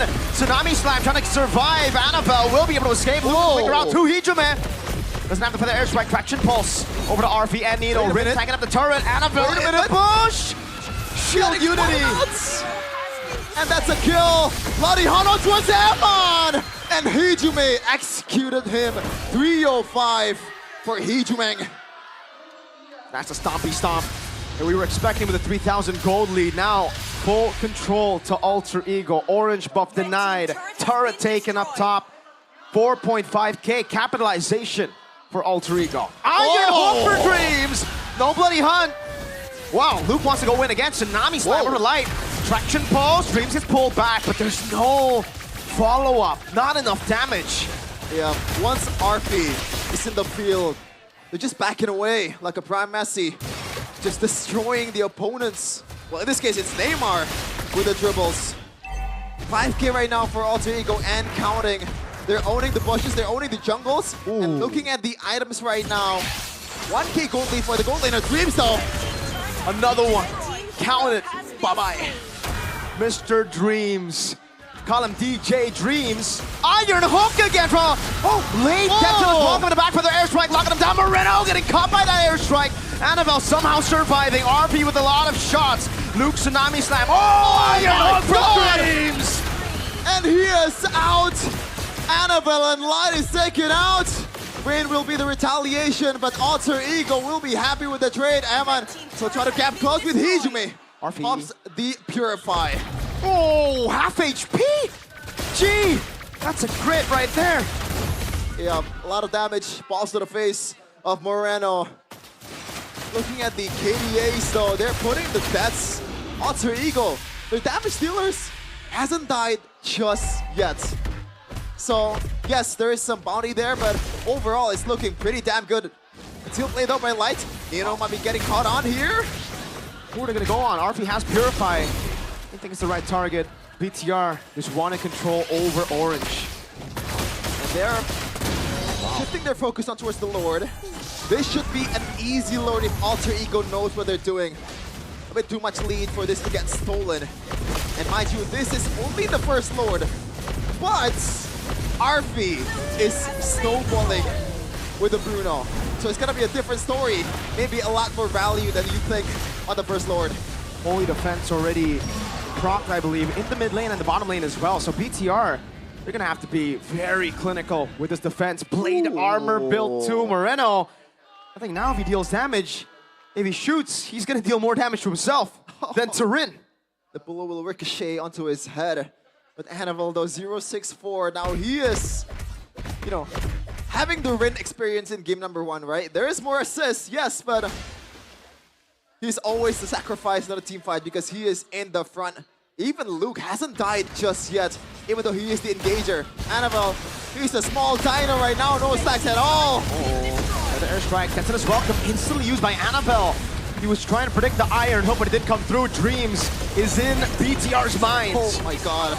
Mid lane base turret falling. They have dealt with the side lanes.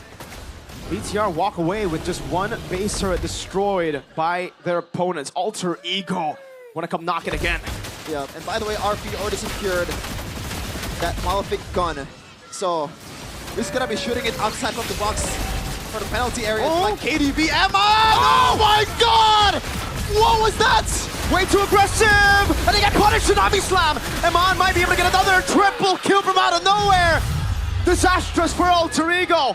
Light wants to go for more. Orange buff taken by RP. Light is still chasing. Baby, it's a triple.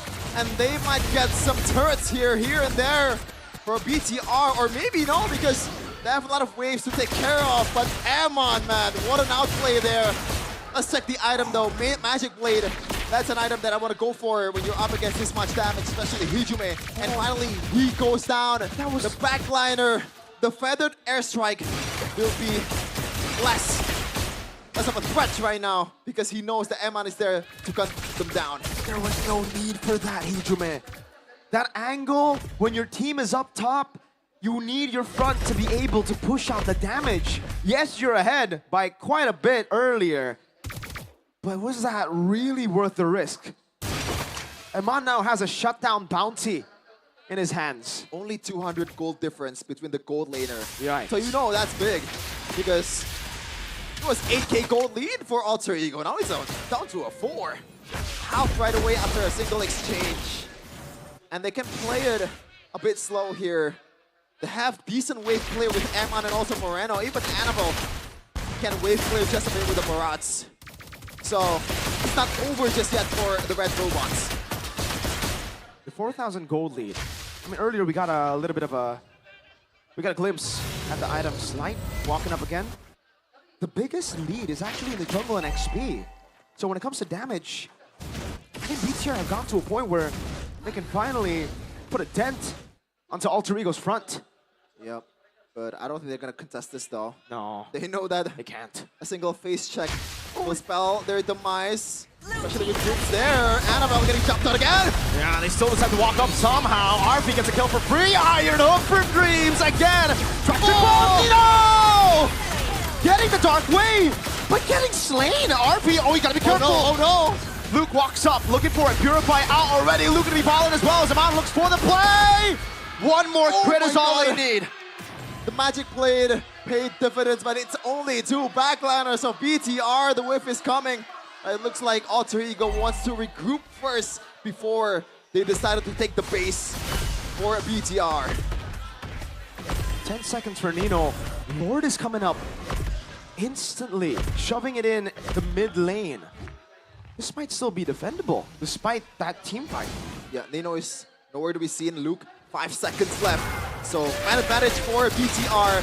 Can they divide? Oi! The pin down damage! Right. No flicker this time around for Eman to make an outplay. Lord dealing so much damage towards the base already, half HP. Dreamsing with the Iron Hook. Looking for it, able to find it now in the back line. Light able to go for the pin down as well as Moreno goes in for the free hits, but Light gets disintegrated by RP. Slowly but surely, somehow is able to escape. The Worldie does not land. Moreno caught very low with the airstrike just outside of the range. Moreno with the flicker out already. Base wide open. They're gonna go for it. Nino in the base already. Alter Ego force a game 4. Whew. A sigh of relief for Alter Ego squad. For Codelwin that's restreaming it right now. And also Alter Champs. We didn't expect this comeback from Alter Ego. They finally got a point on the board. Wow. Well played to Alter Ego. There you go, finally. Showing up after game 1 and 2. The big question was, where did the regular season second half of Alter Ego, who were up on the rise, go? It looked gone. Game 1 and 2. Game 3, there's a bit of hope back up. You can see from the Alter Champs though, who never backed down. Even when they were 2-0 down, they were supporting this team. Never back down, never what? Alter Ego, even when never they give were, up. Yeah, 2-0 and they're still louder. Then I'm sorry to call out your fans, Mirko, hey, BTR fans. I'm sorry, it's facts. I have to take facts. Yes, they are louder than the Troopers by a lot. Amelia. And right now, it's time to regroup and rethink their approach in game number 4 because it's not going to be the same. There's going to be some adjustments from Coach Tazi and Pionel, surely, but this was unnecessary, I gotta say. They should have just played safe because the Hail Mary play was not there for them. Even Luke, that engage was kind of weird. But Alter Ego, what a game. And this might kickstart their comeback here in the first round.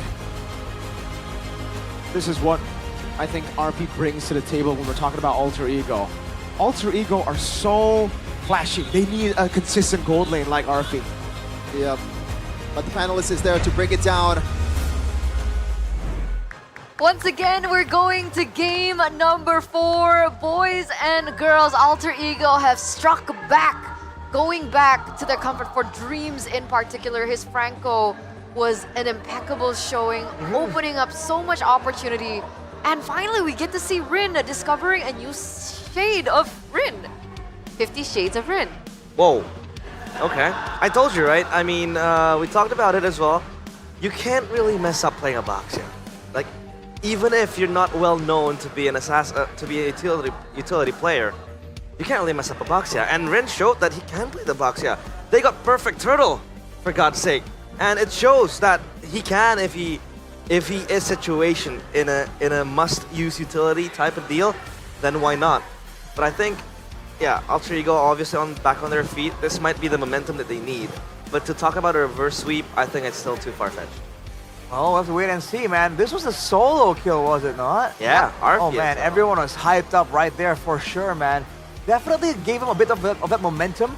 You're seeing Arfi, man, carry the team. And you're seeing a lot of the signature aspects of Alter Ego that you were waiting to see in the past 3 games, you know?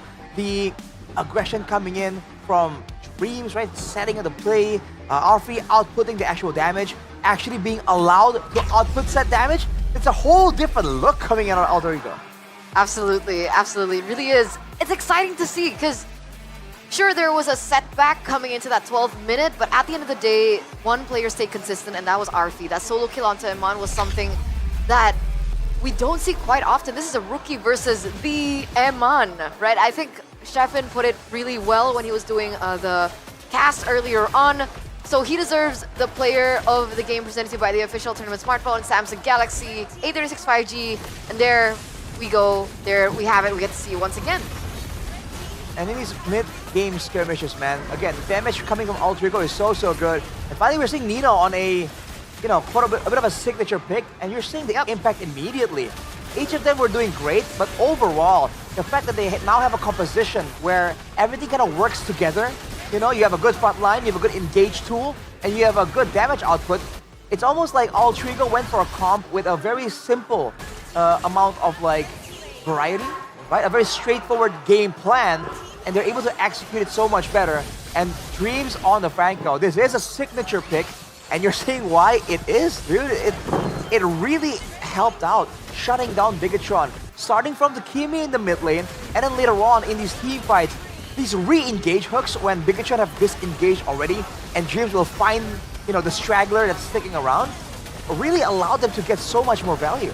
They're always able to, again, like you said, re-engage and have an extra hand just reaching out to Bigatron. I mean, we have kind of like a premise where, you know, this is a Kimi Granger game. You have to have backline access. You have to be able to shut them down.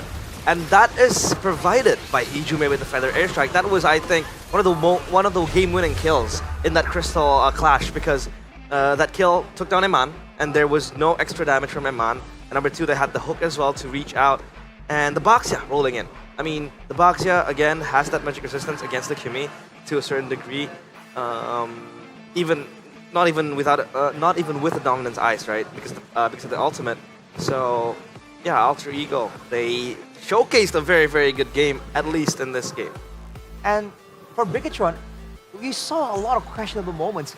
Even in the final fight there, when Iman seemed like he was going to try and make a big play happen, right?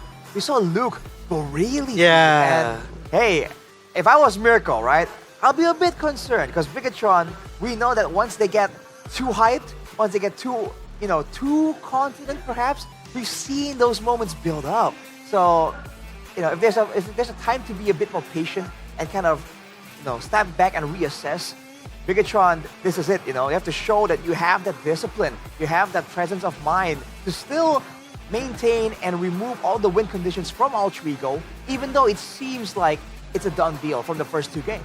That was the big moment, right? 12 minutes in, Iman gets that triple kill because he was able to sidestep out of the skills coming through from Alter Ego. So that initial 8k gold lead coming from Alter Ego actually slivered to 4k. But then what you mentioned happened, the Luke tragedy. Because initially it looked really good, right? He was able to... It looked really good? It looked really good. I'm sorry, go on. He was able to deny that pick from Alter Ego, but then he flickered back in to perhaps look for a pick onto Arfi. But unfortunately, he got taken down, and then Eman was in a really tough position. I think it's fair because he knows that Eman is strong. Sure, you can't really go on the offense that eagerly, but Technically, he had like 4 stacks by then. yeah, but I think he knows that the Granger is getting hotter by the minute. It's Yeah. getting more dangerous. But you have to note that RF is a Bruno, and this Bruno late game is a problem. And that Bruno was scaling already. With a few items, the crit is just so spicy. So I think underestimating the damage that Alter Ego can also bring. Yeah. That was also done by Bigatron, and overestimating their own damage. Not to mention, if you look at the item timeline right here, a lot of budget components for Luke. He went for the fleeting time. So, I don't know, man. If you are the EXP laner, I feel like the fleeting time can be a valid item later on. You know, I think your main job is still to be a bit of a frontline instead of focusing too much on utility.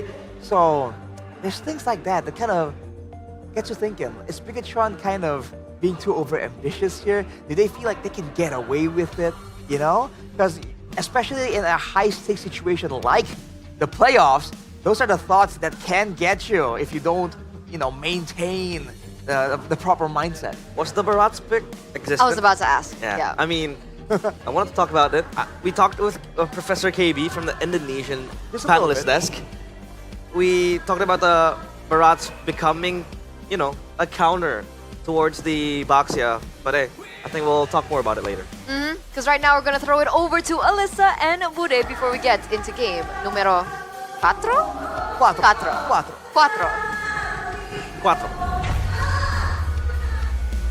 DL, sambut Alter Ego X. Woohoo! Kok nggak dibawa pialanya ke sini? Berat Bude. Oh berat. Hais muncul di sini. Ada Devkosh, ada Styx, ada Cyrus, dan juga ada Founder. Bukan Kodelwin, Founder. Bukan ya. Tapi di sini menarik banget kalian sebagai juara. Baru banget juara. Perjuangan kalian juara. Pada akhirnya kalian dapatkan. Bagaimana? Datang ke sini sebagai juara tuh beda nggak sih? Beda sih. Lebih banyak yang kenal aja. Agak lebih banyak yang kenal. Agak lebih banyak. Lebih banyak yang kenal dan mungkin jalannya juga lebih nengak gitu ya? Iya. Palanya ke atas terus. Oke. Udah gak bisa ngeliat ke bawah. Sombong. Sombong, gak apa-apa. Habis juara tapi luar biasa. Dan kita ngelihat kalian kesini untuk tentunya mendukung Alter Ego nih yang lagi memang berjuang. Bagaimana kalian melihat performa perdana mereka di babak playoff? Aku lihatnya dia Alter Ego di game 3 udah balik sih. Ini jati diri Alter Ego? Ya, semoga di game terusnya kayak gitu terus. Tapi Hais, kamu kan pernah bermain dengan mereka juga. Kayaknya berpisahnya juga baru-baru banget. Gimana sih kamu melihat dari mungkin ada 2 player yang baru menjajaki panggung playoff, Rine dan juga Arvi? Aku lihatnya mereka di game 1-2 mungkin agak kurang perform lah. Tapi tadi di game 3 udah balik sih mereka. Udah jago lagi. Udah jago lagi? Iya. Jadi memang game 1-2 mungkin agak sedikit penyesuaian gitu kah? Iya agak shaky dikit lah. Shaky dikit? Atau memang sebenarnya kalian gimana sih ngelihat dari Alter Ego terlihat benar-benar di pressure. Rine yang biasanya kita lihat dengan linknya set, Assassin Link, segala macam dia bisa. Tapi kayak jadi feeder tadi ya game 1-2. Apa respon kalian? Feeder, kayak udah ngeblank sih tadi. Ya. Oke, udah ngeblank. Respon kalian gimana tuh? Santai aja atau bagaimana? Agak kaget. Masih percaya comeback sih. Masih percaya comeback? Kayaknya emang sengaja sih ini. Skenarionya emang begini. Wah memang Alter Ego ada-ada aja. Game 1-2 sengaja. Biar bikin musuh kaget? Gak kaget sih emang biar gamenya lama aja. Kita juga ngepredik bakal gamenya 5 game kepake semua nih. 5 game? Berarti game ketiga ini jadi titik comeback ya. Tapi bisa dibilang yang bermain bersama Rine dan juga Arvi mungkin ya. Arvi kan bisa dibilang musim ini masih bermain di MPL tiba-tiba dinaikin. Dan gimana sih ini dari kawan-kawan Arvi tiba-tiba muncul? Ya Arvi di MPL emang gendong-gendong. Terus di MPL dia baru dicoba season ini jadi bagus-bagus aja sih. Terus tadi game 1 sama 2 mungkin emang masih penyesuaian panggung aja. Terus game ketiga tadi bisa dilihat dia solo kill Eman ya. Serem sih. Serem ya. Ini dari Cyrus, MVP dari MDL musim ini. Dan kamu melihat banyaknya perubahan terjadi di tempat kalian dan di Alter Ego. Gimana sih kondisi Alter Ego sekarang? Ini memang Alter Ego, saatnya Alter Ego Prime mengukir sejarah nggak sih menurutmu? Gak tahu ya, saya nggak pernah lihat MPL latihan lagi. Cuma semoga aja lah sejarah AE sekarang. Semoga mengukir sejarah. Founder kepengen nyemangatin gak sih temenmu yang lagi berjuang nih posisinya memang match point untuk tim Bigetron? Ya semangat buat anak-anak MPL ya. Selagi Dreams masih spam Franco kita masih bisa menang sih harusnya. Kuncinya Dream spam Franco. Kalau di band gimana nih ya? Hais, gimana kamu melihat sekarang? Match point, memang udah ngedapetin 1 poin kemenangan tapi kan Bigetron 1 langkah lagi bisa memulangkan Alter Ego lagi. Apa yang kamu ingin sampaikan mungkin? Tetap main kayak tadi sih, soalnya mereka jago banget tadi, parah. Parah. Kamu yakin Parah Alter Ego bisa comeback dan memenangkan match ini? Yakin 100%. Yakin 100%. Dan kita udah melihat bahwa dari Alter Ego X sudah datang ke sini, mereka menyemangati untuk tim Alter Ego comeback. Mereka percaya ini bisa terjadi 100% bahkan. Dan mari kita beri tepuk tangan sekali lagi untuk tim Alter Ego X. Dan semuanya pasti penasaran ingin mengetahui bagaimana kelanjutan dari game yang keempat. Langsung saja panelis, monggo.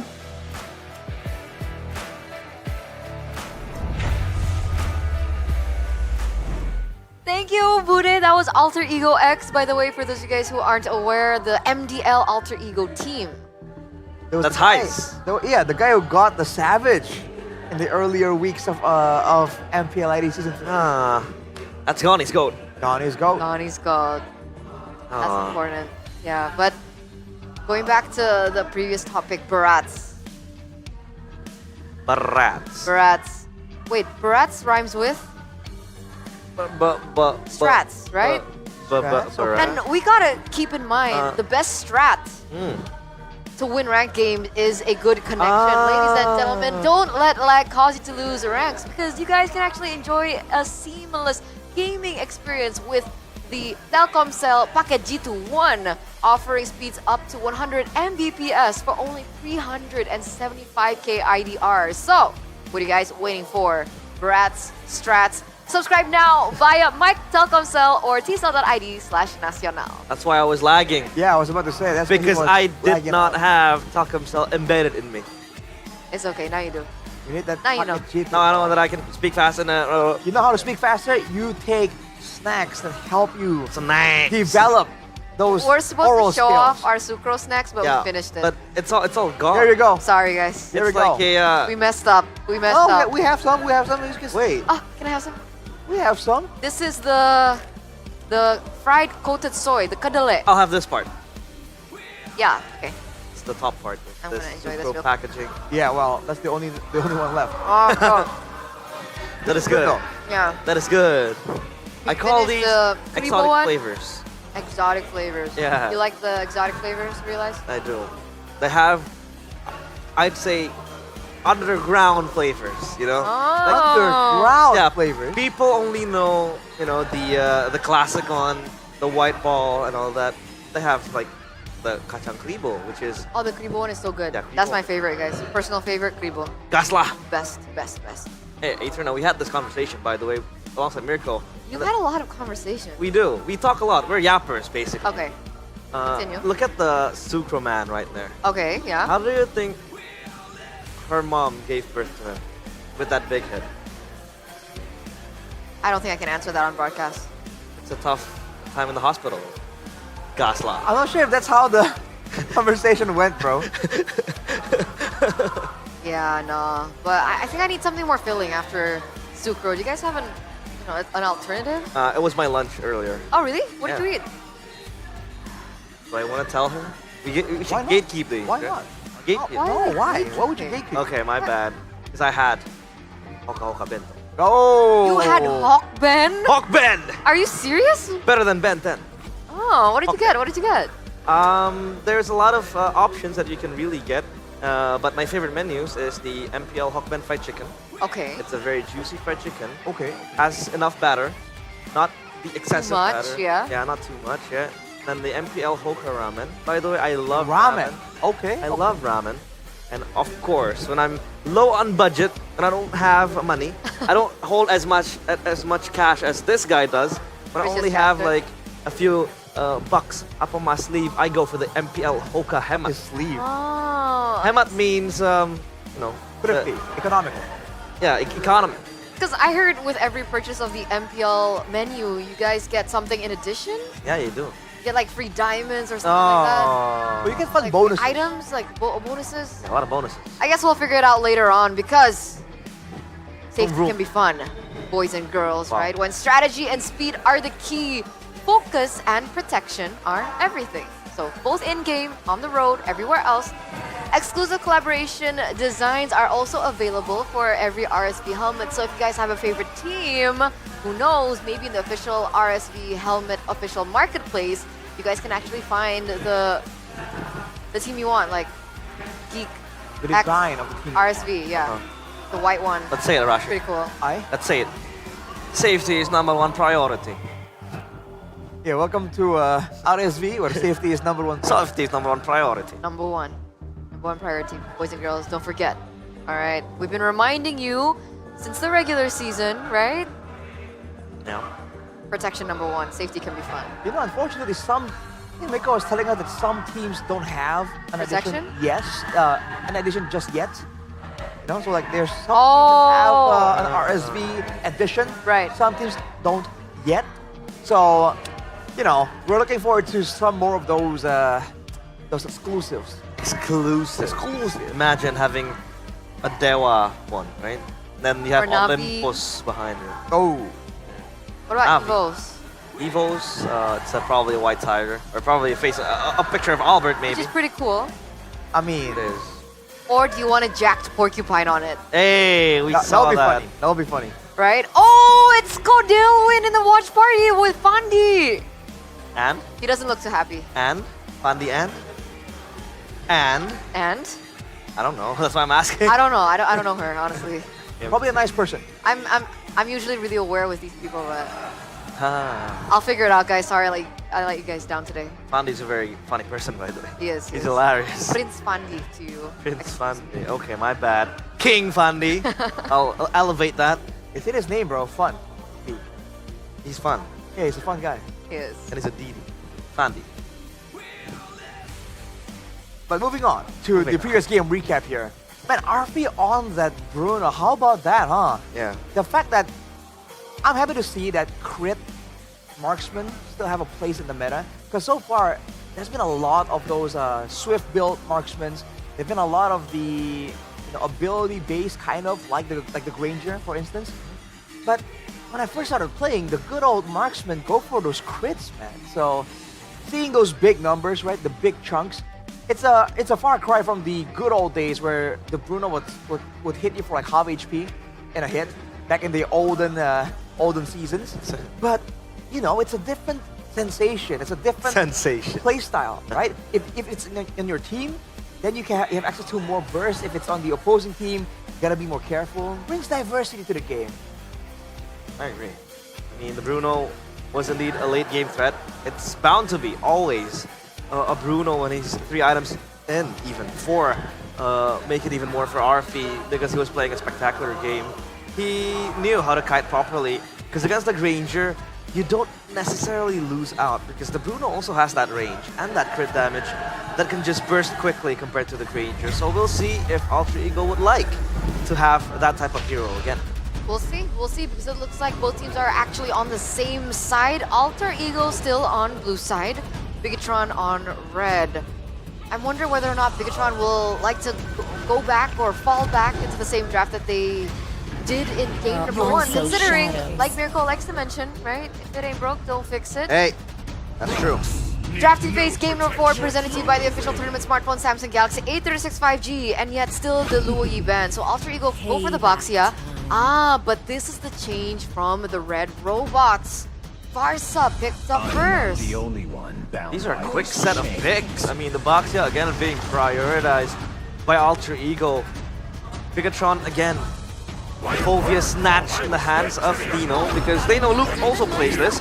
But these are very, very quick. I mean, the Franco is out, the Kimmy as well. This time the Kimmy is with the Baxia, so you know the Kimmy has more, I'd say, freedom because the Baxia just kind of denies that Kimmy off of a strong start. But this Kimmy is picked against a Farsa, and we saw how difficult it was to actually have impact and output your DPS when the Feather Airstrike is looming right above you. Yeah. So Bigatron has an angle here to try and use that. They've taken the Phoveus away from Nino, and that was definitely a big factor in how Alter Ego were able to actually get good positioning in those big team fights. Along with that, the 1-1 that was banned away, I believe, in game number 2 and number 1 by Alter Ego has been let go. So Bigatron with a gold lane type of angle right here. And it makes sense, right? The 1-1 against the Franco, technically a free Purify that he's able to utilize. You pop it when you're hooked? You have to time it, I think. The timing. Yeah. That's just the hook. When I don't you're know if the ulti, I didn't think you can do it with the ulti. Yeah, the ult is it's a suppress. basically impossible, to suppress. And you can't really access your skills far to the Purify that, you know, it's a spell, right? But yeah, the timing will be very important. And at least the 1-1, the Hands of Iman is a strong pick. The Crossbow of Tang will be very, very good to just, you know, jump over, like, the bulky heroes like the Boxer that wants to come running at you. So, yeah, I think that's a very, very safe and decent pick, the 1-1. Which means that there's some urgency for Bigatron to get the ball rolling early. The 1-1 has an okay laning phase and a very strong mid game. So if this drags on, the Kimmy or a different gold laner can have a chance to outscale the 1-1 and have a lot more damage output. Yeah, especially when the Winter Crowns start popping in, the Immortals start popping in. That's when the 1-1 really falls off. But when it comes down to like early game laning phase, level 1, level 2, the 1-1 is actually quite strong. Carry though gets taken away in the second phase alongside the rest. Cho also gets taken out. Alter Ego respecting Light here considering a roamer has not been picked up. Cool, so the angle right now seems like for Alter Ego is to limit the engage tools. They've been on the back foot and they're unable to mount their own offense again and again because Bigatron has the better engage, has the bigger threat on the map. But now with the Franco that has proven itself very useful even before the Baxia is even in the picture for the combo, with the traction pulse as well, by the way, can be comboed with the Iron Hook. I think Alter Ego are trying to make sure that, you know, Bigatron can't really get those lockdown type of heroes, and Mathilda will be the option. Mathilda Phoveus for Bigatron, but against a Franco, hey, I don't know, man. You can't take the guiding win when you're being suppressed. But remember, this Franco was working only with the Kimmy right now, which is why the carry was banned, right? Right. So we're looking at something else that is needed to kind of supplement the Franco if they still want to utilize Dreams for the pickoffs. Matrix? G-Tricks, yeah, I mean, you need follow-up damage, follow-up burst damage when the Bloody Hunt is out, so you have that pickoff potential. But again, we need to note that the Skimmy still could be flexed. Yeah, and go in the hands of Hijumi. Let them come. Without, there the you Benedetta. go! The Nino special! I've been waiting for this, man, and the Irithel comes through. And some burst damage. It's not the best burst damage. Oh, wow. So if Alter Ego are gonna try and engage with a Bloody Hunt, you have to do so under the Feather Airstrike. This might be a bit difficult, but maybe that's where the Benedetta comes in. Whenever Moreno comes in with the Feather Airstrike, the Benedetta makes sure that he cannot stay there for long. Petrify, maybe? Most likely, I think. What about the Irithel and the 1-1 now? Because earlier we said that the 1-1 would dominate the lane, but with Irithel in the picture. Oh. Interesting. Mathilda Lucas, Mathilda Phoveus. A strat we saw just earlier as well. Alright. The laning phase though, to answer your question, Eterna, is gonna heavily favor the Irithel. I think Mirko is very adamant that it's an absolute counter. So that's going to be the next challenge that Aman has to face. Still at match point. Ladies and gentlemen, can Alter Ego go for a full force into game number 5? We're going to throw it over to our casters. Gotta say, I didn't expect to be in this position, but me neither. Alter Ego is here, and their draft is looking mighty solid, Mirko. This is game 5, ladies and gentlemen. If we're looking at the drafts, right? The Lucas and Matilda is great. 1-1 pick without banning Irithel, though. This is wild. Well, let's see, though. BTR is known to be very systematic, but unfortunately, they're more known as Big Choke. Oh no, don't please. As a lot of people would put it. So maybe that's an omen, bad omen for the BTR fans out there, including this guy right here. Get a load of this guy. Good cut from Alter Ego, really. I mean, at this point, also comfort picks from Alter Ego. It's comfort for BTR. But Iman's really gonna struggle in this lane. He got solo killed by a Bruno against the Granger. Alter Ego, by the way. Super fast pace, a good iron hook over. Oh my Not gonna be lord. caught, has a Purify to escape. Hijume putting the pressure on as well. Some early game bravado there from Alter Ego. Very, very aggressive in this early of a game, but talk to me about this matchup, Mirko. Irithel and 1-1, I would reckon that it's leaning more towards Irithel. Oh, dude, it's not even leaning. It's like the 1-1 collapses against Even the Irithel. early game. Especially in the early game, actually. Oh. Like, as long as you have sprint, even if you don't have sprint, you should be able to walk away, poke from afar, and that's why you can see how safe Iman is playing here. He needs to play very, very safe. He's going to lose out in trades. He's not going to be able to all in, and later on, crossbow tang is almost impossible to get against the Irithel, unless the Irithel is like bad. Yeah. And they're gonna try to proc the crossbow tank onto his Rin or maybe Dreams. That's the ideal targets. And the fact that RF actually took Thrill instead of like Fatal or like a attack speed boost. I like that. So he can trade a bit better because most of his damage will come through from his first and second skill. Yeah. When it comes to this matchup too, by the way, it's technically not the best matchup picking up the Benedetta against the Phobius. You enable the Phobius a bit more, but it is a comfort pick for Nino. Back in Season 7, Season 8. Oh, Iron Hook there. Luke immobilized, so, oh, wait a second. Hejum is caught quite low. Luke's not level 4. Nino's 4 first. Annabelle already chunked down. Eye for an eye, good one. Luke pulled back by the Guiding Wind. As cool as it gets, Nino, on the signature Benedetta. So it looks like going by the HP bars is going to be a full damage Benedetta, or at least a hybrid. And they need it to burst down all these heroes coming in from BTR. They're going to just try to run down 2 levels out to the ground, especially with the Irithel too.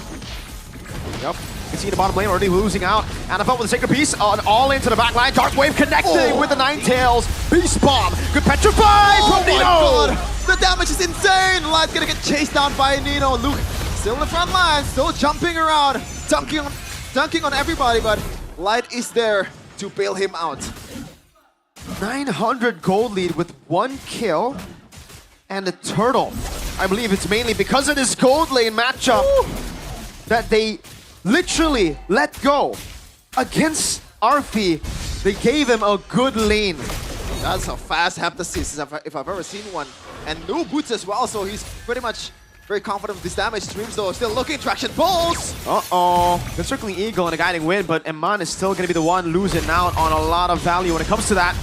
Luke walking up. Oh, try to catch it. Feather airstrike from Moreno to snipe him down. Annabelle in his own jungle. Oh, still able to secure his own purple. Rin a bit too early with his retreat. And by the way, Dreams is again on the Franco, and mind you that this guy still has 100% win rate this season on a Franco, 3-0. And let's take a look at the item here. Rin actually goes for a Cursed Health right away instead of just maybe more tankiness. So he's confident they can just erase the jungles out of BTR's area, and right away you can see the level difference, 2 level from Annabelle and also Rin. That's a lot. Now it's a 1,200 gold lead for Alter Ego with a composition that I believe actually does better later on too. The Kimmy, the Irithel, we already know of the Irithel matchup. BTR are kind of forced to win the early game with the Phobius and Lucas. Yes, they'll have the Farsa, but even the 1-1 will be heavily, I mean, it'll be very easy to counter in the later stage of the game when Winter Crowns start getting built up. Up top, Shield Unity over to Light. Guiding Wind brings him in. Luke still jumping around again, able to get a few of these procs. Rasengan, Nino, bit too aggressive. Dreams walks off. Iron Hook, landing, traction, pulls in the Bloody Hunt too. 1 for 1, Nino for Luke. Yep, that's a good trade. It's actually EXP to EXP, so it's a bit more equal than I thought. Annabelle though, Sacred Beast Form is going in. Another airstrike, Iron Hook missing, but Annabelle's gonna be kited down. Even with the tail beast form, Ijume! With the chase, and Light might be on the other side of the receiving end of the bullets of Ijume. 2 kills, and also Eman falls down with Arfi. Solo killing him again. The double kill, a dunk below Luke. Traction pulse, good night. Alter Ego, 3,000 gold lead. BTR, don't know where to go, don't know what to do. Yeah, it really might be a game 5 here on what was 2 match points for BTR. It's a bit too early to call it, but the way the game is going right now. It's not early at all. Hey, called it during the draft. I've been wrong a lot of times in the regular season, and I might be wrong again here. You're not wrong here, Sheffin. Well, you know, it's spoken from a BTR fan, so maybe I'll take your word for it, Mirko. Gotta take my word for it. Not just a BTR fan, but a 1-1 player myself. This is an unplayable game. Oh Rage. my Hulk God. again from Dreams, a signature pick shield unity, and the bloody hunt. Time to perfection. 3, Sky Piercer stacks on Ijume. Sky Piercer very early in the game, and Nino is having a time of his life just clearing the lane, and no one can really just hinder him from doing so. BTR is pretty much playing a catch-up game, and Dreams, he can wait until he lands a hook, and Alter Ego will just pounce. They can take this game as long as they want to. As long as Dreams gets the hook, it's game over for Alter Ego or BTR. Here's the thing about the 1-1, right? You need early game snowball too, because up against a composition like this, let's say the crossbow attack, you somehow are able to get it. You're not killing Rin. You're not touching Rin. Like, the Tortoise's Poissons will be enough to just soak in all that damage. Maybe with the burst coming in from Moreno and the Lucas and Annabelle, that could change things. But that's if Rin is all alone. Alter Ego have so much artillery, so much damage from Ijume, a pick potential 2 from Dreams, traction pulse, landing, immobilization, and the poke. That range for Alter Ego is going to be deadly. I can't believe that Arfi is outplaying Eman in this last 2 games. In this game, that's a sentence. It's a given. Yeah, I mean, yeah, but previous game it was not for sure. Moreno though, just a bit of a feathered airstrike, and some bullets from Ijume can take him down. Rin, Retribution. Uh-oh, Moreno gonna be caught. Oh, an assassination from Rin Petri! Nino jumping to the back, the crossbow attack, but Nino is able to dash away in time. The man going for the chase, but look at the tier 2. Luke jumping, Benedetta falling. Annabelle Aman goes in aggressively, has the guiding wind, gets pulled back. Ijume! Another Sky Piercer stack, make it 2, might be 3. Luke gonna be chased down by the whole team of Alter Ego, but he flickers out. Now up to 7K for Alter Ego. 6,800 gold lead. Ijume has 5 stacks on Sky Piercer. 5. This is a hero that is mid to late game, ladies and gentlemen. Alter Ego are pulling a fast one on BTR. BTR were stomping game 1 and 2. Alter Ego, no. They took the stomp so that they could stomp. They studied the stomp so that they could stomp here. And Ijume paid some respects towards the physical damage, healing potential from these guys. Eman, gotta watch out. Not much damage on traction pulls, but that CC might be dangerous. Dream still scouting the situation. Oh, they're playing with fire. This game will only be winnable if Alter Ego make a mistake, and it has to be like a crazy, weird mistake. This is winnable right here. I think at the 12-minute mark. They have so much siege. They have already outscaled BTR, I feel. Oh. And the fact that Franco is not going to be near BTR's players, but at the same time, it's a good engage potential. Oh, RV! Oh, just as I say, crossbow time popped in. RV, what was that? Annabelle jumps in, Dreams gonna be falling as well. BTR somehow find a ticket back to the game. What? Nino is low. Win is as well. Eman's gonna chase them down, and that's a wipe for BTR. They just throw it out of the window. Mirko, that's a caster's jinx. I'm in disbelief. Utter disbelief. A full counter draft in a way.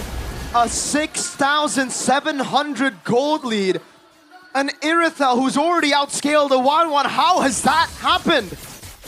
I don't have an answer. Maybe the replay will have an answer. I mean, the main thing is overextension from Arfi and giving that crossbow tank on towards Emma. And shout out to Annabelle just cleaning up the backline there.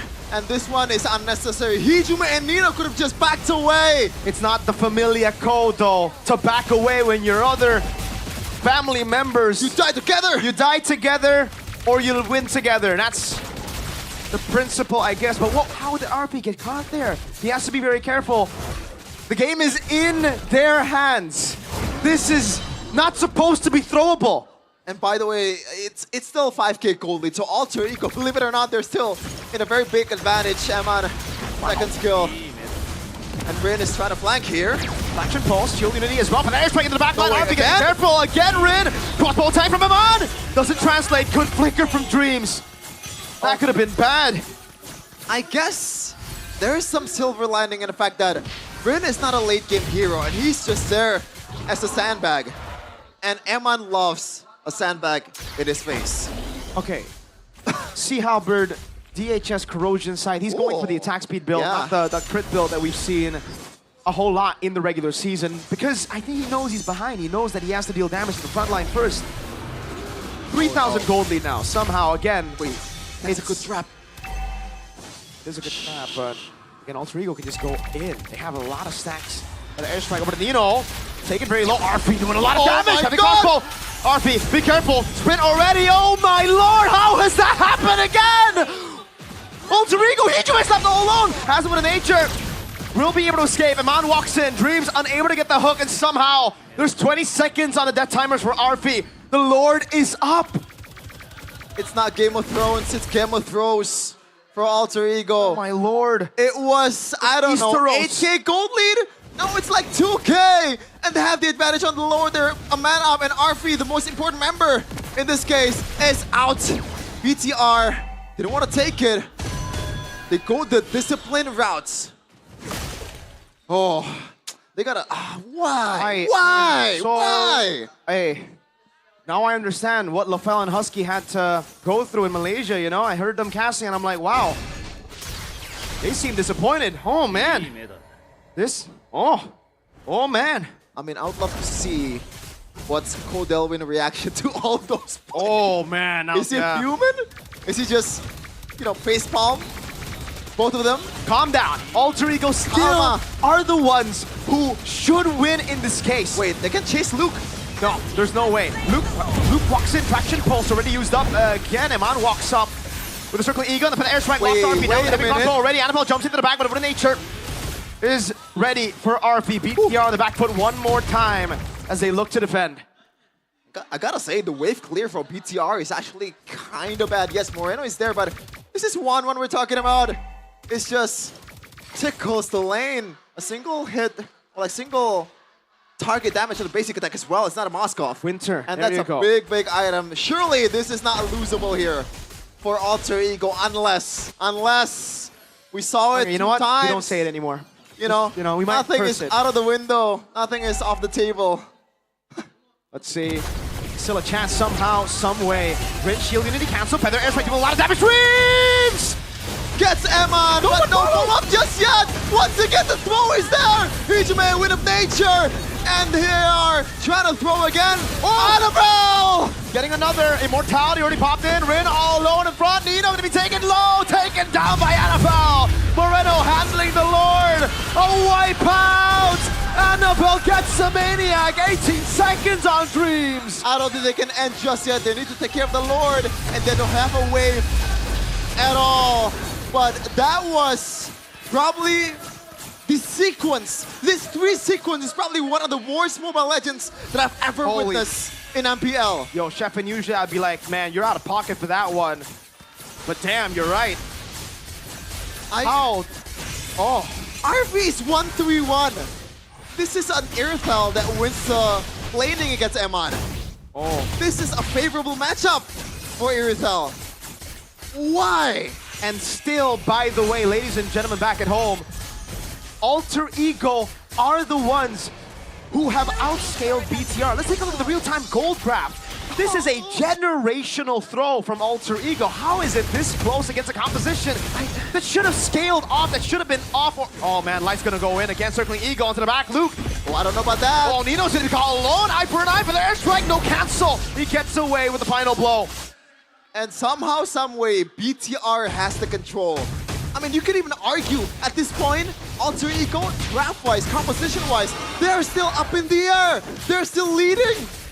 Like, oh my god, I've said a lot of times in this day that I'm speechless. Yeah. This is like the epitome of speechless. The gold gap was wider than Eterna's forehead. Oh my. And now it's only 100 for BTR. Skypiercer stacks are gone technically for Hijime at this point of the game, right? He had what? I think he had 60 stacks on the Skypiercer, and now it's... I would love to see the count on the Skypiercer now. Uh-oh. No. Brother airstrike, that was the Kumar push. Annabelle, that's a great bloody hunt from Dreams. And Luke jumps in. Annabelle, the front line guiding win. Is trying to get away. Hijime chasing. Light also trying to get away. Luke might be at the end of the swords of Nino. Shield Unity used it. Luke taken down him on 20 seconds of Alter Ego. They should get it done here. They should get it done. Surely, now. Come on. There's a wave. Do they want to go for that one? It's a 3v5. Iron Hook not landing. Wave in the bottom lane. Still with the pressure pulse again. Annabelle walks up again. It's going to be Hijime caught very low. Feather airstrike locking him down to the back as Annabelle is able to escape. Light comes down. Bloody hunt locking him. Alter Ego, despite the crazy game, brings it to a game 5. Like, I am both relieved and also disgusted with the fact that Alter Ego played that bad, but in the end, they still get the W. How? Dreams. Yes, but like... Dreams. This is some Indonesian Mobile Legends, ladies and gentlemen. This is It is chaotic, for sure. It is Chaos Derby. But we are on to game number 5. The decider on the fates of these two teams.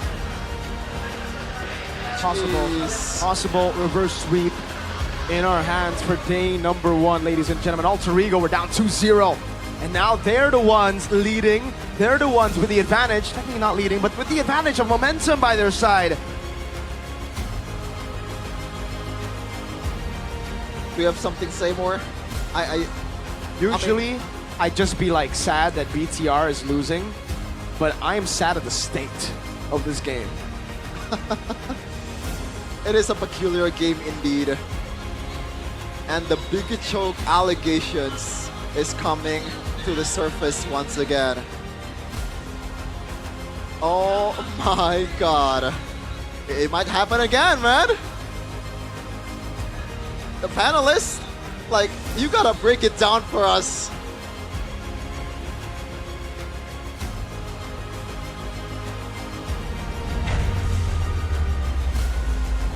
We're going to game 5! Absolute cinema. Absolute cinema. And you know, Mirko's famous last words. It's a generational throw from Alter Ego. But it was. It was. It doesn't even matter. And then Arashi. It doesn't even matter. And then Arashi. How, I don't want to say bad, but like, in that sense where Alter Ego threw, they still won the game. Exactly. So there's layers of mistakes. It doesn't even matter, bro. Dude, I can't even maintain proper posture. Like, that was... So many things were going on, bro. Coaster, right. So many things. You saw the gold graph earlier? Great scenery, bro. Up and down, That's up a and mountain down. ridge. You like mountains, you like lakes. Game number 4, it has it all. We're looking at the replay in crucial moment, I believe, and I agree with you. That was supposed to be a BTR win after the throw came through from Alter Ego, but the fact that Emon unfortunately had to get taken out first before the team fight even occurred, that's when it really sealed the deal for BTR, man. I'm at a loss for words. Like, what was that game? What was that game? I need a break, dude. This is Too much excitement. Oh boy. Absolutely. Let's crown our MVP first, though. Presented to you by the official tournament smartphone Samsung Galaxy A36 5G. And it's going to go to Dreams. Once again, on his signature Franco. Game number 3, game number 4. Super accurate. I still don't know how he has the game sense to get these hooks down, but it keeps landing and it keeps finding opportunities for Alter Ego to capitalize over. Dude, some of these hooks were just really, really good. And you can see that he has a thought process. Whenever the Farsa is ulting, whenever Moreno is in place, he kind of has a bit of a foresight type of deal when he's trying to land some of these iron hooks. And of course, it's a solo kill, but it's a favorable matchup, so we don't really count that. But man, Alter Ego though, despite having everything going for them, again, I have to restate it, it was a generational throw. How the heck did the game even go that far afterwards? Oh man. Once Bigachon got some gold in their pockets, they got the power spikes, they have the tools, the range, the burst damage, and Alter Ego so one-dimensional in their approach, trying to just force their way into the base.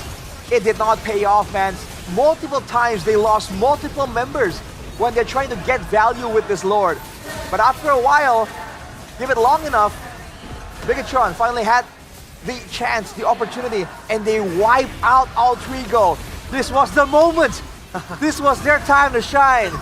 But unfortunately, right here, the suppression, dude. Yeah. That was a suppression. That was what happened, man. Eman gets locked in, gets taken out, and from there, it's a matter of time. Generational suppression, I'd say, from Dreams. He was so good with the Franco. Obviously, a staple pick for him, a signature.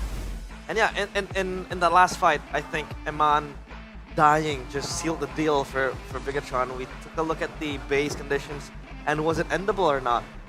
But I feel like after I said it was immediately, like, yeah, it's an angle, bro. That's true, but like, after what Alter Ego did, that throw, I don't know what was in Bigatron's minds. I mean, they got the Maniac, they were able to turn it around, but they couldn't even still close it out. Well, they probably got swept up in the pace and the momentum, right? In trying to make sure that Alter Ego can't recover, can't set up again with 5 members. They're trying to find something. They're trying to force Alter Ego to react. Unfortunately, in doing so, they lost their main marksman, their main DPS output. And you know, at that point, right, technically, if you think about it, Bigachon Esports have the Farsa, they have good damage abilities and opportunities, but at the same time, they have a 1-1 that does fall off, and they're up against a team with 2 marksmen, technically. So, there was some urgency for Bigachon, that's for sure. But dude, I really think that was the hype. Again, we saw it from Luke. I think we saw that from the whole team. And uncharacteristically, I think we saw quite a few of those moments from Eman in this game. I like that you mentioned that about Eman on the 1-1, because at this point of the game, 16 minutes and 34 seconds, you can see Kijume has Immortal, Dreams has Winter Crown, Rin has Winter Crown. The only person who doesn't have that kind of, factor against the 1-1 is Nino. Even Arfi had the Wind of Nature as well. So even if the Crossbow of Tang was able to be triggered, that damage would be not as optimal or even rendered useless in some occasions. So the fact that BTR lost is not a big, I would say, a big question, because at that point, we were already talking about it even in the drafts.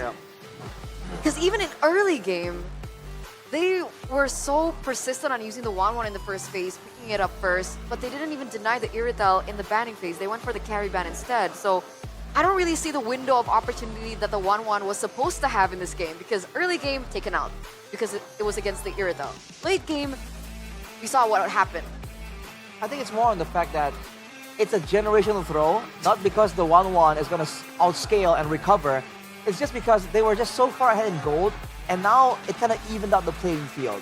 By all means, it's still going to be favoring Alter Ego. I think we saw that playing out. But right now with the Farsa, we were talking about this. In theory, that should be enough to zone out the Kimi and the Irithel. Although technically with the Great Dragon Spear, the Irithel is going to be really, really fast.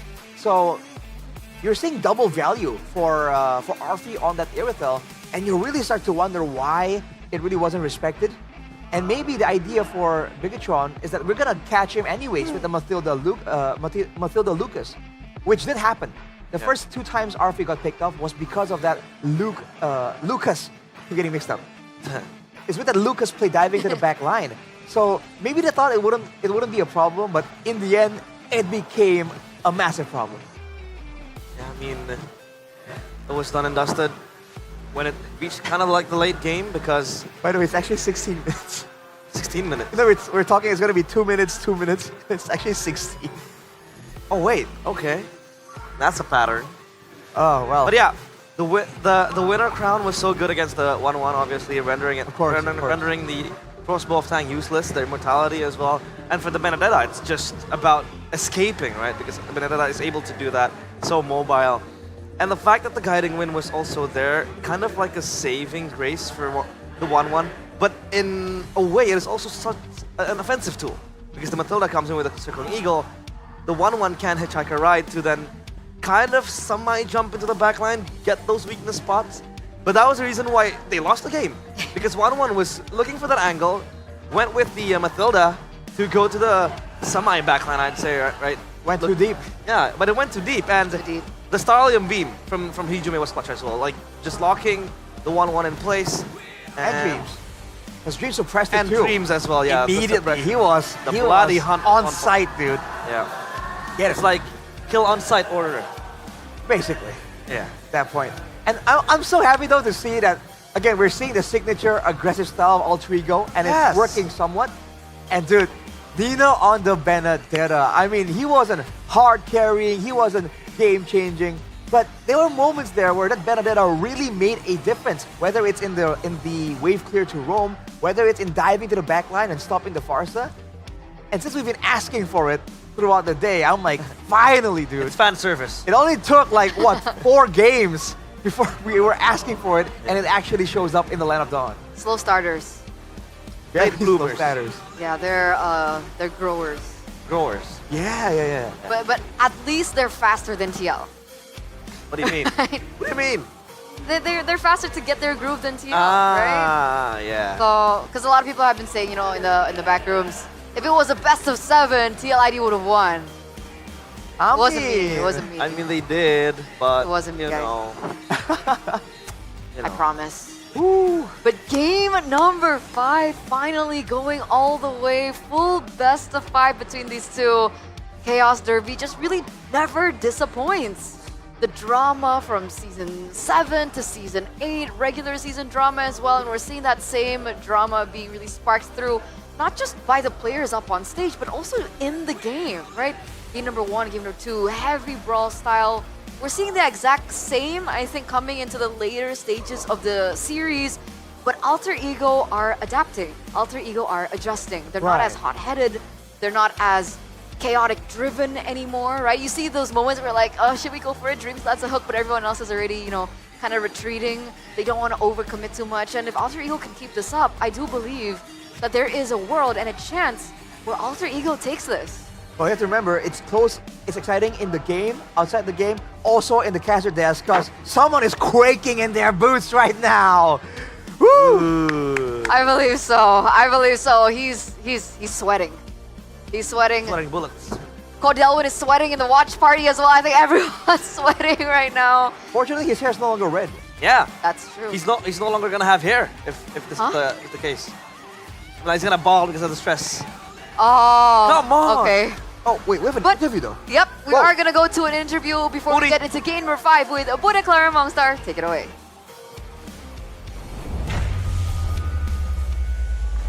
Babak play-in di MPL Indonesia Season 15 Playoffs semakin mendebarkan. Di match kedua kali ini, dua tim sama-sama nggak ada yang mau pulang, sama-sama ingin berjuang. Dan tentu saja perjuangan mereka terus didukung oleh support system. Bagaimana tidak, Bude langsung melihat semangat dari ayahanda, dari salah satu player Bigetron dan salah satu player dari Alter Ego. Ada Papa Nino. Halo Om. Ya, halo juga. Apa kabar Om? Baik. Baik, dan juga ada Papa dari Moreno. Halo Om. Halo, halo. Om, ini adalah kali kedua Om berarti menyaksikan Moreno secara langsung. Ya. Betul ya, kemarin kita lihat pas di regular season, pada saat playoff sama nggak Om vibes-nya? Beda. Beda? Ya. Lebih debar-debar atau gimana Om? Ya saya pikir buat pemain pun jago apa awal-awal pasti sedikit under pressure mungkin. Sedikit ada pressure, memang ini panggung yang besar dengan kemegahannya. Tapi kalau ngelihat dari hari ini juga, Bigetron tadi menang 2 poin duluan tuh Om. Apa reaksi Om? Kalau udah 3-0 kayaknya nggak enak playoff. Jadi saya pikir 2-2 biar lebih seru. Kita sebagai orang tua dukung aja, mau apapun hasilnya, yang penting Bigetron menang. Yang penting Bigetron menang. Hasilnya mau 3-0, 3-1, yang penting 3-nya buat Bigetron. Ya, Itu dari Papa Moreno pastinya. Tapi kalau dari Papa Nino nih, Papa Nino ini berarti kita baru ketemu nih ya Om ya. Di Ya. playoff datang jauh-jauh dari Sukabumi. Ya. Bawa siapa aja Om ke sini? Bawa teman dan kakaknya Nino. Pokoknya ramean berarti Om. Ya. Jauh-jauh emang khusus di sini atas permintaan Nino atau gimana Om? Enggak sih, sebenarnya Nino tidak tahu bahwa bapaknya ngasih support untuk pertandingan di playoff ini. Biar dia juga pas tadi lihat dia langsung kaget kok bapaknya ada gitu. Saya nggak ngasih tahu dia bahwa saya akan datang lihat ke sini. Jadi surprise. Iya, begitu. Wah, ini udah kayak ulang tahun ya, surprise. Tapi muncul di sini tentunya sangat berarti untuk Nino. Tapi ngelihat Nino tadi lumayan kesulitan, apalagi di 2 game awal. Sempat ketinggalan dan nyaris aja. Tapi mereka berhasil comeback. Itu Om, gimana sih ngelihat 2 game awal Nino harus kesulitan gitu? Kayaknya dia maksudnya kalau udah pertandingan playoff begini, kayaknya dia demam panggung ya. Jadi kayaknya babak pertama dan babak kedua itu dia agak sedikit canggung gitu ya. Pas di pertandingan ketiga dia udah pas menang, jadi pas pertandingan keempat dia udah percaya diri gitu menurut saya. Momentumnya dapat ya Om, tapi sebagai ayah, sebagai papa, sebagai bapak, Bude penasaran banget. Apa sih yang Om mungkin langsung muncul ketika nama Nino muncul? Kalau saya sih sebagai orang tua ya, sama kayak bapaknya Moreno, cuman bisa mendukung aja biar dia prestasinya lebih bagus lagi lah gitu dari tahun ke tahun gitu aja. Pokoknya harapan yang terus dimunculkan. Dari Papa Moreno gimana nih? Apa yang langsung tersirat ketika nama Moreno muncul? Yang pasti bangga lah ya. Kita cuma mendukung semaksimal mungkin sama. Papanya Nino Sukabumi, saya juga dari Bandung khusus buat dukung Moreno. Khusus jauh-jauh dari Bandung. Sama-sama dari Jawa Barat ya. Itu dia. Ya, Pak. Boleh ngomong Sunda langsung nih Om. Sundain ke Moreno Om. Ya, nyuhunkeun dukukangana kanggo warga Jawa Barat karena Moreno dari Nino itu berasal dari Provinsi Jawa Barat. Semoga mereka itu bisa berprestasi dan membawa nama Jawa Barat lebih bagus lagi, begitu. Untuk Jawa Barat, pokoknya ini untuk warga Jawa Barat. Ya. Biar mendukung keduanya. Ya, semua warga Jawa Barat biar mendukung, biar jangan masuk barak militer. Oke, tapi itulah dia. Akan ada satu tim yang masuk ke babak selanjutnya dan satu tim harus berpuas diri. Kepada support system Bude ucapkan terima kasih, hatur nuhun. Sami-sami. Dan kita akan langsung melanjutkan bagaimana game penentuan. So, caster, panelis, semuanya bersiaplah.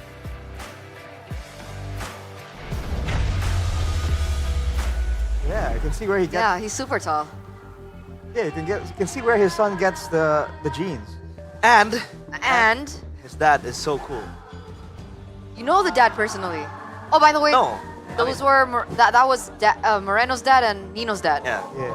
So that's why we're talking about dads. He's got a Nothing great weird. voice, by the way. He does. Like great for radio. It was just He can be the a caster. bass.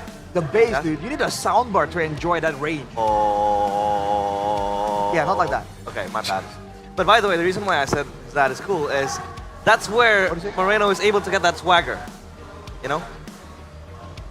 Why are you disgusted? Oh, my bad. I won't do that anymore. Say something. Yeah. Say something. Save yourself. Save Please, yourself. Say something. I will. I'm not gonna sweep it this time. I will save it myself. Save it. Save it like you guys can save money by investing in UBS Gold. Ladies and gentlemen, all right, you want to secure your future. You want to make sure things are right. Starting from just 200,000 IDR, you guys can own UBS Gold bars. So imagine that. You steal mine. Oh my god, he stole all of I'm ours. collecting it like Thanos is collecting. How many grams is that? This is, let me count. I'm not good with maths. I mean, Shevin was. Nerd. This is 0.1 gram. 0.1 gram. So you guys can All right. start small, all right? Yeah. 0.1 gram there in Realize's hands right now. It's 100% authentic, completely safe, and of course, highly profitable. So you guys don't want to miss out. Yay. Rude. And maybe with that value safe, you can make sure that you stay fed at home. As gamers, we have a hectic schedule, man. Hungry. And what always. you need is something that can last long and taste good and stays consistent, right? Consistency is key. This. You're talking about Kila food, right? Yes, sir. Kila food. I like that you mentioned that because it's the key to everything. Victory. Did you see their stand outside? They have a stand that was showing off their new instant Sablak menu. Sablak house. There's a black house, exactly. And, yeah. and you know what? Mirko was like, this is Kyrie's house. Holy crap, it's so good. This is Kyrie's house right here. It's a black house. But Sablak is pretty good, man. It is. But the way they made it, you add hot water and boom, it's done. Yeah. So, I mean, the convenience, man. The convenience value is crazy. Exactly. Late night cravings, all G. You have an emergency hunger situation, all G. If you're too lazy like me, all G too. You know, guys can actually also get a 50% discount. So scan the QR code down below here and get yours now because holy crap, it's actually so good. I'll save it for later when I'm stuck in a bear hunting situation. When I'm hunted by a bear or like a lion. When is that going to happen, though? I think a week from now or two. Huh? Where are you going? I don't know. Man has plans. But of course you can't. That sounds like an Arashi thing to do. Yeah, that is. Yeah, exactly. So I'm like, an Arashi thing. Is there an event I didn't hear about? What's going on? Arashi came by and he's like, yo, I'm stuck in the Amazon for like 2 weeks. I'm in the mountains, bro. Kila food is the answer. Exactly. Kila food. It'll keep you fed for a while, man. You would be surprised, all right? Oh, you said you were hungry. We can go get Kila. Yeah, but then who casts For here? sure. I mean, after the cast, silly. Okay. Because we're match point for both teams now. Match point, let's go. One Match more to go. point. There can only be one more, guys. Yes. Oh, man. 4 games has led to this. Has led to Mirko. He was filming, by the way. Quaking in his boots. Yeah. He's Came seething. over and he was like, He's seething right now. Dreams' Franco becomes BTR's nightmare in the last 2 games. Do they ban it or do they ignore it? Do you face the problems or do you just act like they don't exist? This is some philosophical denial. question MPL is asking us right now. Being in denial? Oh, that's so me. That's my way of life. Get gaslit, bro. Get gas. I'm gaslighting myself. Gaslight yourself and the problem doesn't exist. Everything is fine. It's fine. Nothing's crumbling. But seriously, what do you guys think? Because technically, they actually picked up the Franco in the first phase. Does it warrant a ban in the first phase? I think in the first phase it does, to be honest, if you want to respect it fully. Because it was picked up in the first phase, by the way, by Dreams, alongside the Kimi as well. It was a Hijime and Dreams pick.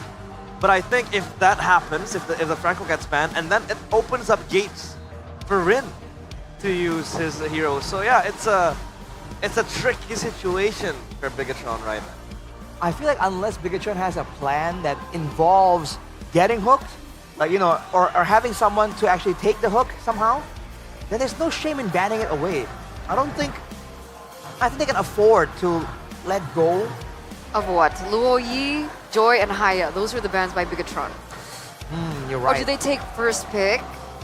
Yeah, they can take first pick. You're right. Technically, that is an option. Yeah, but I'm thinking like, if they do so, right? My point is that it's not the end of the world if you ban the Franco. And some players, especially if you're not used to it, can change the outcome of a game off of one good hook, right? So we see a lot of teams ban the Franco when they're up against RRQ because of Edok. So Even internationally. exactly. So if Dreams is just that big of a problem, which he kind of is, right? Yeah. That's what it seems like. Then I think banning it away is an approach they could take. I think that I feel like they should have taken that approach for the previous game, right? Knowing it's a bit of a problem, experiment by taking it away, and then you have one more chance to try something else. Okay. But now they're at the end. They're at the end here. Right, but face value, what are we looking at? So let's say BTR take first pick, right? They go what? Haya, Joy, and then Franco? Or do they go, yeah, Haya, Joy, Franco, and then pick up the Luo Yi? Is that the... Yeah, Is that what we're looking at? I think that's a way, right? Because at least now you have Luo Yi in Okay, your hand. scratch that, sorry. Alter Ego first pick. Ah, okay. Doesn't even matter then what we're talking about. All right. Okay, but still, the same question goes. With BTR on second pick, do they go Haya, Joy, Franco? They might let go of one of the big macro tools, the chip or the Luo Yi, and then trade whatever hero Rin really wants, right? Which they, in theory, would really want for that. That could be an option. But I don't think Alter Ego would let the chip go. Right? then Because this is a scenario where BTR want to take out the Franco. But then they might. You can force them to let go one of the macro tools, I guess. And so even though, so you're banning the Franco. Man, this is getting complicated. Right? What do you think, Realize? It's very tricky. We'll just have to see the draft, I guess. Okay. I guess we'll have to see it unravel on its own. What does Coach Tazi have up her sleeves? Her back is now against the wall. No. This could potentially be the elimination match for the Red Robots who have come so far. 2 games in a row being able to go back-to-back wins. Unfortunately, Alter Ego turned this completely around, making it a best of 1 once again. So the drafts, ladies and gentlemen, presented to you by the official tournament smartphone Samsung Galaxy A36 5G for the final time of the day. Alter Ego stick with the same ban so far. Fredrin gets banned out, Masha gets banned out. From the side of Bigatron, it looks like things are a lot slower. I think Coach Tazi is also thinking about this. Hayabusa, though, for sure, will not be let go as a big moment. They really don't want to let that slide, considering Rin has been performing incredibly well on the Hayabusa. All right, so I think my point is we can maybe Bigatron can trade that Franco if it's going to be that important for other value picks, right? Just force Alter Ego to just concede more value. I think that was the point I was trying to get at. Now they've banned with the chip. So Bigatron. Oh no! Now if they want to ban the Franco, they have to pick between the Franco and the Luo Yi. Yeah, that was my question, right? Yikes. Is that okay or not? Do you want to give Alter Ego the Luo Yi? Because Hijume can also perform on the Luo Yi and utilize it. And if we're talking about early chaos, early drama, They've done it. Alter Ego are known for it, but they don't go for it. They go Boxy up first pick. Bigatron. Luo Yi. They go for the Luo Yi here. Oh my god. This is going according to plan. All right. So this Boxcha is just that prio for Alter Ego, it seems. Man, considering they don't have any flex routes with it, considering that Rin isn't well known for playing with it, this is a surprising amount of prio for that Boxcha. Now for Bigatron though, Luo Yi with the Kalea, great potential here, and they can pivot into a lot of different situations here. They can play more front to back. If they want a bit of an assassin potential, they can try and do that as well. It's looking pretty good so far. Still big flex. Still big flex. Coming in from BTR. Alter Ego, not so much. What do they want to go for here? They were able to find success because they were able to get comfort. So I'm looking at comfort heroes for Alter Ego. Do they want to secure a hero early? For Nino, maybe the Phobius, that's still up for grabs. But straight up, Irithel and Angela, the infamous Bucks. What's the name for them? Combo? Bucksangela. The Bangela. Bangela! Bangela sounds pretty good. actually. Yeah. And Sia. The what? Never mind. I don't know about that. A party pooper. It's okay. We like it. Well, the Angela with the Baksha and the Irithel though, if you've been in a ranked game and you've been ran over by an Irithel Angela combo, you know that that is a pretty dangerous situation. So Bigatron, they have the macro threat, but what could they possibly be planning here? Final pick for the last year, is it gonna be... Experience the euphony. Oh, Granger. And man back to his roots. Alright. Seems like the Granger is going to be much more of a comfort pick for Aman. Obviously it helps them as well, but isn't that a bit too bold going the Granger against the Irithel? Granger against the Irithel. Is that not a good lane for the Granger? Yeah. Early game? No, it's a better lane for the Irithel, I think. Because again, you can move around and avoid most of the shots. Oh, Although, I see that angle. That's been a bit of a mini counter, the Irithel for the Granger. But at the same time, towards the end of MPL ID Season 15, we've seen a lot of Grangers like find a way to deal with the Irithel somehow. They've been winning lanes, Granger versus Irithel. So, CC, banned by Bigatron. Interesting. You would think they would be interested in picking it up, but no, okay. Is it a Lucas angle that they're looking for with the CC banned out?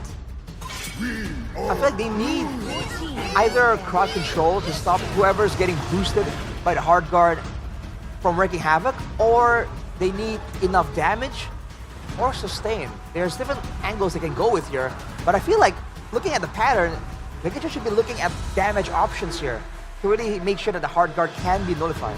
Yeah. I mean, sometimes you gotta fight sustain with sustain, right? And quite a few times you go the Florin if you see the Angela, but I think that could be far-fetched at this moment. The Phoveus ban does come through. It just denies Nino of a strong pick, a strong lane as well for him, right? With the Phoveus. Okay, but there's still an option for Alter Ego to go for something crazy in the EXP lane, right? We saw the Lucas in the regular season. We saw the Benedetta earlier. There's a lot of potential heroes that Nino can still utilize if they want to go damage, considering that this Baxia should go into the jungle, right? So, second phase, we see the ban once from Alter Ego. All right. Interesting ban from Alter Ego right here. I guess Hanzo. They don't want they want a jungler that can kind of steal camps and run off, because the Baksha wants to force you into that early game brawl, and the Hanzo can be a bit pesky in a sense, but Bigatron back on the Barats. This is the option they went for in game number 3 earlier. Oh boy, this is a bold one. Yeah, again, the premise we talked with Professor KB about this is the fact that the Barats can eat the Baksha when objective takes are happening, stop it from rolling around. So I think that could be an answer, but we saw in that game the Barats was just not efficient enough, and it wasn't up on par to our expectations. I think they can still go Matilda though. Matilda Barats. For the Barats? Yeah, they have it's available from the composition wise, but I feel like what they need, Matilda can work by all means, but I think they need like more sustain, or they need more ways to just do a bit more damage, because when the Baksha and the Barats are just dueling, it's everyone else that's gonna make a difference. Oh, it's gonna be a Florin! yes. No, yes. I was thinking about a support hero for the Barats. I completely forgot about the Florin. This could work, right? Oh, I don't know if we've seen a Light, I'm assuming, played as Florin though. Against the Badang and the Kimi, last pick for Alter Ego here. When it comes to damage output, there is more coming out of Alter Ego. The Bigatron, they have the AoE, they have the crowd control from the Yin-Yang effect, and they have this extra bit of sustain right now. So, it's a battle between defense and offense here, and Bigatron are ones defending. Okay, we're gonna throw it over now to the casters, because ladies and gentlemen, elimination match, Chef and Mirko, take it away. Chaos Derby reached its peak. Game number 5, now or never, win or go home. Bigatron and Alter Ego is gonna fight it out in Jakarta International Velodrome. Last game of the day. Welcome to the Lanadon. You can hear the Jakarta International Velodrome go crazy with the Altered Champs and the Troopers. BTR started things off with a 2-0. Alter Ego responded with their own 2-0. And we are now in a best of one. One game to seal either BTR or Alter Ego's fate. Whoa, whoa, look at the poke down in Moreno taking a lot of beating. Oh! Crazy damage early on from Hijume. It's actually Dreams also with the damage as an Angela early game. Now we gotta talk about this support utility composition that they've both brought out, man. Florian and Angela. Looking at the emblems though, it's pull yourself together. Moreno might be in trouble. Pass the flicker. Flicker. But yeah, it looks like Moreno wants to play a bit fast. But Eman, gotta watch out, man. Don't wanna repeat the same mistake again. Yeah. I like that he still has the confidence here, despite again already getting solo kill twice in the last 2 games. Annabelle in the mid lane. Oh, a lot of damage. Purify 1 HP. Hijume gets away. A nail biter. And you gotta go back before the first turtle. Annabelle already level 4, and the 2 is on Annabelle. Makes sense. He's gonna be taking a lot of beating throughout the game. Mostly the frontliner that's gonna hold BTR together. But back again to the point where, oh, maybe gotta wait a little bit. Luke getting jumped on again. Yep, has to flicker, jumps away. It's a big resource though. Could have been the punish if he had the flicker. Yeah, finally room to talk for this Angela and Florian matchup here. In terms of healing, I think Florian clears Angela. If we're talking about the amount of healing that they can output, but I feel like in this with minimal catch coming in. Slap slam. Wow, they're gonna go in already. Luke very, very low. That's the healing, but it's gonna be cut down by the anti-regen. Hard guard coming down. Annabelle pinned down. Alter Ego traction pulls. Hijume in the back is going at it. Goes through the wall. Immobilization. It's oh my god. They're just running down Alter Ego to the ground. And back again with the early game Alter Ego win with that Angela Baxia combo, the Haram combo in ranked games, man. Reverse sweep. 2,000 gold lead. Luke trying to go for the steal. This is an ambitious one. Rin doesn't even need to retry. This is looking really bad. Oh, Emando might want to go for RV. Tries to go for it, but will not be able to do it. Uh-oh, Light taken down by RV. Dreams just came there and take the kill for himself. No, actually, it's RV taking the kill. It's even better. Moreno, though, taking a lot of hit also, and Hijume just dominating the mid lane matchup here. Even in the gold lane, it's still a W for RV. So overall, BTR is losing in all lanes that they have. Item check to Demon Shoes from the supports so they can heal their teammates as much as possible. 2,400 gold lead. Again, with the composition that does really well as we get into the mid to late game here, Sheffin. Kimmy, 500 lead against the Loyi. The Irithel as well. He's going to do real good once he gets the Haas Claws. This is already a way to win the lane against the Granger. Once you get it, the Granger usually wins out in poke. But when you have sustain to deal with it, the poke is nullified, neutralized completely. Rin already invading the Barats as well, something we were already talking about when we saw it first. Now we see it, I think, multiply that pressure from the Baxia. This is the weird part, right? Oh, Rin, someone in the middle of the jungle, and he actually takes it! Yep, Annabelle caught in the bad spot again, and no hard guard committed. It was just hovered over Rin. God. I thought maybe the hard guard was there. He took no damage. So the only thing they can play with is Moreno diversion. But at the same time, look at the composition, Mirko. The early game damage. Which hero that can, output that for Moreno and try to snowball to mid-game? At this point, BTR are going to have to wait. And yeah, I think Moreno still can deal damage. It really depends on how he's able to get the yin-yang reactions.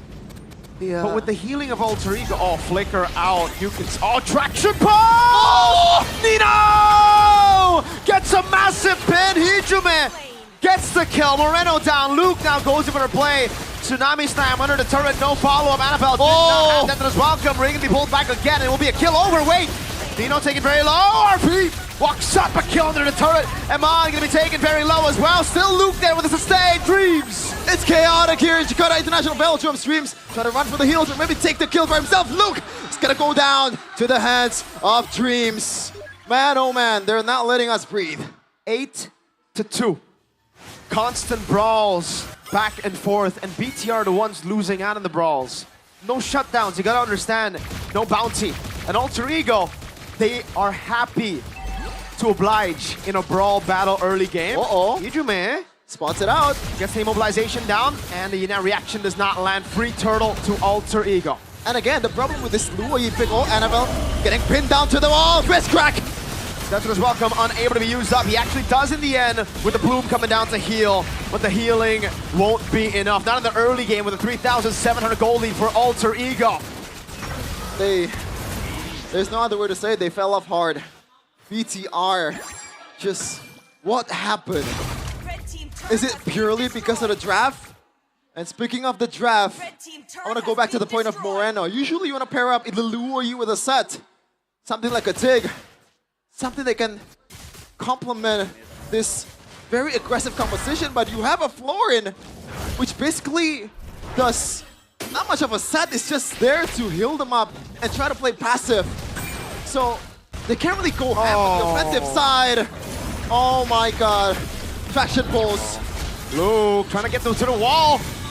Being pinned down again. Annabelle has nowhere to go. The Dino is stuck. Extinguish. The Bloom comes in to save him just for a bit, but it's a 5,000 gold lead, and the anti-regen is there. Even though, yes, you bypass the anti-regen with the healing, they just deal too much. Alter Ego are shredding through Annabelle. 0 and 4. Same story with Annabelle and Baksha the first time in the series. Let's take a look at the gold difference though, especially on the gold lane. 1,400 already. Mid lane, 1,402. This is the Kimi power. Once you snowball, once you're able to clear the lane much faster than your opponent, that there's really no way for you to stop them from farming. And really for Alter Ego, all they need to do is play it slow at this point, right? There's really no rush. Luke, an attempt here. Tsunami Slam actually catching him under the turret. Jetson is welcome. Not enough damage, I believe. Oh! In the back line, able to stop the damage from coming in, and Rin is just tagging it all. Zarpy wreaks havoc in the back. Iman forced to flicker out. Mind you, that Rin was in the turret aggro for a solid 40 seconds. That is how ahead Alter Ego is right now. 1k gold difference per minute. This is some prime Onyx stuff from Alter Ego, the dark horse of this competition. BTR in shambles. 8,000 gold lead in 8 minutes. You called it, Sheffin. This does look like a crazy stomp, and BTR have no way to deal with it as of yet. They can have the healing in the late game, they can have the diversions in the late game, but can they even get to the late game is the big question. Alter Ego don't want late. They want to do what BTR did to them. They want a game that goes only for 11 minutes. And they're on track to end the game by 11. Ladies and gentlemen, I'm not a BTR fan, but in a way, I'm also kind of sad to see this. This is just a breakdown in its ultimate form. Plate armor, first item for Mr. Luke. He knows the damage is too much from both Hijume and also RV, and these are two marksmen in their composition. So if there's a role that can snowball, it's these two. Passion falls right away. Jetson is welcome, used defensively, trying to hold it in. Lord Charge and the Holy Defense. Luke trying to go in, but Nino read it. Up top now. Oh, the damage from Hijume. Start out. Flicker Tsunami Slam with the pin down now. Nino able to get the pin down. Good Bloom. BTR somehow still in it, getting a pick, but there's no bounty. They want to go again. They want to try to save the turret is what they want to do. RP's on it. Hard guard already. Good clear from BTR, but another wave is coming their way. RP will decide to back away. At least they find a kill finally after God knows how many minutes. And it was a flicker Tsunami Slam combo on towards Nino. Like, they don't mind if Nino is dying 10 times. As long as Arfi and Hijume is safe and sound and can deal the damage anytime they want to, Alter Ego is just gonna live happily ever after. BTR though, Man, you can say Granger is not really the greatest late game marksman, right? Yeah. At least in terms of damage. Especially with the healing that they have here. I agree. Oh. It's tough. That's why I think we're talking about a possible Harith, Moskov, you know, something to play in the side in case the team fights didn't work out. But they wanted to bank on something that they have consistently gotten wins with, to be fair. The Granger. Yeah. Just an update to the crowd right now. Ladies and gentlemen, all Alter Ego fans are standing up. Well, they're anticipating the win here. Our fans are stunned. I would be too. 2-0 lead to a possible reverse sweep. At this point, it's imminent, it seems. It's not just about how they lose out on the lead. It's how they, you know, the draft that they pulled off. Yeah. How they lose. The dominating display of Alter Ego, which is unexpected from the 2 games that we've seen. Like, even in Onyx and TLID match when they got the first W, TLID in the 3rd game, it was Onyx actually kind of winning it out and just messing it up on the objective play. But this is just a breakdown. Agreed. 9,000 gold lead now. And you can see how good Alter Ego are doing it, just playing the disciplined game here, something that we didn't get to see in the regular season for them. They always turn out to be, you know, the chaotic team, the brawly team. Here, they know what's at stake. They know it's not worth it to take those risks. They can slow down the game by freezing the waves. They can stop BTR from scaling, even though, again, I'd say Alter Ego have already kind of, they have the better scaling anyways. Stopping your opponents from scaling helps you even more. 9,000 gold lead with a Lord at 12. Quick item update. Rin has not built, not even a leather jerkin, a single physical defense for himself. It's mostly just magic. Well, it's all magic and HP-based items. So you can see that Eman is a no threat for Rin, unless he's getting, you know, the third aggro, and somehow Eman procs the Sky Piercer. Does he even have Sky Piercer at this point? That's a good question, actually. I don't know. It's not really the greatest item to build right now, but... Probably not. Yeah. This is, and it could be the final moment of the game, ladies and gentlemen. Lord marching in the mid lane. Annabelle caught the traction pulse already. Tetsun as well. Oh! The fist to the death! And RB is going crazy with the crossbows. Rain in the front line. Nino, Hijime, all of them are going crazy! It's all over! Ladies and gentlemen, Bigatron Esports have been reverse swept by Alter Ego! And all Alter Champs are standing up, celebrating this very well-deserved win. What a way to turn the script around. They came out as the dark horse. No one counted them in this matchup. The predictions, they were mostly last in the power rankings. But it does not matter to La Familia. Not at all. 3-2. This is a gentleman's extra gentleman's sweep. 3-2. Let your boys get 2 and then smack them. This is a stunner for the crowd here as well. You can see the Alter Champs in disbelief too. But they never wavered. When the team was down 2-0, they were the ones chanting. They were the ones louder than the troopers in the Jakarta International Velodrome. And now they get what they've been waiting for seasons on end. A win, a knockout against the team that is usually always the team that meets them in the first day. That's the power of a 6-man. Alter Ego fans might have one of the best fan bases in ID. And they are dancing around, just celebrating the W. And folks, find the nearest BTR fan near you and give them a hug. A very well-deserved hug after this performance. I am out of words. And Nino, last season, he gave a very emotional speech about how he's letting Codelwin down, the CEO down. This time, he can hold his head up high and say to his face, I made it, Codelwin. This is Alter Ego that we've been striving to see. What a story. What a series. To get a win in this way is definitely, you know, I mean, it's crushing for BTR and Troopers. Trust me, I know. But for Alter Ego, what a moment. A full comeback with a rookie, 2 rookies. And ladies and gentlemen, this is gonna be a hard watch. Let's send off Bigatron Alpha.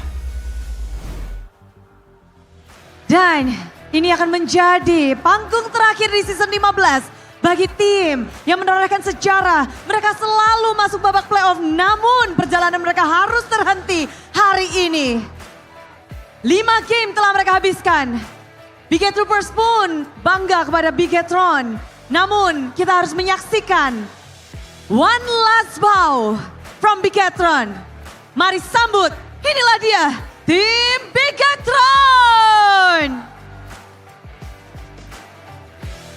Terima kasih atas perjuangan tim Bigetron dan banyak hal yang tidak disangka. Mereka telah mendapatkan 2 game pertama, namun reverse sweep didapatkan oleh tim Alter Ego.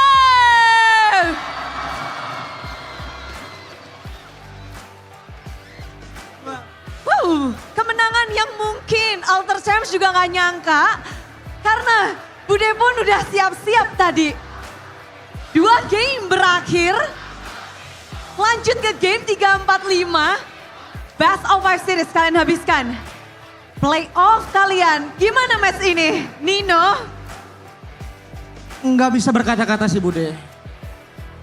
Oke. Karena aku sendiri kaget aja sih, bisa balikin gamenya gitu. 2 game awal, seberat apa sih kalian memulai match kalian di babak playoff?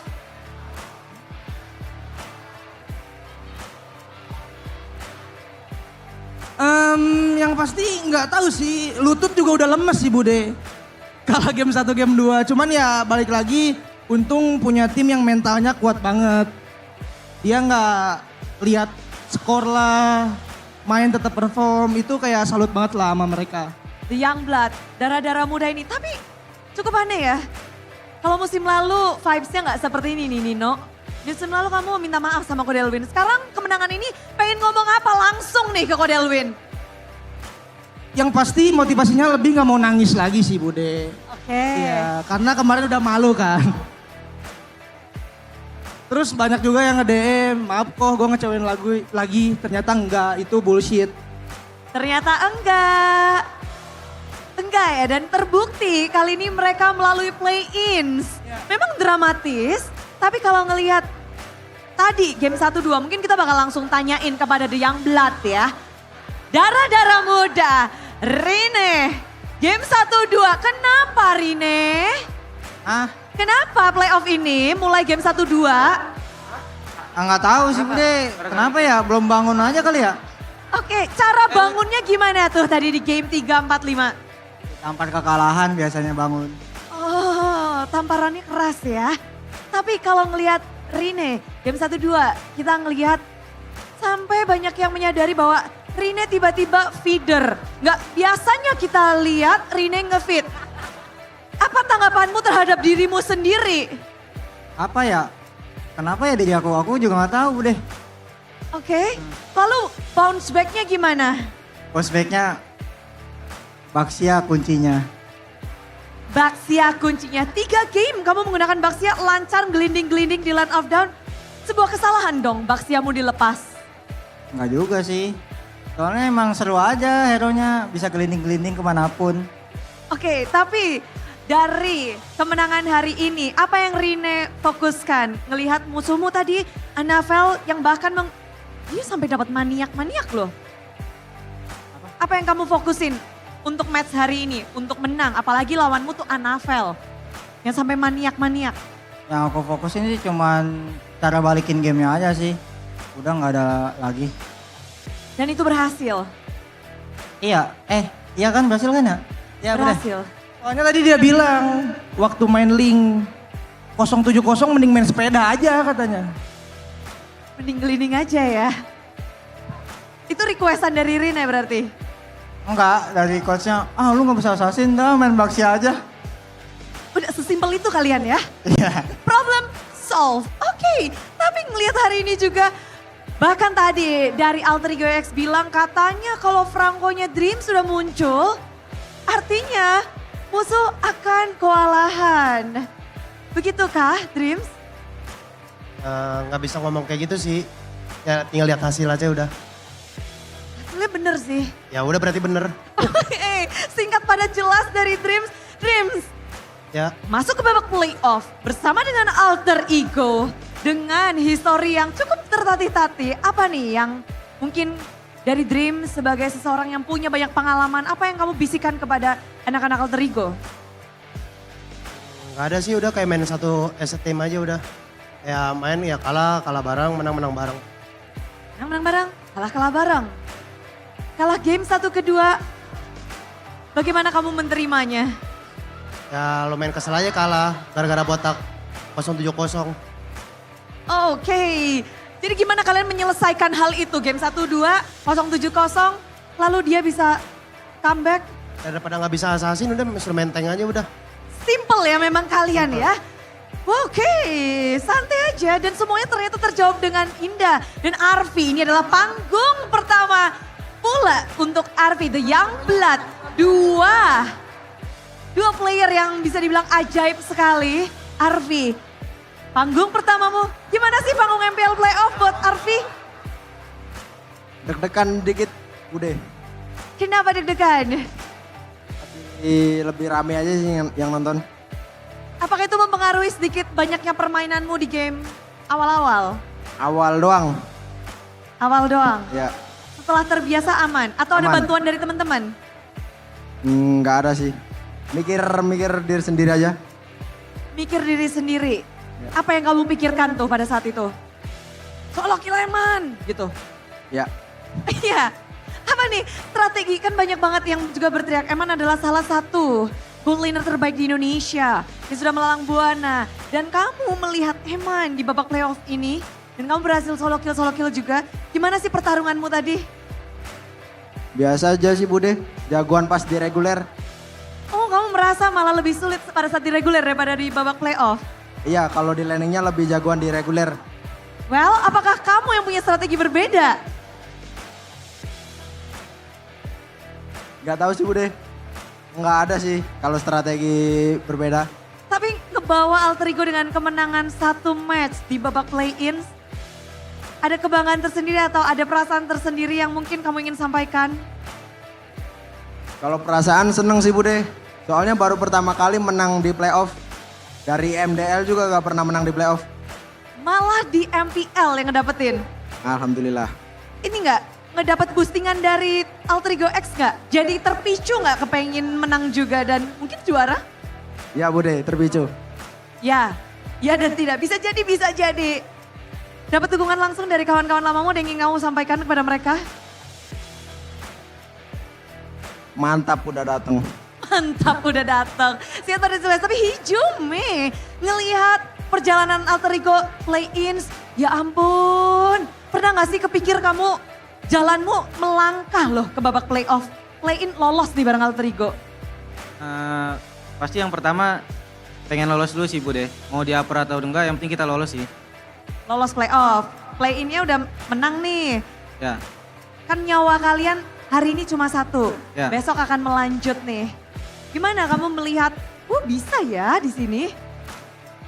Bisa sih Bude, mungkin game 1, game 2 kita kurang panas aja sih. Game 3 dan seterusnya kita udah lumayan panas lah. Jadi cukup pemanasannya itu game 1, game kedua? Ya bisa dibilang gitu. Oke, kalian berdua pernah punya histori juga untuk kita ngelihat bahwa menjadi perwakilan di Indonesia MSC. Kepengen gak sih bawa Alter Ego sampai ke titik itu? Pastinya pengen banget kan, apalagi Alter Ego nggak gagal MSC gara-gara ini kan. Ya. Berdua. Ya makanya kita ini banget lah buat MSC.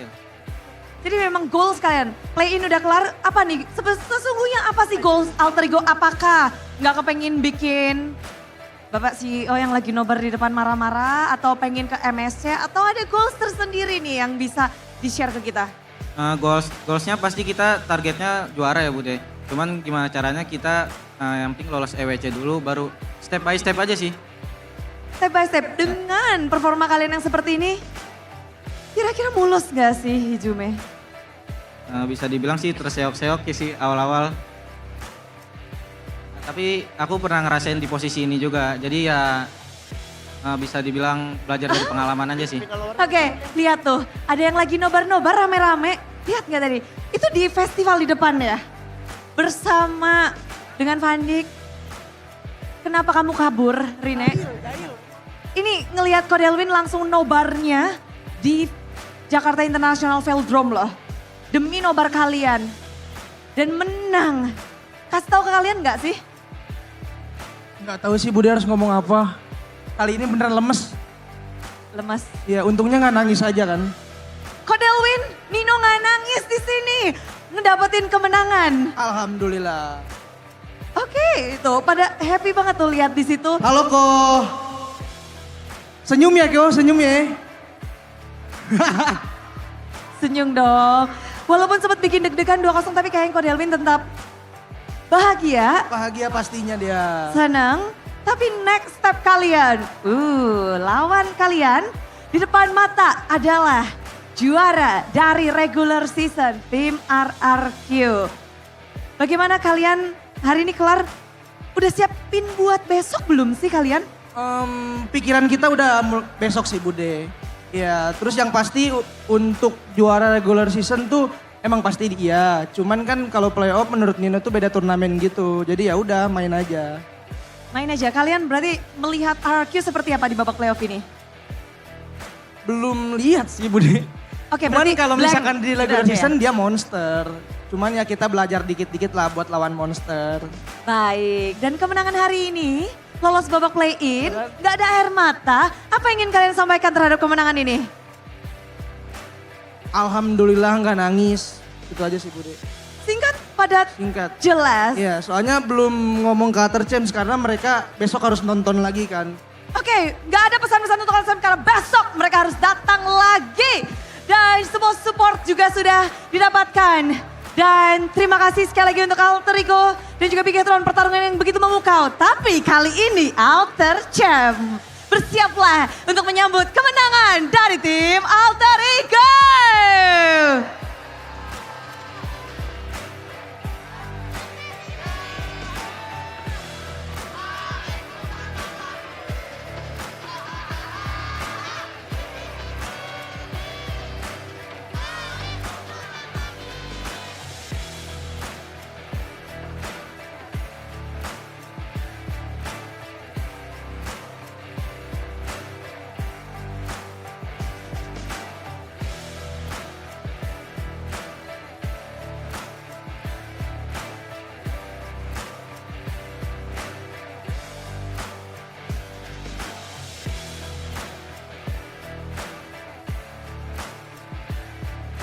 Hasil yang begitu benar-benar tak terduga. Semuanya terkejut-kejut dan lumayan shock. Tapi tentu saja kebahagiaan ini belum berakhir karena akan ada kebahagiaan berikutnya dari GoPay. Akan ada bagi-bagi GoPay di sini. GoPay hadiah GG. Caranya gimana? Ini sama kayak babak regular season. So buat kalian pastikan sudah punya aplikasi GoPay. Yang belum punya download sekarang juga unduh di smartphone kalian. Karena sebentar lagi kalian cuma tinggal scan terus dapat. Dan buat yang bingung, inilah dia cara untuk mendapatkan GoPay hadiah GG. Dan nanti di layar besar ini akan ada QR yang bisa kalian scan. Jadi ketika kalian sudah download, buka aplikasi GoPay, lalu buka kamera, lalu tinggal scan aja QR yang ada di layar besar ini. Udah pada siap untuk ngedapetin GoPay? Sudah siap? Yang ada di festival, yang ada di dalam Jakarta International Velodrome. Oke, kita bisa reveal sekarang untuk QR-nya. Ready? Inilah dia, GoPay hadiah GG. Tada!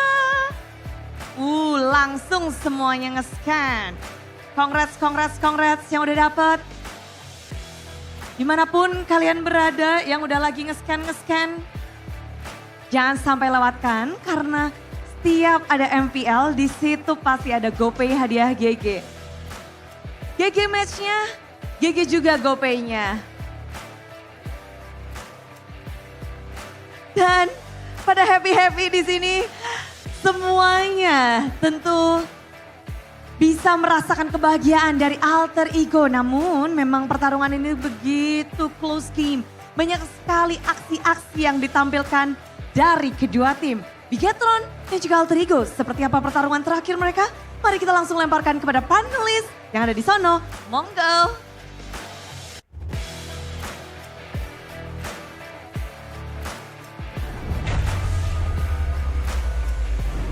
So much drama already to start things off today. Boys and girls, we're looking at a very interesting first day of playoffs, but obviously I don't think Mirko shares the same sentiment. I don't even see him anymore. I He's think crying in the bathroom. crying in the bathroom. I see R7 though. On the other hand. R7. Yep. R7's in the building. Oh, R7 there. Watch party earlier on with Bye, Anthony. R7. Hi, R7. That's the real R7, by the pretty way, cute. waving at us. Mr. Rivaldi. I'm There's sorry. a fake R7. Dude, I was I mean, starstruck, dude. The people at home could Aw. think, yeah, because he's a gangster. Rush is crying. He's starstruck. I saw him in the mall once, right? From a distance. And I froze up in the middle of the mall. Like, it's him. That's so cute. He's a very cool I guy. don't- Get a picture with him later.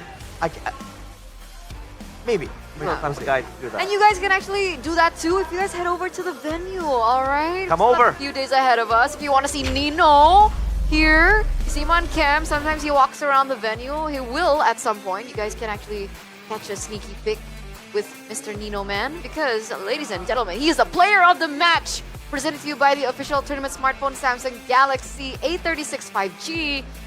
And game after game after game. Finally, we get to see, as soon as Rin was able to flex his role from the assassins to the utility jungler, that's when we saw Nino start to shine with more of a damage-centric way in the EXP lane.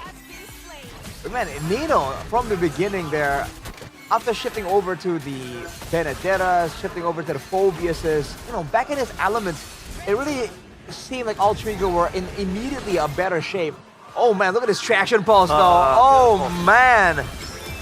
They were having so much, they were pressuring Bigetron so much, they're forcing Bigetron to group up together.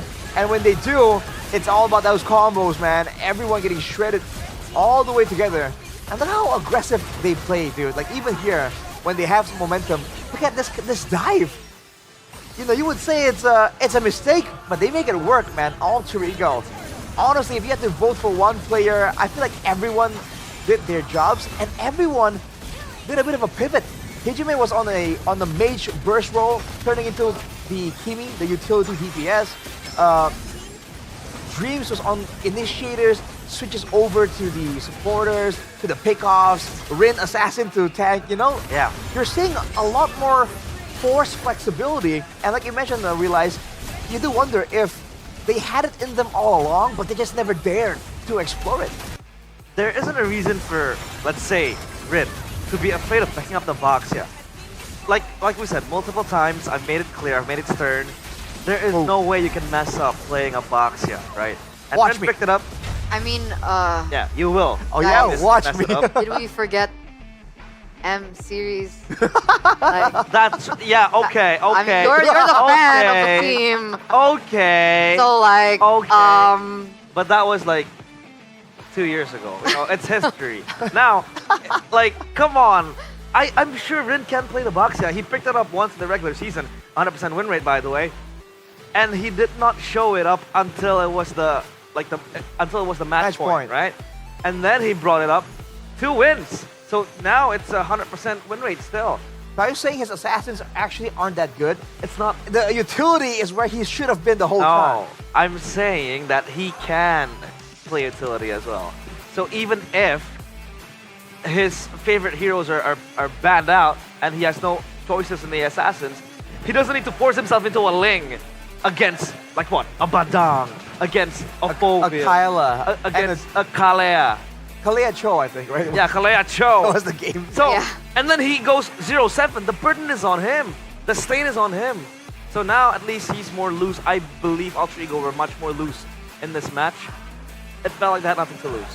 To be fair, that was one game that Yeah. he had before, but yeah, I mean, it worked out. And even when he was playing it against Annabelle's Lancelot, Annabelle got rolled over, man. Like, let's be real here. He was not allowed that game at all. But goal distribution here between Nino and Luke. Oh boy.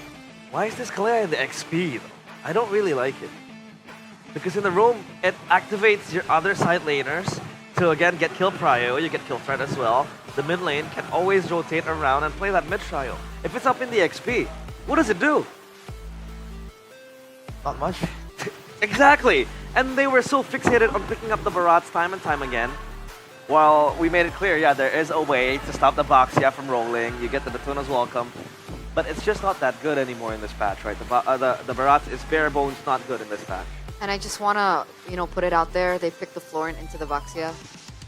Like, at the time when it was picked up, I was really excited. I was like, oh yeah! Yeah! Florent, it will work, right? I retract that statement. I completely forgot that it's a free early game dominance right there and there. Yeah, we were talking a bit Baxia. about the initial skirmishes, and I'm like, Yeah. bro, Baxia, Angela, man. I really felt that there was going to be some late game potential for Bigatron with the diversion, with the heal reduction removal of the Florent, which leads me to be so confused on why they were the ones who started to engage with the Barats. Yeah. Know what I mean? Like, even if the Barats is that strong, I don't know if it's like it's like a counter pick against the Baxia, because the Baxia has no pushover in the early game, dude.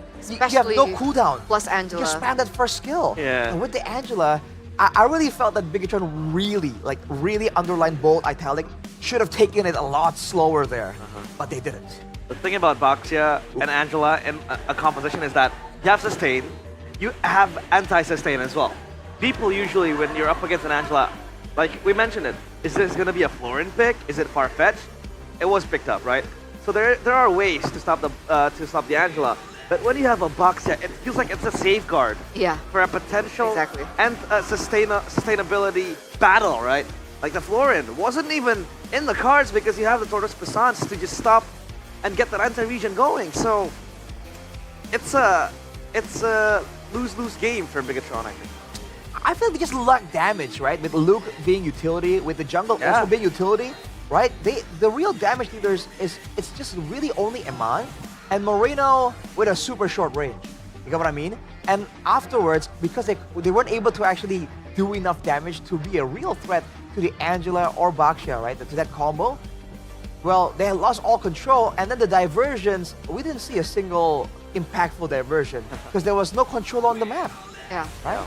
So I feel like there are some factors that on its own maybe wasn't gonna lose Bigatron the whole game, but together they kind of clicked in the worst way possible for Bigatron. So, man, Altrigo with the reverse sweep day number I love one. it. I live for it. Who got it right, dude? Who got it right? I don't know. Eterna.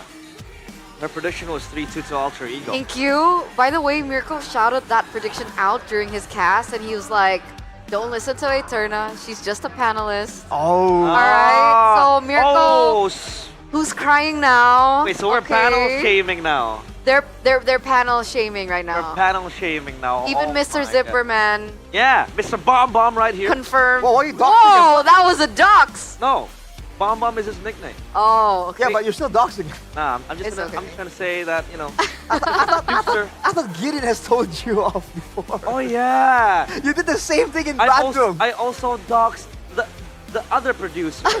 So out of nowhere, you said his name out. Gideon was like, what? What we don't know dox him. Is don't give Realize your real name. I will. All right. Find Play it you. safe. Safety can be fun. Wear RSV Hey. helmets. I will find you, and I'll give you diamonds. Go. I'd like some diamonds. They gave out a couple of bonuses earlier, right? Yeah. Don't miss out, guys. Bagi-bagi go pay with Bude Clara. Bad guy, go pay. All right. But boys and girls, ladies and gentlemen, it looks like it's ready. We're going to the Jersey Wall. Oh, Jersey Wall. With Bude Clara Monster. Deo, di mana ini adalah kemenangan untuk tim Alter Ego. 5 game kalian habiskan. Seberapa capek persiapan untuk match ini? Aduh, capek banget Bude. Pengen pulang, pengen tidur. Pengen tidur, kalau pengen tidur harusnya tadi udah 3-0 tuh. Ya jangan dong, itu menangis nanti. Jangan ya. Tapi gimana sih untuk bisa dibilang dua playermu adalah The Youngblood baru bermain dan begitu pula dengan Kenny di sini Saver. Belum punya pengalaman di babak playoff dan bagaimana kamu membawa suasana baru kah atau hal yang kamu persiapkan untuk babak playoff? Ya kita udah pasti siapin plan B sih. Emang kalau 2 game awalnya gak works, emang kita udah pasti ada plan B. Dan plan B-nya ya udah kelihatan lah tadi. Baxia. Oke, Baxia adalah kunci, benar-benar menjadi kunci. Tapi memang titiknya adalah di game yang ketiga. Ya. Udah di setnya seperti itu? Yes. Yes, dan rupanya plan B kalian berhasil. Bagaimana kalau plan B gagal berarti udah nggak ada jawaban lagi dong? Ya kalau plan B gagal, ibarat kata ya kayak ini, kayak apa Bude, kayak trump card aja gitu. Ya kalau ini udah gagal ya udah berarti kita udah ngeluarin semua yang kita bisa. Udah cukup sih, berarti emang musuhnya lebih baik aja. Oke, tapi apa tanggapanmu terhadap anak-anak ketika game 1 kalahnya bisa dibilang cukup telak, game kedua pun seperti itu. Gimana cara dari coaching staff milik Alter Ego membangun kembali mentalitas untuk anak-anak? Yang pasti mastiin aja sih, kayak kalau kita belum main sesuai dengan 100%-nya kita sih. Jadi gue pengen, walaupun nanti tadi kalah, kayak kita gak ada regrets-nya gitu. Jadi gue pengen di game ketiga kalian ngeluarin 100% sih. Dan hokinya mereka juga keluarin 100% dalam 3 game sih. Wow, dan menariknya lagi ada satu nama yang begitu banyak diperbincangkan, Arfi. Ya. Ini solo kill Eman. Apakah memang ini performance dari Arfi? Arfi sedang tinggi-tingginya, lagi naik-naiknya. Ya itulah salah satu alasan kenapa dia deserve dapat MPL slot sih di Alter Ego. Kalau dia gak jago, ya gak ada alasan lain untuk gak masukin. Oke, jadi dia benar-benar membuktikan diri di saat ini. Gak cuma pada saat regular season namun juga di babak playoff. Tapi tadi kaget gak ketika di game ketiga Kalea muncul di tangan Bigetron namun bukan jadi roamer. Jadi EXP. Apa tanggapan kalian tuh? To be honest lumayan kaget sih, soalnya aku kira dia bermain dengan Light itu emang mau main yang agresif banget, main hero pick off. Ternyata di game ketiga, keempat, kelima tiba-tiba mereka berganti strategi seperti bermain sama Finn sih. Jadi kayak lumayan, mungkin mereka mau berusaha mengecoh kita tapi mungkin hokinya sih untung kita masih menang sih.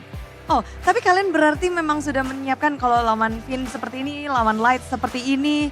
Ya, udah. Berarti lebih seneng lawan mereka agresif-agresif atau seperti yang game ketiga 4-5 tuh? Kalau bisa yang 3-4-5 aja sih. Maupun game 4-nya ada senam jantung ya, kayak pasif AE-nya keluar. Itu dia? Ya. Ketika pasif AE keluar, apa yang kamu responmu dan gimana tuh? Sebenarnya nggak panik-panik amat, soalnya kita tahu kita punya draft lebih better, di late game juga lebih better. Jadi kayak nggak panik aja sih. Cuman ya paling lah kenal lagi nih anak-anak nih pasif AE, coach, pasif AE, coach. Ya paling gitu aja sih. Langsung rame dan beneran itu langsung semuanya bilang pasif AE. Dan ngelihat perjuangan kalian di babak play-in ini nyawa kalian cuma 1 dan akan meranjak untuk next match-nya. Next match, di situ ada sang juara regular season tim Mararki yang menanti kalian. Udah sempat memikirkan next battle kalian atau cuma fokus untuk hari ini? Udah ada, cuman kita gak bisa bilang bakal akurat sih. Soalnya Sutsujin lumayan hero yang versatile, banyak banget hero-nya. Pasti bakal ada gaya main dan komposisi hero yang baru sih. Jadi menurut gua data yang waktu di regular season itu gak cukup sih. Dia pasti ada data baru sih. Oke, dan perjuangan dari tim Alter Ego ternyata berlanjut dan ngelihat hal ini pastinya dari Alter Ego lumayan lega di match yang pertama. Berarti kita sudah melihat bahwa kalian berhasil memenangkan di Bigetron. Di musim lalu Alter Ego kalah sama Bigetron 3-0. Kalian bisa membalas. Ada yang ingin disampaikan untuk tim Bigetron? Good game lah. Kita jadi tim yang pertama main 5 game. Asik. Dan dengan demikian, tim Alter Ego berhak untuk mematikan lampu dari Bigetron sebagai pertanda bahwa perjalanan Bigetron berhenti sampai sini. Kenny, kamu bisa untuk menyentuh, mencet langsung lampu dari Bigetron. Kita akan langsung ke jersey wall dari Bigetron. Inilah dia. Boleh langsung sepatah dua patah kata untuk tim Bigetron dan mematikan lampunya. Silakan. Mama, aku masih di playoff. Woohoo! Dan inilah dia kemenangan untuk tim Alter Ego dan panelis. Inilah dia tim Alter Ego bersama dengan Saver.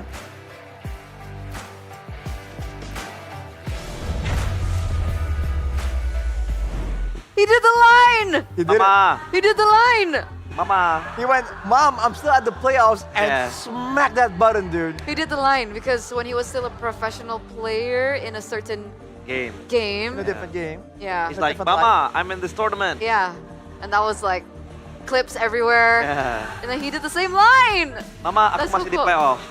The throwback. It's pretty cool. Congratulations, man. Congratulations. Tougher. That was full credit to everyone involved in that game, dude.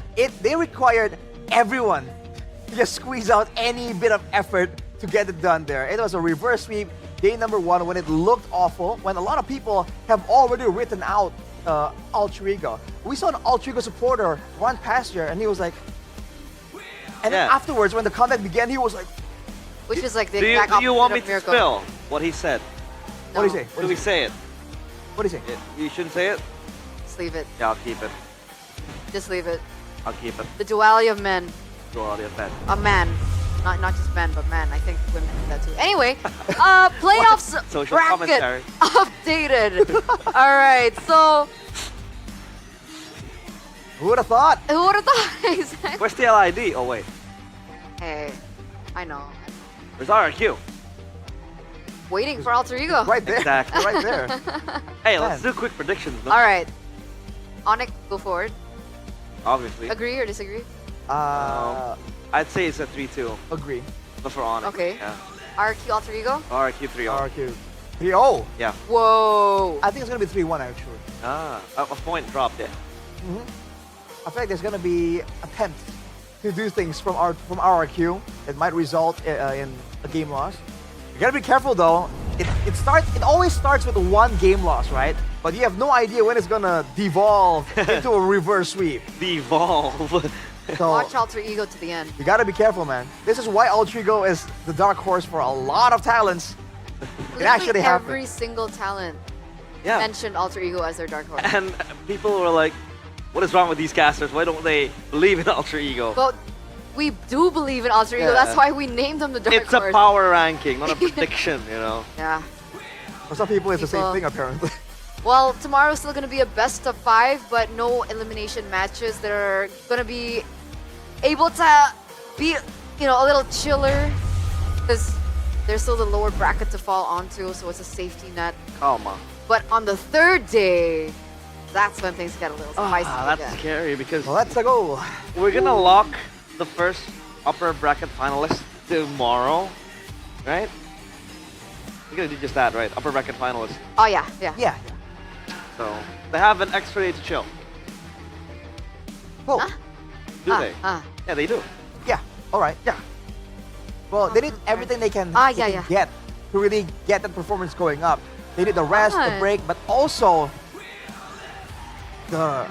Wait, hang on a second. The Royal Guard. Royal Guard. Is that the Royal Guard? Yeah, that's the Royal I Guard. was doubting myself. It looked over way there- too Look, good. Because, I get sweaty. My hands get really wet. Oh, And This the week, only way to dry it out is Royal Guard. Royal Guard. Okay. Interesting. So Can't beat it. it's 'Cause okay. It says jangan dibaca, Oh yeah, don't which read means it. don't read it. So yeah, Reverse psychology. reverse. Makes me want to read it Which more. is why I was looking like, is that the Royal Guard? I wasn't sure. Yeah, exactly. Yeah. Mind game. The Royal Guard is a solution. We talked about the gaming powder earlier on. They also have this product that cleans your screen monitor as well for your PCs back at home. I've actually tried it personally, and it's really good. Also, it's super affordable, just for 40K. You guys can level up like a pro player. And as a special MPL collab, every purchase also comes with a free gaming card Gaming containing MLBB diamonds. So don't forget to follow Royals Guard on Instagram for more details. If you want to check it out right now. Yeah, I play Fanny, 5 cables, all around. You need the powder, I need man. that powder, and they also have the glove. Yeah, they do. They do. Glove. The thumb gloves. Yeah, Fanny. That's so Super cute. Indonesian. Thumb gloves. Thumb gloves. Thumb gloves. Yeah.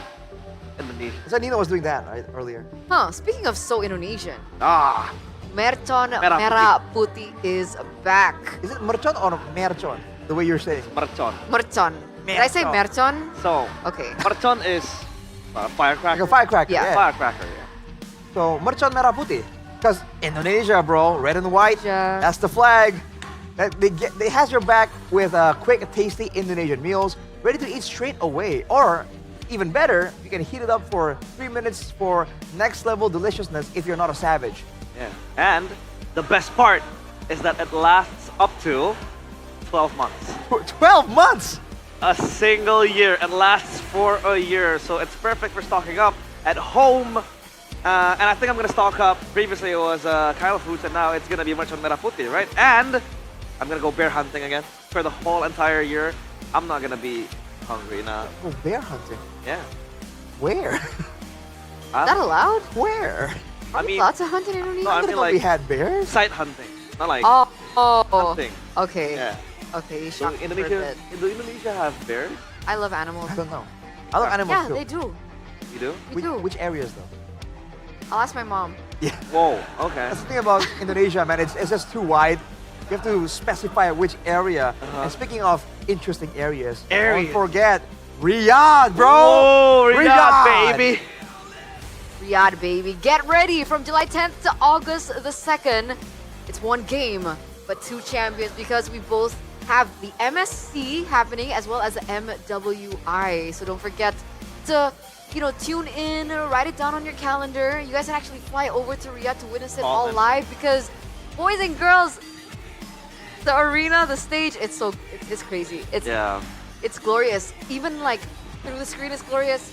In real life, it's glorious too. And by the way, MWI 2025 is free for everyone. Free entry. Free of fees you have to pay to enter, the stage. So it's free of entrance. You can watch Pinnacle, Women's MLBB, and MWI 2025. Support your women. Support. All right, 15 July to 19th of July 2025. Do that line you do. What? The teaser video. No limits. No limits. No ceilings. No rules. No Just rules. this. Hey. Yeah. Just this? Yeah, just this. I forgot the ending. We're ready. Yeah, that's it. It's that. You guys see it in the countdown roll. Close enough. Yeah, well, I tried. The tournament pass tickets are officially on sale right now, so get your pass for the knockout stage and the grand finals now at WeBook.com. And watch the world's best clash in Riyadh, bro. Yeah, that's for That's for MSC MSC. 2025. So yeah, MSC, MWI, it gives you a reason to stay longer in Riyadh. Exactly. So get Riyadhi. An entire month. So we have the MSC wild cards, and then we go to MWI, and then we continue MSC. Right. Oh. That same month. Oh yeah. My bad. I thought you were. Events after events after events. And then after that is MC. MPL. And then I want to M-Series. skip quickly to M All right. Series, please. So who's gonna represent Indo Onyx. at M Series if we skip? Right. And then they choke. Yo! Yo! Do I jump? Do I jump? Do I jump? Do I jump in this bush?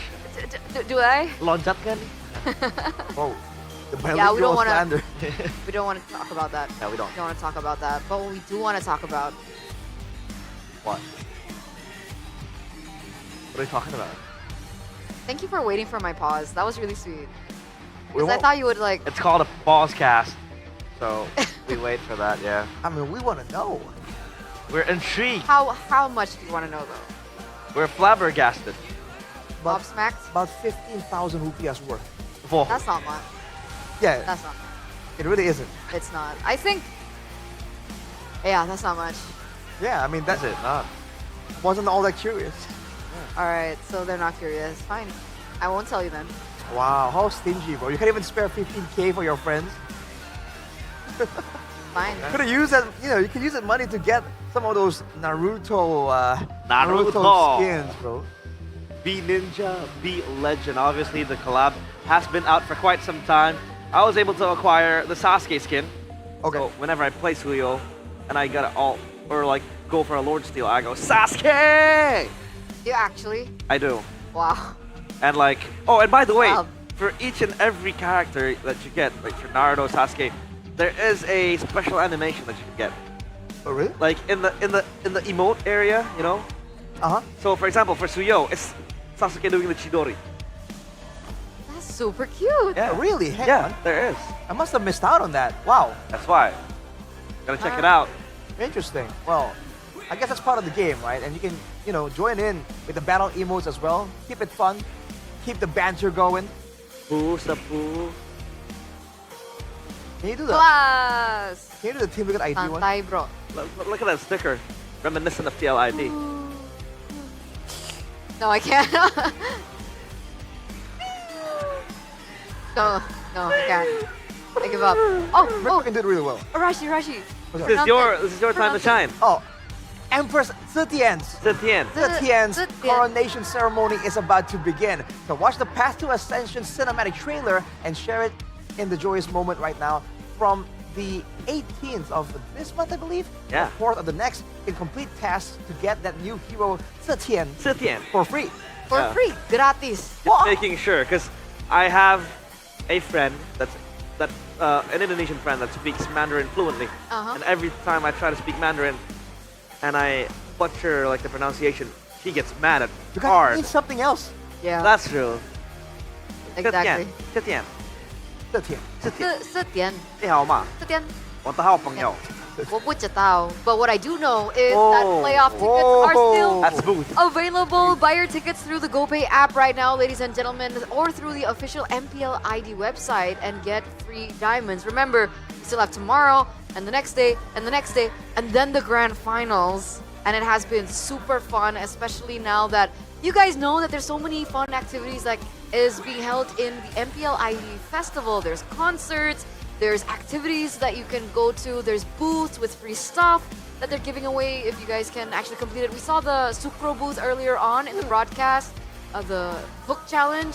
Yeah, the if you Franco get hook it, challenge. exactly, you get free merchandise from Sucro and you get free Sucro as well, which is amazing. So imagine all the other free things that you guys can get your hands on. Free things, and also a picture with Arashi. A picture with Arashi. Or Eterna. With Realize. Or Mr. Producer. I don't know his Producer, name. man. I don't know his name. I don't know his name. He's learning. He's evolving. Okay, it's good. Mr. Process. You have to trust the process, man. Trust the process. Like, Alter Ego are trusting their process. Remember, this is a team full of rookies. Yeah. Against veterans. Veteran. That's wild, dude. It's wild. I love it. The What a way to kids. start the first day of the playoffs. Like, the amount of plot twists happening today. Yeah. Insanity. I can't wait I don't for believe it. tomorrow. We're I going don't straight believe it. into that next match. All right, you guys ready? Geek? I'm ready. Geek and Onyx? Right now? Ready. I'm ready. I'm kidding, guys. We're going to sleep. Oh. All right, we're going to let the players rest. I was ready. All right. So, ladies and gentlemen, thank you so much for tuning in to the English panelists and the desk on behalf of Stefan and Mirko as well earlier on, and me, Eterna, alongside with Arashi. and Realize. we're signing out for the day. Another action-packed day tomorrow with more MLBB MPL ID playoffs action. I wonder what we're gonna get tomorrow. We're gonna get I action. wonder. But what? Are we gonna see maybe another crazy pick come through? I think Khalid we're gonna mid. see surprise Julia picks. Jungle? Rizla mid. To Rizla mid. Please. That's not that crazy then. But I guess we'll see. So, we'll see you tomorrow, boys and girls, ladies and gentlemen. We love you. Goodbye. Hari yang pertama, tentu beragam perasaan muncul di hati semua superfans. Tentu saja kita pula, karena dua match yang berlangsung hari ini. Ada duka, ada pula suka.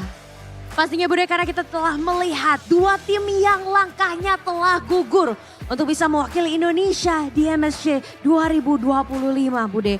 Dan kita sudah melihat tadi adanya tim-tim yang berhasil untuk melaju esok hari. Dan kita akan melihat apakah konsistensi mereka bisa membawa mereka di babak playoff ini dan bisa mengamankan tiket menuju MSC. Benar, perjalanan mereka masih panjang dari 6 tim tersisa 4 tim saja. Tapi kita tidak boleh lupa bahwa perjuangan dari tim Piketron tadi 5 game mereka habisi. Mereka berjuang sekuat tenaga, namun apa daya perjalanan mereka terhenti. Begitu pula dengan tim Liquid. Sayang sekali mereka berusaha untuk bounce back, tapi Tidak dirasa, ternyata lawan mereka terlalu kuat dan tim Liquid pun harus berpuas diri di hari yang pertama. Dua tim telah usai perjalanannya. Betul sekali, apapun bisa terjadi. Juara bertahan di musim lalu, belum tentu bertahan di musim ini. Jadi kita akan melihat apakah yang akan terjadi di hari esok. Dan pastinya seluruh kesuksesan dari MPL Indonesia tidak luput dari support para sponsor.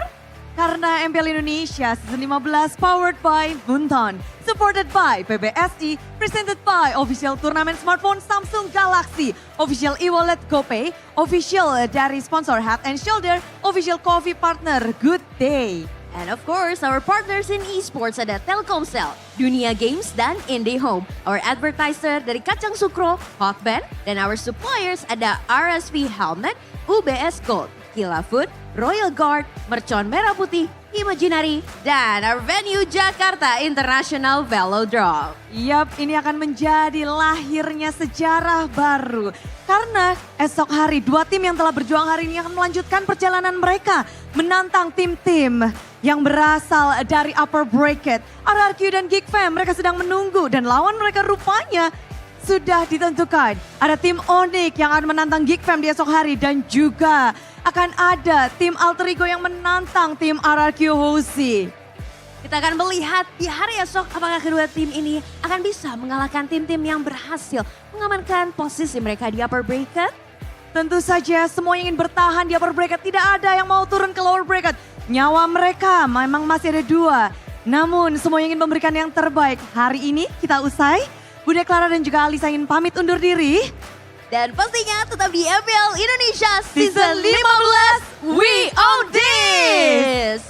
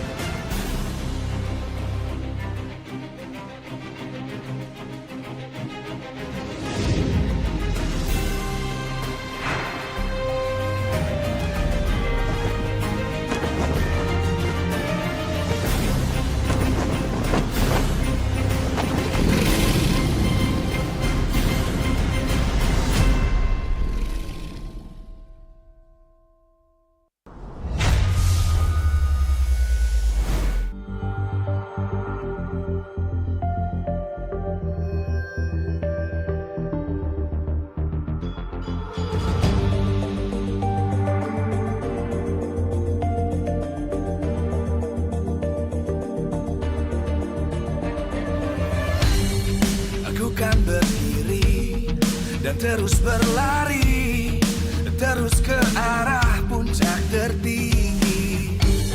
Ku takkan berhenti hanya sampai di sini.